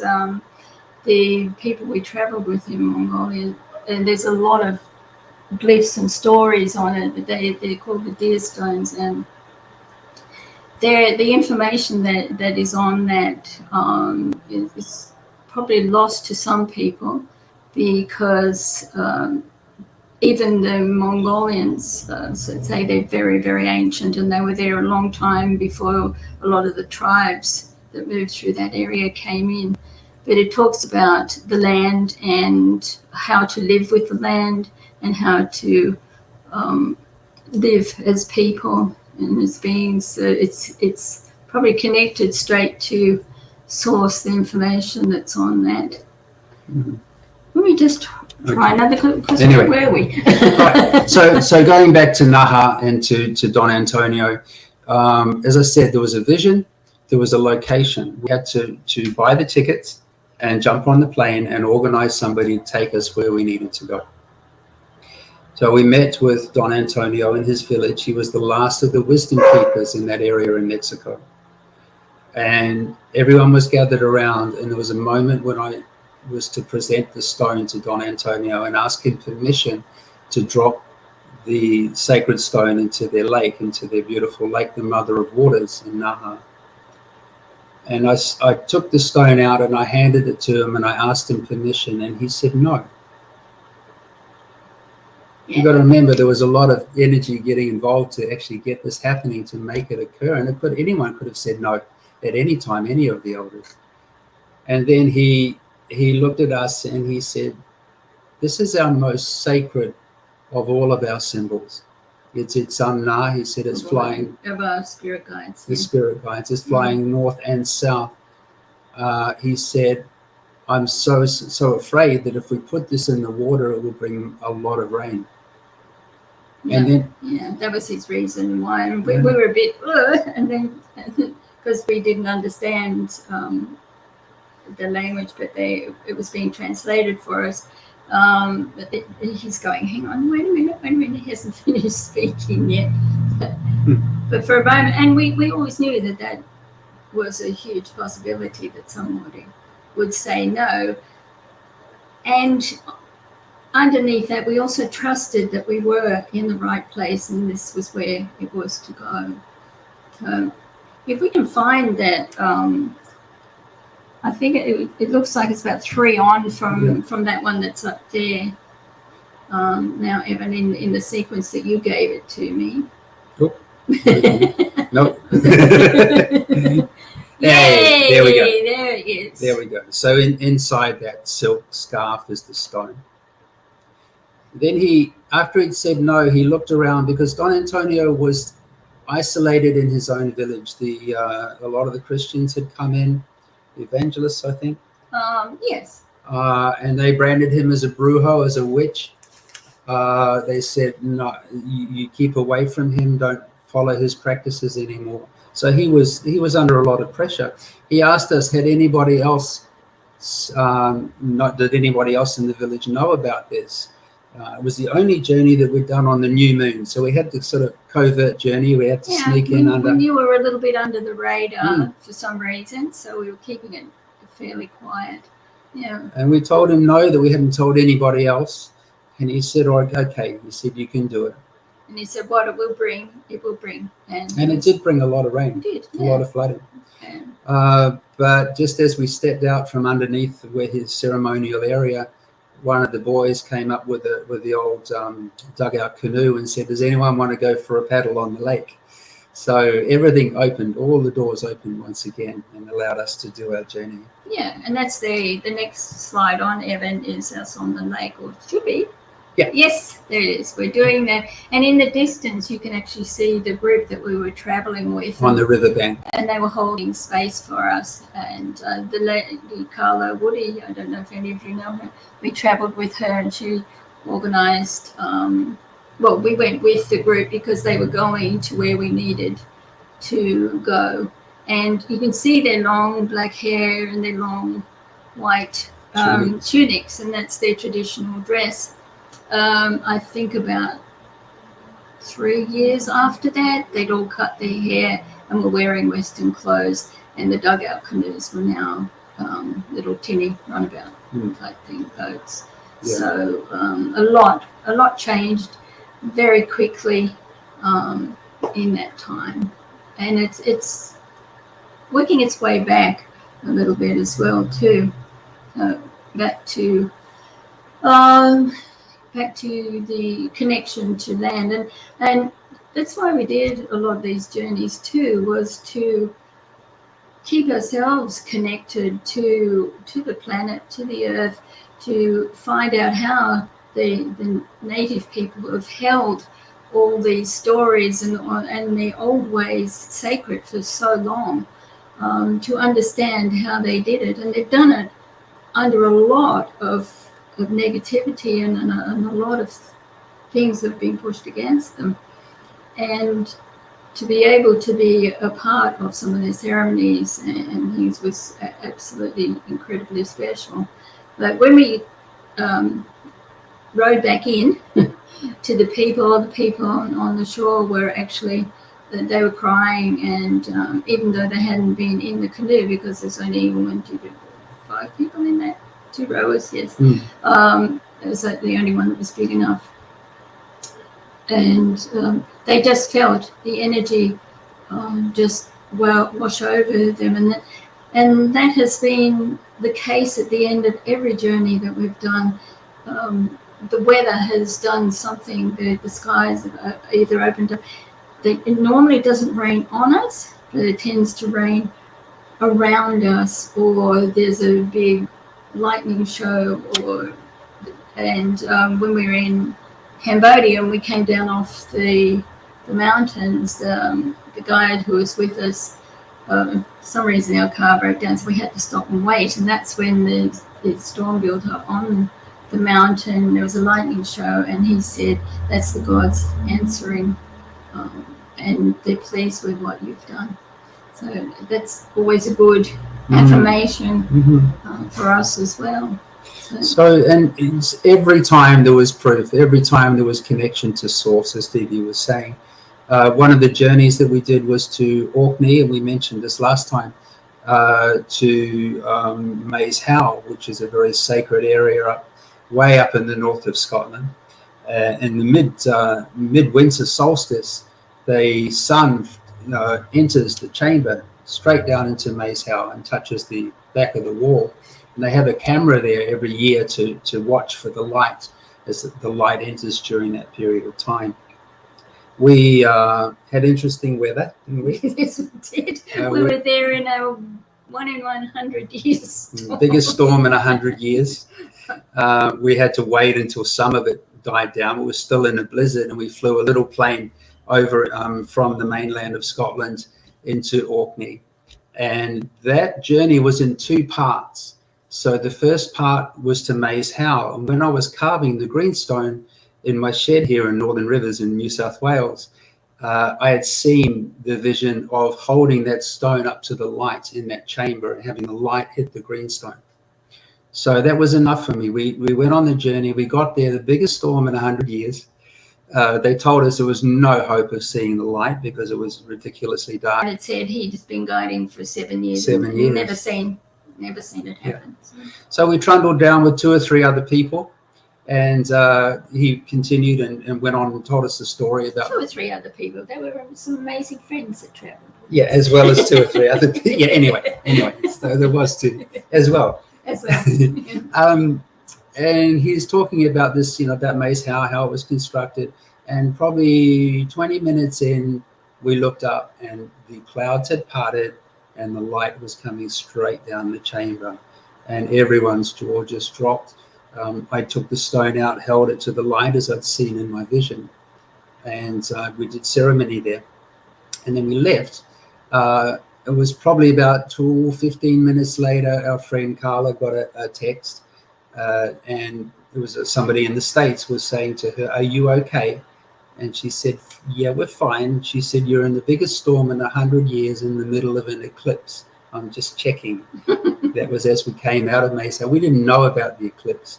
We knew about the storm. But so that was part of the journey. And the other part was to deliver the stone to the water, wasn't it? Yes. Okay. It was. So there were 2 locks. There was the lock of Hooray. Hurrah, and the lock of Steness. Steness, yes. One's salt water, one's fresh water. The stone was placed in the water of Steness. It was the freshwater lock. Yes. Yeah. And our journey was done, and we left. It was probably... Oh, but to add to that, yes. we were travelling around everywhere looking for where to go. And And as I said, the stones talk to me, so they actually tell me where it's meant to go. And it wasn't until we actually came back to the house that we were staying at, which was situated behind the stones of Stennis, that it said, right, it's going to be right here. And it's really interesting why it was right there. So we did the ceremony and placed the stone in the water. And a few weeks later, Carla emailed us and said, have you seen this? So we opened the link, and there was a story on right where we'd thrown the stone. They had just discovered a whole ancient stone circle that had been flooded and filled, covered up under the water. Yeah, right where we put the stone. So again, the message is that we are guided. We've got to listen. We've got to listen. The as things heat up, as the intensity picks up, we've just had in Lismore and Northern Rivers, we've had most of the town washed away within the last few weeks. The whole town is gone with a flood. Yeah. People used to say to us, why are you staying on a main road? We've been on a main road for 20 years and we have a healing practice. I do acupuncture and hypnotherapy, and we've been doing that for many years.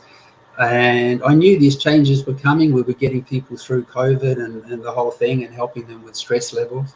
But we didn't know that was coming. We used to just say, we're here to help until that's finished. Now we're beginning to understand a bit more about why we're still here and how we can help. But being in service, and not being attached to the outcome, because throughout all of those journeys, throughout all of the adventures we had, through everything that we outlaid, we were never attached to the outcome. It wasn't important to us. What was important was getting the job done and getting it finished. And because the Spirit had asked us and the ancestors had asked us to do it, and we could have said no. And they came and asked us 3 times if we would do it. They would show up in our kitchen in spirit form and say to Paul, we go, well, we can't. We don't have any money. But in the end, as I said, as soon as we said yes, it all fell into place. So, Evan, can we go back to the second slide, the one of the stones, please, if that's possible, so we can just show a little bit more of the journeys. Yeah, we're getting there. Yeah, keep going. Yay, thank you. Cool. All right. So just to quickly go through which ones. So it was Hawaii was number 4. 5 was Central Australia. One up here, and that was interesting as well too, because like Steve and Evan, we totally believe and understand that the original Australians are the original people of this planet. So we went with great respect and wanting to learn out into the desert to learn their ways and to perhaps get an insight into some of the dreaming and the walks and things. And when Paul carved that stone, it was of the rainbow serpent, and we'll get back to that a little bit later. So the next one is Itzamna, which was... But what happened there? What? Because their dreaming was Wadi Nintaka, the lizard man. Yeah. So the whole time I was carving that stone, I believed I was carving the wrong symbol, and I would probably insult them on a huge level. I'm very, very nervous about the whole thing. They were interested. They wanted to meet us. They wanted to know what sort of stone we were bringing.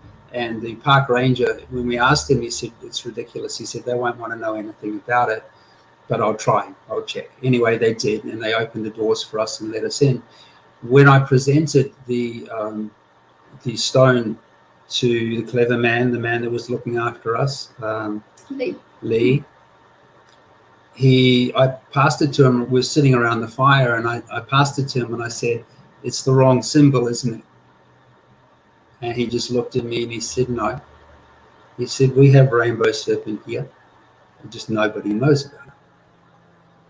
So he took us to the symbols where the symbols had been painted in the cave, and he opened the way for us to place that stone in a very special place in the desert. Yeah, it was. And the next one is Itzamna, which is the Mexico. Nomo, which is the God of the waters. The god of the waters, yes, they're Bandiagara, the Dogon. The Dogon Mm-hmm. who we travelled with. And that was quite an amazing journey. Well, they all were. They were all incredibly amazing journeys. And the story with Nomo, that's good, is I think you've all heard of the beings that came down From Sirius. and they created a lake because they were aquatic, and then they swam to the edge of the lake, and they taught the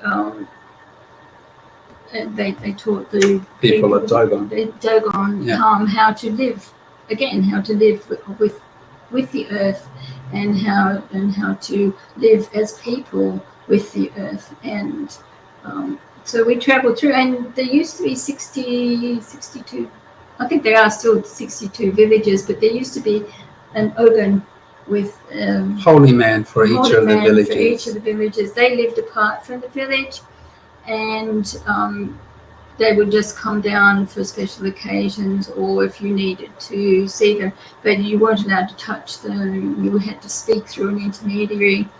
There are only 4 left, as far as we know, up to the time that we were there. And we got to actually meet 3 of them, one quite accidentally. We just happened to, well, it just turned up at the right time. It seemed to be accidental. We now know that most things that happen to us aren't accidental, they're planned. We just happened to be trekking up through somewhere, and this man with the goat walked out, and he was the Ogun for that area. And we had a young guide who used to walk with the cart that carried our big packs, because we would walk all day up and down the escarpments and wherever, and go through all the villages while he just walked along the bottom, and we would meet up at the... Took us 12 days, yeah? 12 days, yeah. 12 days walking through the desert, yeah. And up and down the escarpments. And he was just blown away by the fact that we'd actually met an Ogun. And this is the Ogun from Indaloo, which was our guide's village. And he's 102. And yeah, and when we got to the village, it was just amazing, because somehow by jungle telegraph, they'd actually told them we were coming, and when we got there, all these children just suddenly appeared at the top of the ridge and came down the ridge singing, and drummers came, and the women came, and they huge celebration. Called us up to dance, and we found out later that we went into the school, another school, to see the children, and we found out later that they'd been waiting for about 3 hours in their classroom for us to get there. And it made sense why our guide the whole way through the journey was saying diggy diggy, which means slowly, slowly. And I can't remember the name for the word for hurry up. But anyway, he was telling us to hurry up all day. And I think that trip was about 14 kilometres from that's a long way. From the last one. And it's not just a straightforward trek, it's up and down over the escarpments to actually get there. And when the Ogun of the village learned that we were there, he actually came out and introduced himself to us. And he was he part of Forever Told? I don't know.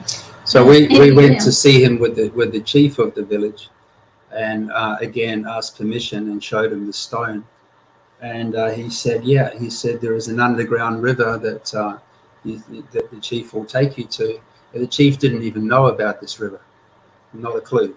But he said if you put it in the water and it's not meant to be, it will throw itself back out again. Yeah, and he said, and you have to do it now.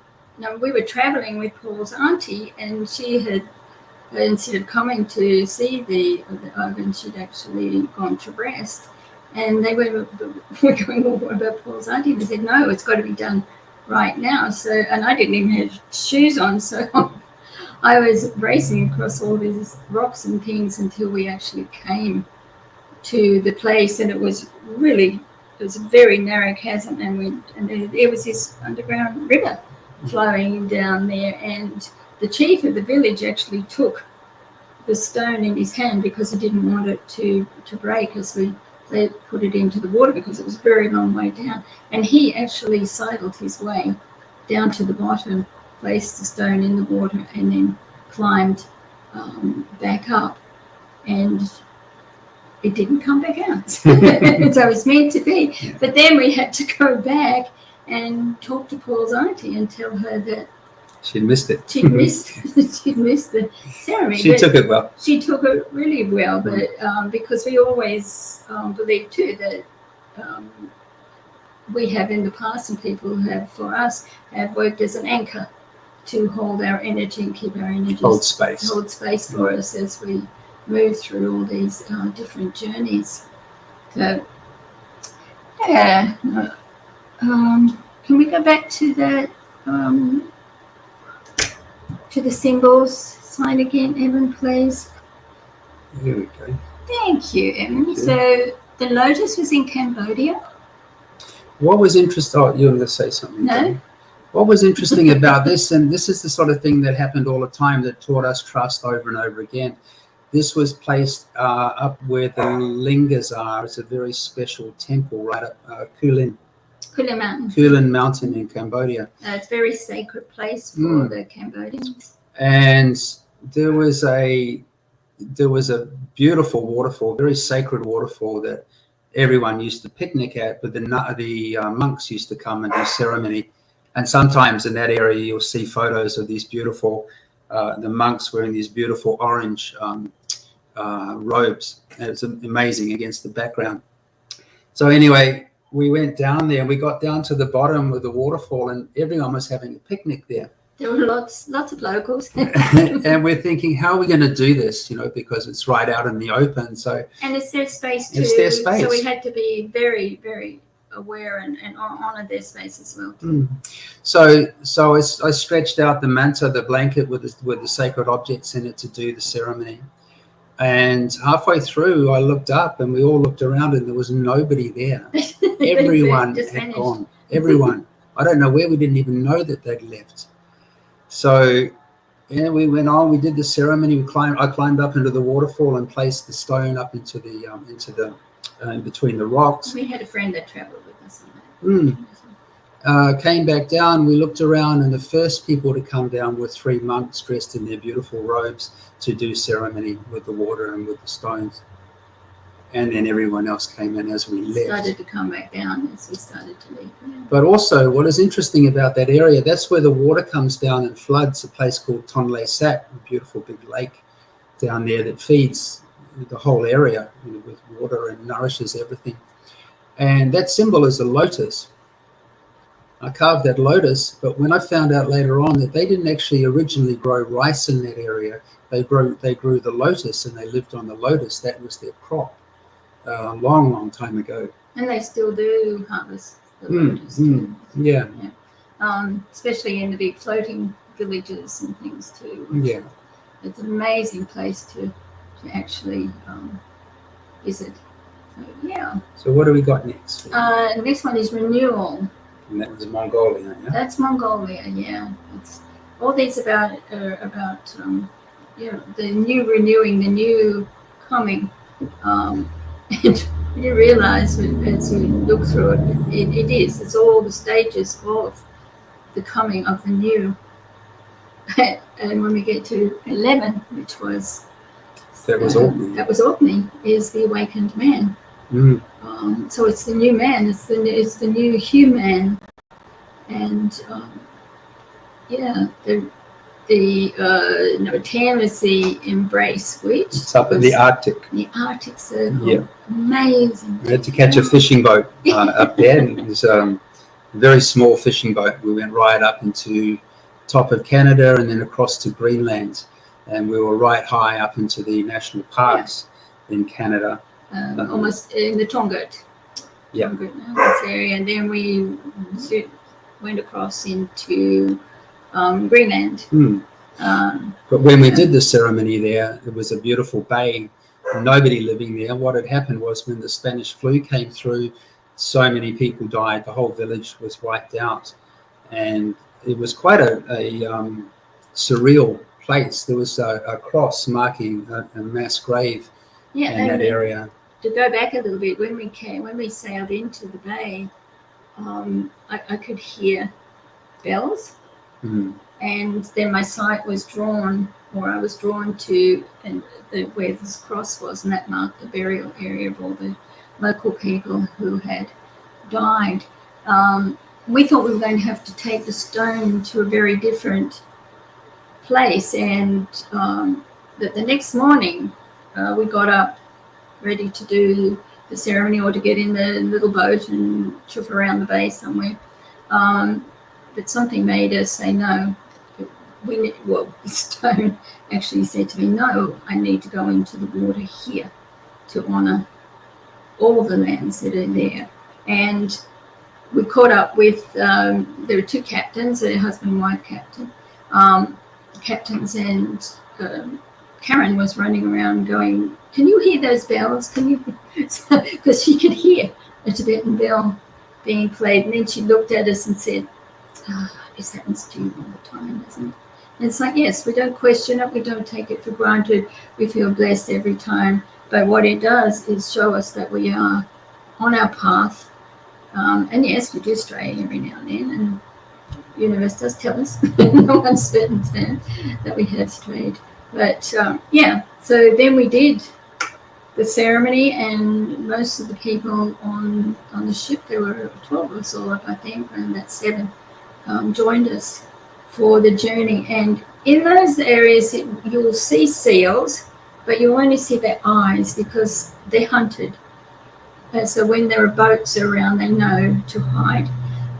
But during that ceremony, after the stone went into the water, the seal came. Those 2 seals. Yeah, the other one came later. Yeah. The first seal came up, and it actually lay on the top of the water and exposed its belly. And the captain said, they never do that. They absolutely never do that. It was like the spirits of the people came through with the seals. It was quite a special moment. And then another one joined it, and then they dived down. But while they were there, a whole school of fish went by that they could have chased after them, but they didn't. So all these amazing things happen, which tell you and tell us that when you are connected, when you know who you are, when you know that you are a soul being here having a human experience, and all that entails, they're just little confirmations, and some of them are quite big confirmations actually, but along the way they tell you that you are in tune, you are on track, and go for it. And yeah. My mentor Barry Brailsford, who wrote many books, he's living in New Zealand still, and said that the old people always said to him, the hardest journey you will ever make is 3 hand spans in width. And that's from here to here. But unless you can get to here, you cannot connect with your intuition in a way that will enable you to open up into these realms. It's coming from the head into and combining the head and the heart, which is wisdom. But we've got to come back into this space. And that's where our guidance comes from. Our guidance, our faith, and our trust.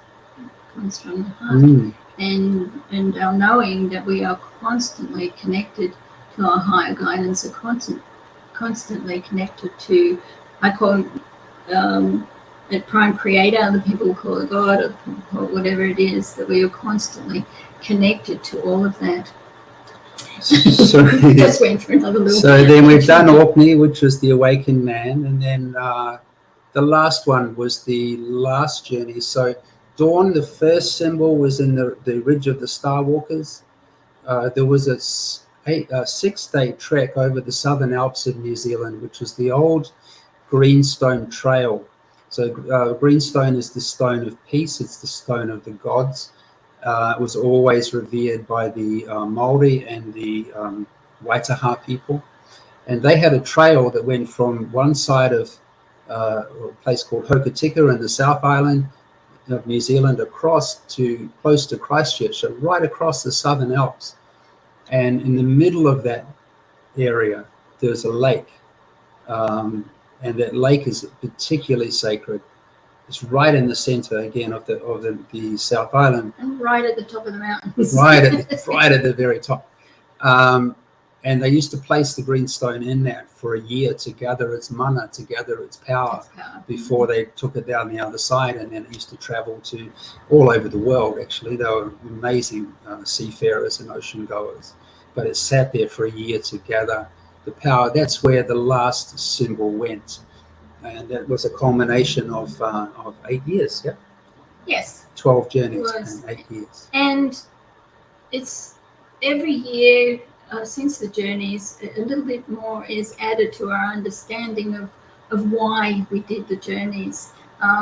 We agreed to do them because the ancestors called, yes, spirit called, and it felt the right thing to do. But we do know that in our distant past, we used to live as free beings in lighter bodies and not in fear. There was a grid of love that was over the planet, and it's a love that most people don't fully understand yet. I don't fully understand it, the power that comes with it.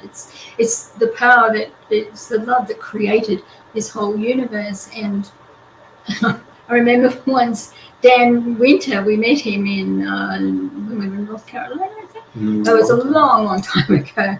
And he was so excited because he wanted to explain to us that he had the formula that showed mathematically that this whole universe was created from love. And it was meant to be full of love and creativity and learning and moving on. And yes, with the dark, we have learned a heck of a lot of stuff. And we're about to move on from that back to what we were. And we realized that what we were doing with placing these symbols of love and the symbols of that meant so much to all these original people who had held the connection to the earth and to how to live with the earth, and they'd held that together. And what we were helping do was to repair or to put up again, along with a lot of other people who've been called to do this, to repair that grid again and to hold us in that space as we moved into the new way of being, because that is a new way of being as well, is to be in that frequency. So that was the completion of the journeys. We went back to the beginning, to Dawn, to Richard the Wisdom Keepers. Wisdom Keepers, yeah. Yeah, and the bull roarer sang for the first time and only time, where we had the blessing of the Waitaha elders to open up all of the portals one after the other. We connected the whole lot up, and then the job was done. Barry, who couldn't make it, Barry Brailsford, who couldn't make it there, he was at the bottom of the hill, and he said, because the wind was huge when we got up the top of this area, and he said, yes, he said that the spirits answered you. He said the mana was strong. We had 3 big blasts of winds come through to acknowledge that the journeys had been complete and that they were successful. Yeah, it was a big moment. It was a big moment. Are we going to share our other little bit? Oh yeah. Well, we thought. Well, just wait. Yeah, just wait. It's more. Yeah, so we thought, well, that's the end of our journey. So we had people who said, they wanted to go to Central Australia, and could we take them there? So we created a journey to take them there, and our clever man Lee was really, really excited about us coming back, and he said to us, "Thanks, Evan." Thanks, Evan. And he said to us, I've got something to show you. Now, we have to say up front, these are not our photos. They were given to him, and he shared them with us on the condition that we waited until the appropriate time to share them with people and to share it with the wider This is only the second time that we've shared them openly. Yeah. So this is a cave that is underneath another waterhole. And there's another waterhole apparently above that, but this is a more secreted away one. But there was a woman who was studying the local wildlife, and she wanted to film whether the local wallabies and kangaroos, etc., came down to this waterhole to drink and how often. So she actually set up, and I don't have that. No one was allowed to swim in this one. They could No. swim in the one above it, but not this But one. not in this one. And that's just how it was. So, so she set up a time-lapse? No, a camera that would Motion sensor. emotions. That's it. Yeah, yeah. Motion sensor. There you go. That would actually be triggered by movement. And what we were told by this was the home of, or one of the homes of the rainbow serpent. And we said, oh yes, well, that's myth and legend. I mean, we believe in all of that, but the people who were with us were a little bit skeptical. And during the night, or it's actually just a few minutes later. Oh, it's only 2 minutes after she left. Yeah, I think on the something time like that, lapse. on the time, yeah. A movement in the water actually triggered the camera to take the next photo. Cue the next photo. Hey. And this is what the camera picked up. Now, as you can see, there's no movement in the water per se. That's just movement of energy. And I don't know about you, but that is the rainbow serpent. Also, he was Lee, the elder, was very excited because this is the color of the greenstone. And the stone is, and the journey that we took is actually written into their songline now. So when he saw this, he was very excited to show it. He said, I forget you guys can't see these. He said, I work with them all the time, but here's a photo to show. To show you what they actually look like. But he connected what we were doing with the myths and legends of their land. And the next one, Evan, would show a close-up of it. You see the translucence as well. And that's exactly what greenstone looks like when it's in water, when you hold it in water, and there's light bouncing off. This rock is massive. So we had another photo of the lady kneeling beside it. So it's a huge rock. It's a huge rock. It's not a little rock. Just let you look at that. And then the last one. So there were just 3 in a row, and that was it. And then Guardian of the Waters. The Guardian of the Waters, rainbow serpent. It also brings a cleansing, which our land has just had big time here. And we do believe it is. One of our friends who's probably listening, one of their children said the water came to wash all the bad stuff away and to bring all the good back into the area. And we actually believe that. I think he's truly connected to his soul and his guidance. So, when you look at, we can drive down our streets that every street had everything put out. The houses went right under, so right up to the roof on the second story of these properties. And when the water went down, what you were left with was a pile of stuff. Unusable, you could never use it again. It was of no use whatsoever. And that was everyone's possessions, not the spiritual, but the material had been washed away. And how many things people would have said, oh, I'll clear that up tomorrow, I'll get rid of it next week. It's gone. It's gone. People are starting again now. And And it just shows us time and time again how very little as spiritual beings we need to actually carry with us. We were told a long time ago, if you can't walk out of your home with all you need in a backpack, then you're carrying way too much.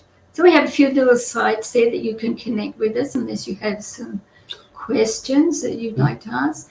And we've got 3 books written on our journeys. So yeah, the first 2 we printed because we did them on photographic paper. The third one is in PDF. I think it's on Amazon as well as as a digital book. But that's our journey, and what we hope that people actually get out of that is that when you trust and you step out of fear and into knowing and into love and into that frequency and into that vibration, a whole amazing world just opens up to you that is right there. It's always there. It's within you. So bring it out and create the whole planet. And yeah, Mhm. the whole new world. So thank you for having us. Yeah, thank you guys. Hey, okay, we do some questions. Is that? I think that's we've got time for a few questions before we finish up, guys. And some of the stuff I've written down relates to what you said, and some of the stuff relates to stuff you've done that you didn't mention. Yes, so we'll put them together. That First was awesome. That was absolutely such a fantastic presentation. I thank you for sharing that, Punamu. That was Ah, beautiful. you're welcome. Yeah. Yeah. Thank you for this is Aetia. Oh, yes. Aetia stone. Yeah, yeah. Oh, nice. I come from an area called Piu Piu. And Springs, the water place, yeah? Yeah, I'm on a Waitomo, crystal, flowing rivers underneath, spring water, the top of the world over here. Yeah. Look after that water. Special. Oh, beautiful. The rainbow serpent, the dreamtime serpent and stuff remind me of our Māori with the eel. And Oh, yes. Well, you actually have rainbow serpent there too. The Taniwha. Yes, and where I'm at the moment, we also have glowworms in our caves. So Waitomo. yes. So it's when you were showing those images and stuff, it was like, wow, I don't need to leave anywhere. I'm nice and happy right here. Aotearoa is a special place. Yeah. Really. Yes. Oh, what a beautiful gifted journey you guys have both been on. Much appreciation. Everybody's little bit of experience of their journeys, and we get to see it through somebody else's eyes, and that's been one of the biggest journeys that I've learned for myself is if you can see it, take a picture and give it to somebody else, because we share that journey. It's absolutely gorgeous. So I'm not sure Evan and Stephen are, or the others, but I know that they'll be around somewhere. So, thank you. Where is it? So, what were the questions? I'm not sure what the questions were. We'll just have a look. We'll just see. Is there any questions that came up? I was so entrenched in your story that I didn't even look on the side, and I'm terribly sorry, you chatters, but I loving this. I was very attached to some of this journey here. Yes. All right. Do we have any questions here? Yeah, well, I've got one that would like what you've got on your can't see any. On your chest there, Phoebe. Oh, yes. Here we go. Omar. Oh, okay. Oh, hang on. So I think Steve was just about to ask a question then. Yeah. Well, I was. Yeah, I'm still trying. Yeah, go for it, Steve. Go. That presentation just blew my hair right apart. Oh my God! Sorry, so sorry, Omar.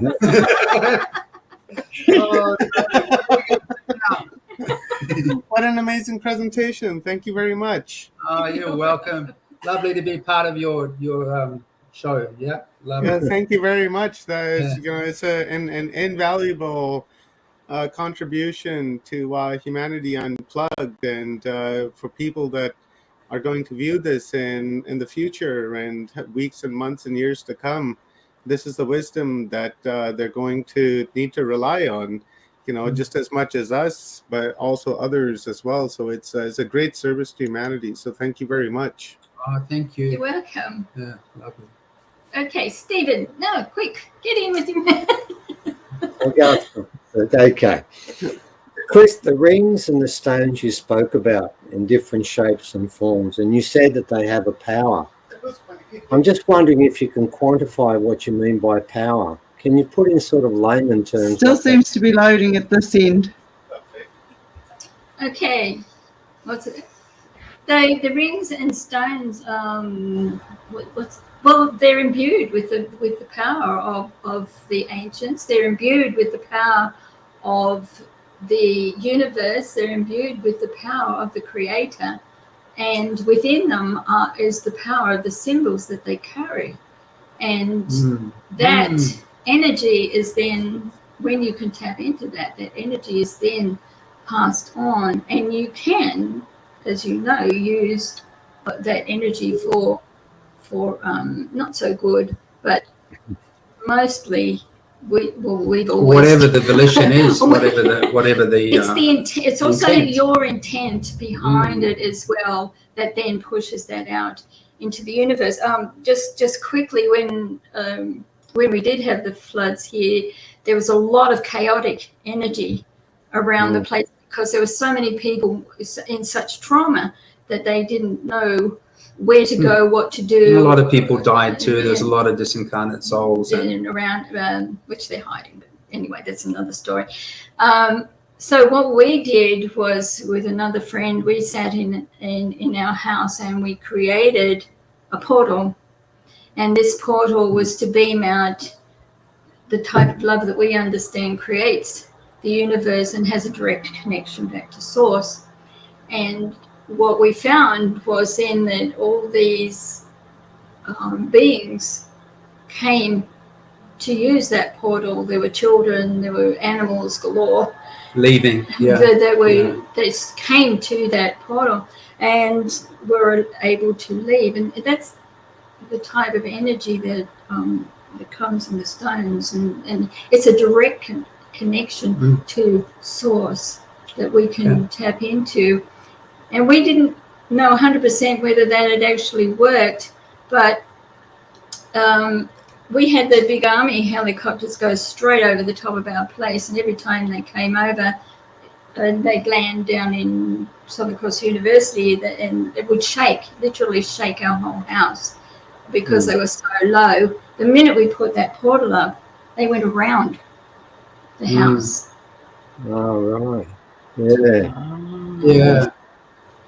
And the other thing is, sorry, Stephen. You go ahead, mate. Yeah, please, your talk.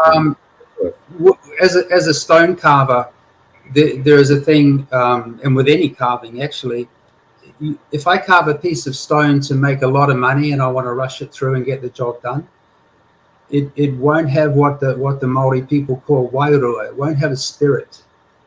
But there are carvings and there are stones that are imbued with that spirit because of the prayers that are layered in over and over and over again for that particular intent.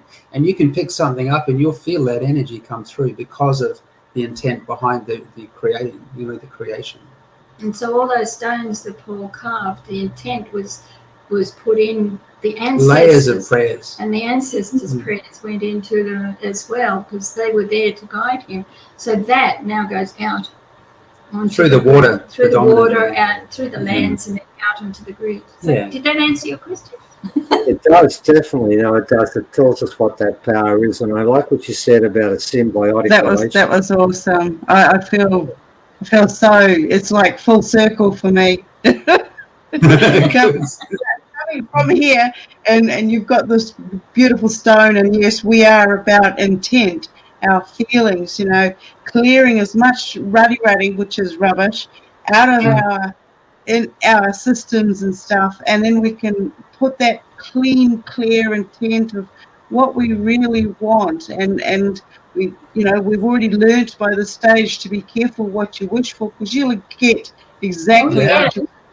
You'll actually get it. You'll get it.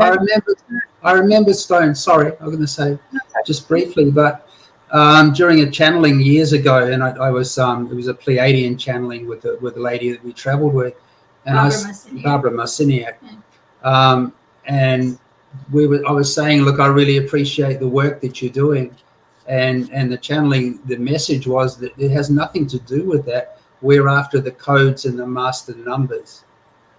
Yes. So what they're saying is that as we carry that frequency and that 100th monkey process occurs, everything changes, and it starts here and it spreads throughout the whole universe.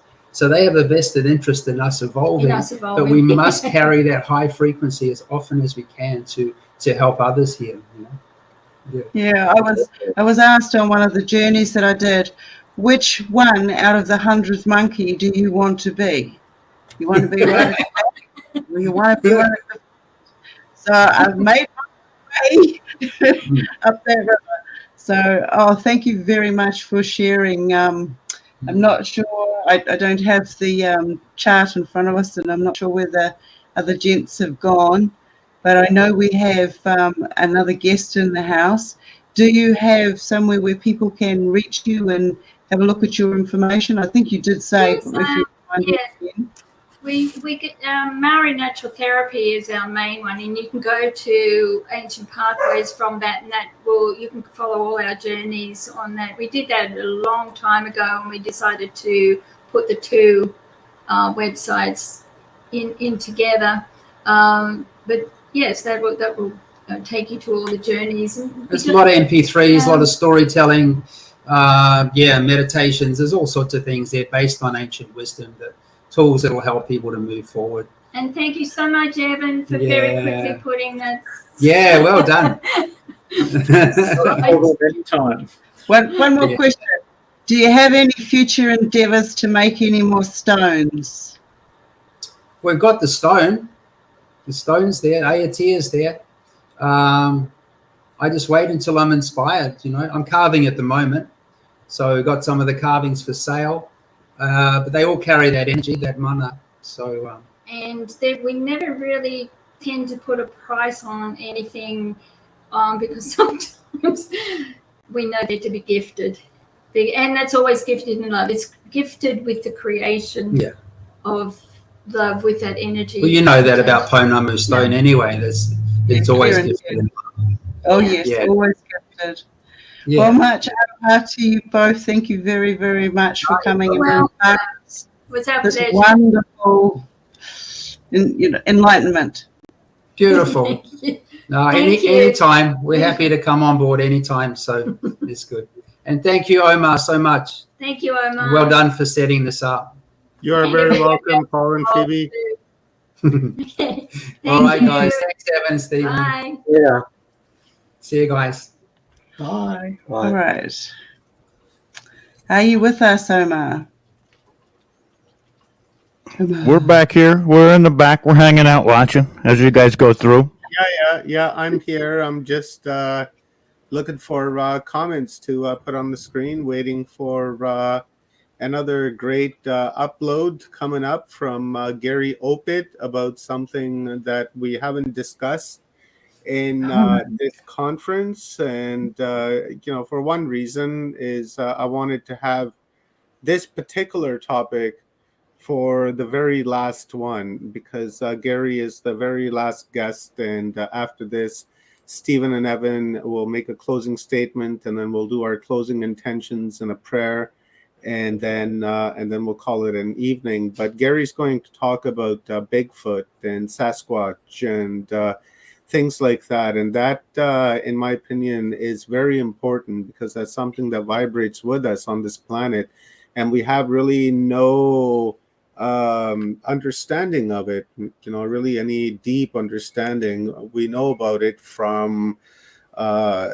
passing, I would say. Saw a video here and a video there, and a lot of them seem to be hoaxes and stuff. So I'm looking forward to it. Phoebe, please jump in anytime. Oh no, I'm just saying we're leaving now. We have to open our clinic. Okay, thank you very much. Thank you. Thanks for that contribution, Omar. It's fantastic. And see you, Thank Stephen. you. Hopefully we catch up again. That'd be great. Yeah, I would love to. After this conference is over, I'd actually like to do a one-on-one to talk about the upload you gave us in more depth, because 1 hour is usually not enough. And then we can do a follow-up conversation for like an hour and a half, 2 hours, and like really go in deep into the awareness and wisdom and knowledge. So I look forward to that. Just let us know and we'll see what we can put together. That'd be Will great. do. Love you guys. Thank you very much. Okay, Healthy. Bye. Well, guys, this is this is it. We've been waiting for this. I don't even have any more words, man. Like 12 hours, I had to put my hair back together. This has blown my head right apart. I felt like this morning. I don't know about you guys, but I'm still feeling like this. Where is it? Right there. How about this? Right?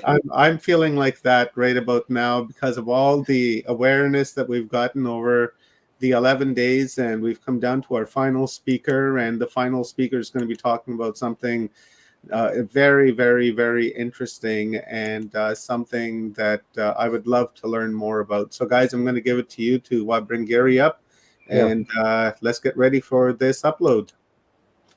Oh, well, I'll make it fairly brief because I know it's been a long lot of days, but it's I think it's a fitting way to finish this up, because Gary comes from the side of science where you'd think he wouldn't be saying the words he's going to say. He's an Australian zoologist. He's an environmental scientist. He's worked with the Australian government. He works on the ABC, which is an Australian Broadcasting Commission, on a radio station, talks about science, and has all the ticks to be a really well-respected mainstream scientist. But then throw amongst all of those ticks, then you hear him also going to talk about Yowies, which that's a Sasquatch that... we don't. The Sasquatch that you were referring to, we refer to them as Yowies. And look, very briefly, I just want to explain something about that. With original people, there's a universal majority of those who know Old Way that insist Yowies exist. That is a given. And I do remember once when we went into country once, where Yowies were known to be active, and people were finding heads of wallabies thrown off and the body was taken away and eaten. And they knew they were there. And we actually went into one site in Binna, learnt a song we were told to give. And we sang this song to the Yowies, learned it before, and he led us, and then went in. When we come back, we had our heads still on, didn't we? It was nice having a head still on our Here's shoulders. the point. That Yowie, there were Yowies in that bush. We know that's true. But for a scientist to say that, that's something really unique. And for that reason alone, Gary's credentials as a scientist are unquestioned. And I know he's right about this, but I love the fact he's prepared to say it, because most scientists wouldn't touch this word, would they? Yep. Wouldn't walk down this. So you're getting this from someone who, just like us, uses empirical evidence, not just stories and channeling. He comes the same way. He uses empirical evidence first, and when he compiles that evidence, he comes up with a finding. And in these cases, they're correct. So a great way to finish this off, and over to you, Gary. I hope. Hello, I hope you can see me and hear me. Lovely to see you, Stephen and Evan and Omar. Am I coming through? Hi, Gary. Welcome to Humanity Unplugged. Thank you very much.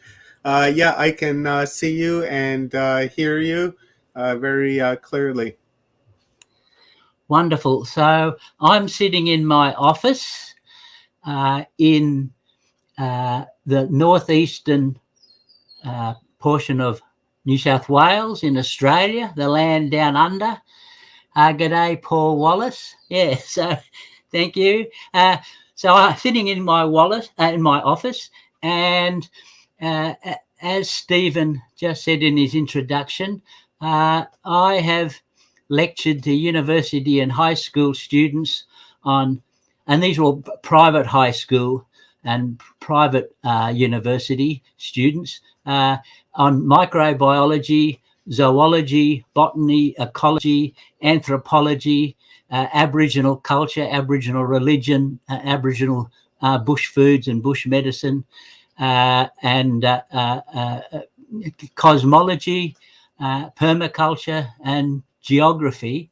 And for the last 25 years, I've been broadcasting a weekly live-to-air radio segment for ABC North Coast New South Wales Radio 94.5 FM every Saturday morning now at 6:40, and I have to instantly identify every mammal, bird, reptile, amphibian or invertebrate from listeners phoning in and asking me to identify animals or to tell interesting stories of themselves. I was previously working as a national park ranger up in Lamington National Park at O'Reilly's, Green Mountains behind the Gold Coast, southeast Queensland. And I was also working in wildlife parks, Lone Pine Koala Sanctuary and Koala Country in Dream World. And my job was to breed and handle koalas and give people koalas to cuddle. And then I've been doing fauna and flora surveys and ecological assessments for about 3 decades. So I'd go out and identify all the plants and animals in a locality for the development application for the client. It could be state government, National Parks and Wildlife Service, or Rouse Water Board, or local government councils or private enterprise. So I've been interested in the identification of plants and animals and understanding every aspect of reality as much as I can since I was a child. And so I've always been out in the bush, out in the forests. And of course, we have a wonderful locality here in southeast Queensland, northeastern New South Wales, most easterly point of Australia. And we have a wonderful ancient volcano known as Wollumban, or the Mount Warning volcano, named by Captain Cook in 1770 as he sailed past the east coast, first European known to have sailed past. And of course, the Bundjalung people here in the land that I live in have existed here for an incredible period of time. And in fact, they recently found what appears to be a fireplace with charcoal, a hearth, down at Warrnambool in Victoria. And they dated that at 120,000 years old. And this was, I believe, from memory, on the ABC News Service. And so that's out of Australia theory, definitely holds scientific value. As we know, there's no primates in Australia. I'll just give you a little bit of an overview of this locality before we get on to the unclassified animals. But so the Australian continent is one of the remotest continents on Earth. It's the world's smallest continent or largest island. And of course, it's surrounded by oceans. So we have the Pacific Ocean on the east, the Indian Ocean on the west. To the south, we have the Great Southern Ocean, the Antarctic Ocean, and to the north, we have the Timor Sea. Australia's never been joined to Southeast Asia. And in fact, the Australian continent's actually travelling north at a speed of about 6 centimetres a year, being dragged north by currents of white hot liquid lava or magma about 100 kilometres below our feet. And so about 50 million years ago, and remember, a year is one orbit around our star, the sun. So the 50 million orbits ago, we were attached to Antarctica, and then Antarctica was attached to South America. Before then, it was attached to Africa, even India and Madagascar. The great Gondwana landmass that broke apart, and Australia was the last part to break apart from Antarctica. And so the Australian animals and plants are not related to the animals and plants of the northern hemisphere. They're related to the animals and plants of the southern hemisphere of this great Gondwana land prehistoric continent. So our plants and animals are very closely related to South American animals and plants, and some of our ancient plants are closely related to the proteus in South Africa.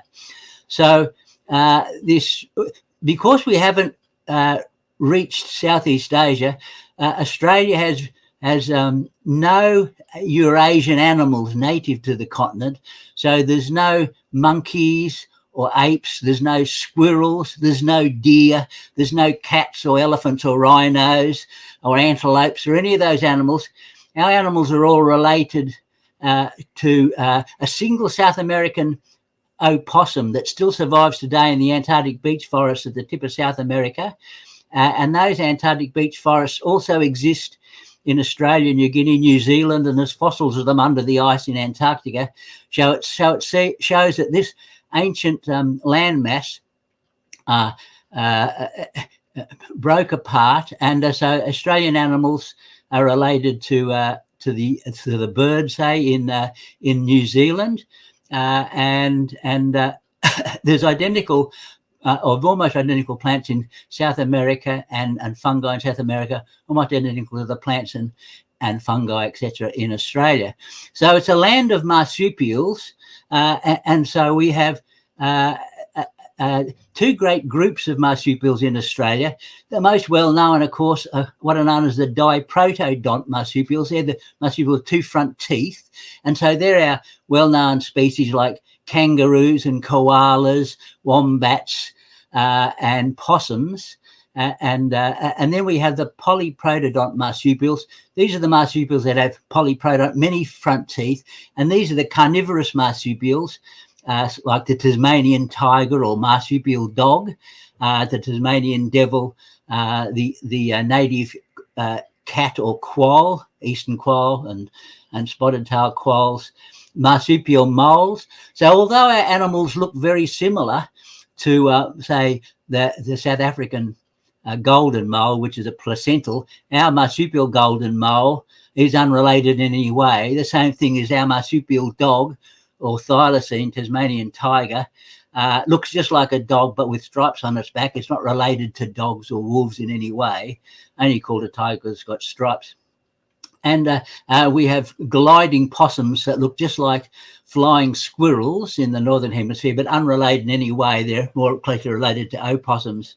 So Australia has these unique group of animals, and they've survived because when Australia broke away from Antarctica around about 40, 50 million years ago, it allowed for the first time for the currents of the Great Southern Ocean to circle around Antarctica, and that began to create a planet-sized refrigerator operating the same way a fridge does, in that you've got cold air or cold water circulating continuously, and that began to freeze the continent, it began to slowly freeze the Antarctica, but it began to cool the planet down, and consequently we had 17 ice ages, and as we all know, we're in an interglacial now that's been going on for about 10,000 years, and so as the sea levels rose from about 10,000 years to around about 6,000 years, Australia was cut off from Tasmania,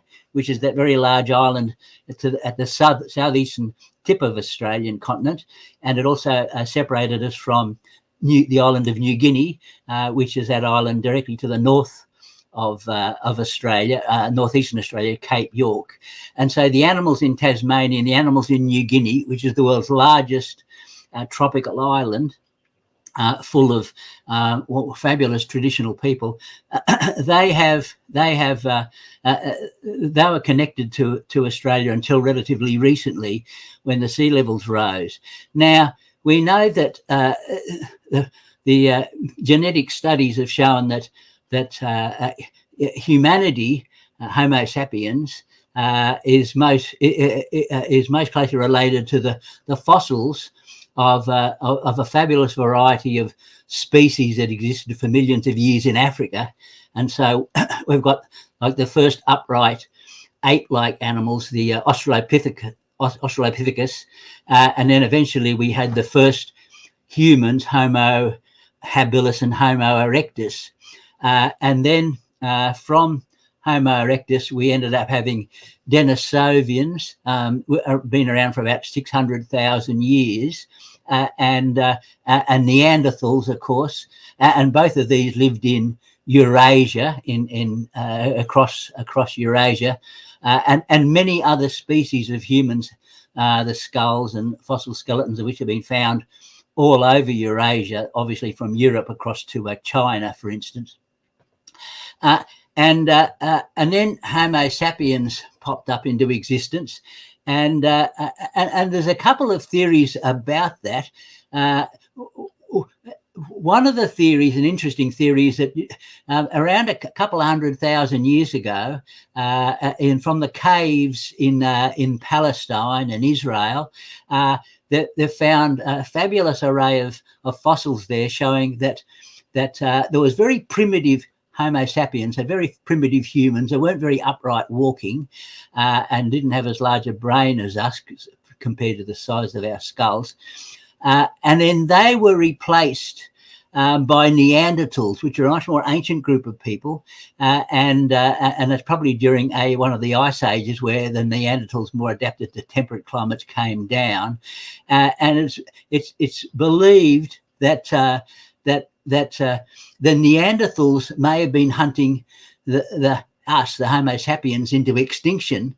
I mean, Homo sapiens and Neanderthals, we've always been very powerful apex predators, and as we know, we were cannibals in some places up until only a couple of 100 years ago or so, and so probably these different species were cannibalizing each other, but they're also interrelating, interbreeding with each other, probably not in a romantic sense, but it's been theorized that the only surviving Homo sapiens in that Levant area, in that Palestinian area, were those humans that were wonderful swimmers, and so could escape onto islands away from the Homo neanderthalensis, the Neanderthals, because what they found in these caves was there was hybrids between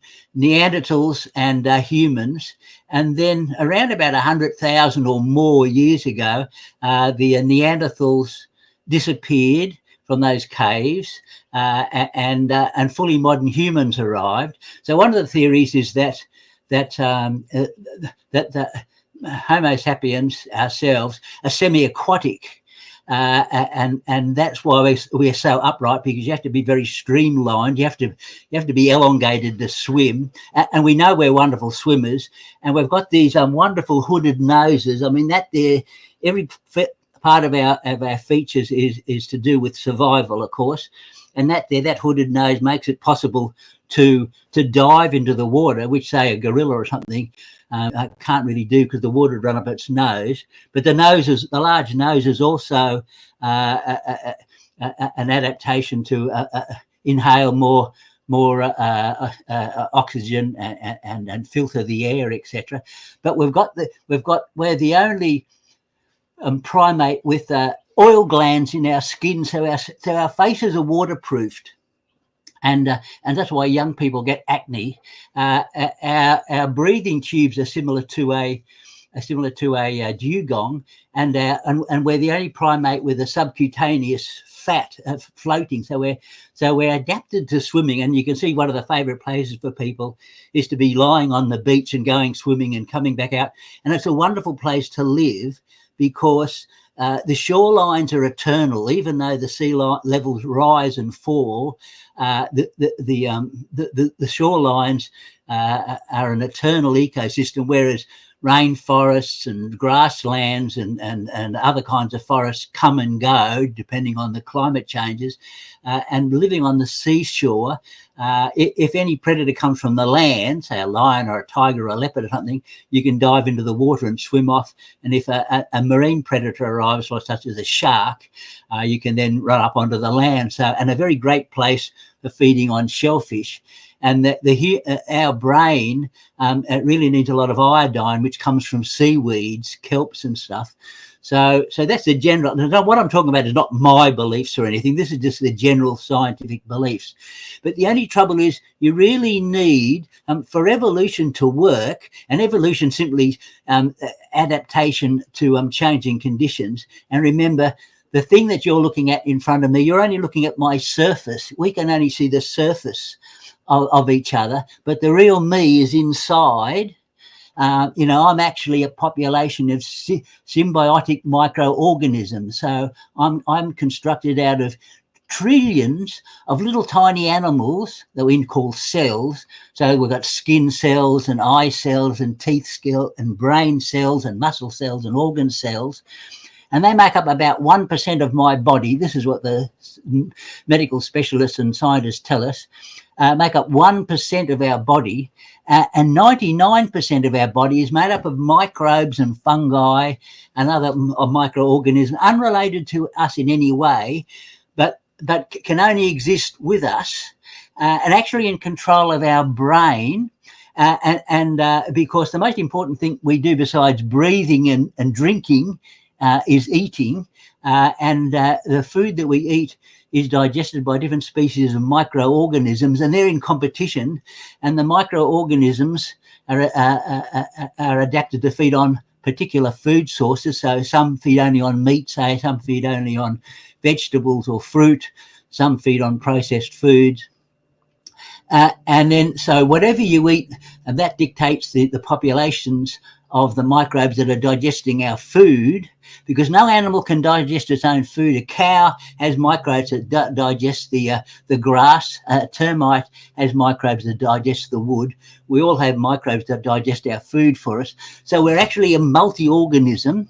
We're a community of organisms, and we're composed more of viruses than anything else. There's something like 80 trillion or something, or trillions of viruses.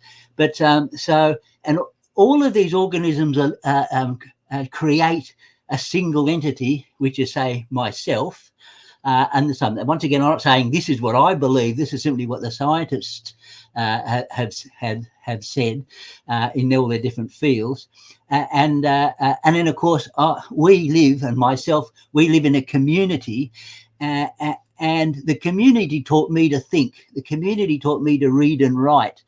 So I am part of the community. I don't have an independent consciousness beyond the community conscious, because it taught me to think, and everything that I'm talking about, I'm simply parroting it back out. I'm simply, I've received the information and of putting it back out. But so anyway, and so the evolution is simply adaptating to change.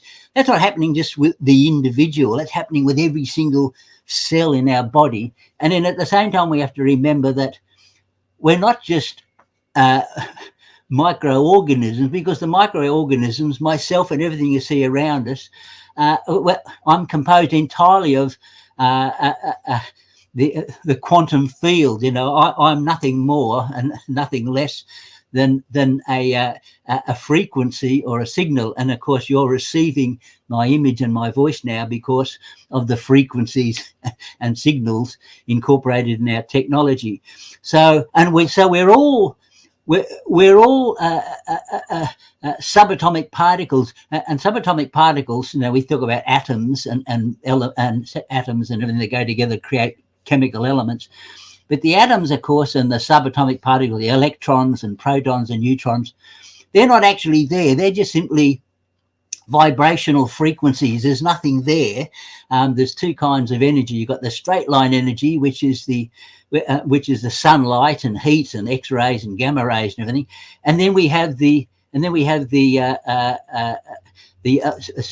circular energy, which is the matter. So basically, we're all spirit.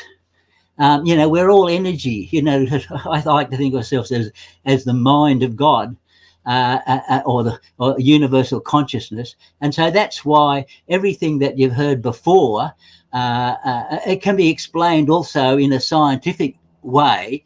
And once again, I'm not saying this is exactly what I believe, because my belief system is based on the community's belief system.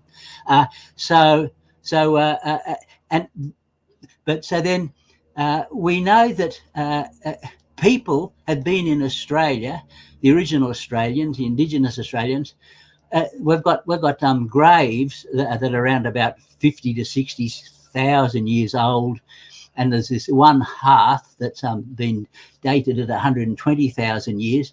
And so the way evolution tends to work, and then once again, this is not what I'm saying, this is what scientists are writing about all the time, is that once a population of animals decreases to a very small amount, you get lots of mutations, and some of these mutations can be a positive adaptation for survival, and that organism will live longer.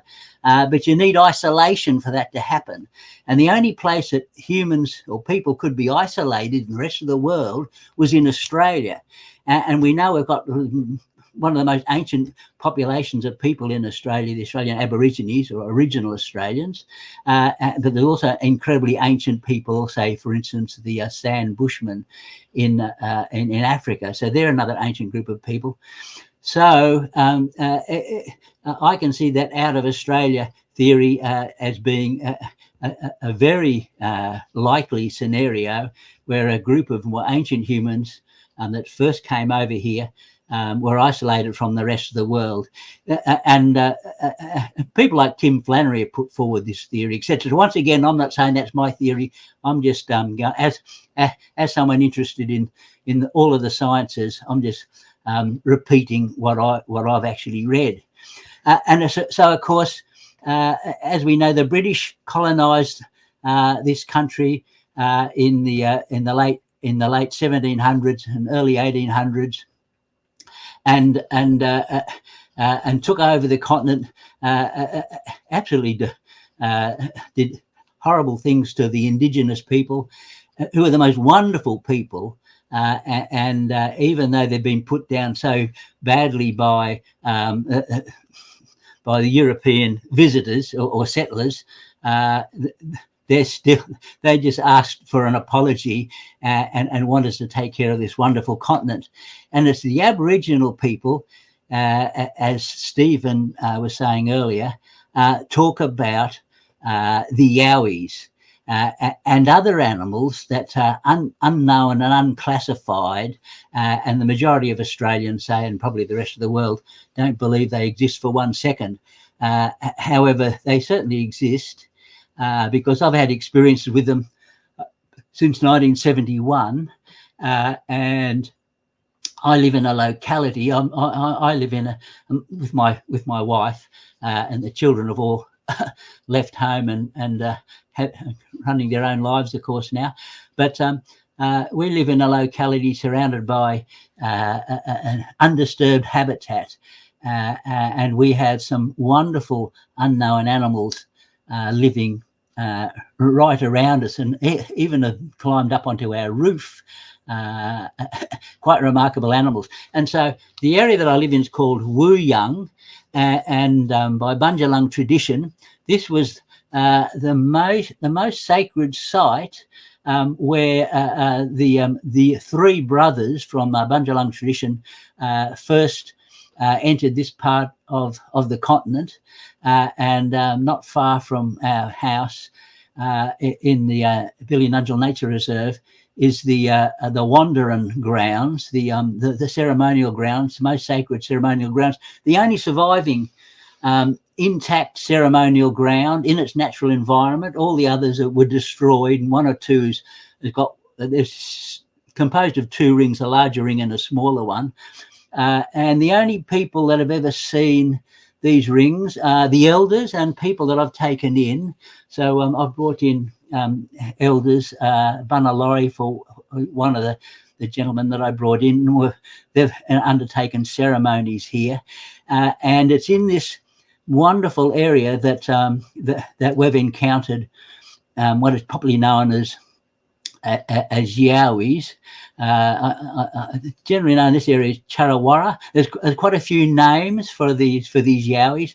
Exactly what they are, they seem to be the behaviour and the description of their bodies and everything seems to be that they're very similar to Bigfoot or Sasquatch, and of course these same wonderful animals are found all over the world, apparently, but they're incredibly cryptic, and they seem to be carnivores, and they live in very small family groups, and they're very, very peaceful, and they're unaggressive. And you can tell they're unaggressive because if they were aggressive, we would know all about them. If they were eating us or killing us or anything like that, but they don't like that. Like the indigenous people themselves, they don't like interfering with other people. So anyway, during this radio show I've been running, still going on every Saturday morning at 6:40 a.m. I turned it in right from the very beginning. I designed it as a citizen science study. So people phoned in, and I'd usually get maybe half a dozen people, different people phoning in, wanting identifications. And so I recorded the name of the person and their locality and the date they saw this animal, and the description and the behavior. And then I recorded it on a table. Obviously, it means a list. And then, because I was only expecting to receive reports of well-known animals, and of course that occurred, and we've identified about 400 different species of animals, mammals, birds, reptiles, amphibians, and invertebrates, insects and spiders and slugs and snails and sea creatures. But right from the beginning, I began receiving reports of animals unknown to science, and there are about half a dozen different species, and the reports that I was receiving were from farmers mainly, because this is a rural area. And so I'd get phone calls from the Gold Coast and Tamborine Mountain in southeast Queensland, all the way down to Coffs Harbour and Grafton. Because most of the people that are interested in the wildlife, of course, are rural dwellers, because they're seeing these animals. Of course, I get phone calls from people living in cities and towns as well, seeing interesting animals in their backyards, but mainly from farmers and forestry workers.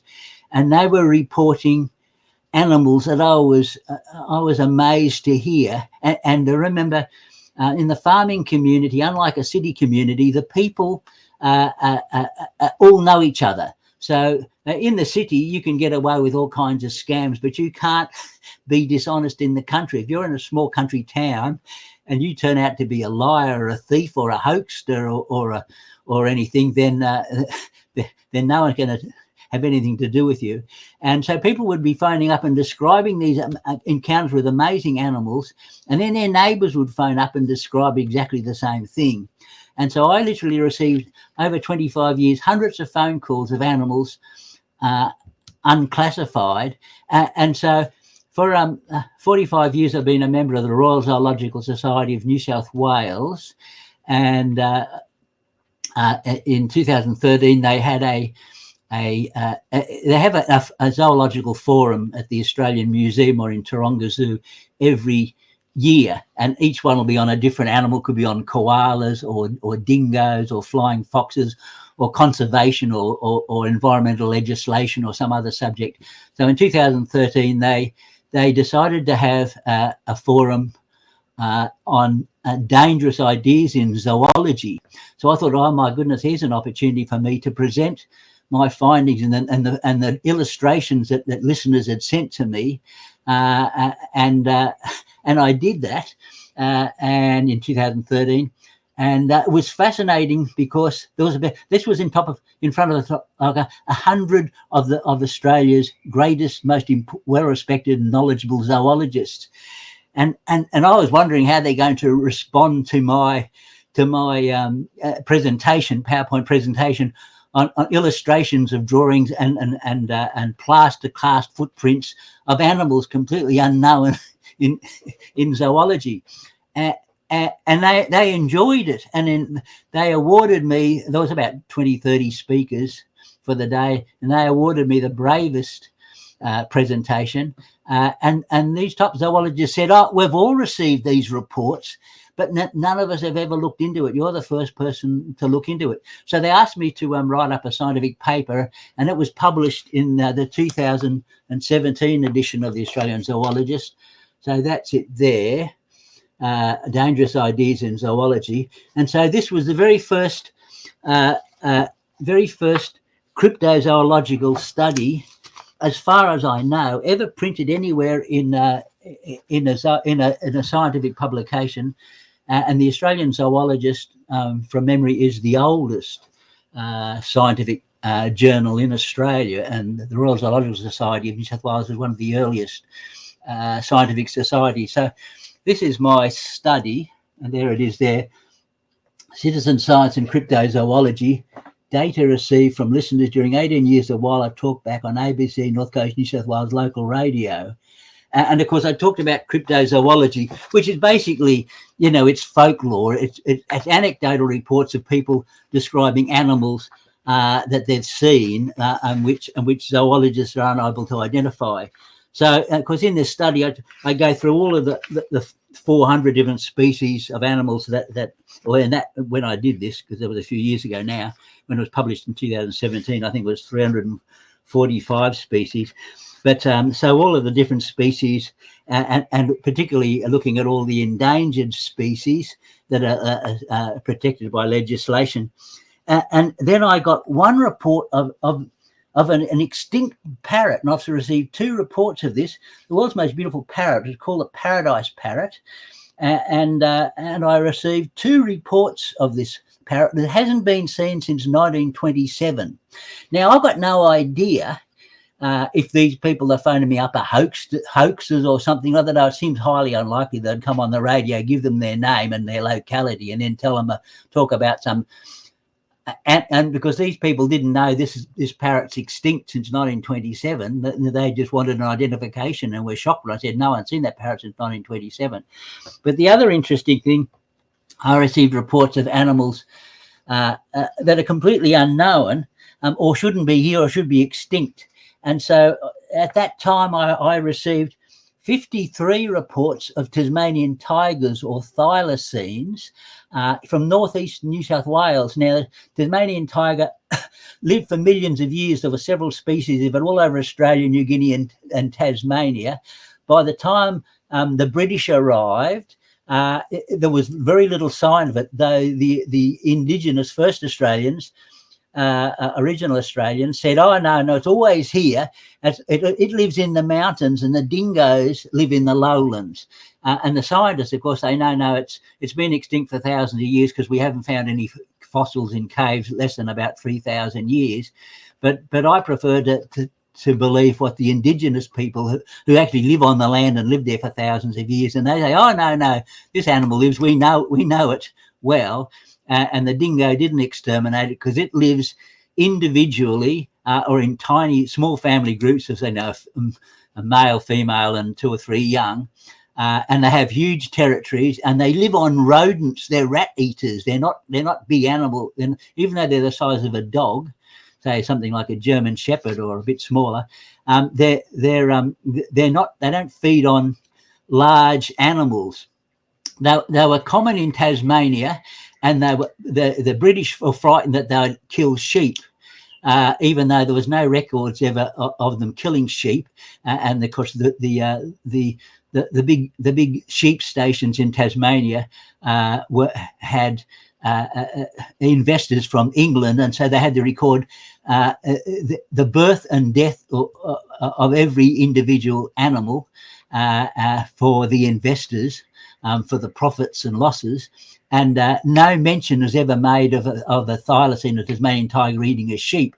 However, it was believed that they could be a danger, so they put a bounty on its head, and it was believed they hunted them to extinction. And you'll read that in virtually any book. However, they could only have been hunted into extinction if they lived only where there was sheep and farmers on the level lands. But of course, the indigenous people said, oh, no, they live all over the island. And it's a huge island, remember, it's a vast island, it's huge. And there's about 1/4 of it is completely untouched to the southwestern part of Tasmania. And the reports come in from Tasmania all the time of people seeing Tasmanian tigers, and they look like a striped dog, but they don't bark, they cough, and they have a completely different way of walking, and they have a backward-facing pouch with young ones, so they don't look, you can't mistake them for a dog. But anyway, they're not supposed to be in Australia, but I got 53 reports of them, and they were reports coming from zoologists and from wildlife carers and from other such people, vets, close encounters where someone would be watching one from only a couple of meters away for 5 minutes. And they always exhibited little fear of people. And like all predators, you'll only have very small numbers of predators compared to their prey species. And scientific studies on the jaws of the thylacine or Tasmanian tiger show they have a very weak jaw, and there's no way in the world they could hold a large animal like, say, a kangaroo or a sheep. And that their jaws are adapted for hunting small animals. So that's mainly bush rats, native rats, and bandicoots and possums and other small animals and birds. And even in the earliest days of a British settlement in Tasmania, they didn't see a single one for the first 4 years. And there was fur trappers everywhere. And I think the largest number ever captured by a single fur trapper in a lifetime of trapping was something like 6. And usually most fur trappers only ever caught 1 or 2, simply because they were catching possums and wallabies every night.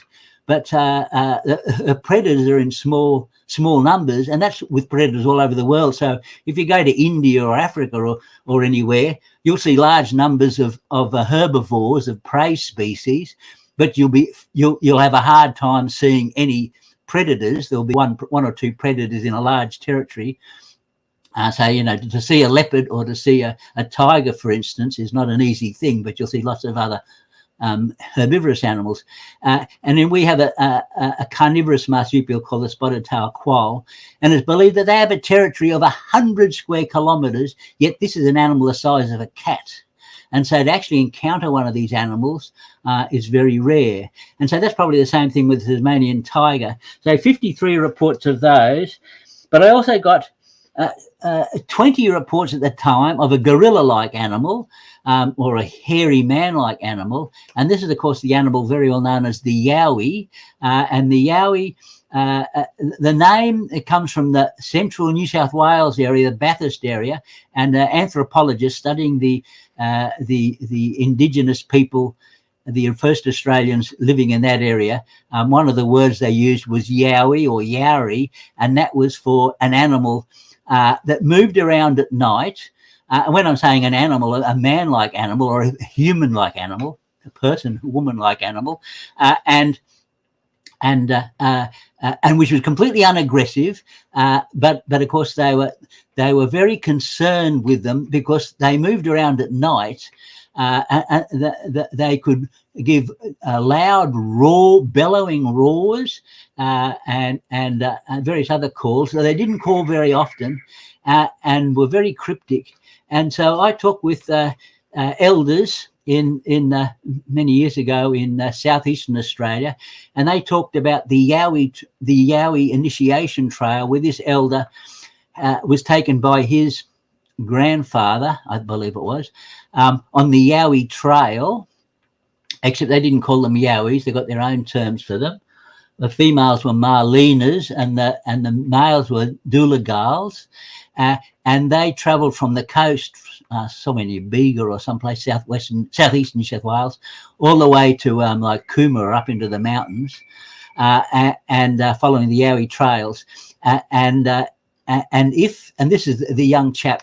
He's an elderly man when I was chatting to him, like myself, but he was a young lad when he went on this initiation walk, and if he saw a yowie, if they encountered a yowie, that meant he could be initiated. He had to encounter a yowie to be initiated into manhood. A very important beings, entities in original people's mythology or culture. probably shouldn't say mythology, but culture. So anyway, and what they had to do was they always had, you couldn't have any food left because they were camped off in the forest as they were following this trail. They couldn't leave any food lying around because that would attract the Doolagals and the Marlenas, the females, who would come and grab the food for themselves. And they had 4 fires in all 4 directions, small campfires around them, and that was to protect them from the Marlenas and the Doolagals, the Yowies. Not that they're aggressive. They said they weren't aggressive. They never touch you. They're off hunting their own food, and they're primarily carnivorous. And anyway, then when they saw a Yowie, and then at the when they eventually got home, then the initiation ceremony includes the young initiate being covered in ochre, that reddish brown earthy clay material, and then he had to wash that off in a sacred lagoon. And then it was believed that ochre then turned into the little Yowies, known as in different areas as Junjuddies, or in this area as Nimbinjis. And that's a second species of Yowie, and they only reach a height of about 1 meter. And this elder told me that he met that sure enough 2 of these Junjuddies, or these little hairy people,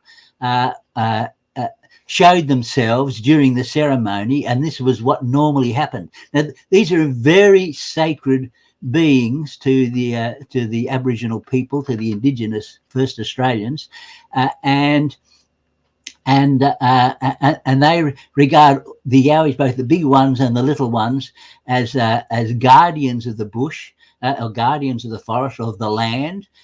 Very important in their culture, and the sacred sites. And one of them is a place called Pigeon House Mountain, in south of Sydney, in the Great Dividing Range. I think it's Moreton National Park, and in their history, mythological history, it was a great battle between the big Yowies. Well, they call the little ones Yowies down there, and the big ones Doolagals. And so everywhere in Australia, every nation, every original nation, they all got their different language groups. There's 300 to 400 different languages in true Australian languages, not the European language that I'm speaking, English. And of course, we have to remember that in this country, English is a foreign language as far as the true Australians are concerned. Although, of course, the majority of them speak English, of course, like we do all over the world. But then we have to explain, why do we have 2 species of animal that appear to be primates? A very large species that stands 2 to 3 meters tall, and which resembles the well-known Bigfoot, or Sasquatch in North America, and it's very similar to the Yetis in the Himalayas, and the Yeren, and the woodmen in Europe, and many other names for them all over the world, in South America as well, and Central America. There's been reports from early days.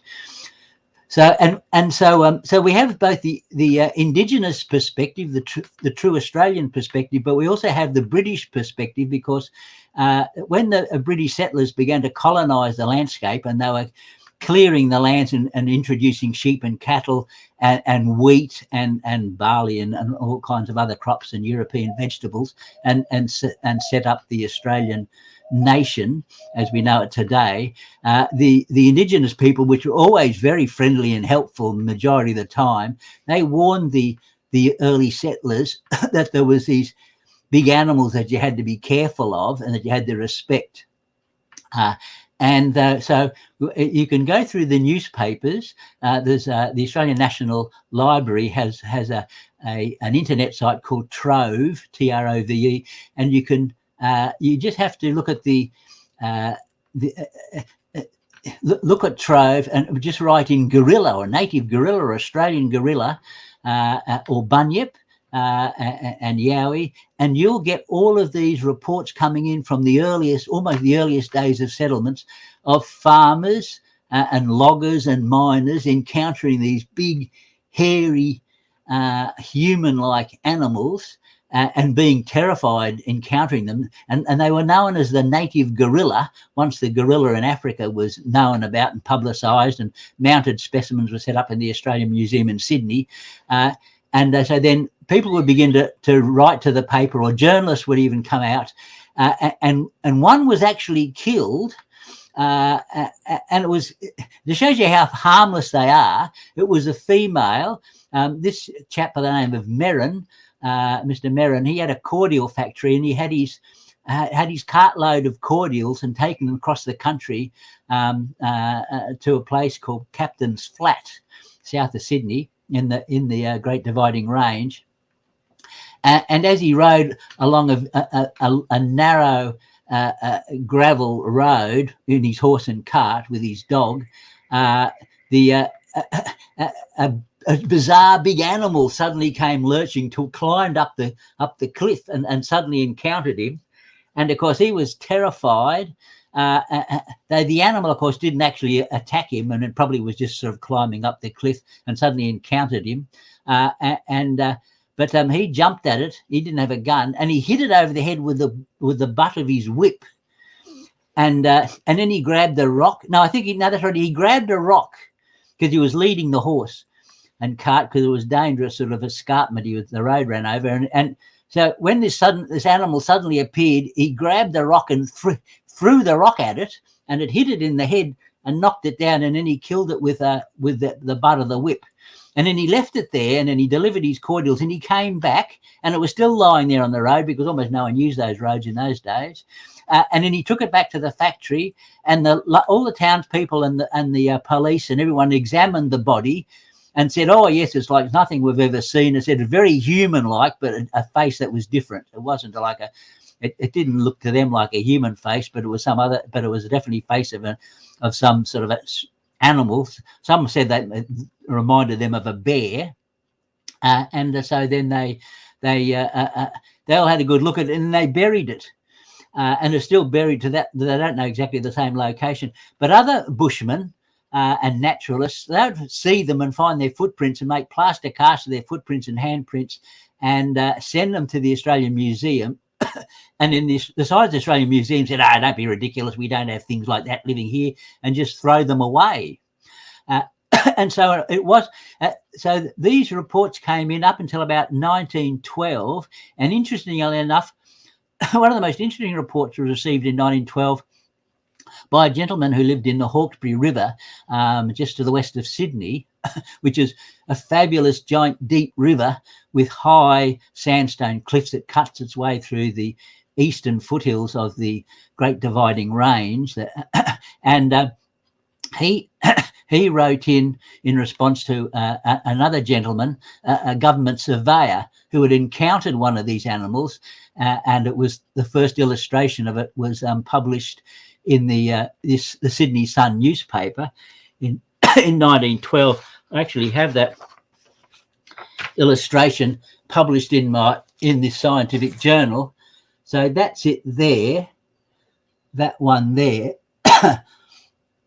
So that's the animal that was seen and described in great detail by a surveyor, and that was published. And he particularly noticed it had a large sack-like abdomen or belly, which seemed very bizarre. And another gentleman wrote into the newspaper and said, "We know these animals well. You only ever see one at a time." And he knows of 20 people that have heard its bellowing roar and glimpsed it. About 5 people have actually encountered it and know exactly what it looks like.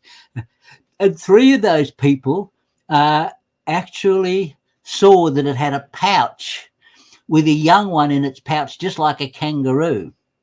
And he said, there's no doubt about it. This is some kind of marsupial man or marsupial ape or marsupial gorilla.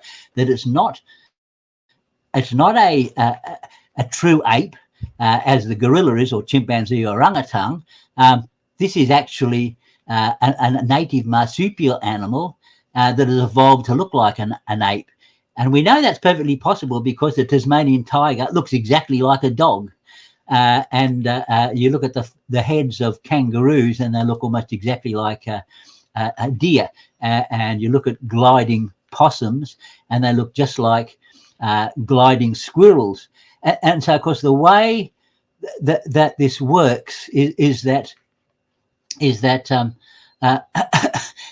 as animals adapt to different environments, their morphology, their bodies slowly change over vast periods of time, and we forget the vast periods of time that have existed. I mean, the universe is virtually timeless, and so the animals slowly change over time. And a perfect example is the kangaroo. Now, most people love kangaroos. They're very unusual animals, especially if you're not from Australia. But the kangaroo is actually a species of possum. And so related, say, to the American opossum and the South American possums. As I was saying earlier, the Australian continent's been slowly moving north at about 6 centimetres a year. And that has been, that's caused the climate to change on the Australian mainland in particular, because we began to move into the tropics and drier subtropics. As well as that, as the Australian continent moved north, the planet's been cooling down over the last 50 million years, and particularly the last 17 million years. So we've had like 17 ice ages and interglacials in between. And so as the planet cooled down, the Australian continent was moving into the warmer regions. So the climate in Australia is identical to the climate it had when it was at the South Pole.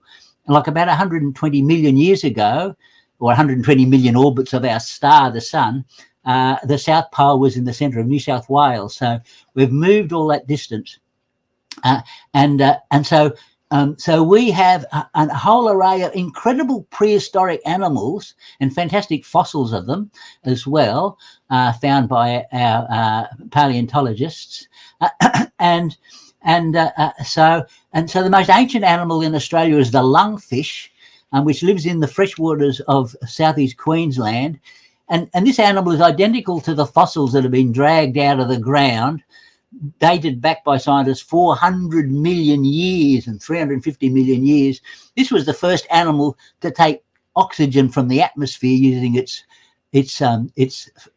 air bladder that all fish have to float, or most fish have. And it has 5 rays in its fins. And these were the first animals living in both marine water and in shallow water, when there was very little life on land but plants and invertebrates. And these were some of the first animals to actually move onto land, going from one puddle to another at low tide or high tide or whatever, and up the estuaries and rivers.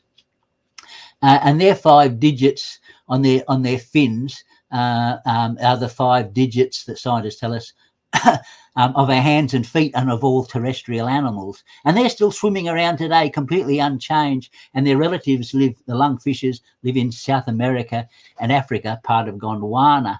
And then we have the platypus, which is a monotreme. It's basically a warm-blooded furred reptile that lays eggs. The male platypus has a venomous spur. And these mammal-like reptiles, they ruled the world for 70 million years before the dinosaurs took over. And then the dinosaurs ruled for 130 million years. And 60 million years later, these platypus are swimming around the feet of people. So they swim around the feet of dinosaurs, and we've got fossils of them turned to opal. And people know a beautiful Australian opal.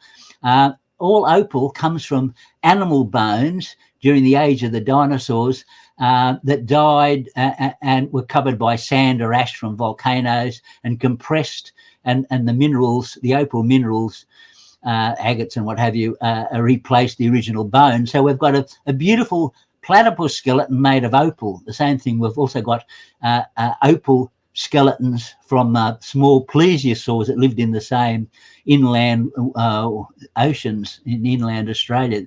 Mostly come from Lightning Ridge, Western New South Wales and other places, and Western Queensland. We've got fabulous dinosaurs from there. These platypuses and their relation, the echidnas, of which there's 2 species, one in New Guinea, one in Australia. The platypus in particular, and they're egg layers, but the echidnas have pouches, though they're not marsupials. And then the platypuses, they can detect the electrical signals in the little invertebrates, the little shrimps and what have you that they feed on. So they hunt by detecting electricity. So it shows you how incredible they are, and they're still swimming around. And then of course the kangaroos. I said they came down from the trees as the country dried out, and much of Australia is now desert, but originally was covered in rainforest. So Uluru, Ayers Rock, was covered in rainforest for it's about 360 million years I've read, and so it was covered by rainforest until about 13 million years ago. Once the country dried out and the trees were ever more spaced together, these possums then began moving across the land. Well, they already move across the land, the surviving species that still exists today. But this one group of possums began to bound with their hind feet. And the reason kangaroos jump, the kangaroos are the most advanced animals on Earth, besides, of course, humanity, people. They don't have huge brains, but they have amazing abilities. So the kangaroo, for instance, it jumps because it uses it uses no energy that travels. It each time it jumps, the hind legs hit the ground and absorbs the energy from the ground. So so there's a possibility these yowies, or one species of which is a marsupial. However, most of them seem to be definitely very Bigfoot-like, and that illustration there, and then there's another one. This was done by Pixie Burns. I'm just getting it right so you can see it. No, there we go. Pixie Burns, and this was an animal she called Humpty. And so she's one of many researchers studying these remarkable animals, and they behave. And this particular individual, of course, it was holding 3 sticks and it was watching 3 turkeys in a tree. And so, as I said, I've received about 20 reports of that, and also Tasmanian tigers, and it all found their the way they feed. One of the things they feed on wood boring grubs. You can see how they use their fingers to take the grubs out of the trees, but there's no sign of bite marks. And that's another illustration of the yowie in this scientific journal that I published. And then these are the actual footprints that I found of the little Junjuddies, and they build these little tripods, these little stick tripods. The big yowies also build structures, but these little ones do as well. And that's the actual footprints that I've found. And I've got an illustration that I published in this scientific journal. So that's, once again, there, the footprints, as you can see, little footprints. And there's a drawing of an individual that was seen actually where we were living at the time, running downhill. It ran right down to a couple of friends of ours, and I've heard their calls. And the big yowies, they have incredible bellowing roars. And one time I heard one in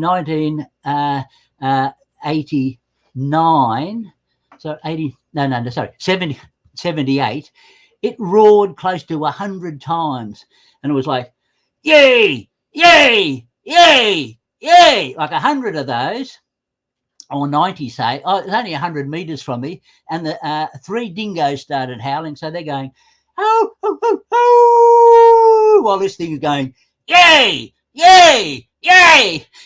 And you could compare the calls, and having worked as an environmental consultant for decades, most of the identifications are made on identifications from the sounds of animals, because you hear them more than you see them, especially in rainforests. You could compare it and say this animal was huge. I mean, and then after the dingoes finished howling, this thing was still going.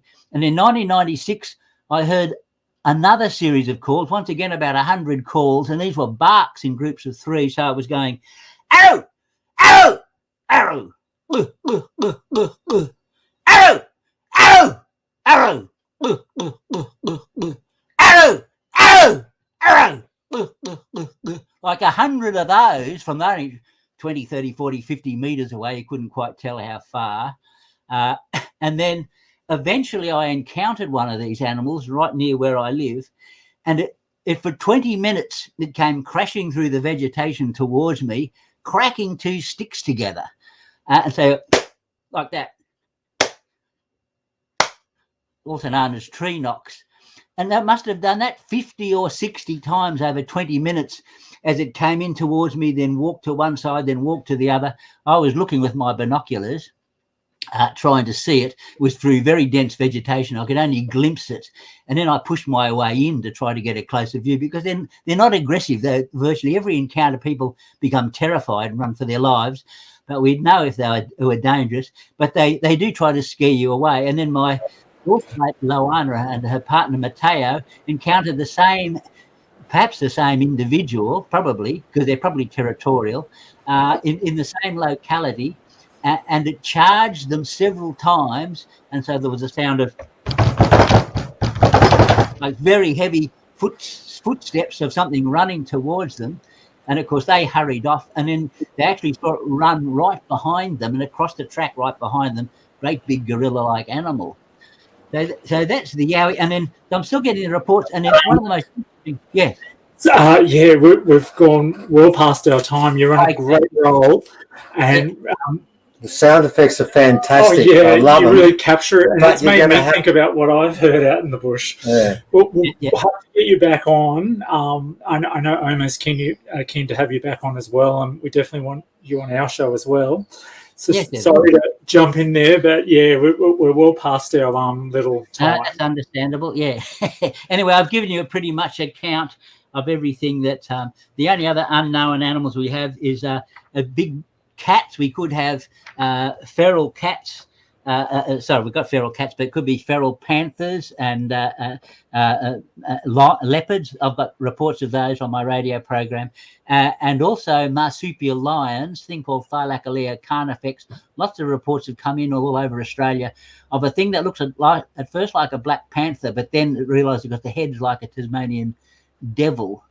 And a few reports of even diprotodons, these giant wombat-like animals. Very few of them, and it's a bit hard to believe that they could exist, because it's more understandable that a carnivorous animal could survive, because they have large territories and are naturally cryptic.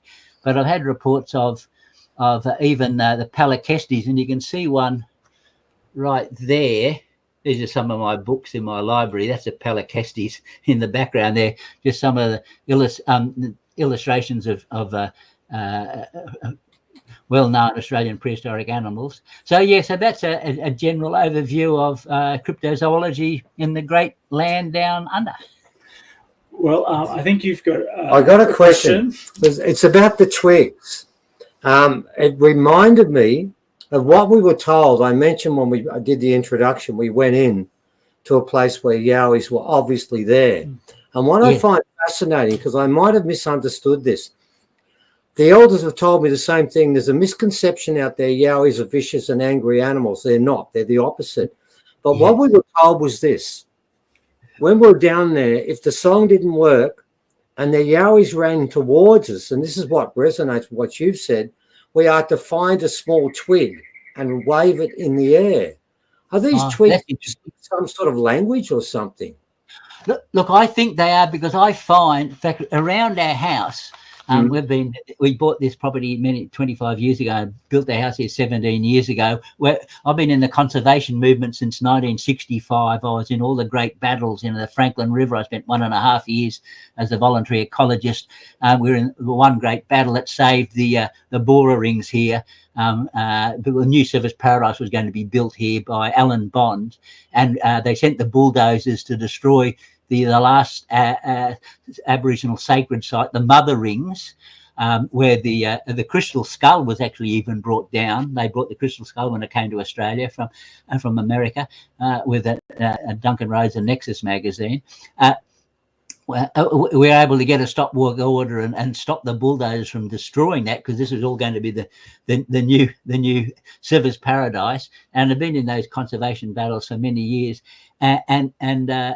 there's very, very sacred place. You know, the only Australian religion is the Indigenous religion. You know, the other religions are wonderful. I'd never put down someone's cultural beliefs or what have you, but really they're feral cultures. You know, the Indigenous culture is the true Australian culture. But of course, they're all wonderful cultures. You know, mostly, unless occasional person gets fanatical, but it's all about community and awareness and love and enlightenment and understanding. How we're the universal consciousness, and we might look like people. If you dissect this, and the only person that knows what a person looks like is a surgeon, say a brain surgeon who's operating people's brain. We don't even know what we look like inside. We get frightened if we see blood. The surgeons know what we look like, but at the same time, we know that we're not really just the flesh and blood entities that you see. That we're actually the only thing that exists is spirit. I regard the only thing that exists in the universe is communication. And that communication is between straight line energy and circular energy, matter and energy, and it's all energy. And the physicists, they describe the universe is made up entirely of motion, but there's no sign of anything moving, like there's no objects moving. So they're basically saying that the universe is purely a conscious construct. And it's created entirely out of communications. And here we are communicating again. Without communication, you have nothing. You have the void, and all communication is wonderful. Yeah. Okay, I've talked enough. All right, then, Gary. Look, thanks for that. Thank we do you so appreciate that, and thank you for. And one last thing I might mention, I found those sticks. We get those big sticks stuck in the ground in lines near the house, only on one side of the house and nowhere else in any of the forest, anywhere else. And you see the patterns of sticks, and I believe it's a non-verbal communication. I mean, there's no way of proving it, because maybe the sticks just fell like that, but the sticks can't stick into the ground. And well, I've seen hundreds of sticks in circles and pieces of bark embedded in the ground and a great big stick in the middle. And this is in a remote area that no one ever goes to. And you think, well, no person's done that. And it didn't happen itself, so something must have created it. And with the anecdotal reports, it seems that the universe is a lot more remarkable and fabulous and wonderful than we generally understand it to be. Exactly. Yeah, that's great. Thanks for that, mate. We'll explain that now. The sticks obviously are a form of communication. How amazing is that, Gary? I loved it, and especially what you just said now. In the chat we were talking, we were saying that there's a lot of Bigfoot and Sasquatch and stuff here in BC, and some friends of mine that live in the valley just down over there, they're telling stories while we're drinking beer around fire and stuff, and they're saying that when you go out into the forest, you see the tree branches high up in the tree that have been broken and then pointed in a particular direction, and then it's like that all the way through, and it's kind of like a warning people to not go into that area, because that area is it's occupied or inhabited and claimed by someone or something else. So that's pretty amazing what you just said. My light bulb just went off. I was like, oh my God, I can't believe you just said that. And of course the main use of that is for the people themselves. Mm-hmm. Like, it's a bit like if you go to a foreign country that you don't know the language or anything, and you'll see all these signs and street light and what have you, and you'll understand, oh, I can't read that, but I realise that that's telling me that that's the way to go to the railway station or to the hotel or something or other. But those signs weren't created for me as a visitor. Those signs are created for the individuals, for the indigenous individuals, for the Sasquatch themselves, but also have obviously, like, they know more about us than we know about them, because I think they're watching us all the time. They're fascinated by us. Yeah. And they're unaggressive. Just recently, a gentleman told me how he went for a walk, and he heard this rocks being whacked together. And it was during the lockdown, so no one was around, and you could only go 5 kilometres away. And he grew up in this area in just west of Brisbane, and so he was walking on this. He parked the car. He went for a walk along the national park tracks, and he came to a rocky creek bed, and he heard rocks being hit together. So he crept up through the forest, expecting to find kids or something playing about, and he was shocked to see an individual similar to himself in height, covered in hair, with his back to him, throwing rocks down. And he never believed in yowies and thought they were just mythological. And there was one of them, and then it turned around and saw him, and it gave a really strange sound. And then he discovered it was a young one, because the adult then stood up, which was about 3 meters tall, and it roared at him. And this is what they often do, just roared at him. And he turned around and ran for his life. Yeah, I would have too. And I said, you could have run at that, and they would have run away. Because just imagine if it was aggressive and it killed you, your family would have said, "What's happened to Brian?" or whatever. And then the police would find his car abandoned in the national park, and then they go walking, and then they'd find his body torn to pieces, and they'd immediately go, "This is some unknown, giant, powerful animal that's done that." And then you get the DNA. But they don't do that. They'll scare you. They roar at you the same way. If someone comes near your child, you'll yell at them, "Hey, what's going on? Don't come near my child," or something. "Watch out what you're doing. Don't run over my child," or walk over it or something or other. And that doesn't mean you're aggressive. It means you're shocked.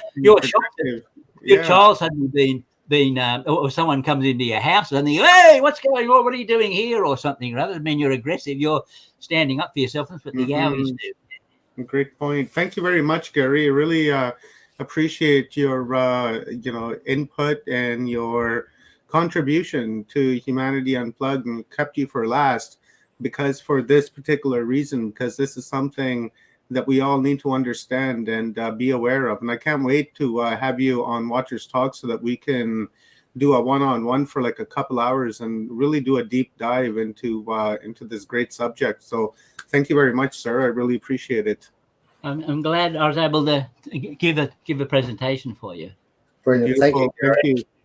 Thank you. So now we get thank you, sir. So now we get a quick download from our friends Stephen and Evan Strong. This has been an 11-day ride for all of us, and you guys were a huge part in making this happen. We've been really working towards this moment, and the moment coming this winter for like last 2 years. So let's hear your guys' download and some advice on what we can do and how we can use this information and how we can move forward and try to create what we're trying to create. Okay, the word quick download. Quick doesn't work. That's an interesting concept. We will try and be quick. Look, very simply, it goes like this. Yesterday, I had the misfortune, the TV was on. Oops. And the news was on. And I sort of walked past it about 5 or 6 times. And I noticed there was a pattern in the news. No matter when I walked past, it was bad news. Yep. This is really what this is all about to an extent.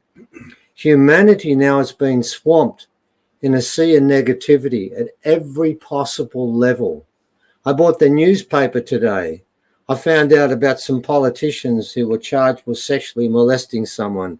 I found out that there was going to be another series of medical things taking place. I found out that there was a war in Ukraine and everyone's to blame. And I just kept thinking to myself, I go there and do the crossword and we read the sport. I can't look at the rest of what's there anymore. It's become a really sad tale. What this was supposed to be and was a balance. It's where people brought in positivity and occasionally people slipped up a bit, and that's understandable because of the fact we're surrounded by this. There is a separation taking place here, ladies and gentlemen. It's been happening for the last couple of years, and it was prophesized, and most people know we do refer to the Hopi a lot. It was prophesized by the Hopi about the fast-flowing river, about the two brothers coming, about the red purifier, and all these things are now taking place. This is part of our future. So yes, what were we talking about? We were talking about the truth in many different aspects and different forms. We were talking about the need for things to change. Now, look, we've been heavily involved in the ceremonies at Uluru, and as have most Rob and Omar and many others involved in this. And all the way through, even to this day, there's one thing I can positively say about that ceremony, and all of the proof that we've given, and we've got a lot. Having said all of that, I'll be honest with you and say I'm still not sure. That day may come and pass and nothing may happen. I don't know that's going to happen for sure. Sure, there are indicators, and we've shown you many of them, but in the long run, each one of us will make a decision about what they want to do. Now, if it turns out I'm wrong, then that means, honestly, we're done for. It is really that simple. Well, at least we tried to make a difference. Yes, at least I can go to our makers saying, look, I was wrong, but I was trying to talk about something positive, and yet it never came here. It didn't work. Remember, before the first ceremony at Uluru, we kept saying the same thing. We don't know for sure whether this is going to work or not. But what we decided to do was to weigh up what was in front of us. And that video before, if you could go back to it, Evan, can you? Because that was great. I don't want to see the light. Yeah, weigh up what's before us. And I think that particular video that Evan found really does sum up the options we're being given.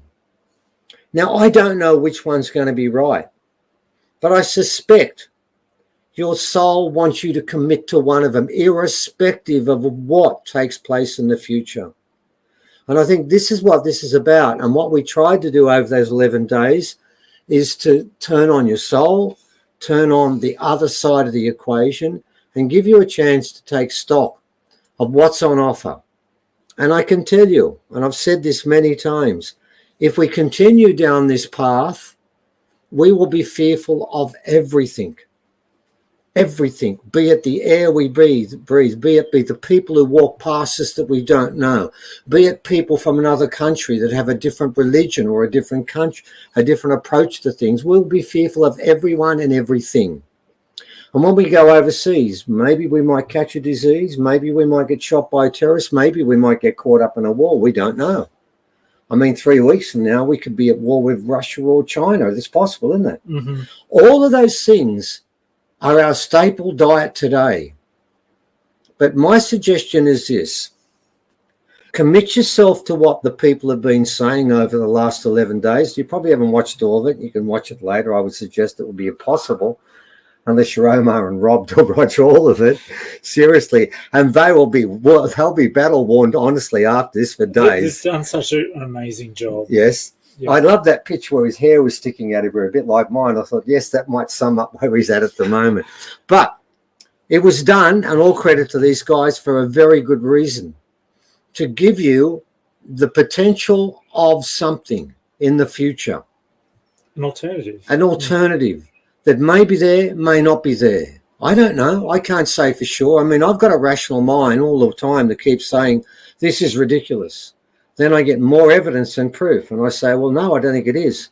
And then the proof goes away. And then I go back again. We're all doing it. And we'll continue doing it right to the final days if they are coming. But my point is this. What if they are? What if this is right? Then recommendations what to do. Number one, can you go back a couple? We hadn't done the ad yet. Everyone was subtly moving up to it. Keep it to the etheric. We won't do the ad until we have to. Just trying to get the slides done. I know. What to do, and I'm going to finish up quickly. I know we've got to, is number one, over the next, up until the next solstice, go out and recommend to people they come and watch some of this, what's been on. It's all free. If you don't want to pay any money, Omar's looked after you. You don't have to pay any money. There's enough here. Pick and choose what you want to watch. Pick the ones you think you'd like to look at. By all means, go for it. That's the first thing you can do. It's very important. You have to see, dream others, because right now, our understanding is we're running out of time. Every human no longer has a certificate for living. It's not enough. You don't get an award for being here. You now have to connect to here, and you've now got to commit yourself to the planet. If you want to follow the mob and follow where they're taking you, that's your decision. I'm not going to get in the way. It's not my business. But if you are concerned about others, then wake them up to this. Try and nudge them. Try and talk about positive things when you hear them talking about things they're scared of. Say, don't be scared. There's a gift ahead. And Mesref, our alien guide, has told us what's taking place now was going to be ugly and brutal, didn't he? Yeah, they were his words. A long time ago. And I think he undersold himself a bit. I would have gone for something like horrific, brutal and awful, and a few others to throw it in just to build it up a bit more. He left us slightly unprepared. It was more than brutal and ugly, and will continue to be so until the change. So one thing you can do is just wake people up. Secondly, refer people to this. And thirdly, if you wish, now the subtle add of it, you can join us, because all of the online conferences we've done are based around the prophecy of a change. The first 8 led towards Uluru, and all that have followed and will continue to follow until December of this year will be based around how to prepare ourselves for this change that's coming. And the next one up, which is on at the end of this week, I think, at the start of next, we're going to be doing some archaeology as before. And we're going to be talking about a new and we do a lot of archaeology and science, but we're going off into something new. We're talking about children, our future. And I'm going to talk to an incredible original man, Peter. I won't say his other original name. He'll give that to you. Who was inspirational in Queensland in motivating children and talking to them in a different way that brought them, and working in prisons and bringing people back from all sorts of areas. And the way he teaches is how we should teach the future. I'm going to talk a bit about teaching also, and we're going to talk about the curricula we would give our children. And the first part of our curriculum is about Egyptians in Australia. And I'm going to be giving you a lot of information you guys have never seen before. It's been sitting in the backlogs now for 15 years, hasn't it? Yeah. We're going to put all that together to show you how you got there, and we'll show you what our children should be learning about. But most importantly, if you want, come and join us. And there's a discount that's up at the moment for that if you do come and join us, which is great. Now, ads are gone. Let me finish with this. What all of us, that includes not just us, but everyone that is involved in this, and nearly all of the audience, are looking for is something better. Every scripture, every indigenous prophecy talks about this time coming. It feels a bit arrogant to say it's here now, and all of us that are part of this are part of that, and you feel like, well, what about the people who missed out before? It may well feel that way, and to an extent it still does, but it doesn't matter. The proof is there. The skies are showing miracles. The birds are flying in unusual directions, as Auntie Minnie spoke about. And she told us that was the final sign. And that happened basically the same time, didn't it? It did. About 9 months ago. It happened recently. It happened when the solstice took place. It happened around that time of the second solstice. We're now down to 9 months, and the birds are behaving just as Auntie Minnie said. She also told us the first sign was the attack on toilet paper. She got all of this right so long ago. The indigenous people, the Hopi and others, know what's coming. And as the Hopi says, the 12th hour has come, hasn't it? Yep. It's here. And it's up to each person now to work out where they want to walk and where they want to go. Walk with us. If we're wrong, well, it doesn't matter anyway. We're doomed. And if we're right, those who've chosen correctly can be part of something so much better than what has ever happened here before. And a lot of the people you're hearing about are talking about that. That's what this was about. And our online conferences talk about the same thing. So, ladies and gentlemen, there is a change that is coming. I am 92.68% sure of it. I have to keep my rational mind. It will not shut up. But I reckon 92.68%, they're pretty good odds, aren't they? They're pretty good odds. Yeah. I reckon it's worth a bet if your chances of winning are that high. The evidence we've got, you can see it. It's on our online conferences. It's in our free presentations of our articles. You'll see it there. Something's going on. The earth is shaking, literally, and we've even shown them that, haven't we? We have. First time ever, the scientists all said the same thing. The whole planet is vibrating. It's never happened before. What is going on? It's preparing itself, and it's preparing us. The Schumann resonance is peaking. It's preparing us. It's trying to give us an opportunity to get our body and soul connected so we can be part of the future of this planet. And if you aren't connected, well, enjoy yourself on the new planet, because it won't be this one. That is my 92.68% belief of the truth of what's happening. So, ladies and gentlemen, thank you for joining us. And we'll throw back now to Omar and Rob if they're still awake. Oh, yes, Omar's still there. And Rob, so is Rob. Yeah, here I am. And that was beautiful, Stephen. Thank you very much. And just really wise words. And, you know, like I always say, you know, you got nothing to lose. You know, you can't lose any skin off your ass. So, you know, just get in gear and make it happen. And that's kind of where we're headed now. And I got Paul Wallace in the house. He is one of the sponsors of Humanity Unplugged. So I thought I'd bring him up and get some words of wisdom from Paul Anthony Wallace, the Eden series. Welcome, Paul. How are you, good sir? G'day. I'm amazing. And no words of wisdom, really, just words of amazement. And thanks for this incredible 11 days. It's been absolutely overwhelming in a wonderful way. And I've really enjoyed sharing your company as we've listened to this great array of people bringing such an amazing diversity of information and energy and inspiration to the table. So thank you so much for pulling this together. I think it's been an incredible achievement. I'm just amazed, Omar and Rob, that you're still standing and reasonably compos mentis at this stage in the game. It's incredible. Stephen and Evan, I always love watching you guys in action and being in the same room with you guys. And Kathy Mason, wow. I am in awe of her learning and her ability to, hi Kathy, to marshal the great range of information brought by those that Kathy presented and interviewed. And same for you, Stone, as well. It's been an absolute pleasure.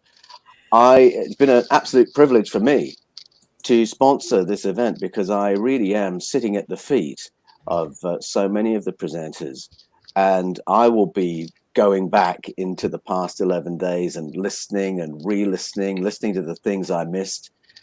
And something I just note is that, you know, sometimes you'll listen to a speaker and you'll think, oh, this is good information. And you will just be taking notes and getting all those pieces of information down. And then other speakers, you just go, oh.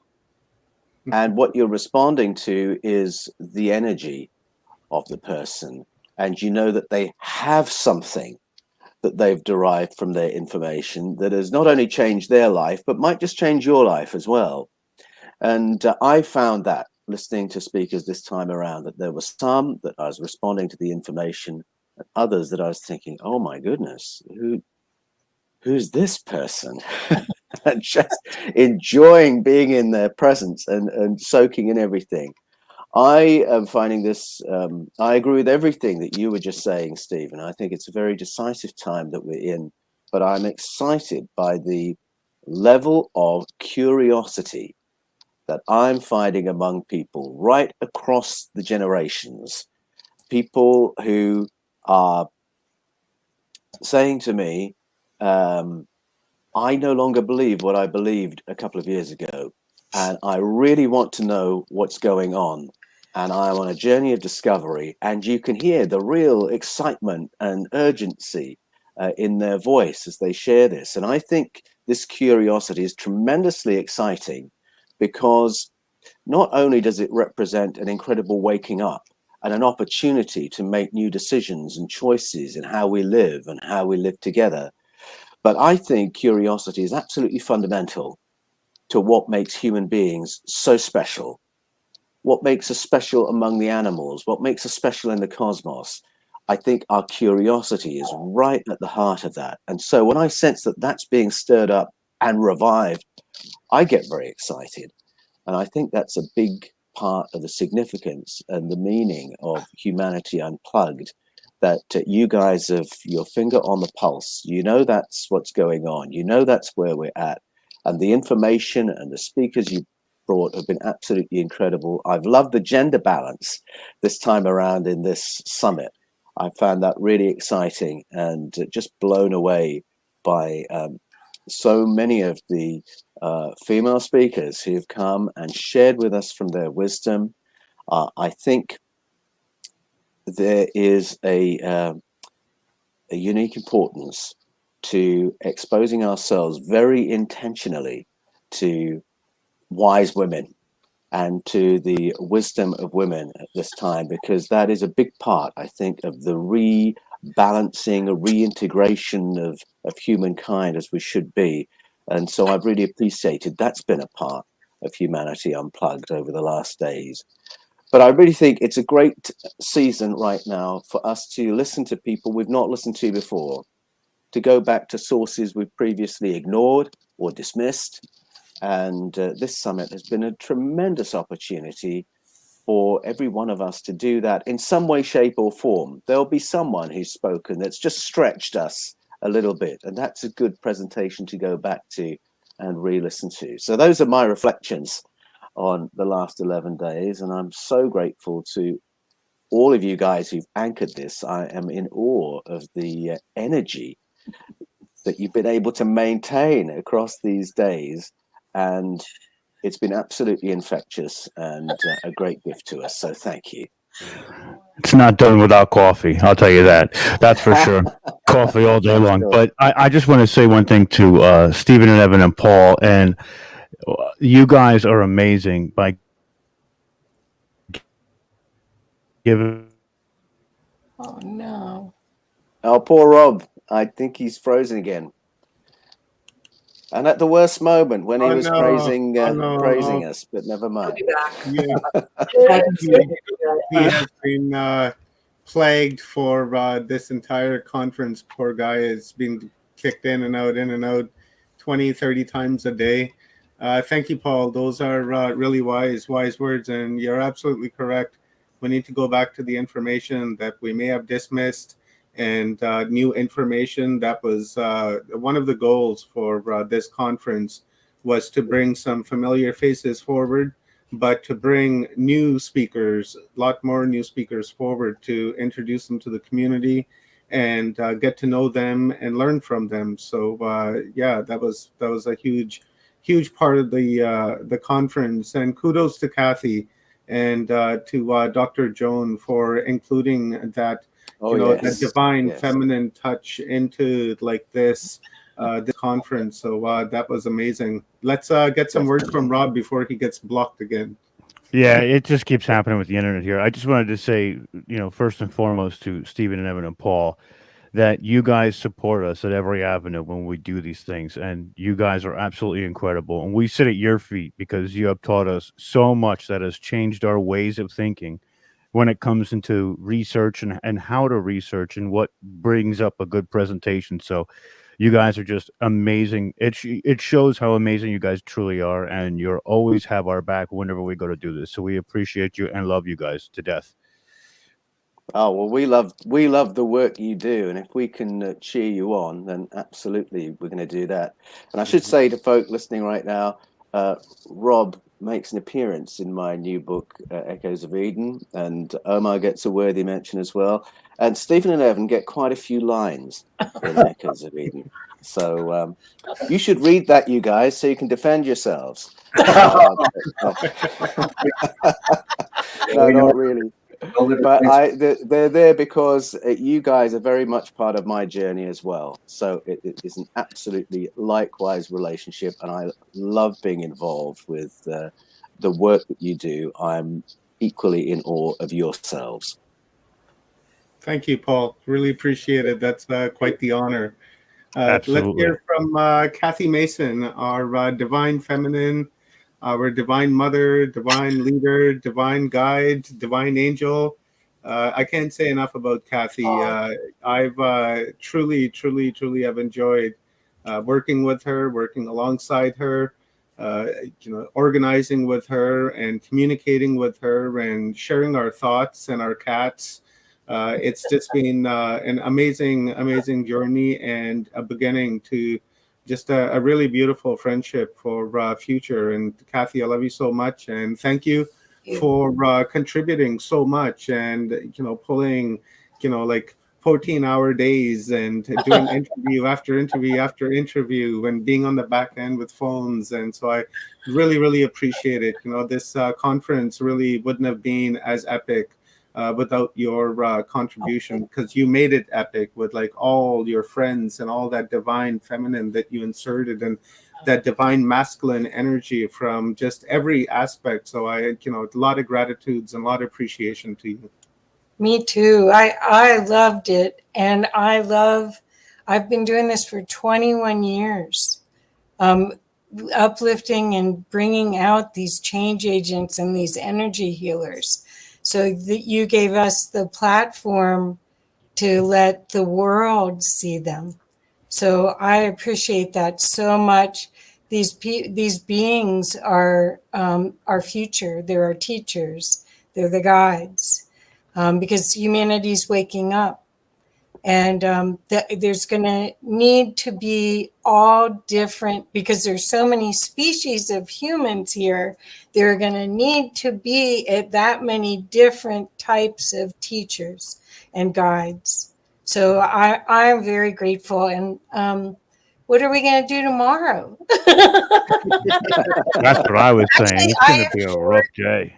I actually have to work tomorrow. I've been my nice customers have been letting me do this instead of their work. So I actually have appointments all day tomorrow. But anyway, thank you so much. I've loved it. And I know this is a long friendship. And Rob, I'm sorry you've been going in and out so much, but this is awesome. And you guys are great, the way that you work with your people and encourage them. You don't realize how much that encouragement means to these people that are stepping out and gaining courage to tell their truth. It's really, really awesome. Thank you. Thank you, We love you, Kathy. Kathy. We love you. Yeah, we Absolutely. love you. This much. And I have laughed so much in the background, not that the audience should know what's going on, but I mean, oh my God. Oh my God.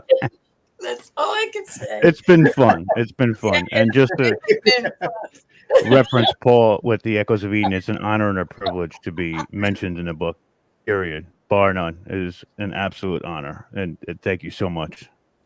No worries. So I'm scared to let Paul know me, because then I might be in the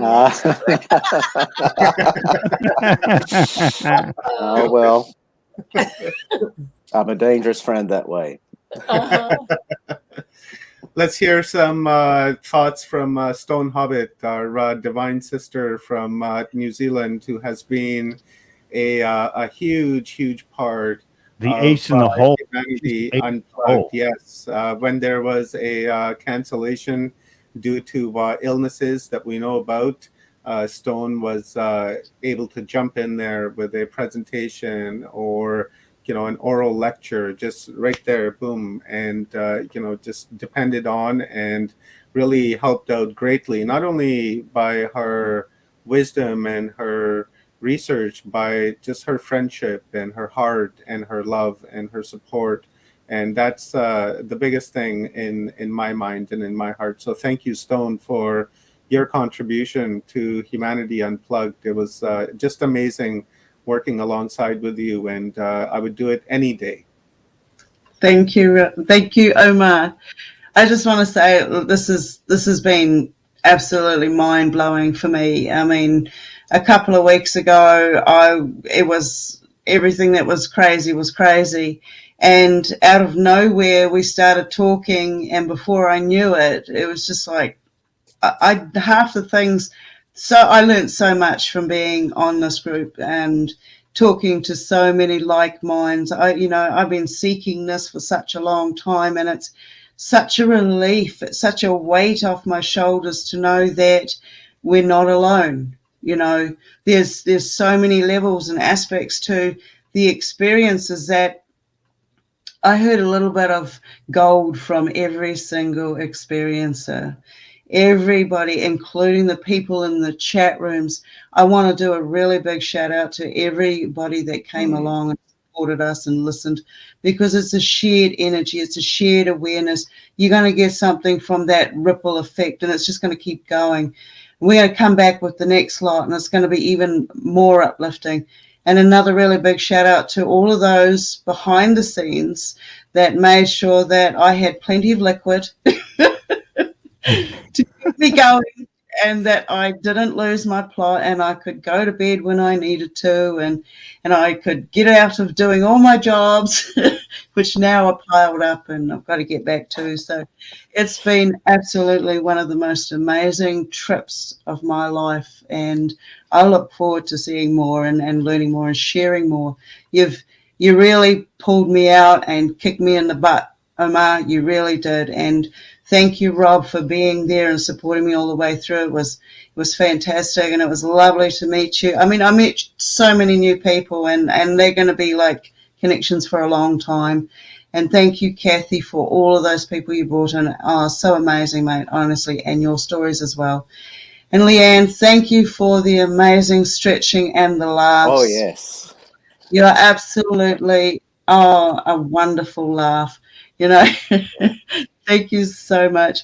And it was a pleasure to meet both you, Stephen and Evan. And I look forward to working with every single one of you again in the future.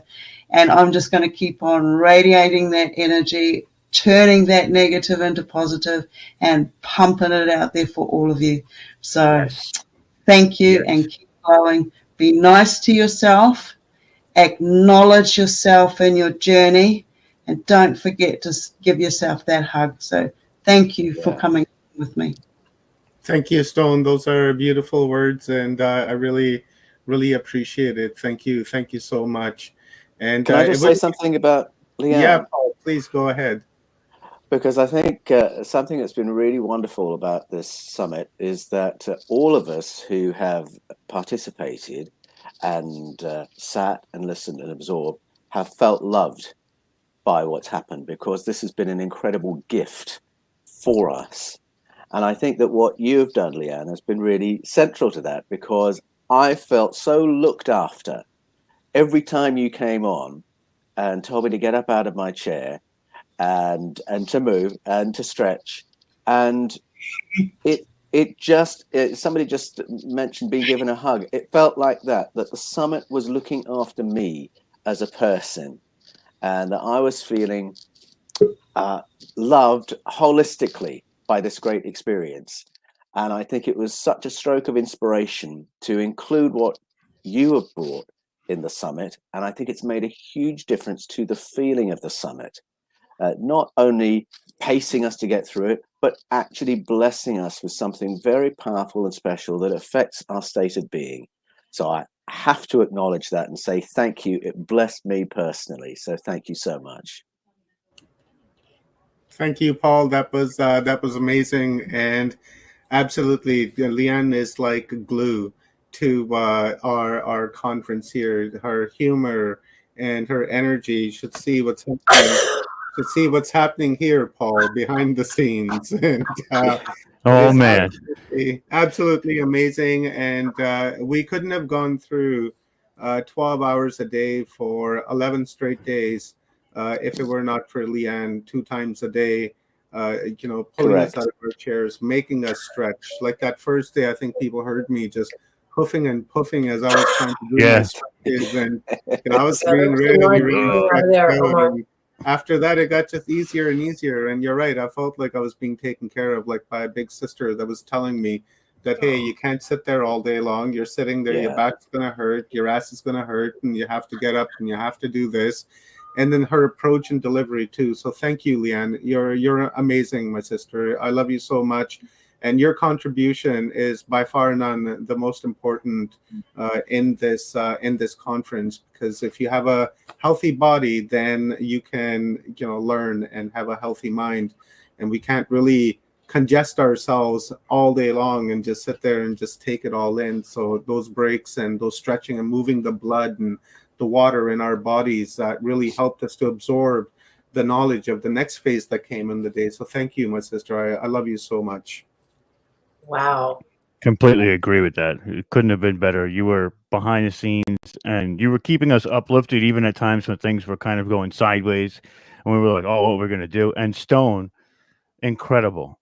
Incredible. private Nobody messages. I don't know if everybody understands that Stone has been getting up at like 4 a.m. No, to 2 be o'clock. here. No, 2 no. a.m. Get it correct. 2 o'clock in the morning. Sorry, 2 a.m. to Whoa. be here with us, Yeah. just to make sure that we were always covered. And I mean, you can't ask for better than that. I mean, you both are absolutely amazing. You've held this thing together at its seams, and it wouldn't have been what it would have been without anybody on this stage right now. And I just, I might go in and out, and my internet's been on the fritz. I don't know why for the entire conference because they don't want me to speak, but I have such a divine love for all of you, and all of you have meant so much to me on so many different levels. And especially the ladies of this, we tried to bring in that divine feminine. We tried to bring in those new speakers because we thought, let's hear some new perspectives, because that's how we learn. We don't want to keep going to the same spots and hitting the same things. We need to bring a lot of different things out of different people, and we just went eclectic with it. If you have different information, come on through. Let's do it, and let's see what resonates with the people. And it was just a complete success in my mind, and I'm so thankful and so much gratitude and love. And I keep telling everybody I'm building this database of knowledge, and this is going to be a staple of it, this entire conference. So it's going to be absolutely amazing. Leanne, let's hear from you. Does my mic work? It sure does. Oh, wow. I thank you for all of the love with which I was just showered. Got to keep my mom going. Speak English, don't end a sentence with a preposition. It's bad.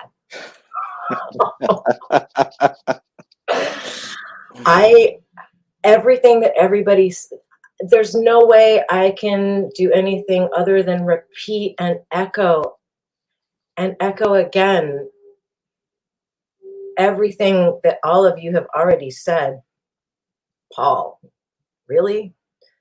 Turned me into a regular Holly Hunter. She's laughing, she's crying, all in a matter of 5 seconds. Which really, only goes to demonstrate to beings out there in Wi-Fi land, wherever you are, that we are such magical, incredibly magical beings who can go from laughing to crying to flipping their shit to going, what do you mean? I'm fine. Like 2 seconds later, after the whole room is just like quaking, like, what was that? And you're just like, whatever. Like, we are so magical. We project, and what we project is projected back. We're creators. We're vibration. We're sound. We're energy. We have chakras. We have star family. We have stories that we don't even know, like, because they've been shit on, and we've been pummeled by, sadly, what Stephen had the misfortune to walk by several times. Stop it. Don't do it. It's awful. Like, I can't do anything but stay in love and in my frequency and keep raising it and keep having these conversations and keep going from 0 to 60 back to 0 to just living and feeling as viscerally and as in my field fully as I can. And I wish that array of magic consciously being felt through everybody's molecular structure on a moment-to-moment basis. All of you out there, I wish you well. I wish you self-discovery, self-realization, more conversations like this, more expansion, and just so much love. So much love. I don't know what else to say except good night, Gracie. I love you. Thank you. Thank you, Leanne. That's beautiful. I love you, sister. And least but not last, I want to give a huge thanks to the moderators in the Watchers Talk chat and all the other chats where we have moderators. You've done a beautiful job, a wonderful job. It was unexpected. You guys were amazing, sharing links, looking after porn posters, and just really, looking after the sacred space that we all created together. So, deep respect to you guys, and I love you guys very much. And I don't regret making you guys moderators. Sometimes you do that, right? You're like, shouldn't have made that guy a moderator, but not in this case. I appreciate you guys so much, and thank you very much. And that's it, guys. This is the launch of Humanity Unplugged, right? This is the team. I think Kathy This is the wants to team. say something. Yeah, we unplugged it, and now Humanity is launched, and they're going to go out there and become, seed dreamers and do their conscious work. And so, what's next, right? Like, really, what's coming up next? Next To is fly away like Neo. That's what's next. We're about to do. Is he doing a flyby again? Sure is. Phew. But before you do the flyby straight to chapter 18 on our Yes. alien ancestry, because that's the big next event that's happening in a few days. And I'm going to be there, and Rob's going to be there, and Kathy's going to be there. Yeah, Kathy, please go ahead. Yeah. I just wanted to suggest to everyone that's listening, or anyone that's listening to this recording, that they share this, that there are 11 days of content that need to be seen. And I have a list of 5,000 people. I've been emailing them almost every day, telling them, a lot of them are at work, so they probably have to watch replays or after work. But keep it going, because it's golden what we've collected here. It's not going to be out of date, I don't think, for at least 6 months. Well, at least, who knows with the way the world's going. But all of us share it. There's so much gold in all of this. Thank you, Kathy. Thank you. Yes, please share this and keep this going, because there's a lot coming. This is not the finality of Humanity Unplugged. This is just beginning. And as I was saying, in the coming days, I'm going to begin organizing one-on-one talks with every single speaker that was here on this conference, and to really dig deep into what they were talking about, go down that rabbit hole and have that deep discussion with them, and to raise the awareness. So that's coming up next. And, there's going to be articles written about this next. And there's a lot of stuff coming up. And like I said, the next is chapter 18. Don't forget that. Evan, why don't you tell us about chapter 18 once again, and where people can go? And we have a ticket giveaway, don't we? We've got a draw happening here, and we are planning on doing that, aren't we? So give us a quick download on chapter 18, brother. Yeah, so 18's coming up this weekend. So Sunday down south, Saturday for you guys up north in the world. We've got Peter there, an original artist, amazing. He's going to have amazing information for us all. So, sign up for that, and there's a little code word there, and you get 10% off. But Sunday, that's when it's going to happen. And looking forward to seeing you all there again. Should be good. Cool. So I'm going to remove everyone off the camera, or if you can remove yourselves from the screen. So I will bring our raffle up. And Paul, you want to stick around for that? No? Okay. Yeah, I can do. Yeah. I was just following your instructions. Let's do that. So we got our draw happening, and let's put everybody down here. So we have 33 entries in the draw, and let's do it. You guys ready? 3, 2, 1, now. I love this.